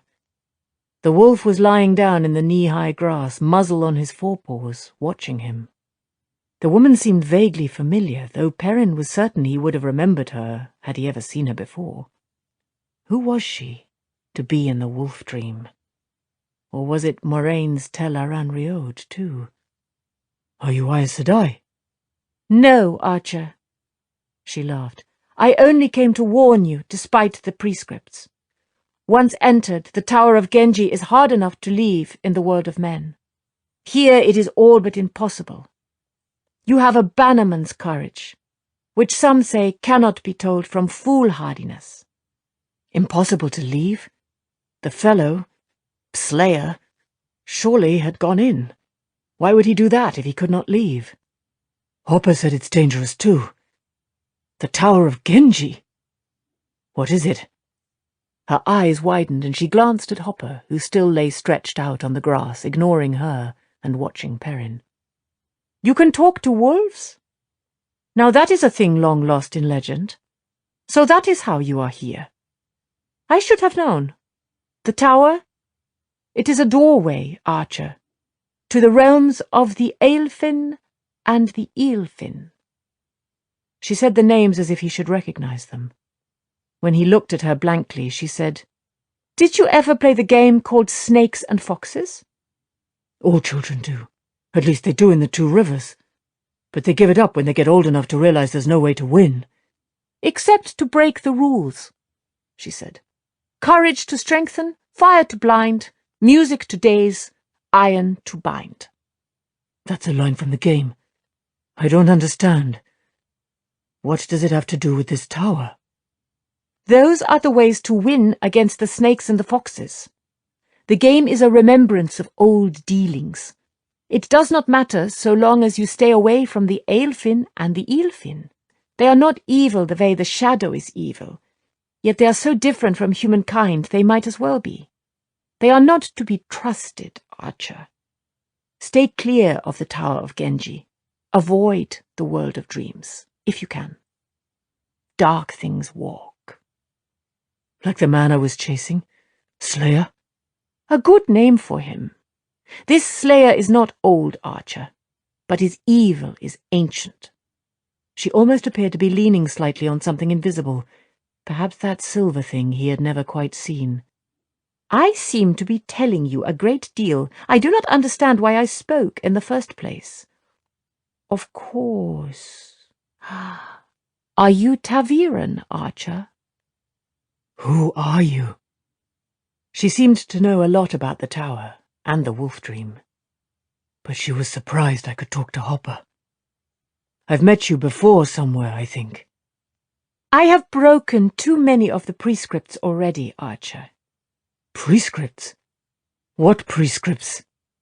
A shadow fell on the ground behind Hopper, and Perrin turned quickly, angry at being caught by surprise again. There was no one there, but he had seen it. The shadow of a man with the hilts of 2 swords rising above his shoulders. Something about that image teased his memory. "He is right," the woman said behind him. "I should not be talking to you." When he turned back, she was gone. As far as he could see were only grassland and scattered thickets, and the gleaming silvery tower. He frowned at Hopper, who finally lifted his head from his paws. "It's a wonder you weren't attacked by chipmunks," Perrin muttered. "What did you make of her?" "Her? A she?" Hopper stood, looking around. "Where?" "I was talking to her. Right here. Just now." "You made noises at the wind, young bull. There was no she here. None but you and I." Perrin scratched his beard irritably. She had been there. He had not been talking to himself. "Strange things can happen here," he told himself. "She agreed with you, Hopper. She told me to stay away from this tower." "She is wise." There was an element of doubt in the thought. Hopper still did not believe there had been any she. "I've come awfully far afield from what I intended," Perrin muttered. He explained his need to find wolves in the 2 rivers or the mountains above, explained about the ravens and the trollocs in the ways. When he was done, Hopper remained silent for a long time, his bushy tail held low and stiff. Finally, "Avoid your old home, young bull." The image Perrin's mind called home was of the land marked by a wolf pack. "There are no wolves there now. Those who were and did not flee are dead. Slayer walks the dream there." "I have to go home, Hopper. I have to." "Take care, young bull. The day of the last hunt draws near. We will run together in the last hunt." "We will," Perrin said sadly. It would be nice if he could come here when he died. He was half wolf already, it seemed sometimes. "I have to go now, Hopper." "May you know good hunting, young bull, and she's to give you many cubs." "Goodbye, Hopper." He opened his eyes to the dim light of dying coals on the mountainside. Gaul was squatting just beyond the edge of the light, watching the night. In the other camp, Fail was up, taking her turn at guard. The moon hung above the mountains, turning the clouds to pearly shadows. Perrin estimated he had been asleep 2 hours. "I'll keep guard a while," he said, tossing off his cloak. Gaul nodded and settled himself on the ground where he was. "Gaul?" The Aiel raised his head. "It may be worse in the 2 rivers than I thought." "Things often are," Gaul replied quietly. "It is the way of life." The Aielman calmly put his head down for sleep. Slayer. Who was he? What was he? Shadow spawn at the Waygate, ravens in the mountains of mist, and this man called Slayer in the 2 rivers. It could not be coincidence, however much he wished it. Chapter 29. Homecoming. The journey into the westward that had taken him perhaps 6 strides or so in the wolf dream, out of the mountains and across the sandhills, lasted 3 long days on horses. The Aiel had no trouble keeping up afoot, but then the animals themselves could not manage much speed with the land mostly up and down as it was. Perrin's wounds itched fiercely, healing. Fail's ointment seemed to be working. It was a quiet journey by and large, broken more often by the bark of a hunting fox or the echoing cry of a hawk than by anyone speaking. At least they saw no more ravens. More than once he thought Fail was about to bring her mare over close to him, about to say something, but each time she restrained herself. He was glad of it. He wanted to talk to her more than anything, but what if he found himself making up with her? He berated himself for wanting to. She had tricked Loyal, tricked him. She was going to make everything worse. Make it harder. He wished he could kiss her again. He wished she would decide she had had her fill of him and go. Why did she have to be so stubborn? She and the 2 Aiel women kept to themselves, Bane and Chiad striding along on either side of Swallow when one or the other was not ranging ahead. Sometimes the 3 of them murmured softly among themselves, after which they avoided looking at him so pointedly that they might as well have thrown rocks. Loyal rode with them at Perrin's request, though the situation obviously upset him no end. Loyal's ears twitched as if he wished he had never heard of humans. Gaul seemed to find the entire thing vastly amusing. Whenever Perrin looked at him, he wore an inward grin. For himself, Perrin travelled wrapped in worry, and kept his strung bow across the tall pommel of his saddle. Did this man called Slayer rove the 2 rivers only in the wolf dream? Or was he in the waking world too? Perrin suspected the latter, and that Slayer was the one who had shot the hawk for no reason. It was another complication he could do without, on top of the Children of the Light. His family lived on a sprawling farm more than half a day beyond Emmons Field, almost to the waterward. His father and mother, his sisters, his baby brother. Patron would be 9 now, no doubt objecting more strenuously than ever to being called the baby. Decelle, a plump 12, and Adora, 16, probably ready to braid her hair. Uncle Eward, his Dar's brother, and Aunt Magda, stout and looking nearly alike, and their children. Aunt Niain, who visited Uncle Carlene's grave every morning, and their children. And great Aunt Ailsin, who had never married, with her sharp nose and sharper eye for discovering what everyone for miles around was up to. Once apprenticed to Master Luhan, he had seen them only on feast days. The distance was too great for casual travel, and there had always been work to do. If the White Cloaks hunted for Abaras, they were easy to find. They were his responsibility, not this Slayer. He could only do so much. Protect his family and Fail.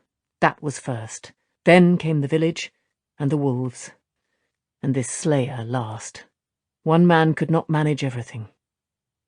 The westward grew on stony soil broken by bramble-covered outcrops, a hard, thickly treed land with few farms or paths. He had wandered these heavy woods as a boy, alone or with Rand and Matt, hunting with bow or sling, setting snares for rabbits, or simply roaming for the sake of roaming. Bushy-tailed squirrels chittering in the trees, speckled thrushes warbling on branches imitated by black-winged mockers, blue-backed quail bursting up out of the brush in front of the travellers, all spoke to him of home. The very smell of the dirt the horses' hooves turned was a recognition. He could have headed straight for Emmons Field, but instead he angled more northward through the forest, finally crossing the wide, rough track called the Quarry Road as the sun slanted down toward the treetops. Why quarry, no one in the 2 rivers knew, and it scarcely looked a road at all, only a weedy stretch that you did not even notice was bare of trees until you saw the overgrown ruts from generations of wagons and carts. Sometimes shards of old pavement worked their way to the surface. Perhaps it had led to a quarry for Manetheren. The farm Perrin sought lay not far from the road, beyond rows of apple and pear trees where fruit was setting. He smelled the farm before he saw it. The smell of char. Not new, yet a full year would not soften that smell. He reined in at the edge of the trees and sat staring before he made himself ride into what had been the Althor farm, the pack-horse trailing behind his dun.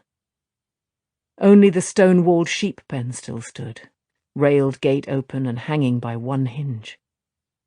The soot-blackened chimney cast a slanting shadow across the tumbled, burned beams of the farmhouse.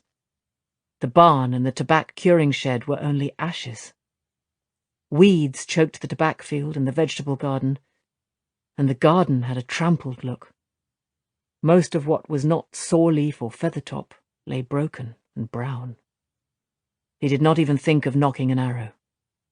The fire was weeks old, the burned wood slicked and dulled by past rains. Chokevine needed nearly a month to grow that tall. It had even enveloped the plough and harrow lying beside the field. Rust showed under the pale, narrow leaves. The Aiel searched carefully, though, spears ready and eyes wary, quartering the ground and poking through the ashes. When Bane clambered out of the ruins of the house, she looked at Perrin and shook her head. At least Tam Althor had not died in there. They know. They know, Rand. You should have come. It was very nearly more than he could do to stop from putting Stepper to a gallop, keeping him there all the way to his family's farm. Trying to, at least. Even Stepper would fall dead before he ran that far. Maybe this was Trolloc work. If it was Trollocs, maybe his family was still working their farm, still safe. He drew a deep breath, but the char obliterated any other smell. Gaul stopped beside him. Whoever did this is long gone. They killed some of the sheep and scattered the rest. Someone came later to gather the flock and drive it off north. 2 men, I think, but the tracks are too old to be sure. Is there any clue to who did it? Gaul shook his head. It could have been Trollocs. Strange to wish for a thing like that. And foolish. The Whitecloaks knew his name, and they knew Rand's as well, it seemed. They know my name. He looked at the ashes of the Althor farmhouse, and Stepper moved as the reins trembled in his hands. Loyal had dismounted at the edge of the fruit trees, but his head was still in the branches. Fail rode toward Perrin, studying his face, her mare stepping delicately. Is this... Do you know the people who lived here? Rand and his father. Oh, I thought it might be... The relief and sympathy in her voice were enough to finish the sentence. Does your family live near? No, he said curtly, and she recoiled as if slapped. But she still watched him, waiting. What did he have to do to drive her away? More than he could bring himself to, if he had not managed it already. The shadows were growing longer, the sun sitting on the treetops. He reined Stepper around, rudely turning his back on her. Gaul, we will have to camp close by tonight. I want to start early in the morning. He sneaked a glance over his shoulder. Fail was riding back to Loyal, sitting stiff in her saddle. In Emmons Field they will know where the Whitecloaks were, so he could turn himself in before they hurt his family. If his family was all right. If the farm where he had been born was not already like this. No. He had to be in time to stop that. They'll know how things are. Early, then. Gaul hesitated. You will not drive her off. That one is almost Far Darius Mai, and if a maiden loves you, you cannot escape her, however hard you run. You let me worry about Fail. He softened his voice. It was not Gaul he wanted to be rid of. Very early, while Fail is still asleep. Both camps, beneath the apple trees, were quiet that night. Several times one or the other of the Aiel women stood, staring toward the small fire where he and Gaul sat. But an owl hooting and the horses stamping were the only sounds. Perrin could not sleep, and it was still an hour short of first light, with the full moon setting, when he and Gaul slipped away, the Aiel silent in his soft boots, and the horses' hooves making little more noise. Bane, or maybe Chiad, watched them go. He could not tell which, but she did not wake Fail, and he was grateful. The sun had climbed well up by the time they came out of the westwood a little below the village, amid cart tracks and paths, most bordered by hedges or low, rough stone walls. Smoke made feathery grey plumes above farmhouse chimneys, goodwives doing the morning's baking by the smell. Men dotted the fields of tobacco or barley, and boys watched flocks of black-faced sheep in the pastures. Some people took note of their passing, but Perrin kept Stepper at a fast walk and hoped none were close enough to recognise him or wonder at the strangeness of Gaul's clothes or his spears.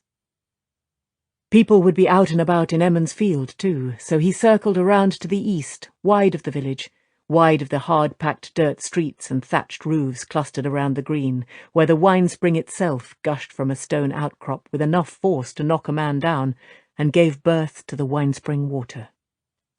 The damage he remembered from winter night a year gone, the burned houses and charred roofs, were all rebuilt and repaired. The Trollocs might as well never have come back then. He prayed no one would have to live through that again. The Wine Spring Inn stood practically at the eastern end of Emmons Field, between the stout wooden wagon bridge across the rushing Wine Spring water and a huge old stone foundation with a great oak growing up through the middle of it. Tables beneath the thick branches were where folk sat of a fine afternoon and watched the play at bowls. At this hour of the morning the tables were empty, of course. There were only a few houses further east. The inn itself was River Rock on the first floor, with a whitewashed second story jutting out all the way around and a dozen chimneys rising above a glittering red tile roof, the only tile roof for miles. Tying Stepper and the pack-horse to a hitch post near the kitchen door, Perrin glanced at the thatch-roofed stable. He could hear men working in there, probably Hugh and Tad mucking out the stalls where Master Alvere kept the big Durran team he rented out for heavy hauling. There were sounds from the other side of the inn, too, the murmur of voices on the green, geese honking, the rumble of a wagon. What was on the horses he left. This would be a short stop. He motioned for Gaul to follow and hurried inside, carrying his bow, before either stableman could come out. The kitchen was empty, both iron stoves and all but one fireplace cold, though the smell of baking still hung in the air. Bread and honey cakes. The inn seldom had guests except when merchants came down from Baerlon to buy wool or tobacco, or a monthly peddler when snow had not made the road impassable, and the village folk who might come for a drink or a meal later in the day would all be hard at work at their own homes now. Someone might be there, though. So Perrin tiptoed along the short hallway leading from the kitchen to the common room and cracked the door to peek inside. He had seen that square room 1,000 times, with its fireplace of riverstone stretching half the room's length, the lintel as high as a man's shoulder, Master Alvere's polished tobacco canister and prized clock sitting on the mantel. It all seemed smaller than it had, somehow. The tall-backed chairs in front of the fireplace were where the village council met. Brandlewyn Alvere's books sat on a shelf opposite the fireplace. Once Perrin had been unable to imagine more books in one place than those few dozen mostly worn volumes, and casks of ale and wine lined another wall. Scratch, the inn's yellow cat, sprawled asleep as usual atop one. Except for Bran Alvere himself and his wife Marin in long white aprons polishing the inn's silver and pewter at one of the tables, the common room stood empty.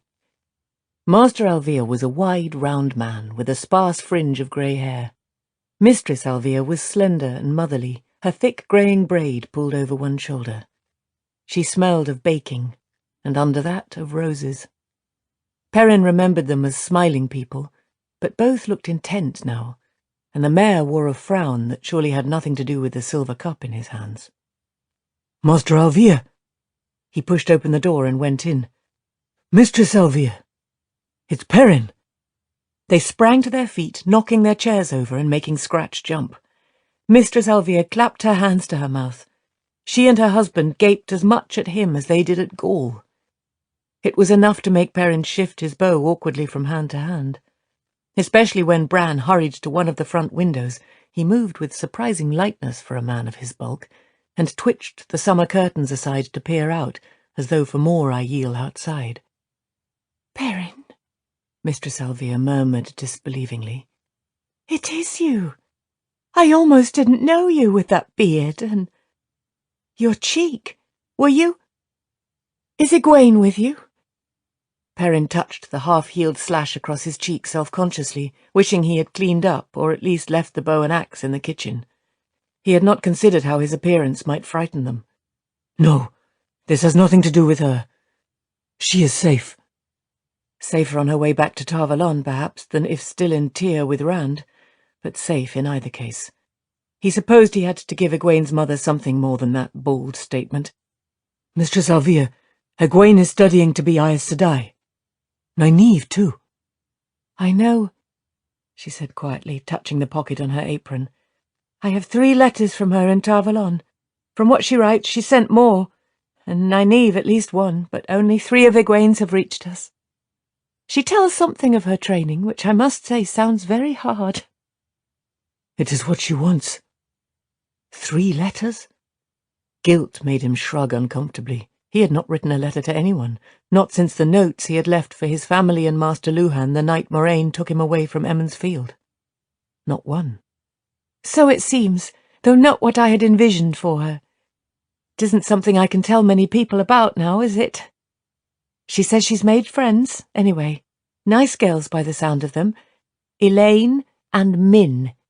Do you know them? We have met. I think you could call them nice girls. How much had Egwene told in those letters? Not much, evidently. Let Mistress Alvia think what she would. He had no intention of worrying her over things she could do nothing about. What was past was past. Egwene was safe enough now. Abruptly realizing that Gaul was just standing there, he made hasty introductions. Bran blinked when Gaul was named Aiel, and frowned at his spears and the black veil hanging down his chest from his shuffa, but his wife merely said, "Be welcome to Emond's Field, Master Gaul, and to the Wine Spring Inn." "May you always have water and shade, roof mistress," Gaul said formally, bowing to her. "I ask leave to defend your roof and hold." She barely hesitated before replying as if that were exactly what she was used to hearing. "A gracious offer, but you must allow me to decide when it is needed." "As you say, roof mistress. Your honour is mine."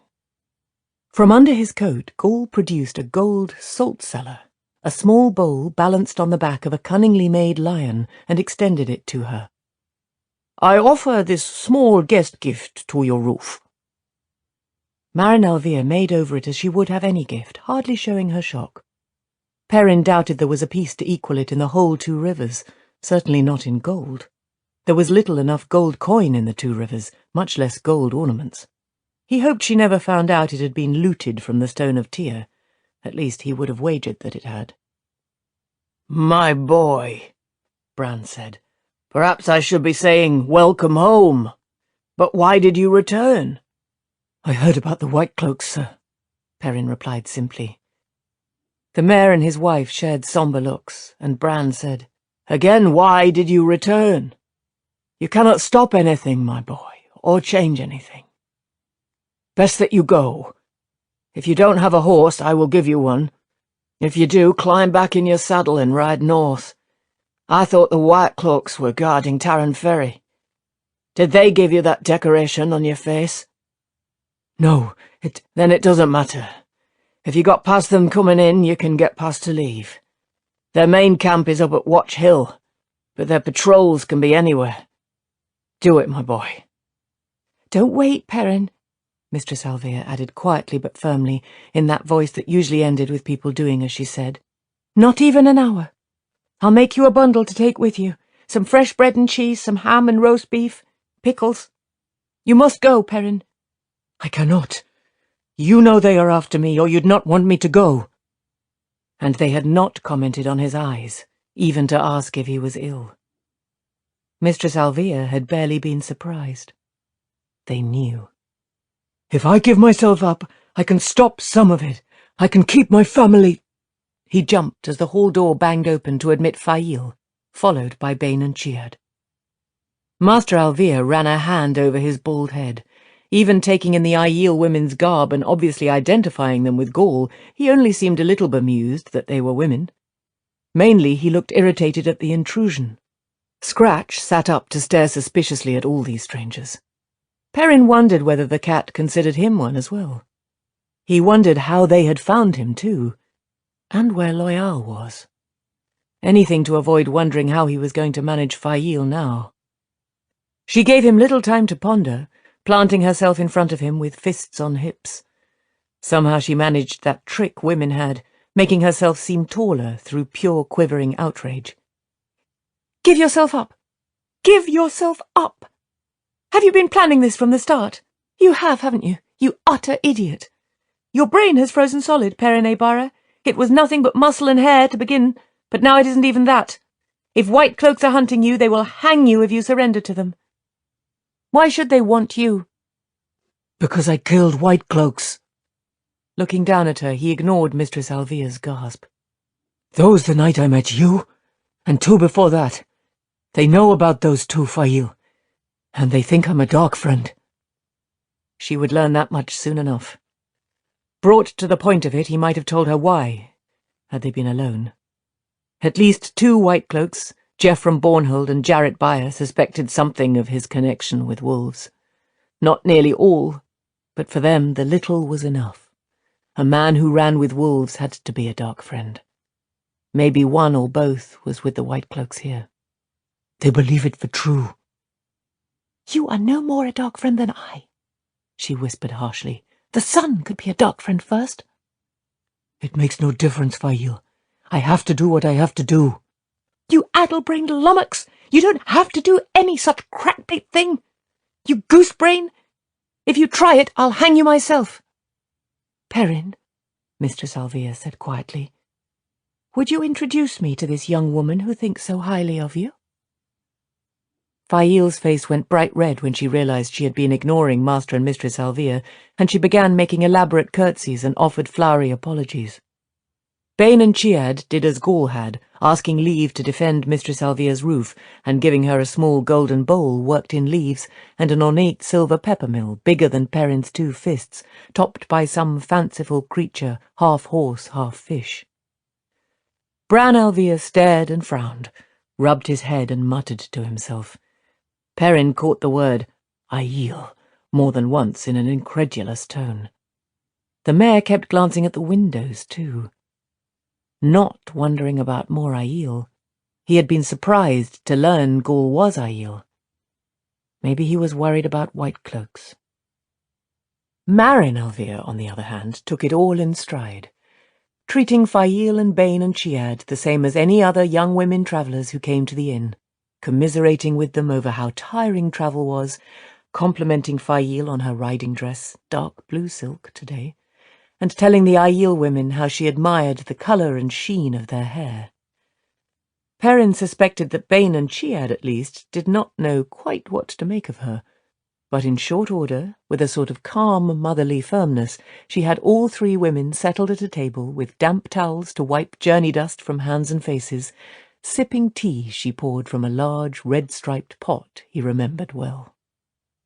It might have been amusing seeing those fierce women. He certainly included Fail, suddenly eager to assure Mistress Alvia that they were more than comfortable. Was there nothing they could do to help? She was doing too much, all of them wide-eyed as children with a child's chance of resisting her. It would have been amusing if she had not included himself and Gaul, sweeping them just as firmly to the table, insisting on clean hands and clean faces before they got a cup of tea. Gaul wore a small grin the whole time. Aiel had a strange sense of humour. Surprisingly, she never glanced at his bow or axe, or the Aiel's weapons. People seldom carried even a bow in the 2 Rivers, and she always insisted such be set aside before anyone took a place at one of her tables. Always. But she just ignored them now. Another surprise came when Bran placed a silver cup of apple brandy at Perrin's elbow. Not the small tot that men usually drank at the inn, barely enough to cover the last joint of the thumb, but half full. When he had left, he would have been offered cider, if not milk, or perhaps well-watered wine, a half-cup with a meal, or a full one on a feast day. It was gratifying to be recognized as a grown man, but he only held it. He was used to wine now, but he seldom drank anything stronger. Perrin, the mayor said as he took a chair beside his wife, no one believes you a dark friend. No one with any sense. There is no reason for you to let yourself be hanged. Fail nodded in fierce agreement, but Perrin ignored her. I won't be turned aside, Master Alvia. The White Cloaks want me, and if they do not get me, they might turn to the next Debara they can find. White Cloaks don't need much to decide somebody is guilty. They are not pleasant people. We know, Mistress Alvia said softly. Her husband stared at his hands on the table. Perrin, your family is gone. Gone? You mean the farm is burned already? Perrin's fist tightened around the silver cup. I hoped I was in time. I should have known better, I suppose. Too long before I heard. Maybe I can help my Dar and Uncle Eward rebuild. Who are they staying with? I wanted to see them first, at least. Bran grimaced, and his wife stroked his shoulder comfortingly. But strangely her eyes stayed on Perrin, all sadness and comfort. They are dead, my boy, Bran said in a rush. Dead?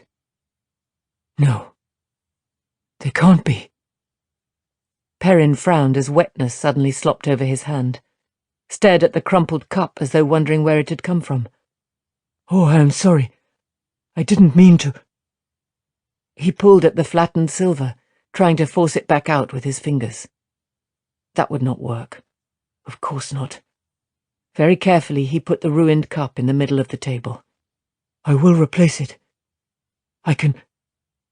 He wiped his hand on his coat, and suddenly found he was caressing the axe hanging at his belt. Why was everyone looking at him so oddly? Are you sure? His voice sounded far away. Adora and Tessel? Pate? My mother? All of them, Bran told him. Your aunts and uncles too, and your cousins. Everybody on the farm. I helped bury them, my boy. On that low hill, the one with the apple trees. Perrin stuck his thumb in his mouth. Fool thing to do. Cutting himself on his own axe. My mother likes apple blossoms. The White Cloaks. Why would they burn me? Petra's only 9. The girls. His voice was very flat. He thought he should have had some emotion in those words. Some emotion. It was Trollocs, Mistress Alvia said quickly. They have come back, Perrin. Not the way they did when you went away, not attacking the village, but out in the countryside. Most farms without close neighbours have been abandoned. No one goes outside at night, even near to the village. It is the same down to Devon Ride and up to Watch Hill, maybe to Tarran Ferry. The White Cloaks, bad as they are our only real protection. They've saved 2 families that I know, when Trollocs attacked their farms. I hoped. He could not quite remember what it was he had wished. Something about Trollocs. He did not want to remember.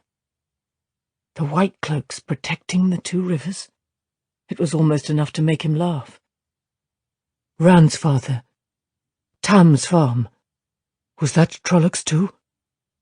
Mistress Alvia opened her mouth, but Bran cut her off. He deserves the truth, Marin. That was White Cloaks, Perrin. That and the Cawthon place. Mat's people too. Ran's and Mat's and mine. Strange. He sounded as if he were talking about whether it might rain. Are they dead too? No, my boy, no. Abel and Tam are hiding in the westwood somewhere. And Mat's mother and sisters, they're alive too. Hiding? There is no need to go into that, Mistress Alvia said briskly. Bran, bring him another cup of brandy. And you drink this one, Perrin. Her husband sat where he was, but she only frowned at him and went on. I would offer you a bed, but it isn't safe.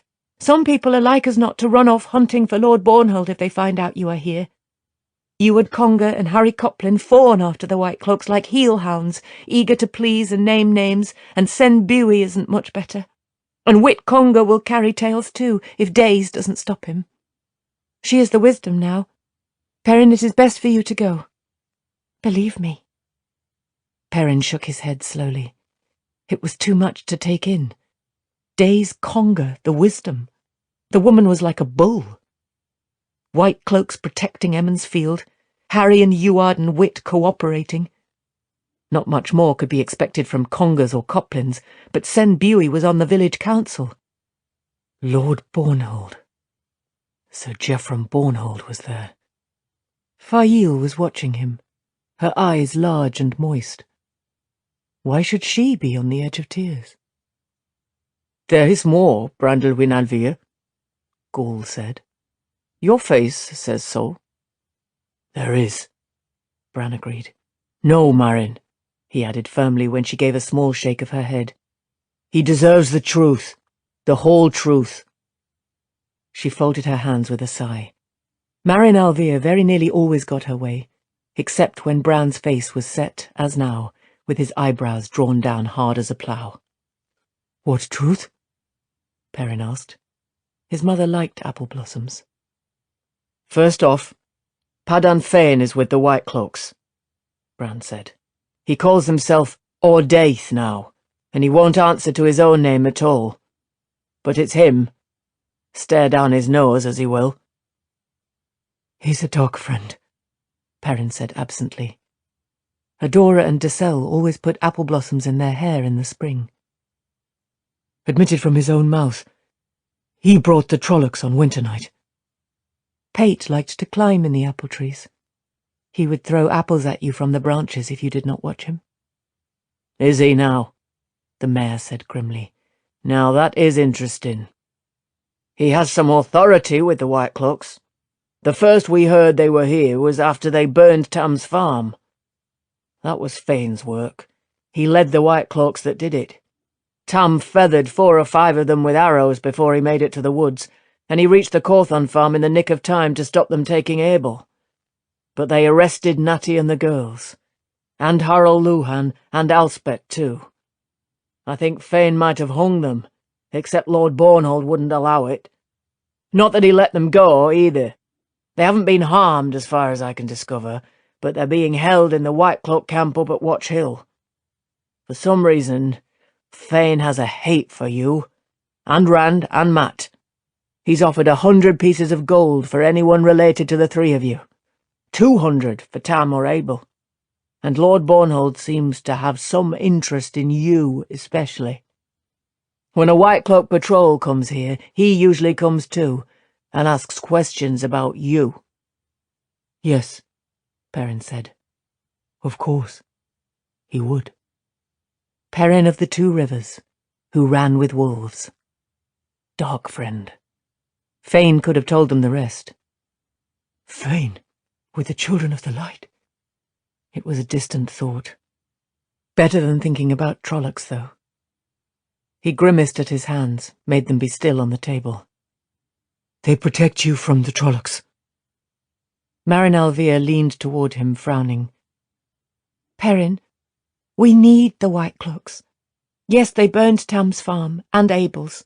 They've arrested people, and they stamp around as if they own everything they see. But Alspet and Natty and the rest are unharmed, only held, and that can be straightened out somehow. The Dragon's Fang has been scrawled on a few doors, but nobody except the Congers and Coplins pay any mind, and they're likely the ones who did the scrawling. Tam and Abel can stay in hiding until the White Cloaks go. They have to go sooner or later. But as long as there are Trollocs here, we do need them. Please understand, it isn't that we would not rather have you than them, but we need them, and we don't want them to hang you. You call this being protected, Roof Mistress? Bane said. If you ask the lion to protect you from wolves, you have only chosen to end in one belly instead of another. Can you not protect yourselves? Chiad added. I have seen Perrin fight, and Matt Cawthon, and Randall Thor. They are the same blood as you. Bran sighed heavily. We are farmers, simple people. Lord Luke talks of organising men to fight the Trollocs, but that means leaving your family unprotected while you go off with him. And no one much likes that idea. Perrin was confused. Who was Lord Luke? He asked as much, and Mistress Alvia answered, He came about the time the White Cloaks did. He's a hunter of the horn. You know the story, the great hunt of the horn. Lord Luke thinks the Horn of Valir is somewhere in the mountains of mist above the two rivers. But he gave over his hunt because of our problems. Lord Luke is a great gentleman, with the finest manners. Smoothing her hair, she gave an approving smile. Bran looked at her sideways and grunted sourly. Hunters of the Horn, Trollocs, White Cloaks. The two rivers hardly seemed the same place he had left. Fail is a hunter of the Horn too. Do you know this Lord Luke, Fail? I have had enough, she announced. Perrin frowned as she stood and came around the table to him. Seizing his head, she pulled his face into her midriff. Your mother is dead, she said quietly. Your father is dead. Your sisters are dead, and your brother. Your family is dead, and you cannot change it. Certainly not by dying yourself. Let yourself grieve. Don't hold it inside where it can fester. He took her by the arms, meaning to move her, but for some reason his hands tightened till that grip was the only thing holding him up. It was only then that he realized he was crying, sobbing into her dress like a baby. What must she think of him? He opened his mouth to tell her he was all right, to apologize for breaking down, but what came out was, I couldn't get here any faster. I couldn't. He gritted his teeth to shut himself off. I know, she murmured, stroking his hair for all the world as if he were a child. I know. He wanted to stop, but the more she whispered understanding, the more he wept, as though her hands, soft on his head, were smoothing the tears out of him. Chapter 30. Beyond the Oak. With Fail holding his head beneath her breasts, Perrin lost track of how long he cried. Images of his family flashed in his thoughts. His father smiling as he showed him how to hold a bow, his mother singing while she spun wool, Adora and Dessel teasing him when he shaved the first time, Pate wide-eyed at a gleeman during Sunday long ago. Pictures of graves, cold and lonely in a row. He wept until there were no more tears in him. When he finally pulled back, the two of them were alone except for Scratch, washing himself atop the ale barrel. He was glad the others had not remained to watch him. Fail was bad enough. In a way, he was glad she had stayed. He only wished she had not seen or heard. Taking his hands in hers, Fail sat in the next chair. She was so beautiful, with her slightly tilted eyes, large and dark, and her high cheekbones. He did not know how he was going to be able to make up to her for the way he had treated her these last few days. No doubt she would find a means to make him pay for it. Have you given up the notion of surrendering to the White Cloaks? She asked. There was no hint in her voice that she had just watched him cry like a baby.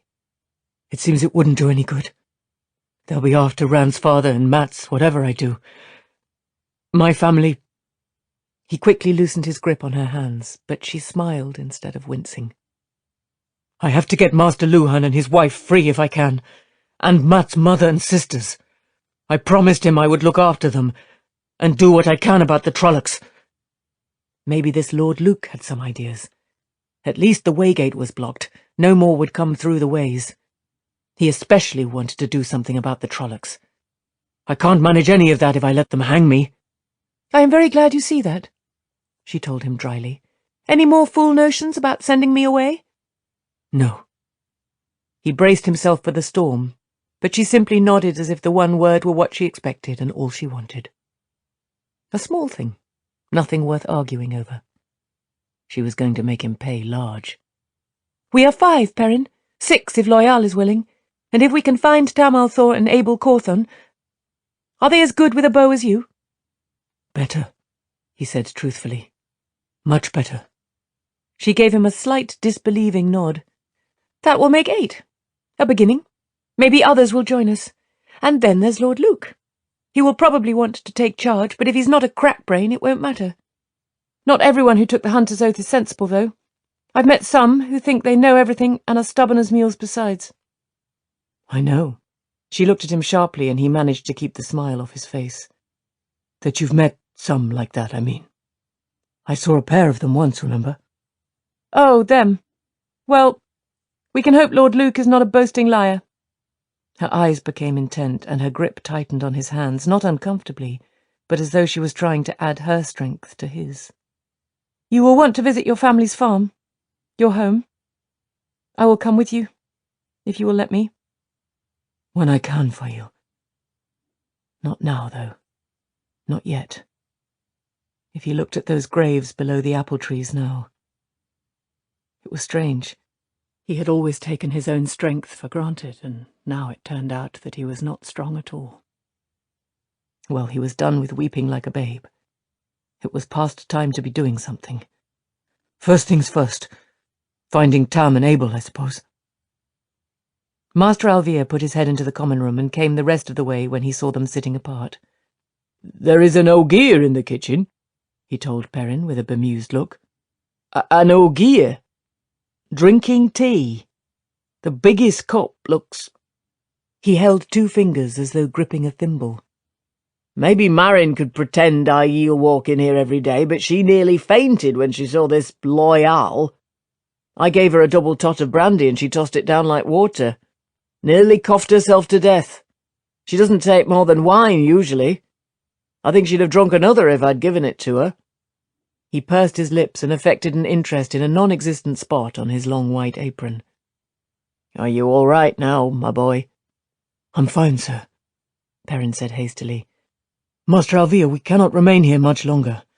Someone might tell the White Cloaks you sheltered me. Oh, there are not many would do that. Not all the Coplins, and not some of the Congers, even. But he did not suggest they stay. Do you know where I can find Master Althor and Master Cawthon? In the Westwood somewhere, usually, Bran said slowly. That's all I know for sure. They move about. Locking his fingers over his broad belly, he tilted his grey-fringed head to one side.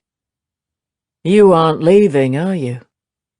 Well, I told Marin you would not, but she doesn't believe me. She thinks it best for you to go away, best for you.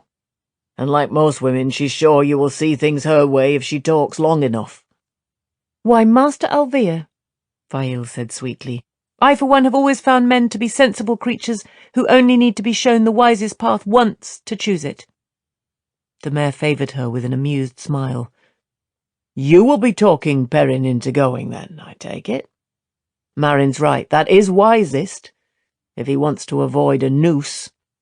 The only reason to stay is that sometimes a man can't run. No? Well, no doubt you know best.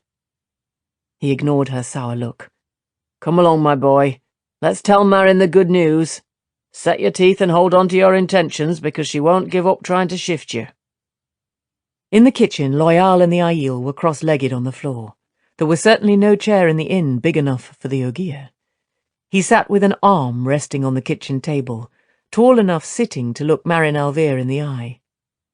Bran had exaggerated the smallness of the cup in Loyal's hands, though on second glance Perrin saw it was a white-glazed soup bowl. Mistress Alvir was still doing her best to pretend Aiel and Ogier were normal, bustling about with a tray of bread and cheese and pickles, making sure everyone ate, but her eyes did widen each time they landed on Loyal, though he tried to put her at ease with compliments for her baking. His tufted ears twitched nervously whenever she looked at him, and she gave a little jump every time they did, then shook her head, the thick greying braid swaying vigorously. Given a few hours, they might send each other to bed with the shakes. Loyal heaved a deep bass sigh of relief at the sight of Perrin, and set his bowl, of tea on the table, but the next instant his broad face sagged sadly. I am sorry to hear your loss, Perrin. I share your grief. Mistress Alvir. His ears twitched wildly even without looking at her, and she gave another start. has been telling me you will go. Now there's nothing to keep you here. If you wish it, I will sing to the apple trees before we leave." Bran and Marin exchanged startled looks, and the mayor actually reamed at his ear with a finger. "Thank you, Loyal. I will appreciate that when there's time. But I have work to do before I can go." Mistress Alvia set the tray on the table with a sharp click and stared at him, but he kept on, laying out his plans, such as they were. Find Tam and Abel, and rescue the people the White Cloaks held. He did not mention Trollocs, though he had vague plans there, too. Perhaps not so vague. He did not mean to leave while there was a Trolloc or Murdral alive in the Two Rivers. He fastened his thumbs behind his belt to keep from caressing his axe. "It won't be easy," he finished. "I will appreciate your company, but I will understand if you want to go. This isn't your fight, and you have seen enough trouble through staying close to Emond's field folk, and you won't write much of your book here." "Here or there. It is the same fight, I think," Loyal replied. "The book can wait. Perhaps I will have a chapter about you." "I said I would come with you," Gaul put in without being asked. "I did not mean until the journey grew hard. I owe you blood debt."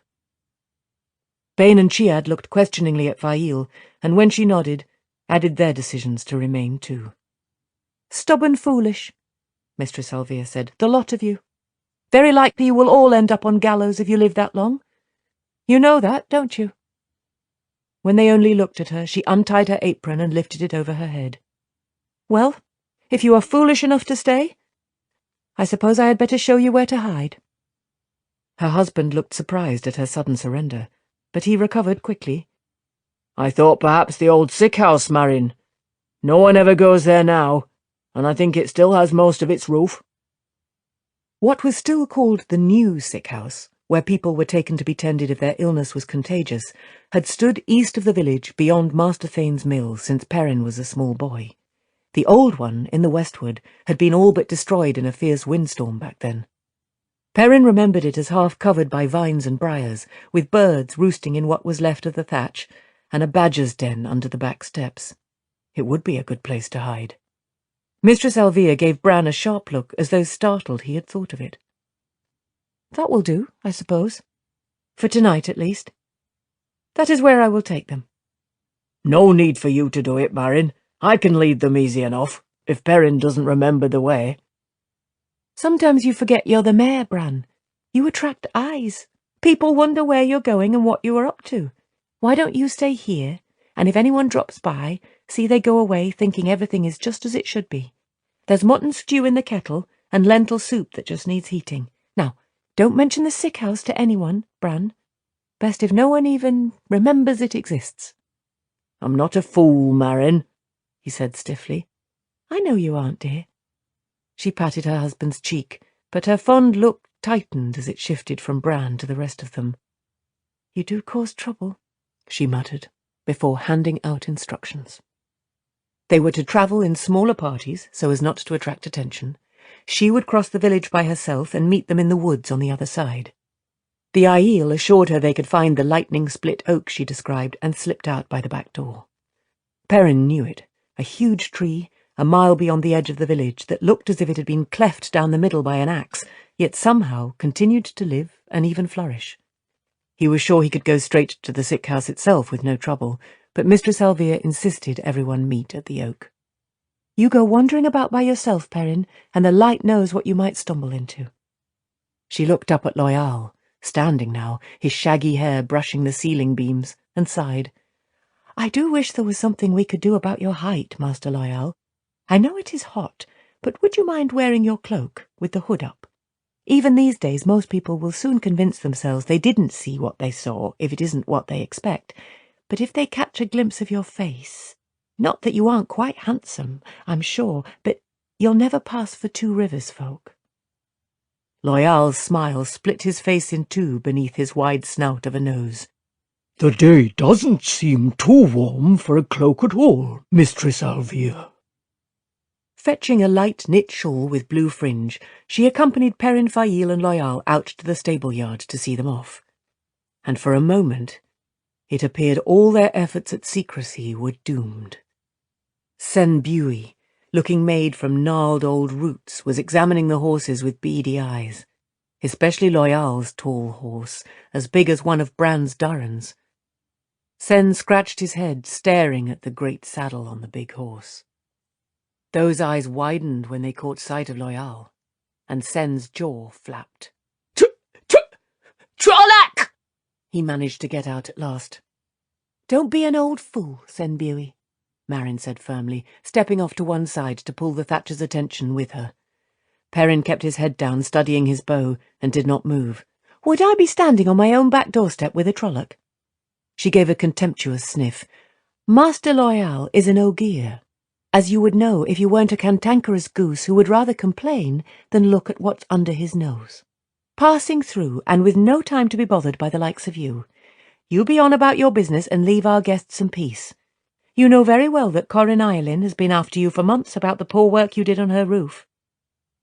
Sen mouthed the word Ogier, silent and blinking. For a moment it seemed he might rouse himself in defence of his handiwork, but then his gaze shifted to Perrin and narrowed. Him! It's him! They're after you, you young whelp, rapscallion, running off with Aes Sedai and becoming a dark friend. That was when we had Trollocs before. Now you're back, and so are they. You going to tell me that's coincidence? What's wrong with your eyes? You sick? You have some kind of sickness from off you brought back to kill us all, as if Trollocs are not enough. The Children of the Light will settle you. See if they don't. Perrin sensed Fail tensing and hastily put a hand on her arm when he realized she was drawing a knife. What did she think she was doing? Sen was an irascible old fool, but that was no reason for knives. She gave an exasperated toss of her head, but at least she left it at that. That is enough, Sen, Marin said sharply. You keep this to yourself, or have you started running to the White Cloaks with tales like Harry and his brother Dal? I've my suspicions why the White Cloaks came rummaging through Bran's books. They took 6 off with them and lectured Bran under his own roof about blasphemy. Blasphemy, of all things, because they didn't agree with what was in a book. You're lucky I don't make you replace those books for him. They burrowed through the whole inn like weasels, hunting for more blasphemous writings, they said, as if anyone would hide a book. Tumbled all the mattresses from the beds, upset my linen closets. You are lucky I didn't come haul you back here to put it all to rights again. Sen drew in on himself a little more with each sentence, until he looked to be trying to pull his bony shoulders over his head. I didn't tell them anything, Marin, he protested. Just because a man mentions. That is, I just happened to say, just in passing. He shook himself, still avoiding her eye, but regaining some of his old manner. I mean to take this up with the council, Marin. Him, I mean. He pointed a gnarled finger at Perrin. We're all in danger as long as he's here. If the children find out you're sheltering him, they might blame the rest of us. Upset closets won't be in it then. This is women's circle business. Marin rewrapped her shawl about her shoulders and moved to stand eye to eye with the Thatcher. He was a little taller than she, but her sudden air of grave formality gave her the edge. He spluttered, but she rode right over his attempts to slide a word in. Circle business, Sen Bui. If you think it isn't, if you even dare think of calling me a liar, you go flapping your tongue. You breathe a word of women's circle business to anyone, including the village council. The circle has no right interfering in council affairs, he shouted. And see if your wife doesn't have you sleeping in the barn and eating what your milk cows leave. You think council takes precedence over circle? I'll send Days Conger over to convince you different if you need convincing. Sen flinched, as well he might. If Days Conger was the wisdom, she would probably force foul-tasting concoctions down his throat every day for the next year, and Sen was too scrawny to stop her. Elsbeth Luhan was the only woman in Emond's Field larger than Days, and Days had a mean streak and a temper to go with it. Perrin could not imagine her as wisdom. Nynaeve would probably have a fit when she found out who had replaced her. Nynaeve had always believed she used sweet reason herself. "No need to get nasty, Marin," Sen muttered placatingly. "You want me to keep quiet, I'll keep quiet. But women's circle or no, you're risking bringing the children down on all of us." Marin merely raised her eyebrows, and after a moment he slunk away, grumbling under his breath. "Well done," Fail said when Sen disappeared around the corner of the inn. "I think I need to take lessons from you. I am not half so good at handling Perrin as you are with Master Alvear and that fellow." She smiled at Perrin to show she was joking. At least, he hoped that was what it meant. "You have to know when to rein them short," the older woman replied absently, "and when there's nothing to do but give them their head. Letting them have their way when it isn't important makes it easier to check them when it is." She was frowning after Sen, not really paying attention to what she was saying, except maybe when she added, "And some should be tied in the stall and left there." Perrin leaped in hastily. Fail certainly did not need any advice of this sort. "Will he hold his tongue, do you think, Mistress Alvear?" Hesitating, she said, "I believe he will. Sen was born with a sore tooth that's only gotten worse as he ages, but he isn't like Harry Coplin or that lot." Still, she had hesitated. "We had best be moving," he said. No one argued. The sun was higher than he had expected, past its midday height already, which meant most people were indoors for their dinner.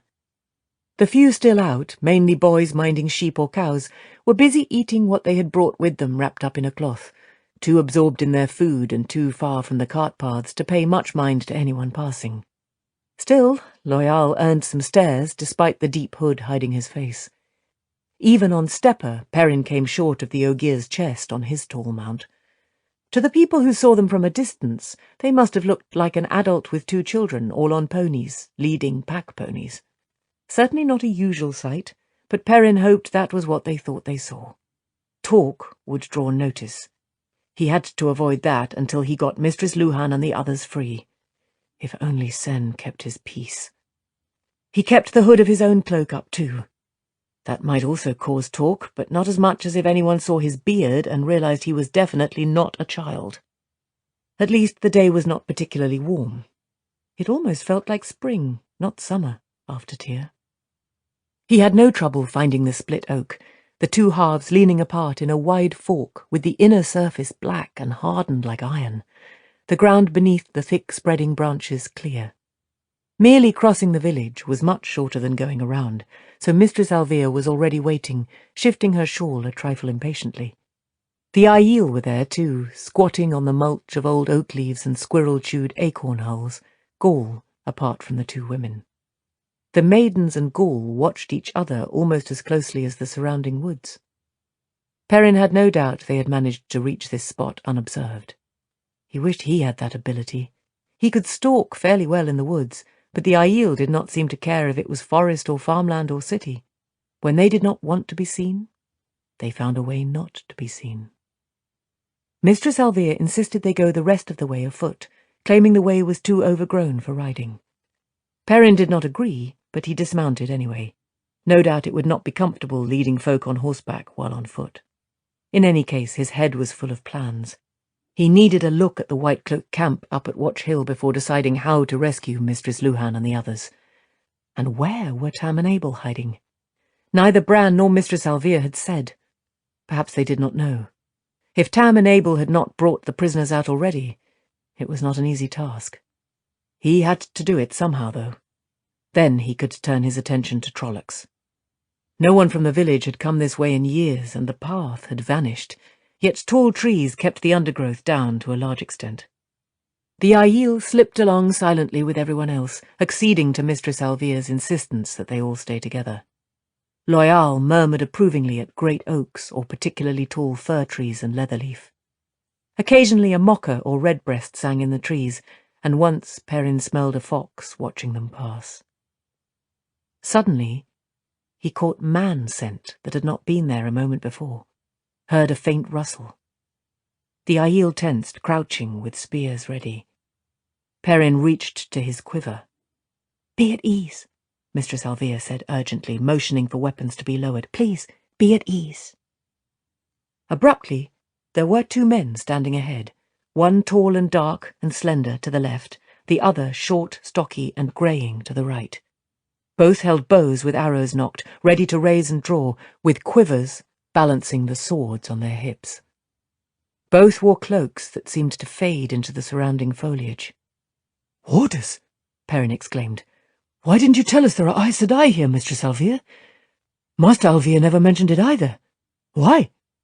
"Because he doesn't know," she said hurriedly. "I did not lie when I said this is women's circle business." She turned her attention to the two warders, neither of whom had relaxed an inch. "Tomas, Ivan, you know me. Put those bows down. You know I'd not bring anyone here if they meant harm." "An Ogier," the grey-haired man said. "Aiel, a yellow-eyed man, the one the White Cloaks seek, of course, and a fierce young woman with a knife." Perrin glanced at Fail. She held a blade ready to throw. He agreed with her this time. These might be warders, but they showed no sign of lowering their bows yet. Their faces might as well have been carved from anvils. The Aiel looked ready to begin dancing the spears without waiting to veil themselves. "A strange group, Mistress Alvia," the older warder went on. "We shall see. Ivan?" The slender man nodded and melted into the undergrowth. Perrin could barely hear the fellows going. Warders moved like death itself when they wanted to. "What do you mean, women's circle business?" he demanded. "I know White Cloaks would cause trouble if they knew about Aes Sedai, so you wouldn't want to tell Harry Coplin. But why keep it secret from the mayor? And us?" "Because we agreed to," Mistress Alvia said irritably. The irritation seemed meant in equal parts for Perrin and the warder still guarding them. There was no other word for it, with maybe a bit left over for the Aes Sedai. "They were at Watch Hill when the White Cloaks came. No one there knew who they were except the circle there, who passed them on to us to hide. From everyone, Perrin. It's the best way to keep a secret if only a few know. Light preserve me, I know 2 women who have stopped sharing their husbands' beds for fear they might talk in their sleep. We agreed to keep it secret." "Why did you decide to change that?" the grey-haired warder asked in a hard voice. "For what I consider good and sufficient reasons, Tomas." From the way she shifted her shawl, Perrin suspected she was hoping the Circle, and the Aes Sedai, thought so too. Rumour had it the Circle could be even harder on each other than they were on the rest of the village. "Where better to hide you, Perrin, than with Aes Sedai? Surely you aren't afraid of them, not after leaving here with one, and—" "You will find out soon enough. You just have to trust me." "There are Aes Sedai and Aes Sedai," Perrin told her. But those he considered the worst, the Red Aja, did not bond warders. The Red Aja did not like men very much at all. This Tomas had dark, unwavering eyes. They might rush him, or better, simply leave, but the warder would surely put an arrow through the first one to do something he did not like, and Perrin was ready to bet the man had more shafts handy for easy knocking. The Aiel seemed to agree. They still looked ready to spring in any direction at any moment, but they looked as if they could stand where they were until the sun froze too. Perrin patted Fail on the shoulder. "It will be all right," he said. "Of course it will," she replied, smiling. She had put the knife away. "If Mistress Alvia says it, I trust her." Perrin hoped she was right. He did not trust as many people as he once had. Not Aes Sedai, and maybe not even Marin Alvia. But maybe these Aes Sedai would help him fight Trollocs. He would trust anyone who did that. But how far could he rely on Aes Sedai? They did what they did for their own reasons. The Two Rivers was home to him, but to them it might be a stone on a stone's board. Fail and Marin Alvia appeared to be trusting, though, and the Aiel waited. For the moment, it seemed he had little choice. Chapter 31. Assurances. In a few minutes Ivan returned. "You can go ahead, Mistress Alvia," was all he said before he and Tomas both vanished into the brush again without so much as the rustle of a leaf. "They are very good," Gaul muttered, still staring around suspiciously. "A child could hide in this," Chiad told him, slapping a red berry branch, but she watched the undergrowth as closely as Gaul did. None of the Aiel appeared eager to go on, not reluctant precisely, and certainly not afraid, but definitely not eager. One day Perrin hoped to figure out what it was Aiel did feel toward Aes Sedai. One day. He was not particularly enthusiastic himself today. "Let's go meet these Aes Sedai of yours," he told Mistress Alvia gruffly. The old sick house was even more ramshackle than he remembered, a sprawling single story that leaned drunkenly, half the rooms open to the sky, a 40-foot sour gum tree poking up from one. The forest closed in on every side. A thick net of vines and briars snaked up the walls, covered the remaining thatch with green. He thought they might be all that was holding the building up. The front door was cleared, though. He smelled horses and a faint aroma of beans and ham, but oddly, no wood smoke. Tying their animals to low branches, they followed Mistress Alvia inside, where vine-shrouded windows admitted only a dim light. The front room was large and bare of furnishings, with dirt in the corners and a few cobwebs that had escaped an obviously hasty cleaning.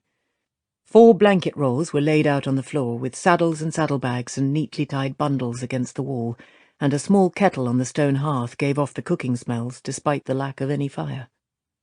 A smaller kettle seemed to be water for tea, almost at the boil. 2 Aes Sedai awaited them. Marin Alvia curtsied hastily and launched into an anxious cascade of introductions and explanations. Perrin leaned his chin against his bow. He recognized the Aes Sedai. Verin Mathwin, plump and square-faced, grey streaking her brown hair despite her smooth-cheeked Aes Sedai agelessness, was brown Aja, and like all browns, seemingly lost half the time in the search for knowledge, whether old and lost or new. But sometimes her dark eyes belied that vague, dreamy expression, as now, looking past Marin at him, sharp as tacks. She was one of 2 Aes Sedai besides Moraine he was certain knew about Rand, and he suspected she knew more about himself than she let on. Her eyes took on that slight vagueness again as she listened to Marin, but for an instant they had weighed him on scales, factored him into her own plans. He would have to be very careful around her. The other, a dark, slender woman in a deep green silk riding dress that contrasted sharply with Verin's, plain brown, ink-stained at the cuffs, he had never met, and only seen once. Alana Mosvani was Green Aja, if he remembered correctly, a beautiful woman with long black hair and penetrating dark eyes. Those eyes sought him too, while she listened to Marin. Something Egwene had said came back to him. Some Aes Sedai who shouldn't know about Rand showed too much interest in him. Elida, for instance, and Alana Mosvani. I don't think I trust either of them. Perhaps it would be best to be guided by Egwene until he found out differently. His ears perked up when Marin said, still apprehensive, "You were asking about him, Verin Sedai. Perrin, I mean. All 3 boys, but Perrin among them. It seemed the easiest way to keep him from getting himself killed was to bring him to you. There just wasn't any time to ask first. Do say you It is quite all right, Mistress Alvia," Verin interrupted in a soothing tone. "You did exactly the correct thing. Perrin is in the right hands now. Also, I will enjoy the chance to learn more about the Aiel, and it is always a pleasure to talk with an Ogier. I will pick your brain, Loyal. I have found some fascinating things in Ogier books." Loyal gave her a pleased smile. Anything to do with books seemed to please him. Gaul, on the other hand, exchanged guarded looks with Bane and Chiad. "It is all right as long as you do not do it again," Alana said firmly. "Unless you are alone?" she asked Perrin in a voice that required an answer, and right now. "Did the other 2 return as well?" "Why are you here?" he demanded right back. "Perrin," Mistress Alvia said sharply, "mind your manners. You may have picked up some rough ways out in the world, but you can just lose them again now that you are home." "Do not trouble yourself," Verin told her. "Perrin and I are old friends now. I understand him." Her dark eyes glittered at him for a moment. "We will take care of him." Alana's cool words seemed open to interpretation. Verin smiled and patted Marin's shoulder. "You had better go on back to the village. We don't want anyone wondering why you are walking in the woods." Mistress Alvia nodded. Pausing by Perrin, she put a hand on his arm. "You know you have my sympathy," she said gently. "Just remember that getting yourself killed won't help anything. Do what the Aes Sedai tell you." He mumbled something non-committal, but it seemed to satisfy her. When Mistress Alvia had gone, Verin said, "You have our sympathy as well, Perrin. If there was anything we could have done, we would have." He did not want to think of his family now. "You still haven't answered my question." "Perrin?" Fail managed to copy Mistress Alvia's tone almost exactly, but he paid it no mind. "Why are you here? It seems awfully coincidental. White cloaks and Trollocs, and the two of you just happen to be here at the same time?" "Not coincidental at all," Verin replied. "Ah, the tea water is ready."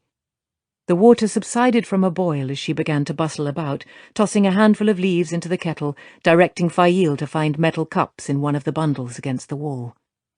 Alana, with her arms folded beneath her breasts, never took her eyes off Perrin, their heat conflicting with the coolness of her face. "Year by year," Verin continued, "we find fewer and fewer girls who can be taught to channel. Shiriam believes we may have spent the last 3,000 years culling the ability out of humankind by gentling every man who can channel we find. The proof of it, she says, is how very few men we do find. Why, even 100 years ago the records say there were 2 or 3 a year, and 500 years—" Alana harumphed. "What else can we do, Verin? Let them go insane? Follow the Whites' mad plan?" "I think not," Verin replied calmly. "Even if we could find women willing to bear children by gentled men, there is no guarantee the children would be able to channel or would be girls. I did suggest that if they wanted to increase the stock, Aes Sedai should be the ones to have the children. Themselves, in fact, since they put it forward in the first place. Alviarin was not amused." "She would not be," Alana laughed. The sudden flash of delight breaking her fiery, dark-eyed stare was startling. I wish I could have seen her face. "Her expression was interesting," the Brown sister said musingly. "Calm yourself, Perrin. I will give you the rest of your answer. Tea?"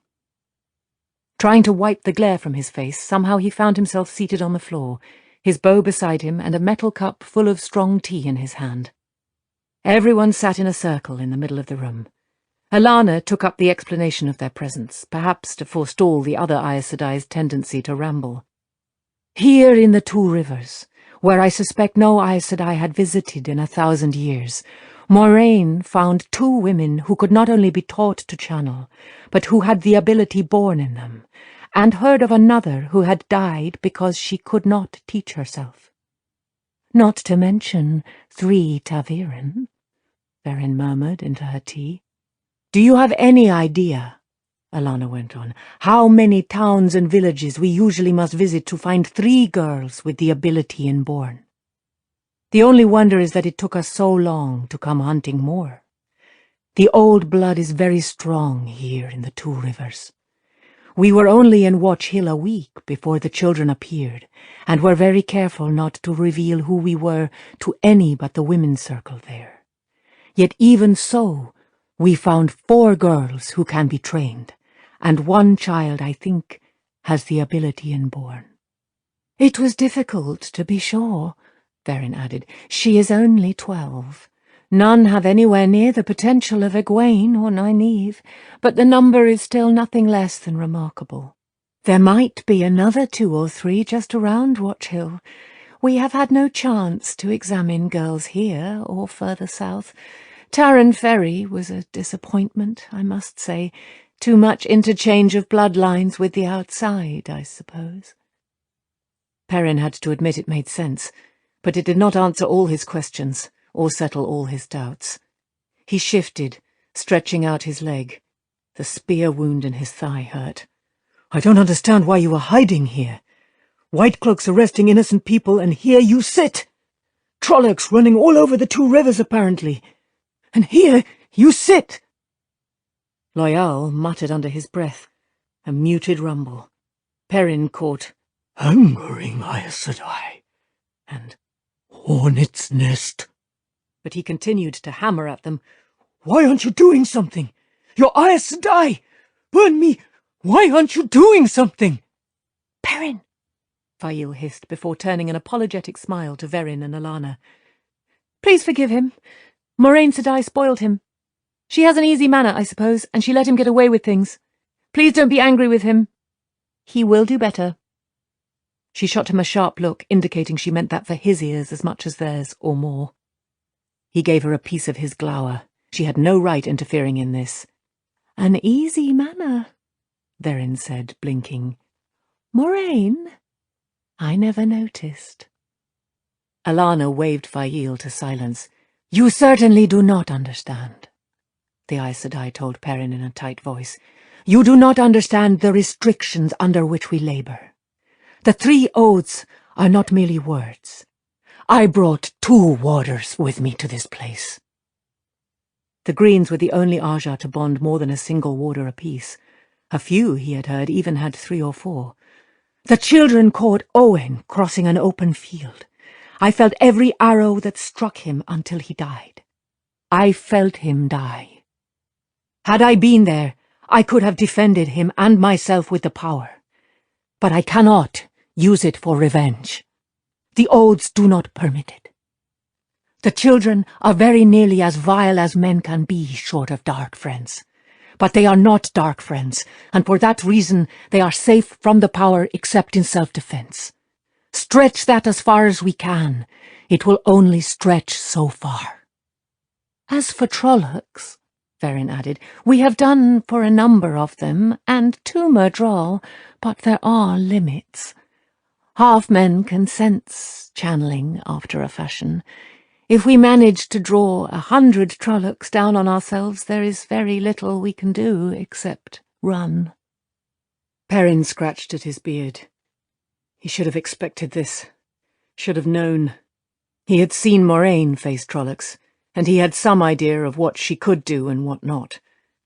He realized he had been thinking of how Rand had killed all the Trollocs in the stone. Only Rand was stronger than either of these Aes Sedai. Probably stronger than both together. Well, whether they helped him or not, he still meant to finish every Trolloc in the 2 rivers. After he rescued Mat's family and the Luhans.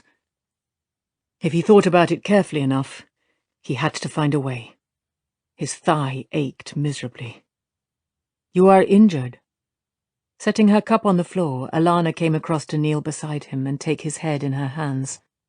A tingle ran through him. Yes, I see. You did not do this to yourself shaving, it appears. It was the Trollocs, Aes Sedai, Bane said. When we came out of the ways in the mountains. Chiad touched her arm, and she stopped. I locked the way gate, Loyal added quickly. No one will use it until it is opened from this side. I thought that must be how they were coming, Verin murmured, half to herself. Moraine did say they were using the ways. Sooner or later, that is going to present us with a real problem. Perrin wondered what she thought that was. The ways, Alana said, still holding his head. ta'veren. Young heroes. She made the word sound approving and close to a curse, both together. I am not a hero, he told her stolidly. The ways were the fastest way to get here. That's all. The Green Sister went on as if he had not spoken. I will never understand why the Amyrlin seat let you 3 go your way. Elida has been having fits over you 3, and she is not the only one, just the most vehement. With the seals weakening and the last battle coming, the last thing we need is 3 ta'veren running about loose. I would have tied a string to each of you. Even bonded you. He tried to pull back, but she tightened her grip and smiled. I am not so lost to custom yet as to bond a man against his will. Not quite yet. He was not sure how far from it she was. The smile did not reach her eyes. She fingered the half-healed cut on his cheek. This has gone too long since it was done. Even healing will leave a scar now. I don't need to be pretty, he muttered. Just well enough to do what he had to, and Fail laughed aloud. Who told you that? Fail said. Surprisingly, she shared a smile with Alana. Perrin frowned, wondering if they were making fun of him, but before he could say anything, the healing hit him, like being turned to ice. All he could do was gasp. The few moments before Alana released him seemed endless. When he had his breath again, the Green Sister had Bane's flame-haired head between her hands. Verin was seeing to Gaul, and Chiad was testing her left arm, swinging it back and forth with a satisfied expression. Fail took Alana's place beside Perrin and stroked a finger across his cheek along the scar beneath his eye. "A beauty mark," she said, smiling slightly. A what? "Oh, just something to Marnie women do. It was just an idle comment." Despite her smile, or maybe because of it, he scowled suspiciously. She was making fun of him, only he did not understand how exactly. Ivon slipped into the room, whispered in Alana's ear, and vanished outside again at her whisper. He hardly made a sound even on the wooden floor. A few moments later, the scrape of boots on the steps announced new arrivals.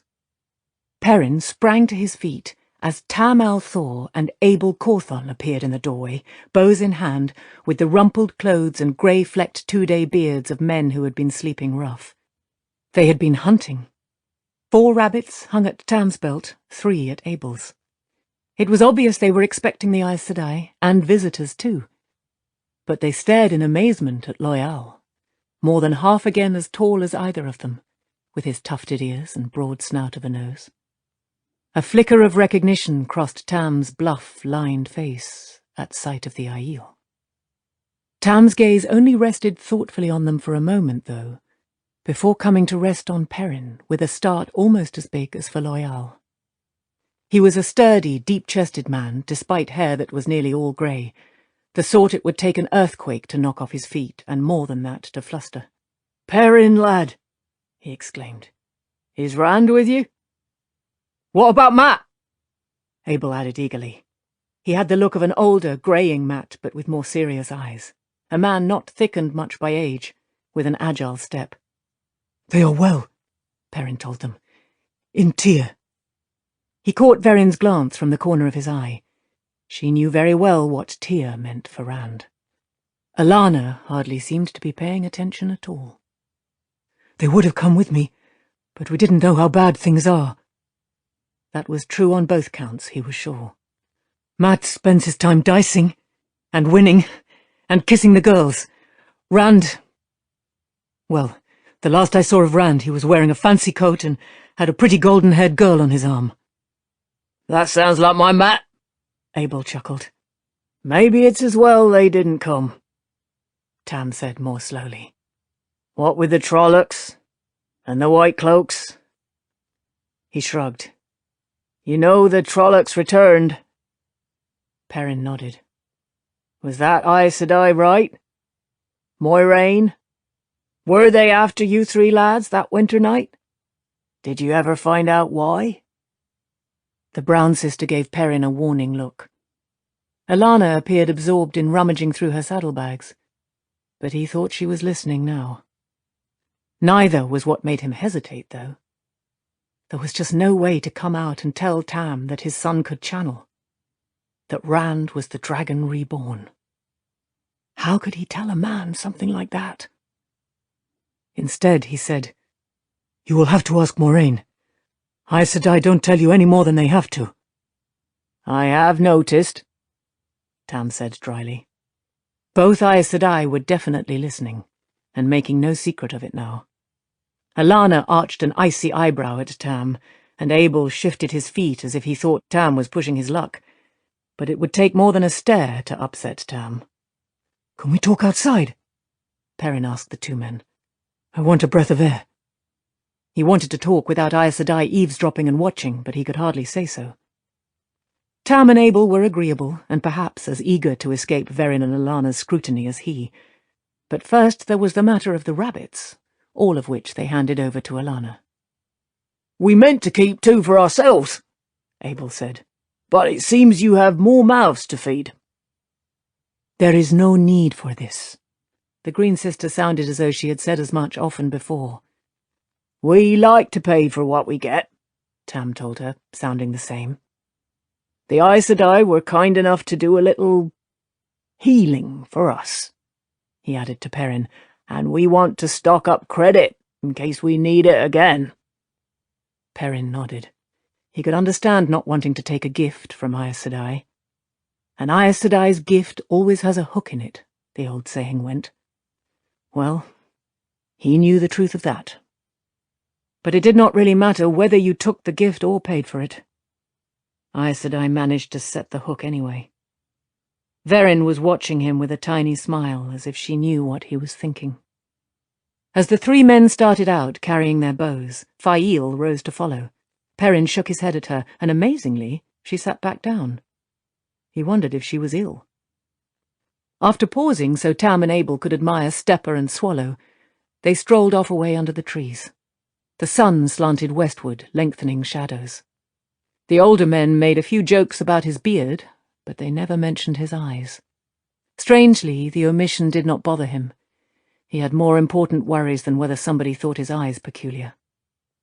Responding to Abel's query as to whether that thing was any good for straining soup, he rubbed his beard and said mildly, Fail likes it.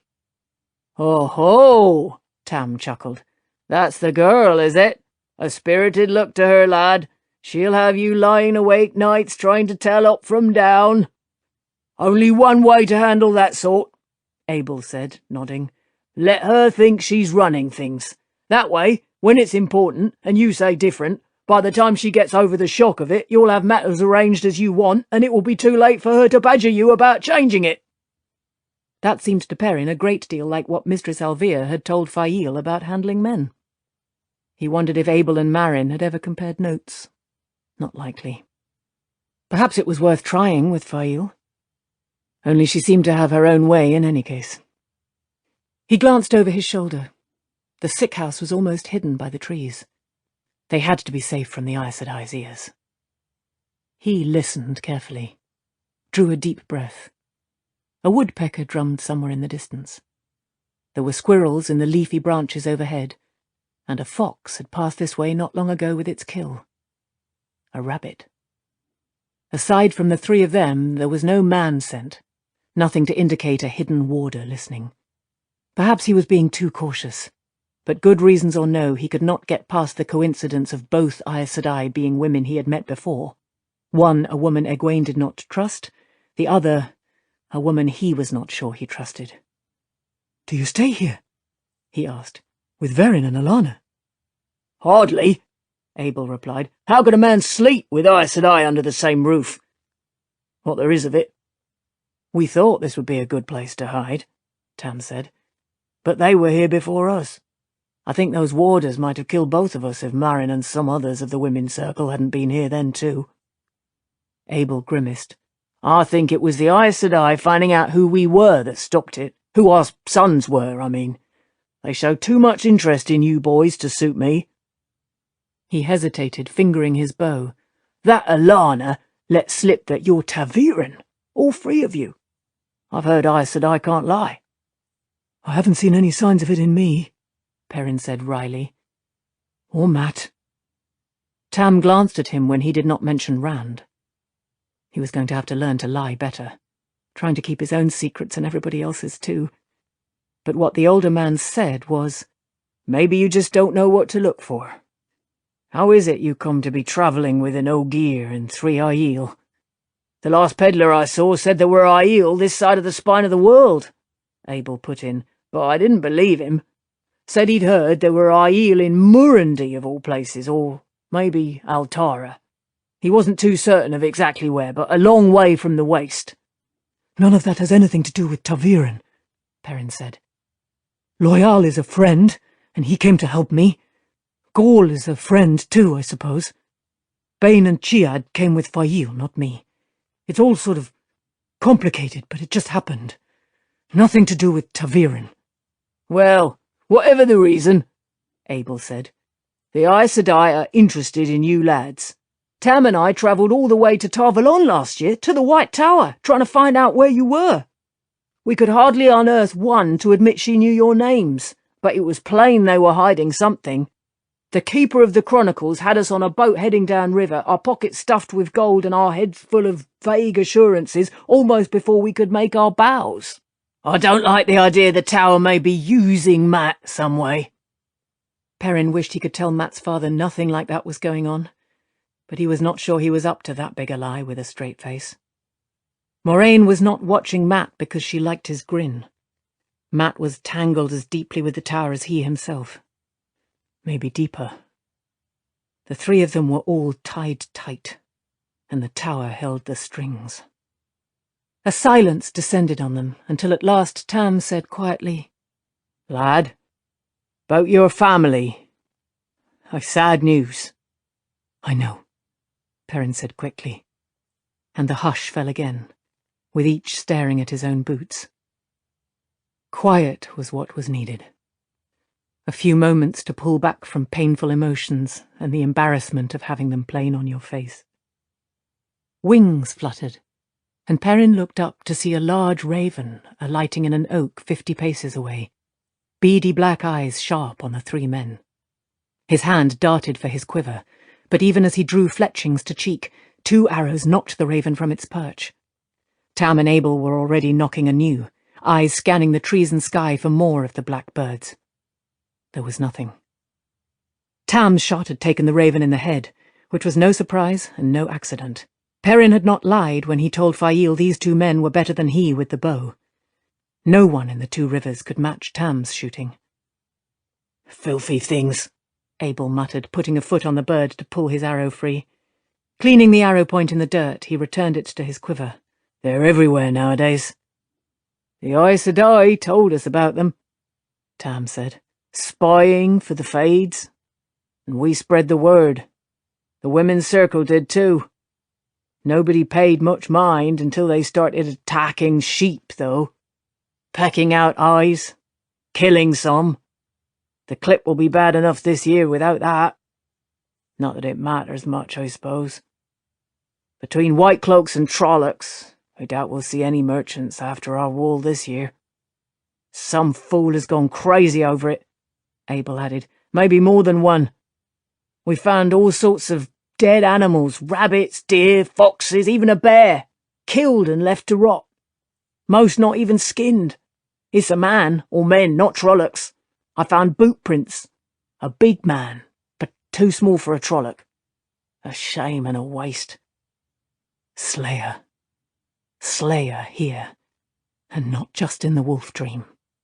Slayer and Trollocs. The man in the dream had seemed familiar. Perrin scuffed dirt and leaves over the dead raven with his boot. There would be plenty of time for Trollocs later. A lifetime, if need be. "I promised Matt I'd look after Bode and Eldrin, Master Cawthon. How hard will it be to get them and the others free?" "Hard," Abel sighed, his face sagging. Suddenly he looked his age and more. "Powerful hard. I got close enough to see Natty after they took her, walking outside the tent where they're holding everybody. I could see her, with a couple of 100 white cloaks between us. I got a little careless and one of them put an arrow through me. If Tam hadn't hauled me back here to the Aes Sedai. It's a good-sized camp," Tam said, "right under Watch Hill. 700 or 800 men. Patrols day and night, with the heaviest concentration from Watch Hill down to Emmons Field.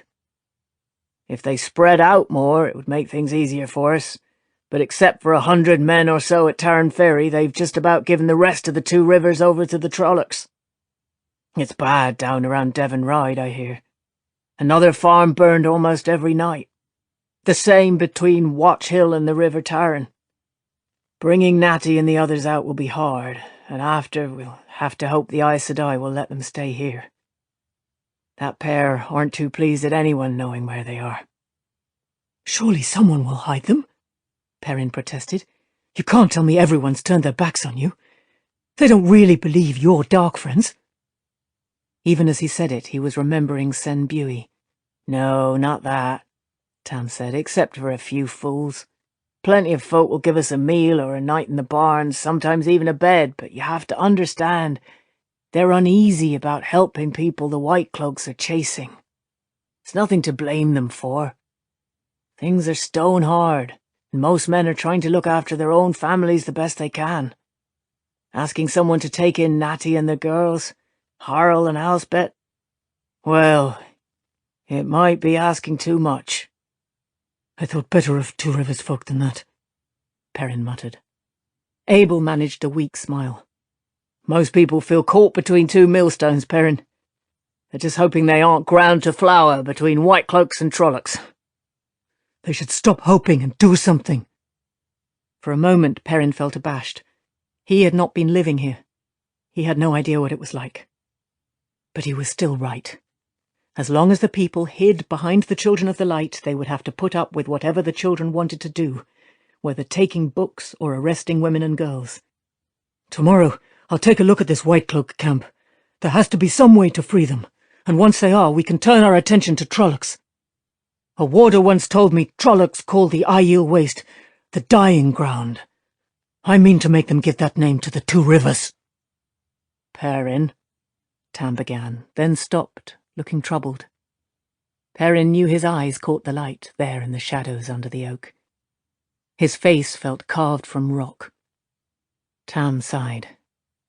First, we'll see about Natty and the others. Then we can decide what to do about the Trollocs. Don't let it eat you inside, boy, Abel said softly. Hate can grow till it burns everything else out of you. Nothing is eating me, Perrin told them in a level voice. I just mean to do what needs doing.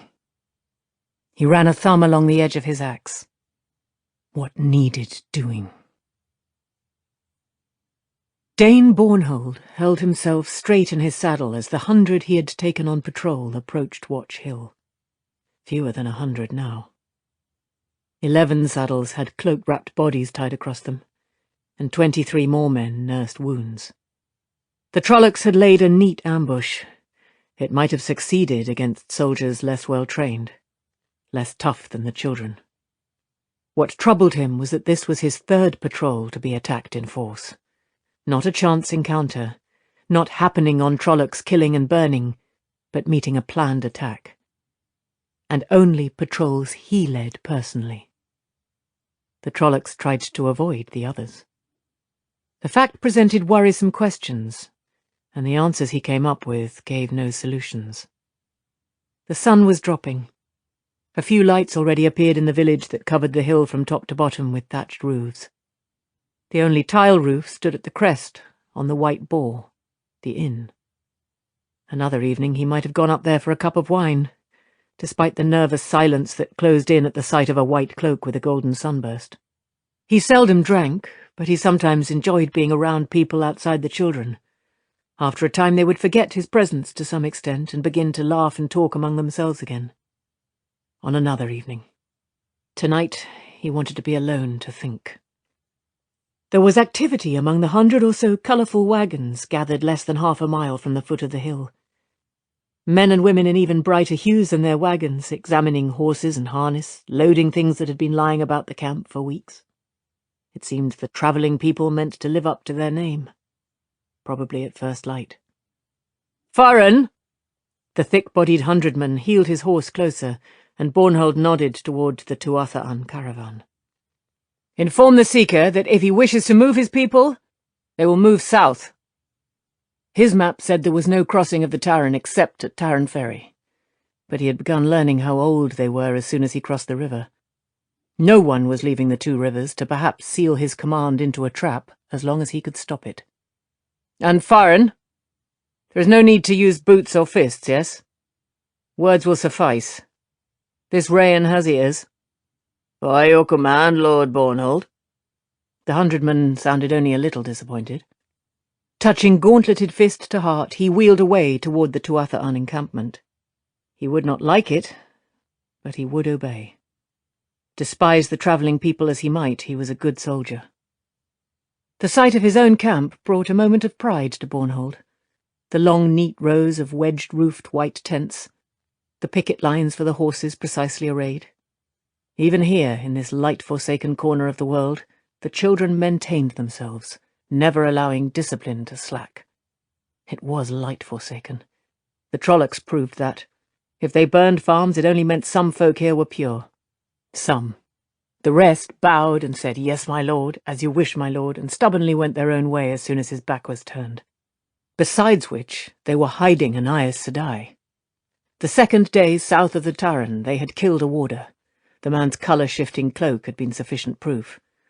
Bornhold hated Aes Sedai, meddling with the One Power as if breaking the world once was not enough. They would do it again if they were not stopped. His momentary good mood faded like spring snow. His eye sought out the tent where the prisoners were kept, except for a brief exercise period each day, one at a time. None would try running when it meant leaving the others behind. Not that running would get them more than a dozen paces. A guard stood at either end of the tent, and a dozen paces in any direction took in another 20 children. But he wanted as little trouble as possible. Trouble sparked trouble. If rough treatment was needed with the prisoners, it might raise resentment in the village to a point where something had to be done about it. Baia was a fool. He, and others, Farron especially, wanted to put the prisoners to the question. Bornhold was not a questioner, and he did not like to use their methods. Nor did he mean to let Farron anywhere near those girls, even if they were dark friends, as Ordaith claimed. Dark friends or no dark friends, he realized more and more that all he really wanted was one dark friend. More than the Trollocs, more than Aes Sedai, he wanted Perrin Aybara. He could hardly credit Baia's tales of the man running with wolves, but Baia was clear enough that Aybara had led Bornhold's father into a dark friend trap, led Jeffrem Bornhold to his death on Toman Head at the hands of the Shawnshan dark friends and their Aes Sedai allies. Perhaps, if neither of the Luhans talked soon, he might let Baia have his way with the blacksmith. Either the man would crack, or his wife would, watching. One of them would give him the means to find Perrin Aybara. When he dismounted in front of his tent, Baia was there to meet him, stiff and gaunt as a scarecrow. Bornhold glanced distastefully toward a much smaller collection of tents apart from the rest. The wind was from that direction, and he could smell the other camp. They did not keep their picket lines clean or themselves. "Ordaith is back, it seems, yes?" "Yes, my lord Bornhold." Baia stopped, and Bornhold looked at him questioningly. "They report a skirmish with Trollocs to the south. 2 dead, 6 wounded, they claim." "And who are the dead?" Bornhold asked quietly. "Child Joelyn and Child Germanis, my lord Bornhold." Baia's hollow-cheeked expression never changed. Bornhold drew off his steel-backed gauntlets slowly. The 2 he had sent off to accompany Ordaith, to see what he did on his forays south. Carefully, he did not raise his voice. "My compliments to Master Ordaith, Baia, and—" "No. No compliments. Tell him, in these words, that I will have his scrawny bones before me now. Tell him, Baia, and bring him if you must arrest him and those filthy wretches who disgrace the children. Go." Bornhold held his anger until he was inside his tent, flap lowered, then swept maps and writing case from his camp table with a snarl. Ordaith must think him an imbecile. Twice he had sent men with the fellow, and twice they had been the only deaths in a skirmish with Trollocs that left no wounded to show among the rest. Always to the south. The man was obsessed with Emmons Field. Well, he himself might have had his camp there if not for— No point to it now. He had the Luhans here. They would give him Perrin Aybara one way or another. Watch Hill was a much better site if he had to move to Tarn Ferry quickly. Military considerations before personal. For the 1000th time he wondered why the Lord Captain Commander had sent him here. The people seemed no different from those he had seen 100 other places, except that only the Tarn Ferry folk showed any enthusiasm for rooting out their own dark friends. The rest stared with a sullen stubbornness when the dragon's fang was scrawled on a door. A village always knew who its own undesirables were. They were always ready to cleanse themselves with a little encouragement, and any dark friends were certain to be swept up with the others the people wanted gone. But not here. The black scrawl of a sharp fang on a door might as well be new whitewash for all of its real effect. And the Trollocs. Had Pedron Nile known the Trollocs would come when he wrote those orders? How could he have? But if not, why had he sent enough of the children to put down a small rebellion? And why, under the light, had the Lord Captain Commander burdened him with a murderous madman? The tent flap swept aside, and Ordaith swaggered in. His fine grey coat was embroidered with silver, but stained heavily. His scrawny neck was dirty too, jutting out of his collar and giving him the look of a turtle. Good evening to you, my Lord Bornhold. A gracious good evening and splendid. The Lugard accent was heavy today. What happened to Child Jolin and Child Germanis, Ordaith? Oh, such a terrible thing, my lord. When we came on the Trollocs, Child Germanis bravely... Bornhold struck him across the face with his gauntlets. Staggering, the bony man put a hand to his split lip, examined the red on his fingers. The smile on his face no longer mocked. It looked viperish. "Are you forgetting who signed my commission now, lordling? Pedron Nile will be hanging you with your mother's guts if I say a word after he has the both of you skinned alive." That is if you were alive to speak this word, yes? Ordaith snarled, crouching like some wild thing, spittle bubbling. Slowly he shook himself. Slowly straightened. "We must work together." The Lugarder accent was gone, replaced by a grander, more commanding tone. Bornhold preferred the taunting Lugarder voice to the slightly oily, barely veiled contempt in this one. "The shadow lies all around us here. Not simply Trollocs and Murdral. They are the least of it.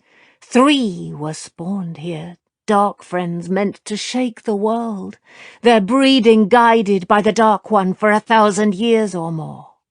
Rand al'Thor, Mat Cawthon, Perrin Abara. You know their names. In this place, forces are loosed that will harrow the world. Creatures of the shadow walk the night, tainting men's hearts, corrupting men's dreams. Scourge this land, scourge it, and they will come. Rand al'Thor, Mat Cawthon, Perrin Abara." He almost caressed the last name. Bornhold drew ragged breath. He was not sure how Ordaith had discovered what he wanted here. One day the man had simply revealed his knowledge. "I covered over what you did at the Abara farm." "Scourge them!" There was a hint of madness in that grand voice, and sweat on Ordaith's brow. "Flay them, and the 3 will come." Bornhold raised his voice. "Covered it over, because I had to." There had been no choice. If the truth came out, he would have more than sullen stares to contend with. The last thing he needed was open rebellion on top of Trollocs. "But I will not condone the murder of children. Do you hear me? What is it you do that you need to hide from the children?" "Do you doubt the shadow will do whatever is needed to stop me?" "What? Do you doubt it?" Ordaith leaned forward intently. "You saw the Grey Men." Bornhold hesitated. 50 of the children around him in the middle of Watch Hill, and no one had noticed the pair with their daggers. He had looked right at them and not seen, until Ordaith killed the pair. The scrawny little fellow had gained considerable standing with the men for that. Later, Bornhold had buried the daggers deep. Those blades had looked to be steel, but a touch seared like molten metal. The first earth thrown on them in the pit had hissed and steamed. "You believe they were after you?" "Oh, yes, my Lord Bornhold. After me. Whatever it takes to stop me. The shadow itself wants to stop me." "That still says nothing of murdered—" "I must do what I do in secret." It was a whisper, almost a hiss. "The shadow can enter men's minds to find me out, enter men's thoughts and dreams. Would you like to die in a dream? It can happen." "You are mad." Give me a free hand and I will give you Perinebara. That is what Pedron Niall's orders require.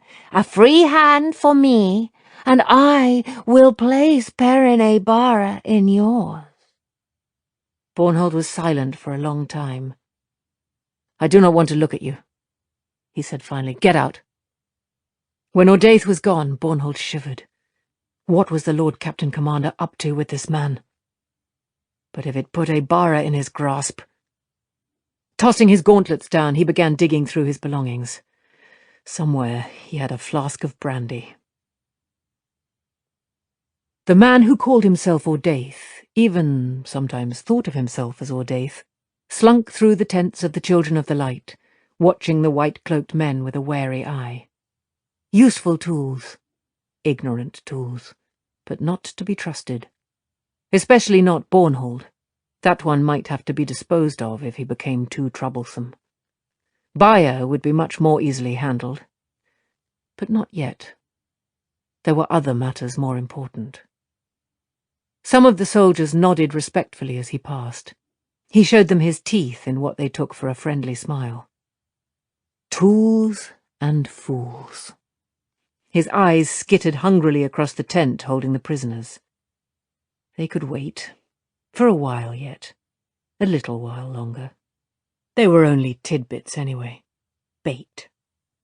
He should have restrained himself at the Ebara farm. But Con Ebara had laughed in his face, and Jocelyn had called him a filthy-minded little fool for naming her son Darkfriend. Well, they had learned. Screaming. Burning. In spite of himself, he giggled under his breath. Tidbits. He could feel one of those he hated out there somewhere, south, toward Emmonsfield. Which one? It did not matter. Rand al'Thor was the only really important one. He would have known if it was al'Thor. Rumour had not drawn him yet, but it would. Ordaith shivered with desire. It had to be so. More tales must be gotten past Bornhold's guards at Taran Ferry. More reports of the scouring of the two rivers, to drift to Rand al'Thor's ears and sear his brain. First al'Thor, then the tower, for what they had taken from him. He would have all that was his by right. Everything had been ticking along like a fine clock, even with Bornhold impeding until this new one appeared with his grey men. Ordaith scrubbed bony fingers through greasy hair. Why could not his dreams, at least, be his own? He was a puppet no longer, danced about by Myrddraal and forsaken by the Dark One himself. He pulled the strings now. They could not stop him, could not kill him. Nothing can kill me, he muttered, scowling. Not me. I have survived since the Trolloc Wars. Well, a part of him had. He laughed shrilly, hearing madness in the cackle, knowing it, not caring. A young white-cloak officer frowned at him. This time there was nothing of a smile in Ordaith's bared teeth, and the fuzzy-cheeked lad recoiled. Ordaith hurried on in a slinking shuffle. Flies buzzed about his own tents, and sullen, suspicious eyes flinched away from his. The white cloaks were soiled here, but the swords were sharp, and obedience instant and unquestioning.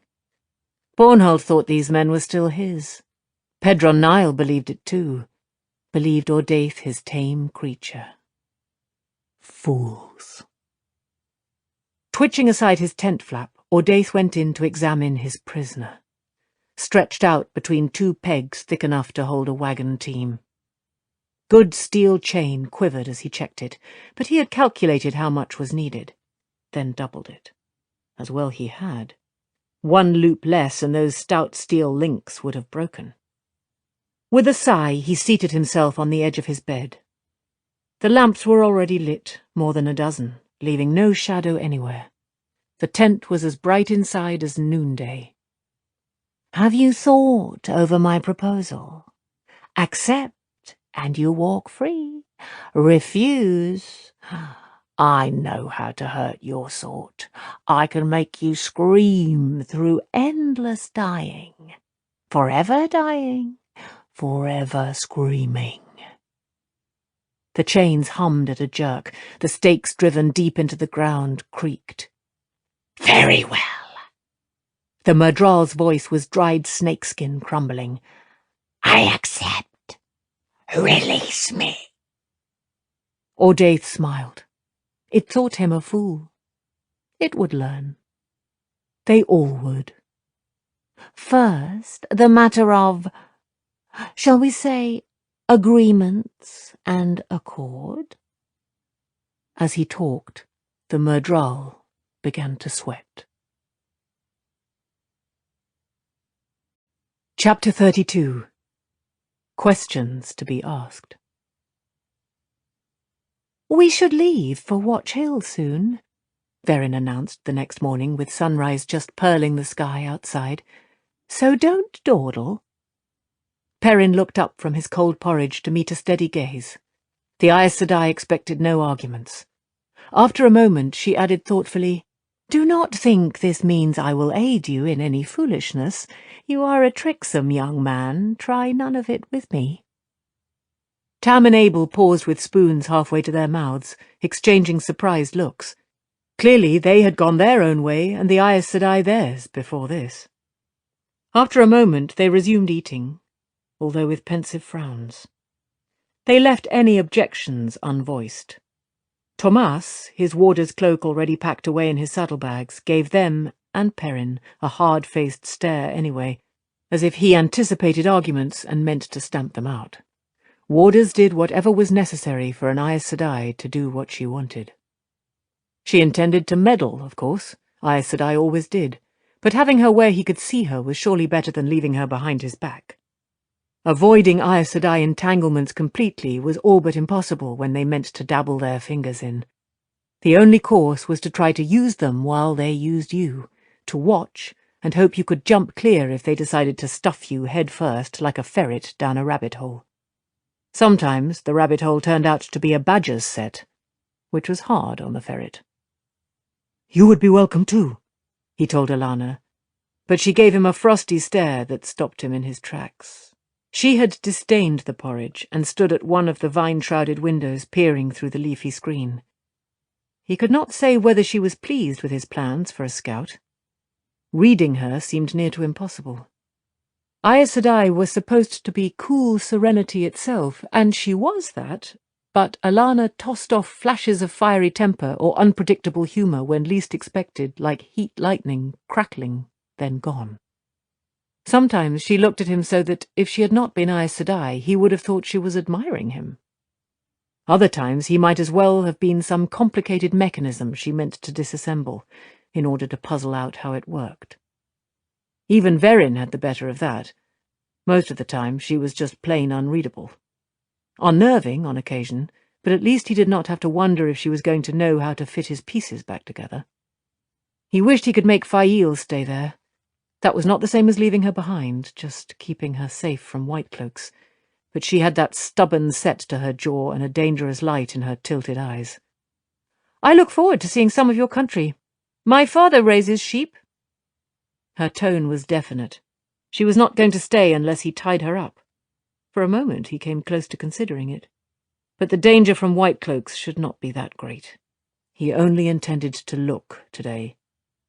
I thought he was a merchant, he said. He raises sheep, too.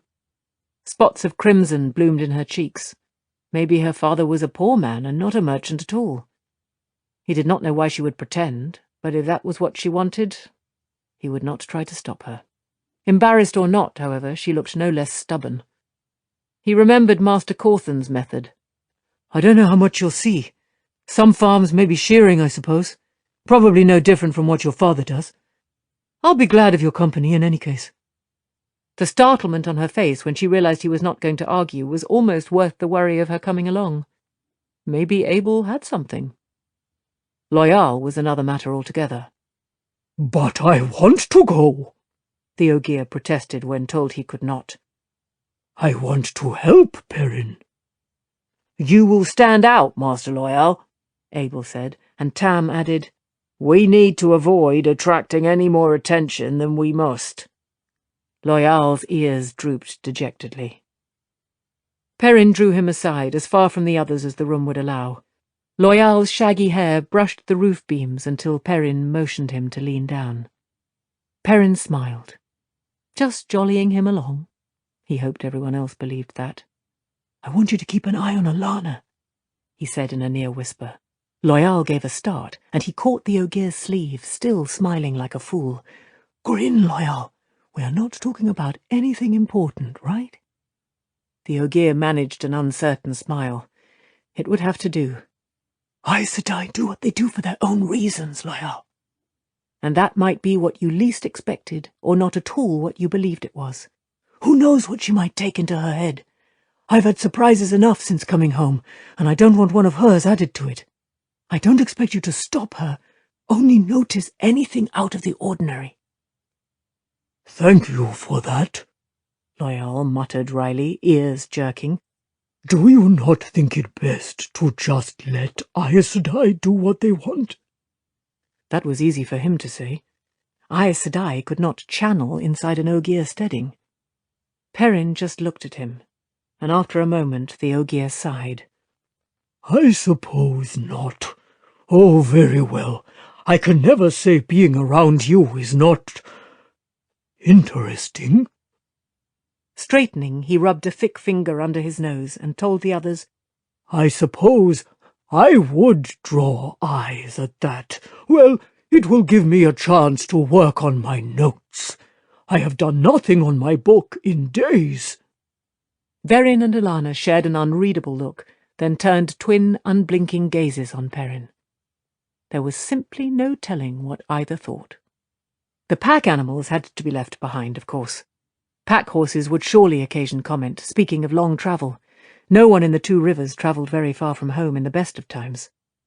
Alana wore a slight, satisfied smile while watching them saddle their mounts, no doubt believing the animals and wicker hampers tied him to the old sick house. To her and Verin. She was in for a surprise if it came to that. He had lived out of a saddlebag often enough since leaving home. For that matter, he had lived out of his belt pouch and coat pockets. He straightened from tightening Stepper's saddle girth and gave a start. Verin was watching him with a knowing expression, not vague at all, as if she knew what he was thinking and was amused. It was bad enough when Fail did that sort of thing. From an Aes Sedai it was 100 times worse.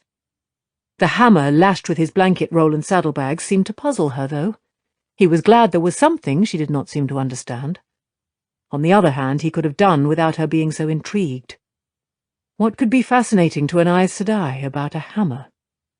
With only the riding animals to prepare, it took no time at all to be ready to go.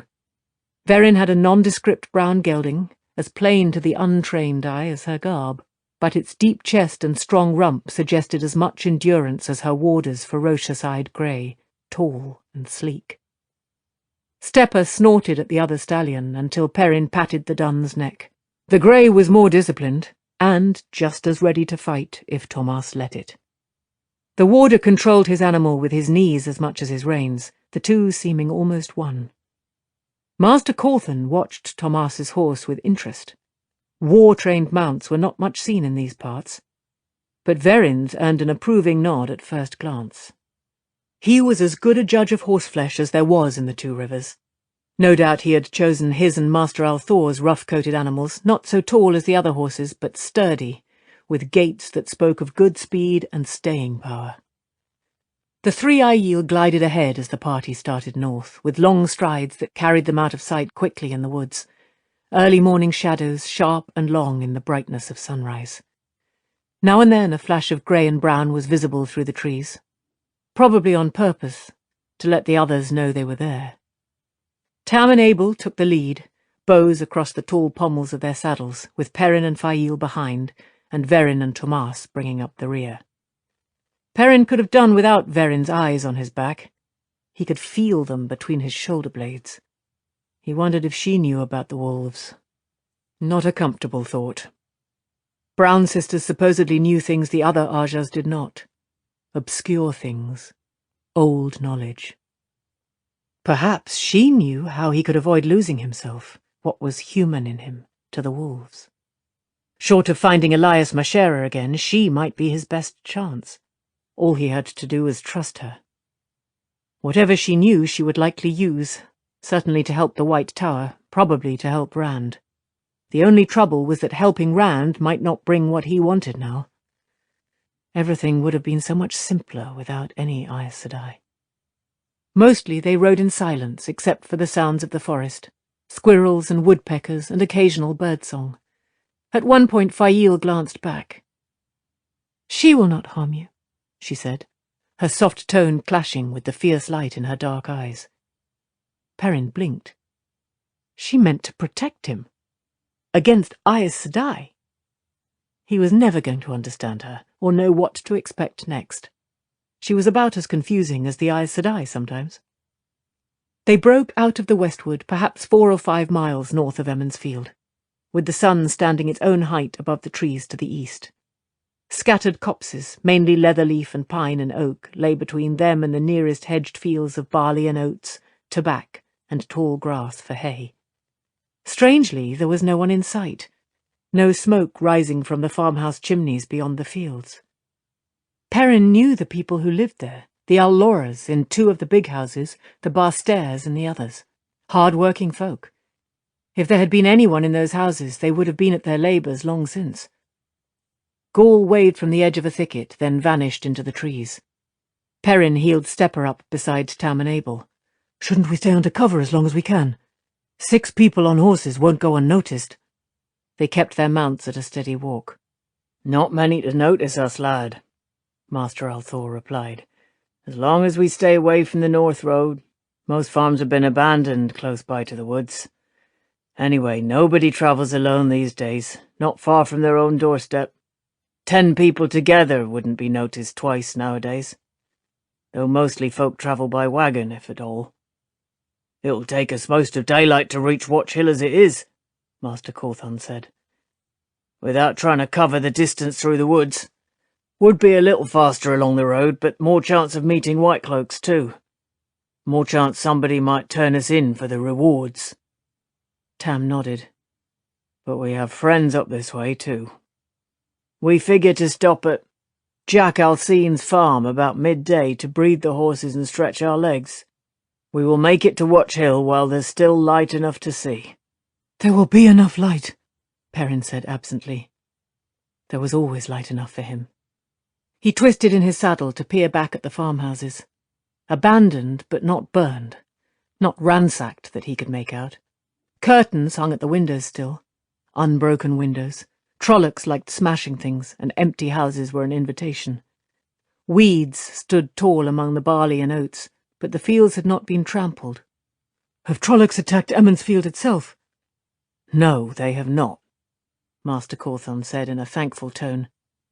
"They'd have no easy time if they did, mind. People learned to keep a sharp eye out winter night before last. There's a bow beside every door, and spears and the like. Besides, the White Cloaks patrol down to Emond's Field every few days. Much as I hate to admit it, they do keep the Trollocs back." Perrin shook his head. "Do you have any idea how many Trollocs there are?" "One's too many," Abel grunted. "Maybe 200, Tam said. "Maybe more. Probably more." Master Cawthon looked surprised. "Think on it, Abel. I don't know how many the White Cloaks have killed, but the warders claim they and the Aes Sedai have finished off nearly 50, and 2 fades. It hasn't lessened the number of burnings we hear about. I think it has to be more. But you figure it out for yourself." The other man nodded unhappily. "Then why haven't they attacked Emond's Field?" Perrin asked. "If 200 or 300 came in the night, they could likely burn the whole village and be gone before the White Cloaks up at Watch Hill even heard about it. Still easier for them to hit Devon Ride. You said the White Cloaks don't go down that far." "Luck," Abel muttered, but he sounded troubled. "That's what it is. We've been lucky. What else could it be? What are you getting at, boy?" "What he's getting at," Fail said, closing up beside them, "is that there must be a reason." Swallow was enough taller than the 2 Rivers horses to let her look Tam and Abel in the eye, and she made it a firm look. "I have seen the aftermath of Trolloc raids in Saldeia. They despoil what they do not burn, kill or carry off people and farm animals, whoever and whatever is not protected. Entire villages have disappeared in bad years. They seek wherever is weakest, wherever they can kill the most. My father—" She bit it off, drew a deep breath, and went on. "Perrin has seen what you should have." She flashed him a proud smile. "If the Trollocs have not attacked your villages, they have a reason." "I have thought of that," Tam said quietly, "but I can't think why. Until we know, luck is as good an answer as any." "Perhaps," Verin said, joining them, "it is a lure." Thomas still hung back a little, dark eyes searching the country they rode through as relentlessly as any Aiels. The warder was watching the sky, too. There was always the chance of a raven. Barely pausing, Verin's gaze brushed across Perrin to the two older men. "News of continued trouble, news of Trollocs, will draw eyes to the two rivers.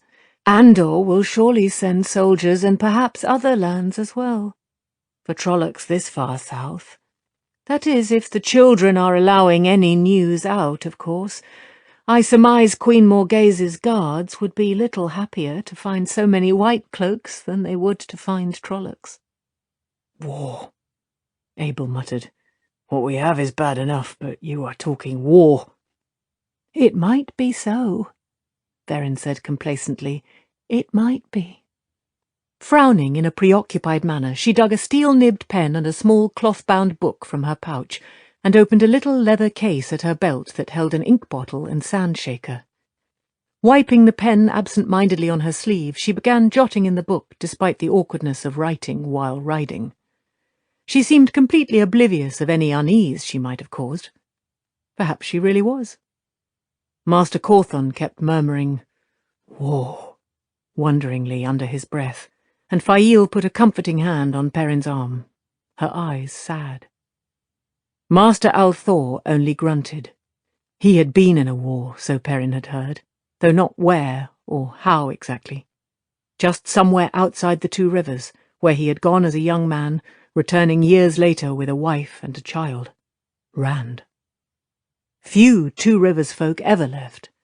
Perrin doubted if any of them really knew what a war was, except by what they heard from peddlers or merchants and their guards and wagon drivers. He knew, though. He had seen war, on Toman Head. Abel was right. What they had was bad enough, but it did not come near war. He held his peace. Maybe Verin was right, and maybe she just wanted to stop them speculating. If Trollocs harrying the two rivers were bait for a trap, it had to be a trap for Rand, and the Aes Sedai had to know it. That was one of the problems with Aes Sedai. They could hand you ifs and mights until you were sure they had told you flat out what they had only suggested. Well, if the Trollocs, or whoever sent them rather, one of the Forsaken maybe, thought to trap Rand, they would have to settle for Perrin instead, a simple blacksmith instead of the Dragon Reborn, and he did not mean to walk into any traps. They rode on silently through the morning. In this region farms were scattered, with sometimes a mile or more between. Every last one lay abandoned, fields choked with weeds, barn doors swinging in any errant breeze. Only one had been burned, and of that nothing stood except the chimneys, soot-black fingers rising from ashes. The people who had died there, Aielins, cousins of those who lived in Emond's Field, had been buried near the pear trees beyond the house, those few who had been found. Abel had to be pressed to talk about it, and Tam would not. They seemed to think it would upset him. He knew what Trollocs ate.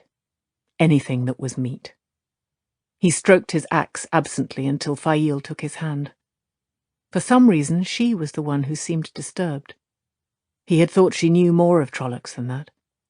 The Aiel managed to stay out of sight even between copses, except when they wanted to be seen. When Tam began angling eastward, Gaul and the two maidens shifted with them. As Master Cawthon had predicted, the Alcine farm came in sight with the sun still shy of its full height. There was not another farm in view, though a few widely separated grey plumes of chimney smoke rose both north and east. Why were they hanging on, isolated like this? If Trollocs came, their only hope was white cloaks chancing to be near at the same time. While the rambling farmhouse was still small in the distance, Tam reined in and waved the Aiel to join them, suggesting they find a place to wait until the rest of them left the farm. "They won't talk about Abel or me," he said, "but you three will set tongues wagging with the best will in the world." That was putting it mildly, with their odd clothes and their spears, and 2 of them women. A rabbit apiece dangled beside their quivers, though Perrin could not see how they had found time to hunt while keeping ahead of the horses. They seemed less tired than the horses, for that matter. "Well enough," Gaul said. "I will find a place to eat my own meal, and watch for your going." He turned and loped away immediately. Bane and Chiad exchanged glances. After a moment, Chiad shrugged, and they followed. "Aren't they together?" Matt's father asked, scratching his head. "It is a long story," Perrin said. It was better than telling him Chiad and Gaul might decide to kill each other over a feud. He hoped the water oath held. He had to remember to ask Gaul what a water oath was. The Alcine farm was just about as big as farms went in the 2 rivers, with 3 tall barns and 5 tobacco curing sheds. The stone-walled cote, full of black-faced sheep, spread as wide as some pastures, and rail-fenced yards kept white-spotted milk cows separate from black beef cattle. Pigs grunted contentedly in their wallow, chickens wandered everywhere, and there were white geese on a good-sized pond. The first odd thing Perrin noticed was the boys on the thatched roofs of the house and barns, 8 or 9 of them with bows and quivers. They shouted down as soon as they saw the riders, and women hustled children inside before shading their eyes to see who was coming. Men gathered in the farmyard, some with bows, others with pitchforks and bush-hooks held like weapons. Too many people. Far too many, even for a farm as big as this. He looked a question at Master Althor. "Jack took in his cousin Witt's people," Tam explained, "because Witt's farm was too close to the westward, and Flan Lewin's people after their farm was attacked. Whitecloaks drove the Trollocs off before more than his barns were burned, but Flan decided it was time to go. Jack is a good man." As they rode into the farmyard and Tam and Abel were recognised, men and women crowded around with smiles and a babble of welcome while they dismounted. Seeing that, children burst out of the house, followed by the women who had been minding them, and others, fresh from the kitchen, wiping hands on aprons. Every generation was represented, from white-haired Astelle Alcine, bent-backed but using her stick to thump people out of her way more than to walk with, down to a swaddled infant in the arms of a more than stout young woman with a bright smile. Perrin looked past the stout, smiling woman. Then his head whipped back. When he had left the 2 rivers, Layla Dern had been a slim girl who could dance any 3 boys into the ground. Only the smile and the eyes were the same. He shivered. There had been a time when he had dreamed of marrying Layla, and she had returned the feeling somewhat. The truth was, she had held on to it longer than he had. Luckily, she was too entranced with her baby and the even wider fellow by her side to pay much attention to him. Perrin recognised the man with her, too. Natly Lewin. So Layla was a Lewin now. Odd. Nat never could dance. Thanking the light for his escape, Perrin looked around for Fail. He found her idly flipping Swallow's reins while the mare nuzzled her shoulder. She was too busy smiling admiringly at Will Alcine, a cousin from Devon Rideway, to notice her horse, though. And Will was smiling back. A good-looking boy, Will. Well, he was a year older than Perrin, but too good-looking not to appear boyish. When Will came down to Emmons Field for dances, the girls all used to stare at him and sigh. Just the way Fail was now. Well, true, she was not sighing, but her smile was decidedly approving. Perrin went over and put an arm around her, resting his other hand on his axe. "How are you, Will?" he asked, smiling for all he was worth. No point in letting Fail think he was jealous? Not that he was. "Fine, Perrin." Will's eyes slid away from his and bounced off the axe, a sickly expression oozing over his face. "Just fine." Avoiding looking at Fail again, he hurried off to join the crowd around Verin. Fail looked up at Perrin, pursing her lips, then took his beard with one hand and gently shook his head. Perrin, Perrin, Perrin. she murmured softly. He was not sure what she meant, but he thought it wiser not to ask. She looked as if she did not know herself whether she was angry or... could it possibly be amused? Best not to make her decide. Will was not the only one to look askance at his eyes, of course. It seemed that everyone, young or old, male or female, gave a start the first time they met his gaze.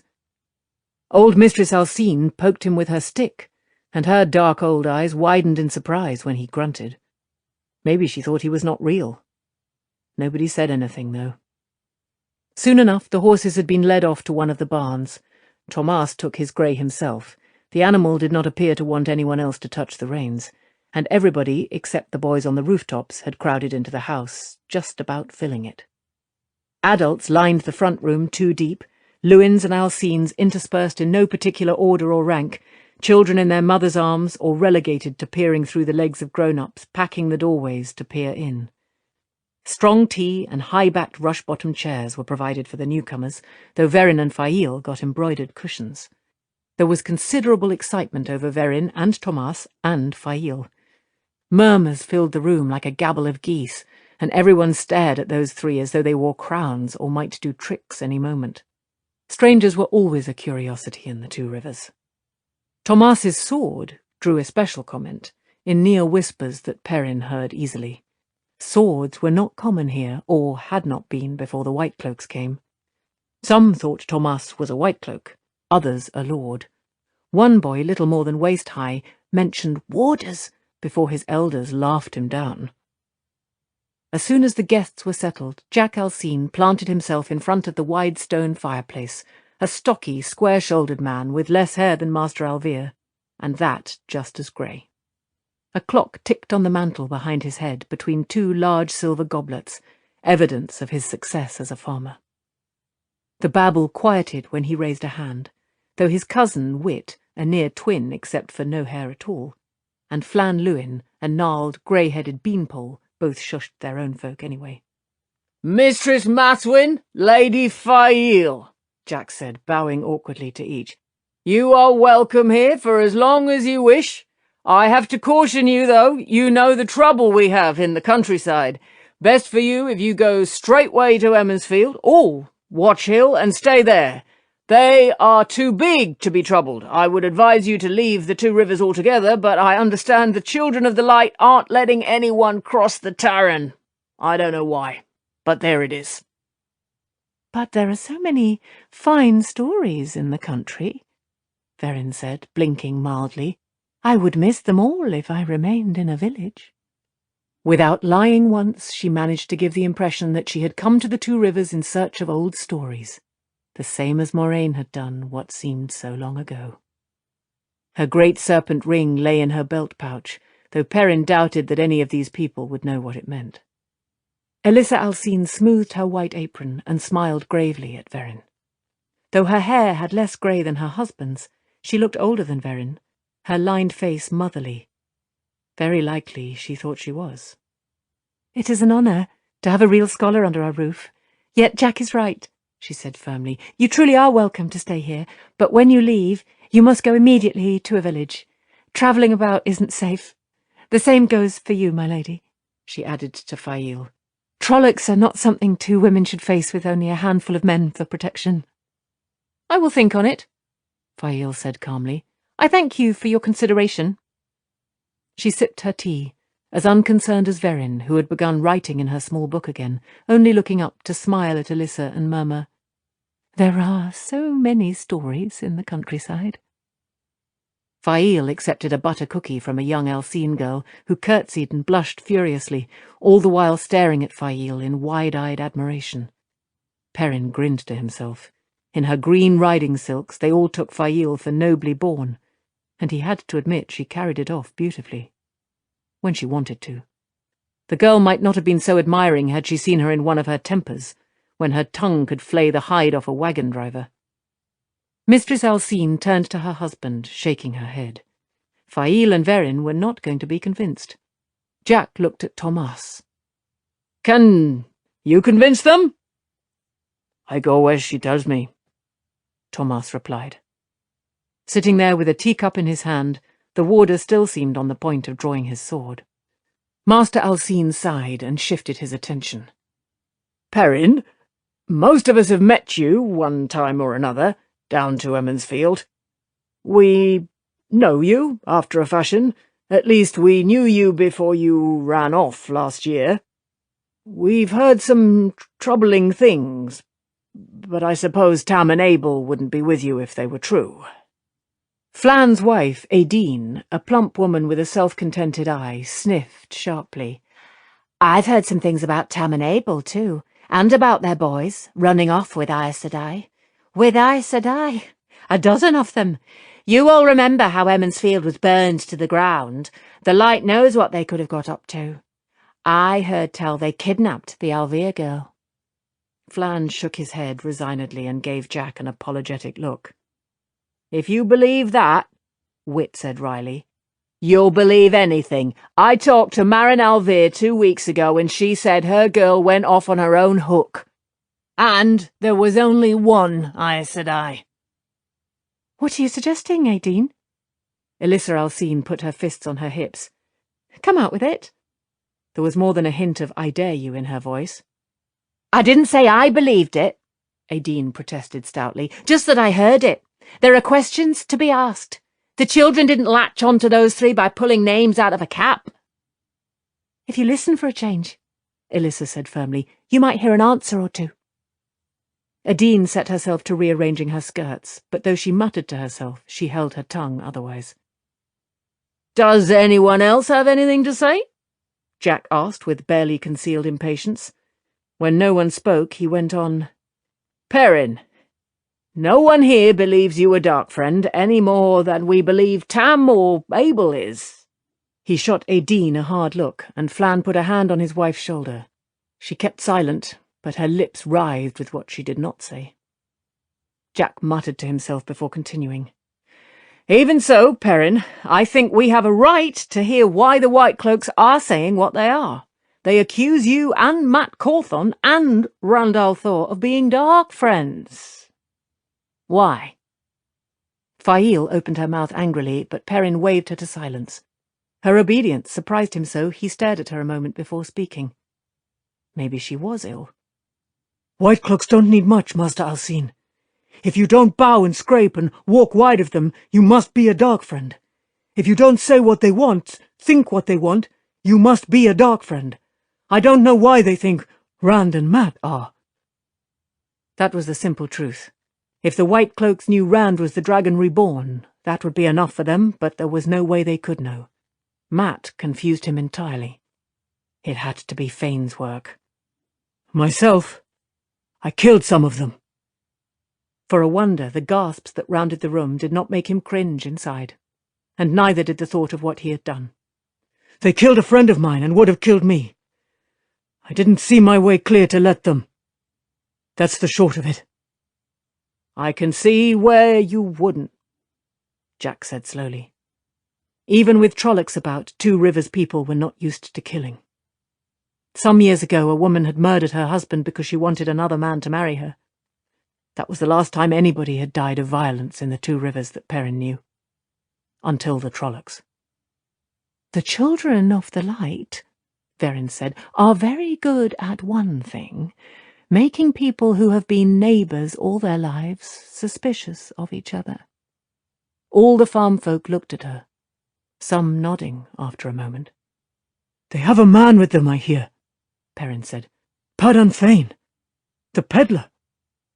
I've heard, Jack said. I hear he calls himself by some other name nowadays.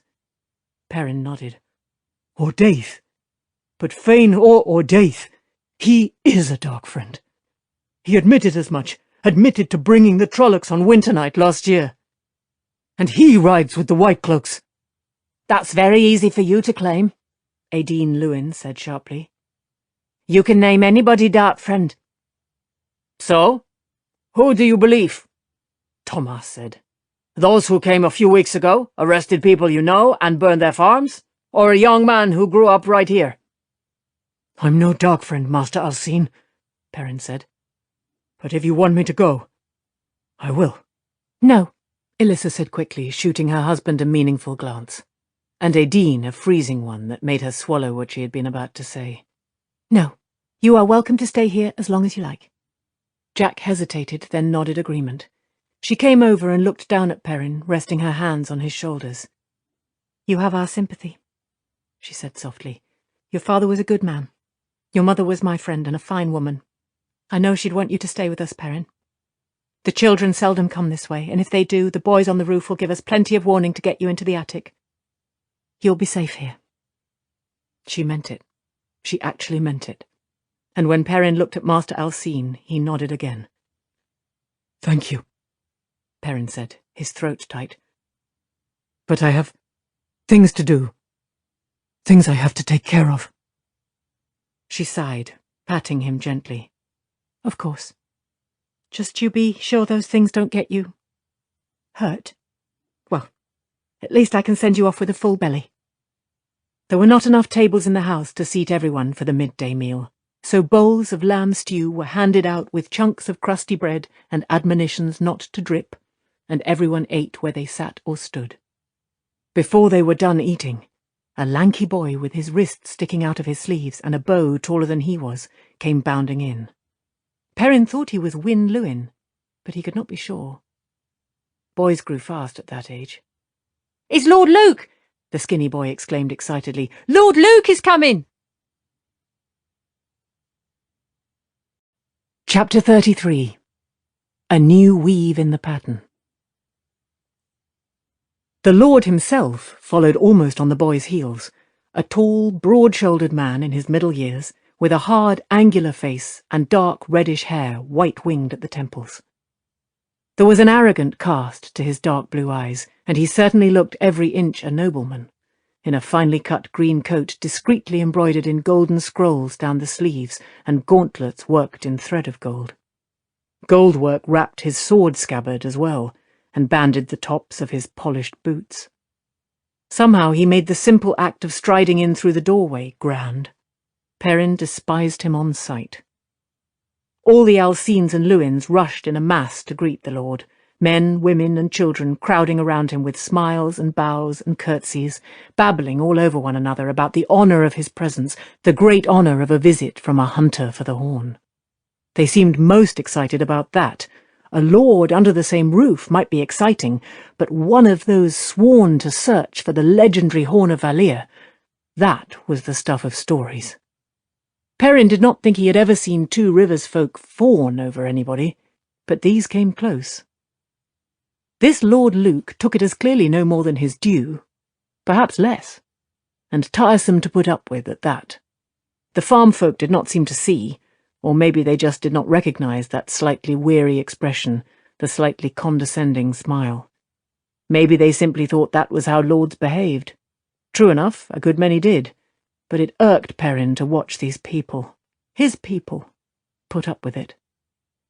As the hubbub began to diminish, Jack and Alyssa presented their other guests, all but Tam and Abel, who had already met him, to Lord Luke of Chendelna, saying that he was advising them in ways to defend themselves against the Trollocs, that he encouraged them to stand up to the Whitecloaks, stand up for themselves. Approving murmurs of agreement came from the rest of the room. If the Two Rivers had been choosing a king, Lord Luke would have had the Alcines and Lewins behind him entire. He knew it, too. His apparent bored complacency did not last long, though. At his first glimpse of Verin's smooth-cheeked face, Luke stiffened slightly, eyes flickering to her hand so quickly many would not have noticed. He very nearly dropped his embroidered gloves. Plump and plainly dressed, she might have been another farm wife, but clearly he knew an Aes Sedai's ageless face when he saw one. He was not particularly happy to see one here. The corner of his left eye twitched as he listened to Mistress Alcine name Mistress Mathwin, a scholar from outside. Verin smiled at him as if half asleep. "A pleasure," she murmured. "How's Chendelna? Where is that? It has a borderland sound." "Nothing so grand," Luke replied quickly, giving her a wary, fractional bow. "Murandi, actually. A minor house, but old." He seemed uneasy about taking his eyes from her for the rest of the introductions. Tomas he barely glanced at. He had to know him for Mistress Mathwin's warder. yet dismissed him out of hand as clearly as if he had shouted it. That was purely strange. However good Luke was with that sword, no one was good enough to dismiss a warder. Arrogance. The fellow had enough for 10 men. He proved it with Fail, so far as Perrin was concerned. The smile Luke offered her was certainly more than self-assured. It was also familiar and decidedly warm. In fact, it was too admiring and too warm by half. He took her hand in both of his to bow over and peered into her eyes as if trying to see through the back of her head. For an instant, Perrin thought she was about to look over at him, but instead she returned the Lord's stare with a red-cheeked pretence to coolness and a slight bow of her head. "I, too, am a hunter for the horn, my lord," she said, sounding a touch breathless. "Do you think to find it here?" Luke blinked and released her hand. "Perhaps, my lady. Who can say where the horn might be?" Fail looked a little surprised, maybe disappointed, at his sudden loss of interest. Perrin kept his expression neutral. If she wanted to smile at Will Alcine and blush at fool lords, she could. She could make an idiot of herself any way she wanted, gawking at every man who came along. So Luke wanted to know where the Horn of Valia was. It was hidden away in the White Tower, that was where. He was tempted to tell the man, just to make him grind his teeth in frustration. If Luke had been surprised to find out who his other fellows in the Alcine house were, his reaction to Perrin was peculiar, to say the least. He gave a start at the sight of Perrin's face. Shock flashed in his eyes. It was all gone in a moment, masked behind lordly haughtiness, except for a wild fluttering at the corner of one eye. The trouble was, it made no sense. It was not his yellow eyes that took Luke aback. He was sure of that. More as if the fellow knew him somehow, and was surprised to see him here. But he had never met this Luke before in his life. More than that, he would have bet that Luke was afraid of him. No sense at all. "Lord Luke is the one who suggested the boys go up on the rooftops," Jack said. "No Trolloc will get close without those lads giving warning." "How much warning?" Perrin said dryly. This was an example of the great Lord Luke's advice. "Trollocs see like cats in the dark. They'll be on top of you, kicking in the doors before your boys raise a shout." "We do what we can," Flan barked. "Stop trying to frighten us. There are children listening. Lord Luke at least offers helpful suggestions. He was at my place the day before the Trollocs came, seeing I had everybody placed properly. Blood and ashes, if not for him, the Trollocs would have killed us all." Luke did not seem to hear the praise offered him. He was watching Perrin cautiously while fussing with his gauntlets, tucking them behind the golden wolf's head buckle of his sword belt. Fail was watching him too, with a slight frown. He ignored her. "I thought it was Whitecloak saved you, Master Lewin. I thought a Whitecloak patrol arrived in the nick of time and drove the Trollocs off." "Well, they did." Flan scrubbed a hand through his grey hair. "But Lord Luke, if the Whitecloaks hadn't come, we could have... At least he doesn't try to frighten us," he muttered. "So he doesn't frighten you," Perrin said. "Trollocs frighten me. And the Whitecloaks keep the Trollocs back for you? When they can?" "You want to credit the Whitecloaks?" Luke fixed Perrin with a cold stare as if pouncing on a weakness. "Who do you think is responsible for the dragon's fangs scribbled on people's doors? Oh, their hands never hold charcoal, but they are behind it. They stalk into these good people's homes, asking questions and demanding answers as if it were their own roof overhead. I say these people are their own masters, not dogs for the Whitecloaks to call to heel. Let them patrol the countryside, well and good, but meet them at the door and tell them whose land they're on. That is what I say. If you want to be a Whitecloak dog, be so, but do not begrudge these good people their freedom." Perrin met Luke's eyes stare for stare. "I hold no affection for Whitecloaks. They want to hang me. Or hadn't you heard?" The tall lord blinked as though he had not, or maybe had forgotten in his eagerness to spring. "Exactly what is it you do propose, then?" Perrin turned his back on the man and went to stand in front of the fireplace. He did not mean to argue with Luke. Let everyone listen. They were certainly all looking at him. He would say what he thought and be done with it. "You have to depend on the Whitecloaks. Have to hope they'll keep the Trollocs down. Hope they'll come in time if the Trollocs attack. Why? Because every man tries to hang on to his farm if he can, or to stay as close to it as possible if he can't. You're in 100 little clusters, like grapes ripe for picking. As long as you have to pray the White Cloaks can keep the Trollocs from stomping you into wine, you've no choice but to let them ask any questions they want, demand any answers they want. You have to stand by and watch innocent people hauled off. Or does anyone here think Harald and Elspeth Luhan are dark friends? Natty Cawthon? Bodwin and Eldrin? Abel's stare around the room dared anyone to hint at a yes, but there was no need. Even Aideen Lewin's attention was on Perrin. Luke frowned at him between studying the reactions of the people crowding the room. I know they shouldn't have arrested Natty and Elspeth and all, Wit said, but that's over. He rubbed a hand across his bald head and gave Abel a troubled look. Except for getting them to let everybody go, I mean. They haven't arrested anyone since, that I've heard. You think that means it's done? Perrin said. Do you really think they'll be satisfied with the Cawthons and the Luhans? With 2 farms burned? Which of you will be next? Maybe because you said the wrong thing, or just to make an example. It could be White Cloaks putting a torch to this house instead of Trollocs. Or maybe it'll be the Dragon's Fang scrawled on your door some night. There are always folk who believe that kind of thing. A number of eyes darted to Aideen, who shifted her feet and hunched her shoulders. Even if all it means is having to tug your forelock to every White Cloak who comes along, do you want to live that way? Your children? You're at the mercy of the Trollocs, the mercy of the White Cloaks, and the mercy of anybody with a grudge. As long as one has a hold on you, all 3 do. You're hiding in the cellar, hoping one rabid dog will protect you from another, hoping the rats don't sneak out in the dark and bite you. Jack exchanged worried looks with Flann and Wit, with the other men in the room, then said slowly, If you think we're doing wrong, what is it you suggest? Perrin was not expecting the question. He had been sure they would get angry, but he went right on telling them what he thought. Gather your people. Gather your sheep and your cows, your chickens, everything. Gather them up and take them where they might be safe. Go to Emmons Field. Or Watch Hill, since it's closer, though that will put you right under the White Cloak's eyes. As long as it's 20 people here and 50 there, you are game for Trolloc taking. If there are hundreds of you together, you have a chance, and one that doesn't depend on bowing your necks for the White Cloaks. That brought the explosion he expected. Abandon my farm completely? Flann shouted, right on top of Wit. You're mad. Words poured out on top of one another, from them and from brothers and cousins. Go off to Emmons Field. I'm too far away to do more than check the fields every day right now. The weeds will take everything.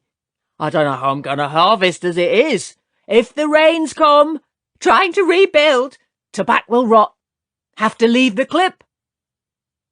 Perrin's fist smacking the lintel of the fireplace cut them short. I haven't seen a field trampled or fired or a house or barn burned unless there were people there. It's people the Trollocs come for, and if they burn it anyway, a new crop can be planted. Stone and mortar and wood can be rebuilt. Can you rebuild that? He pointed at Layla's baby, and she clutched the child to her breast, glaring at him as though he had threatened the babe himself. The looks she gave her husband and Flann were frightened, though. An uneasy murmur rose.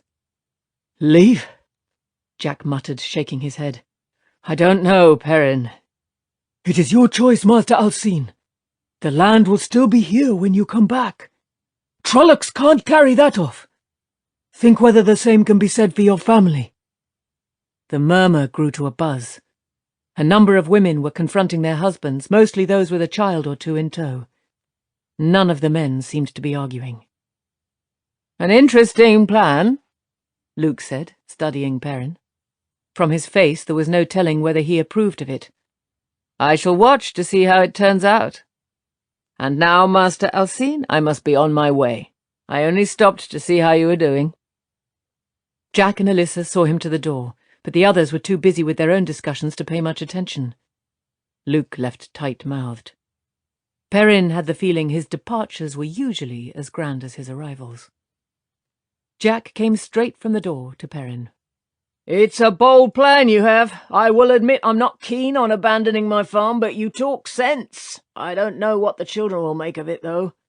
They seem a suspicious lot to me. They might think we're all plotting something against them if we gather together." "Let them think it," Perrin said. "A village full of people can take Luke's advice and tell them to be about their business elsewhere.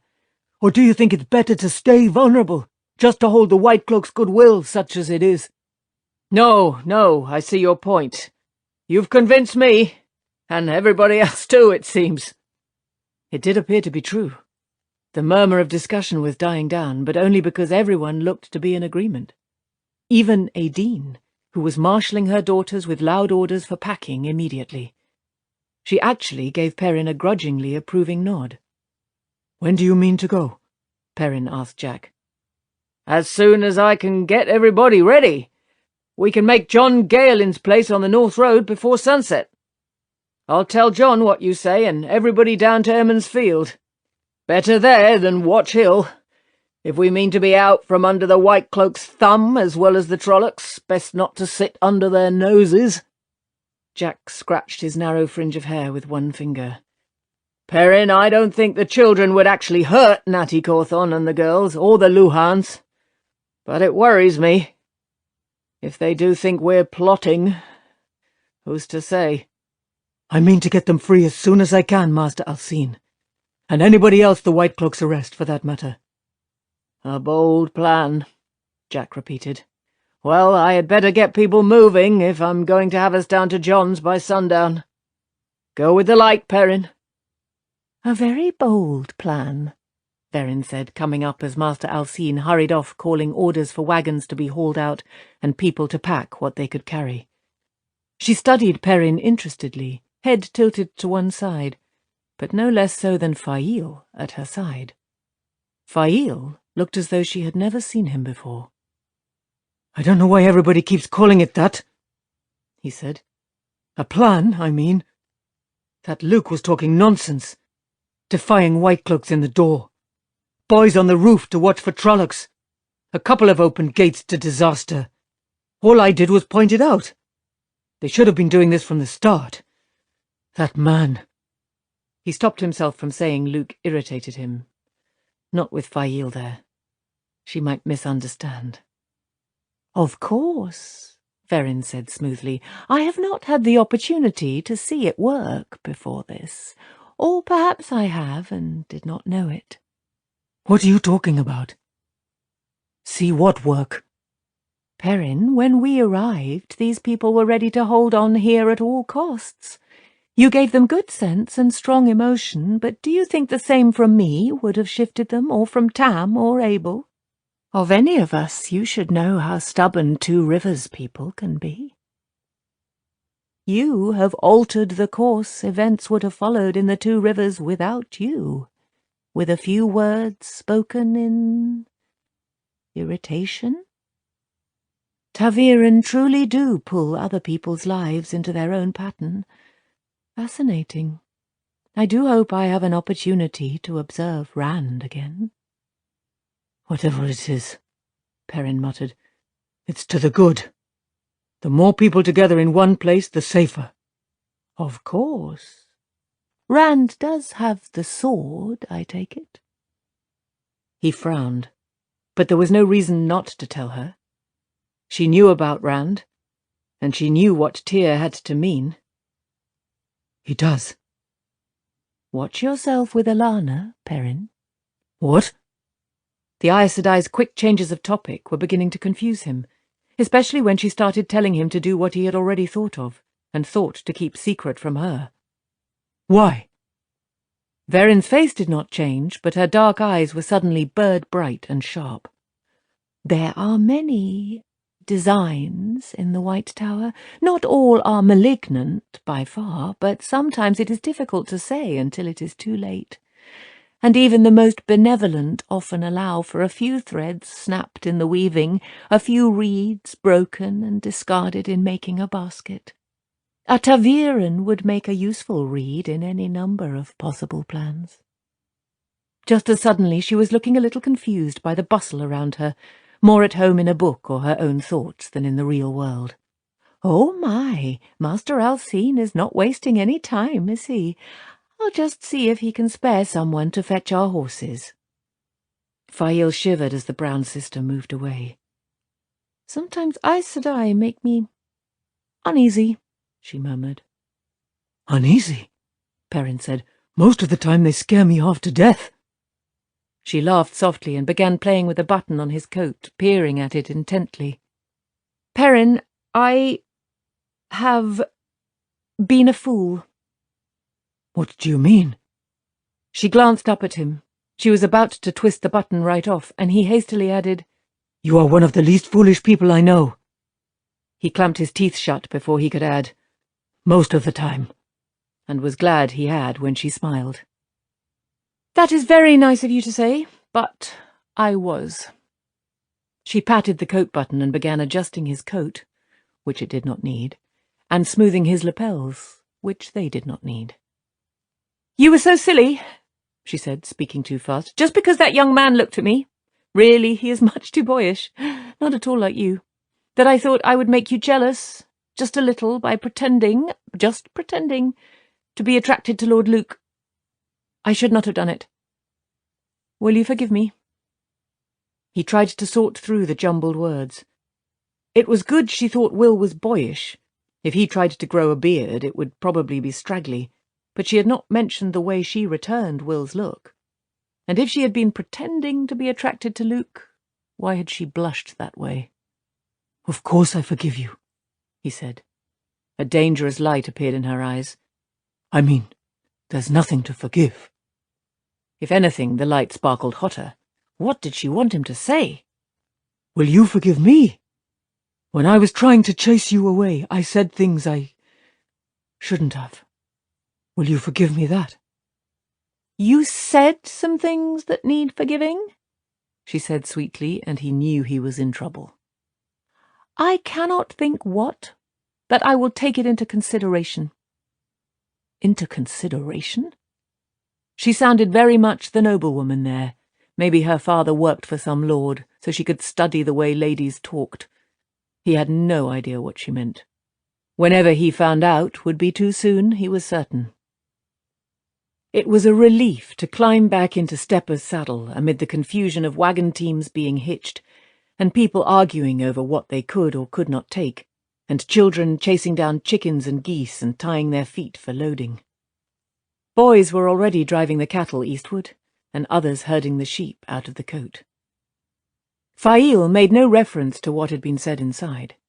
Indeed, she smiled at him and compared the keeping of sheep here to in Saldaea, and when one of the girls brought her a bunch of small red flowers, heart's blush, she tried to thread some of them into his beard, laughing at his efforts to stop her.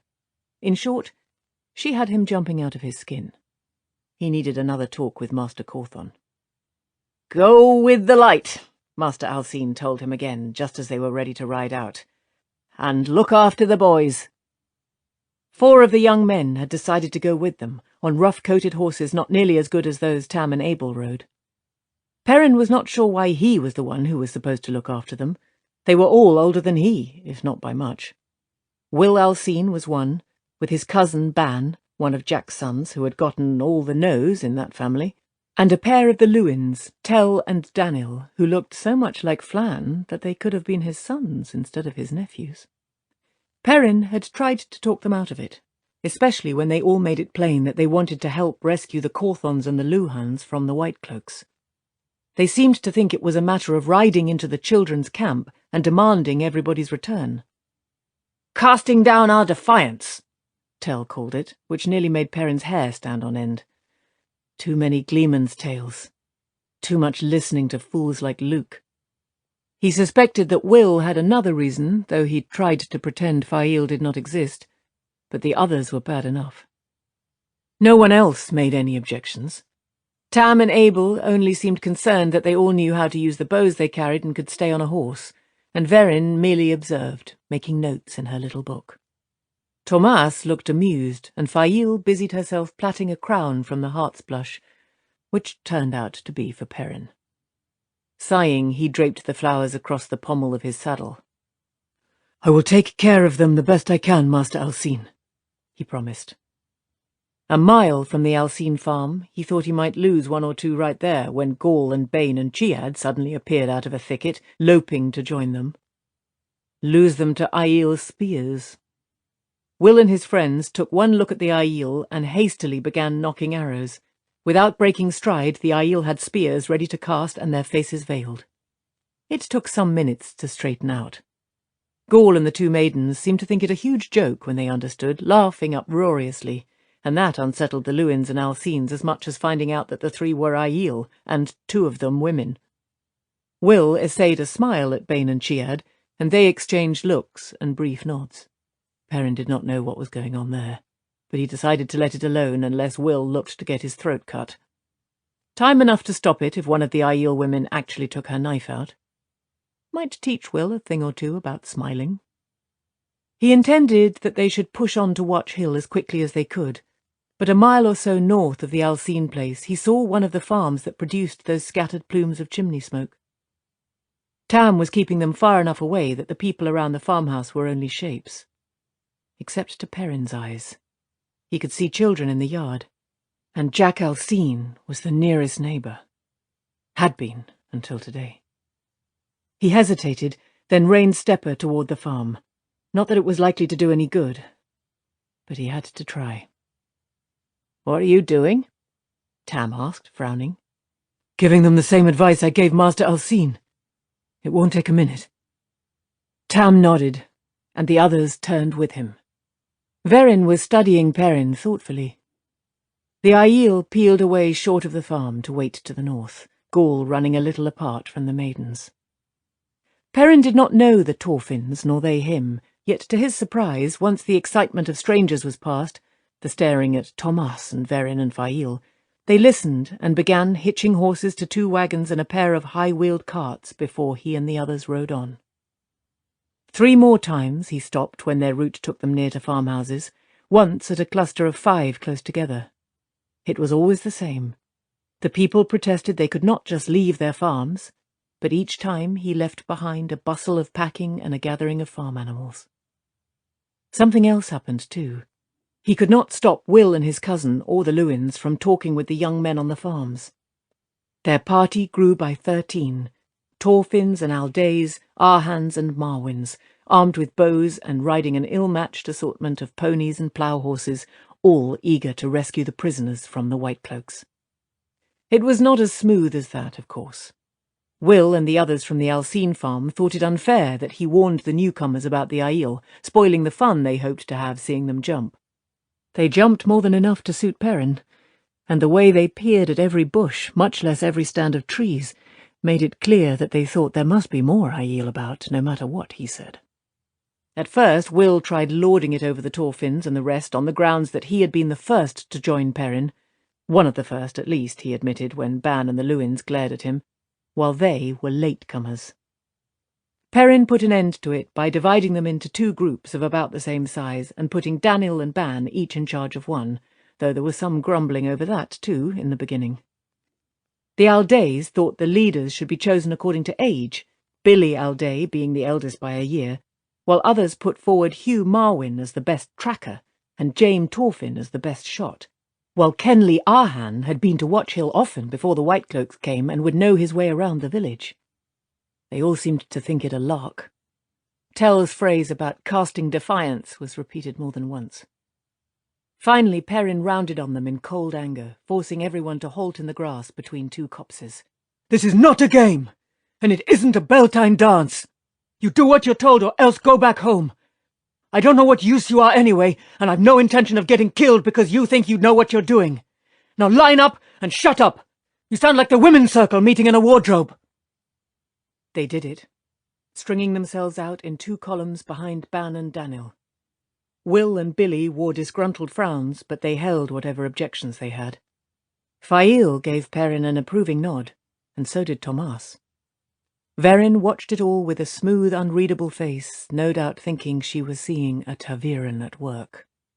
Perrin saw no need to tell her he had just tried to think of what a Shinaran he knew, a soldier named Uno, would have said, though no doubt Uno would have put it in harsher words. Farms began to appear more frequently as they approached Watch Hill, coming in clumps closer together until they ran on continuously the way they did near Emmons Field, a patchwork of hedged or stone-walled fields separated by narrow lanes, footways and wagon paths. Even with their pauses at the 4 farms, there was still some daylight left, still men working their crops and boys driving sheep and cattle in from pasture for the night. No one would be leaving their animals out these days. Tam suggested Perrin cease warning people, and he reluctantly agreed. They would all head for Watch Hill here, alerting the Whitecloaks. 20-odd people riding together by the backways attracted enough eyes, though most people appeared too busy to do more than glance. It would have to be done sooner or later, though, and the sooner the better. So long as people remained in the countryside, needing Whitecloak protection, then the Whitecloaks had a foothold in the 2 rivers they might not want to give up. Perrin kept a sharp eye out for any sign of Whitecloak patrols, but except for one dust cloud over toward the North Road heading south, he saw none. After a time, Tam suggested they dismount and lead their horses. Afoot, there was less chance of being spotted, and the hedges and even the low stone walls shielded them a little. Tam and Abel knew a thicket that gave a good view of the Whitecloak camp. A tangle of oak and sour gum and leatherleaf that covered 3 or 4 hides, little more than a mile south and west of Watch Hill, over an open stretch of ground. They entered from the south, hurrying. Perrin hoped no one had seen them go in, no one to wonder why they did not come out and comment on it. "Stay here," he told Will and the other young men while they were tying their horses to branches. "Keep your bows handy, and be ready to run if you hear a shout. But don't move unless you hear me shout. And if anybody makes any noise, I'll pound his head like an anvil. We're here to look, not pull the Whitecloaks down on us by tramping around like blind bulls." Fingering their bows nervously, they nodded. Perhaps it was beginning to dawn on them just what they were doing. The children of the light might not take kindly to finding 2 rivers folk riding about in an armed bunch. "Were you ever a soldier?" Fail asked quizzically in a low voice. "Some of my father's guards talk that way." "I'm a blacksmith," Perrin laughed. "I've just heard soldiers talk. It seems to work, though." Even Will and Billy were peering about uneasily and hardly daring to move. Creeping from tree to tree, he and Fail followed Tam and Abel to where the Aiel were already crouching near the thicket's north edge. Verin was there too, and Thomas, of course. The brush made a thin screen of leaves, enough to hide them, but no hindrance to observation. The Whitecloak encampment stretched out at the foot of Watch Hill like a village itself. Hundreds of men, some armoured, moved among long, straight rows of white tents, with lines of horses 5 deep staked out to east and west. Animals being unsaddled and curried indicated patrols finishing their day, while a double column of maybe 100 mounted men, pristine and precise, trailed off toward the waterwood at a brisk walk, lances all at the same angle.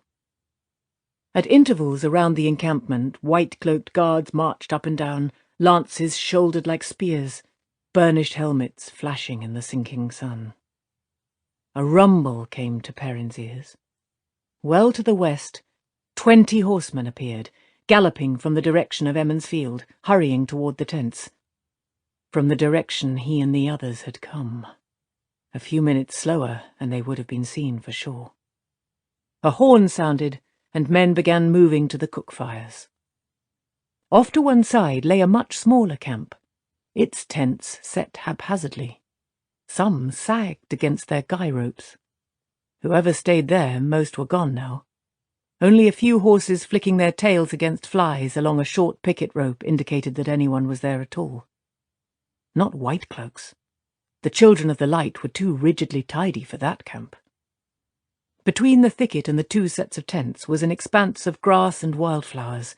Very likely the local farmers used to use it for pasture. Not now, however. It was fairly flat ground. White cloaks galloping like that patrol could cover it in a minute. Abel directed Perrin's attention to the large camp.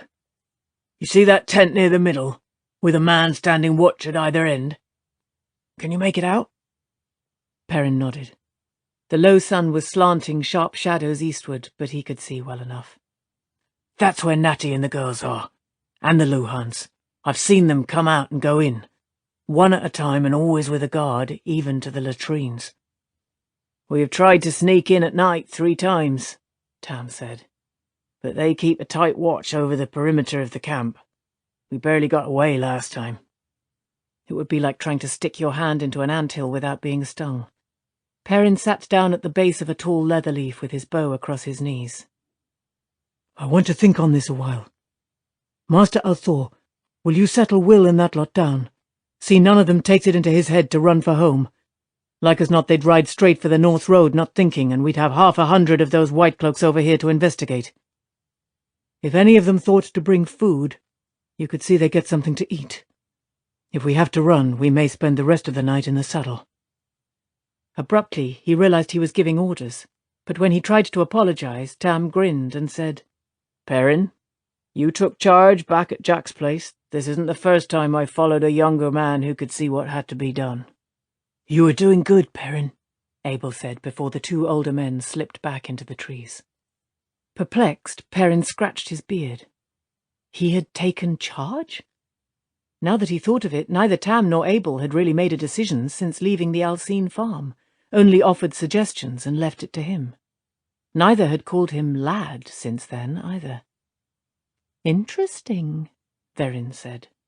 She had her small book out. He wished he could have a chance to read what she had written. "You going to caution me about being foolish again?" he said. Instead of answering, she said in a meditative voice, "It will be even more interesting to see what you do next.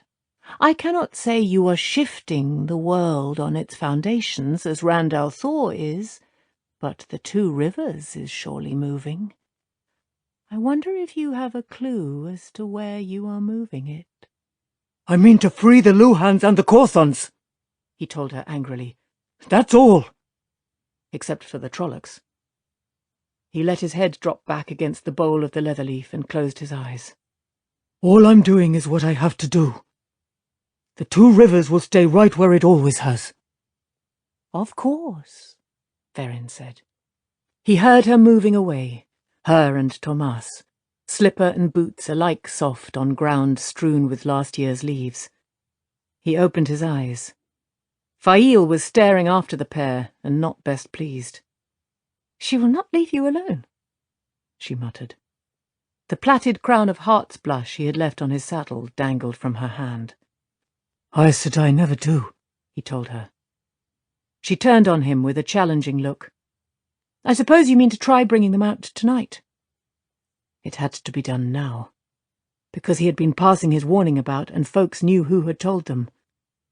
Maybe the white cloaks would not hurt their prisoners. Maybe. He trusted white cloak mercy as far as he could throw a horse. He glanced at Gaul, who nodded.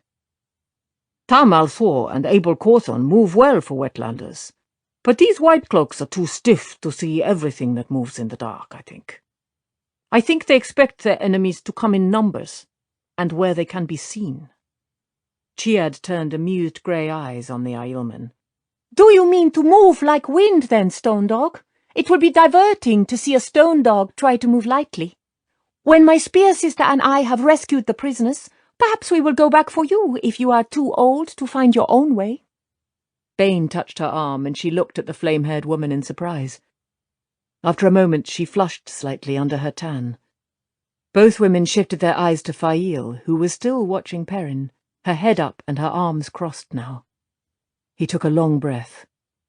If he told her he did not want her to come, Bane and Chiad almost certainly would not either.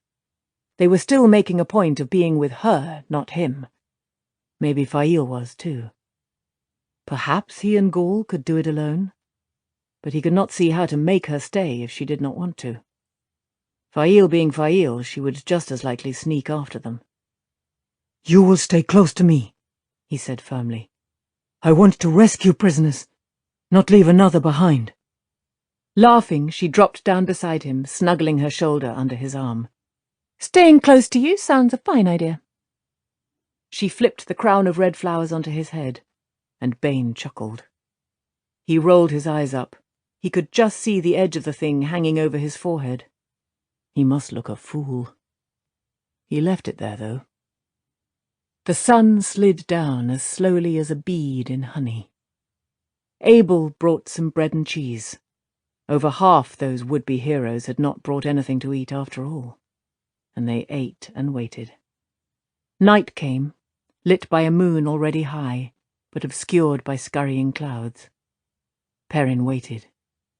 Lights vanished in the White Cloak camp, and in Watch Hill too, leaving a sprinkling of glowing windows across the otherwise dark mound, and he gathered Tam and Fail and the Aiel around him.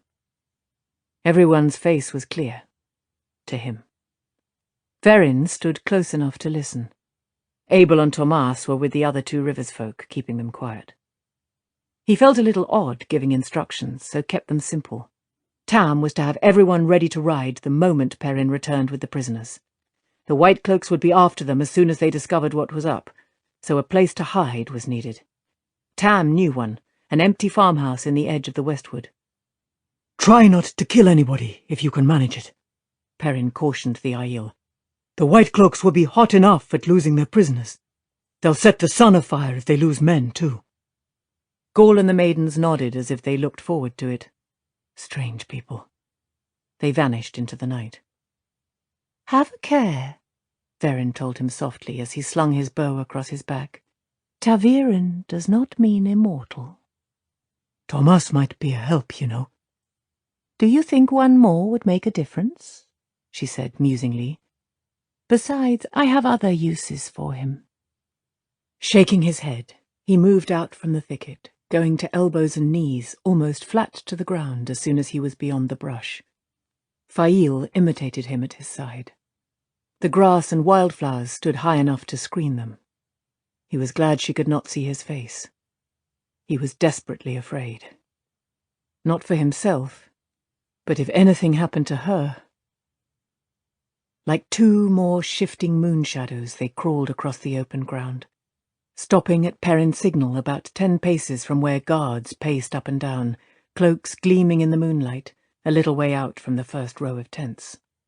2 came face to face almost in front of them, stomping to a halt. "All is well with the night," one announced. "The light illumine us and protect us from the shadow." "All is well with the night," the other replied. "The light illumine us and protect us from the shadow." Turning on their heels, they marched away, looking neither left nor right. Perrin let each take a dozen paces, then touched Fail's shoulder and rose, barely letting himself breathe. He could hardly hear her breathing either. Almost tiptoeing, they hurried in among the tents, dropping low again as soon as they were past the first. Men snored inside, or muttered in their sleep. Except for that, the camp was silent. The tramp of the guards' boots was plainly audible. The smell of doused cook fires hung in the air, the scents of canvas and horses and men. Silently, he motioned for Fail to follow him. Tent ropes made snares for unwary feet in the darkness. They were clear to him, though, and he wove a path through for them. He had the location of the prisoner's tent marked in his head, and he started toward it cautiously, near the center of the camp. A long way there, and a long way back. The crunch of boots on the ground and a grunt from Fail spun him around just in time to be knocked down by the rush of a big shape in a white cloak, a man as thick as Master Luhan himself. Iron fingers dug into his throat as the 2 of them rolled. Perrin seized the man's chin with one hand, forcing his head back, trying to push him off.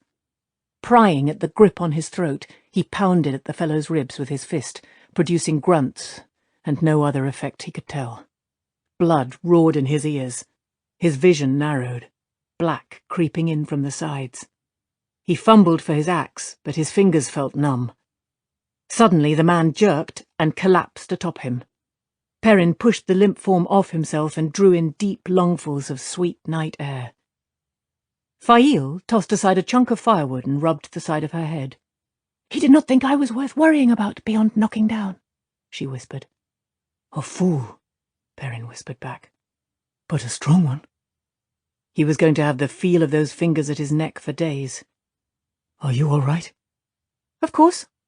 I am not a porcelain figurine. He supposed she was not, at that. Hastily dragging the unconscious man up against the side of a tent where he hoped no one would find him soon, he stripped off the fellow's white cloak and bound his hands and feet with spare bowstrings. A kerchief found in the fellow's pocket served for a gag. Not very clean, but that was his own fault. Lifting his bow over his head, Perrin settled the cloak around his shoulders. If anyone else saw them, maybe they would mistake him for one of their own. The cloak had a golden knot of rank beneath the flaring sunburst. An officer?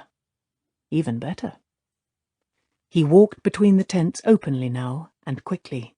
Hidden or not, that fellow could be found any moment and the alarm raised. Fail scudded along beside him like his shadow, scanning the camp for signs of life as alertly as he did. Shifting moon shadows obscured the spaces between the tents even for his eyes. Approaching the prison tent, he slowed, so as not to excite the guards. A white-cloaked man stood at this end, and the gleaming lance point of another rose above the tent's peaked roof. Suddenly that lance point vanished. There was no sound. It simply fell. A heartbeat later, two patches of darkness abruptly became veiled Aiel, neither tall enough for Gaul. Before the guard could move, one of them leaped into the air, kicking him in the face. He staggered to his knees, and the other maiden spun, adding her own kick. The guard dropped bonelessly. Crouching, the maidens looked around, spears ready to see if they had roused anyone. At the sight of Perrin in a white cloak, they nearly went for him until they saw Fail. One shook her head and whispered to the other, who appeared to laugh silently. Perrin told himself he should not feel disgruntled, but first Fail saved him from being strangled, and now she saved him from a spear through his liver. For somebody who was supposedly leading a rescue, he was making a fine showing so far. Tossing the tent flap aside, he put his head into the interior, which was even darker than outside. Master Luhan lay asleep across the tent's entrance, with the women huddled together toward the back. Perrin put a hand over Harald Luhan's mouth, and when his eyes popped open, laid a finger across his own lips. "Wake the others," Perrin said in a low voice. "Quietly. We are taking you out of here." Recognition dawned in Master Luhan's eyes, and he nodded. Backing out of the tent, Perrin stripped the cloak from the downed guard. The man was still breathing, hoarsely and bubbling through a thoroughly broken nose, but being manhandled did not wake him. They had to hurry now. Gaul was there with the cloak from the other guard. The three Aiel watched the other tents cautiously. Fail practically danced with impatience. When Master Luhan brought his wife and the other women out, all of them peering about nervously in the moonlight, Perrin hurriedly put one of the cloaks around the blacksmith. It was a poor fit. Harald Luhan seemed to be made from tree trunks, but it had to do. The other went around Elsbeth Luhan. She was not so large as her husband, but still as big as most men. Her round face looked surprised at first, but then she nodded. Pulling the fallen guard's conical helmet from his head, she stuck it on her own, squashing it down atop her thick braid. The two guards they bound and gagged with strips of blanket and laid inside the tent. Sneaking out again the way they had come in was impossible. Perrin had known that from the start. Even if Master and Mistress Luhan could have moved quietly enough, which he doubted, Bode and Eldrin were clinging to each other in shocked disbelief at rescue. Only their mother's soft murmurs kept them from breaking into relieved tears already. He had planned for it. Horses were needed, both for a quick burst of speed away from the camp and to carry everyone afterward. There were horses at the picket lines. The Aiel ghosting ahead, he followed behind, with Fail and the Corthans behind, Harald and Elspeth bringing up the rear. To a casual glance, at least, they looked to be like three white cloaks escorting 4 women. The picketed horses were guarded, but only on the side away from the tents. After all, why guard them from the men who rode them? It certainly made Perrin's job easier. They simply walked up to the line of horses nearest the tents, each secured by a simple rope hackamore, and untied one apiece, except for the Aiel. The hardest part was getting Mistress Luhan up barebacked. It took Perrin and Master Luhan both, and she kept trying to push her skirts down to cover her knees. Natty and her girls scrambled up easily, and Fail, of course. The guards, supposedly watching the horses, continued their measured rounds, calling to each other about all being well with the night. "When I give the word," Perrin began, and someone in the camp shouted. Then again, more loudly. A horn sounded, and shouting men poured out of the tents. Whether they had found the prisoners gone, or the unconscious man who had attacked him, it made no difference. "Follow me!" Perrin cried, digging his heels into the dark gelding he had chosen. "Ride!" It was a madcap rush, but he tried to keep an eye on everyone. Master Luhan was almost as bad a rider as his wife, the pair of them bouncing around, nearly falling as their horses ran. Either Bode or Eldrin was screaming at the top of her lungs from excitement or terror. Luckily, the guards were not expecting trouble from inside the camp. One white-cloaked man, peering into the darkness, turned just in time to throw himself out of the way of the charging horses with a cry almost as shrill as the Cawthon girls'. More horns bayed behind them, and shouts, with the definite sound of orders, hammered the night well before they reached the cover of the thicket. Not that it was much cover now. Tam had everyone mounted as Perrin had asked, or ordered. He swung straight from the gelding to Stepper. Verin and Tomas were the only ones not all but jumping up and down in their saddles. Their horses were the only ones not dancing with their riders' nervousness.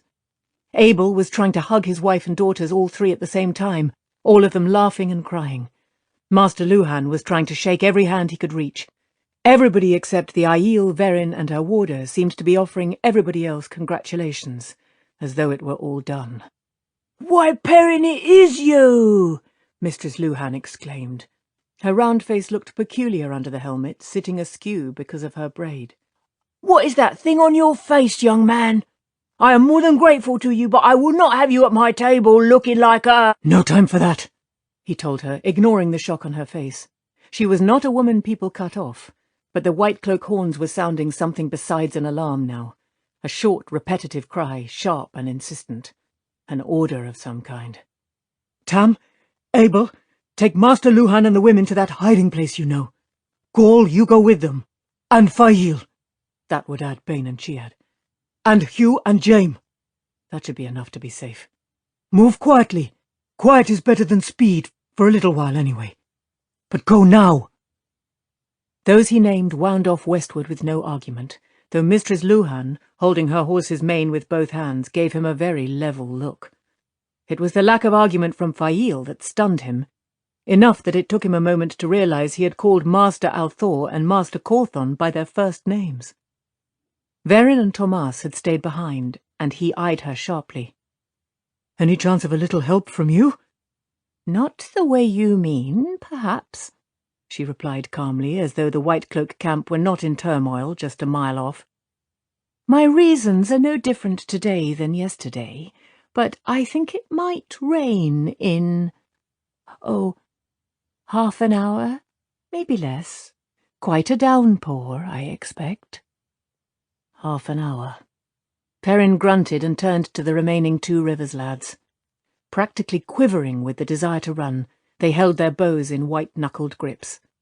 He hoped they had all remembered to bring spare bowstrings, at least, since it was going to rain. "We," he told them, "are going to draw the White Cloaks off so Mistress Cawthon and Mistress Luhan and the rest can get away safely. We'll take them south along the North Road until we can lose them in the rain. If anyone wants out, he had best ride now." A few hands shifted on their reins, but they all sat their saddles looking at him. "All right, then. Shout like you've gone mad so they'll hear us. Shout until we reach the road." Bellowing, he wheeled Stepper and galloped for the road.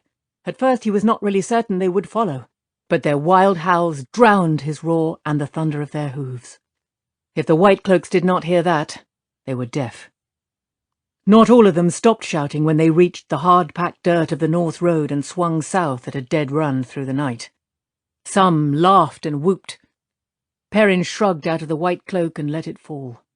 The horns sounded again, a little fainter now.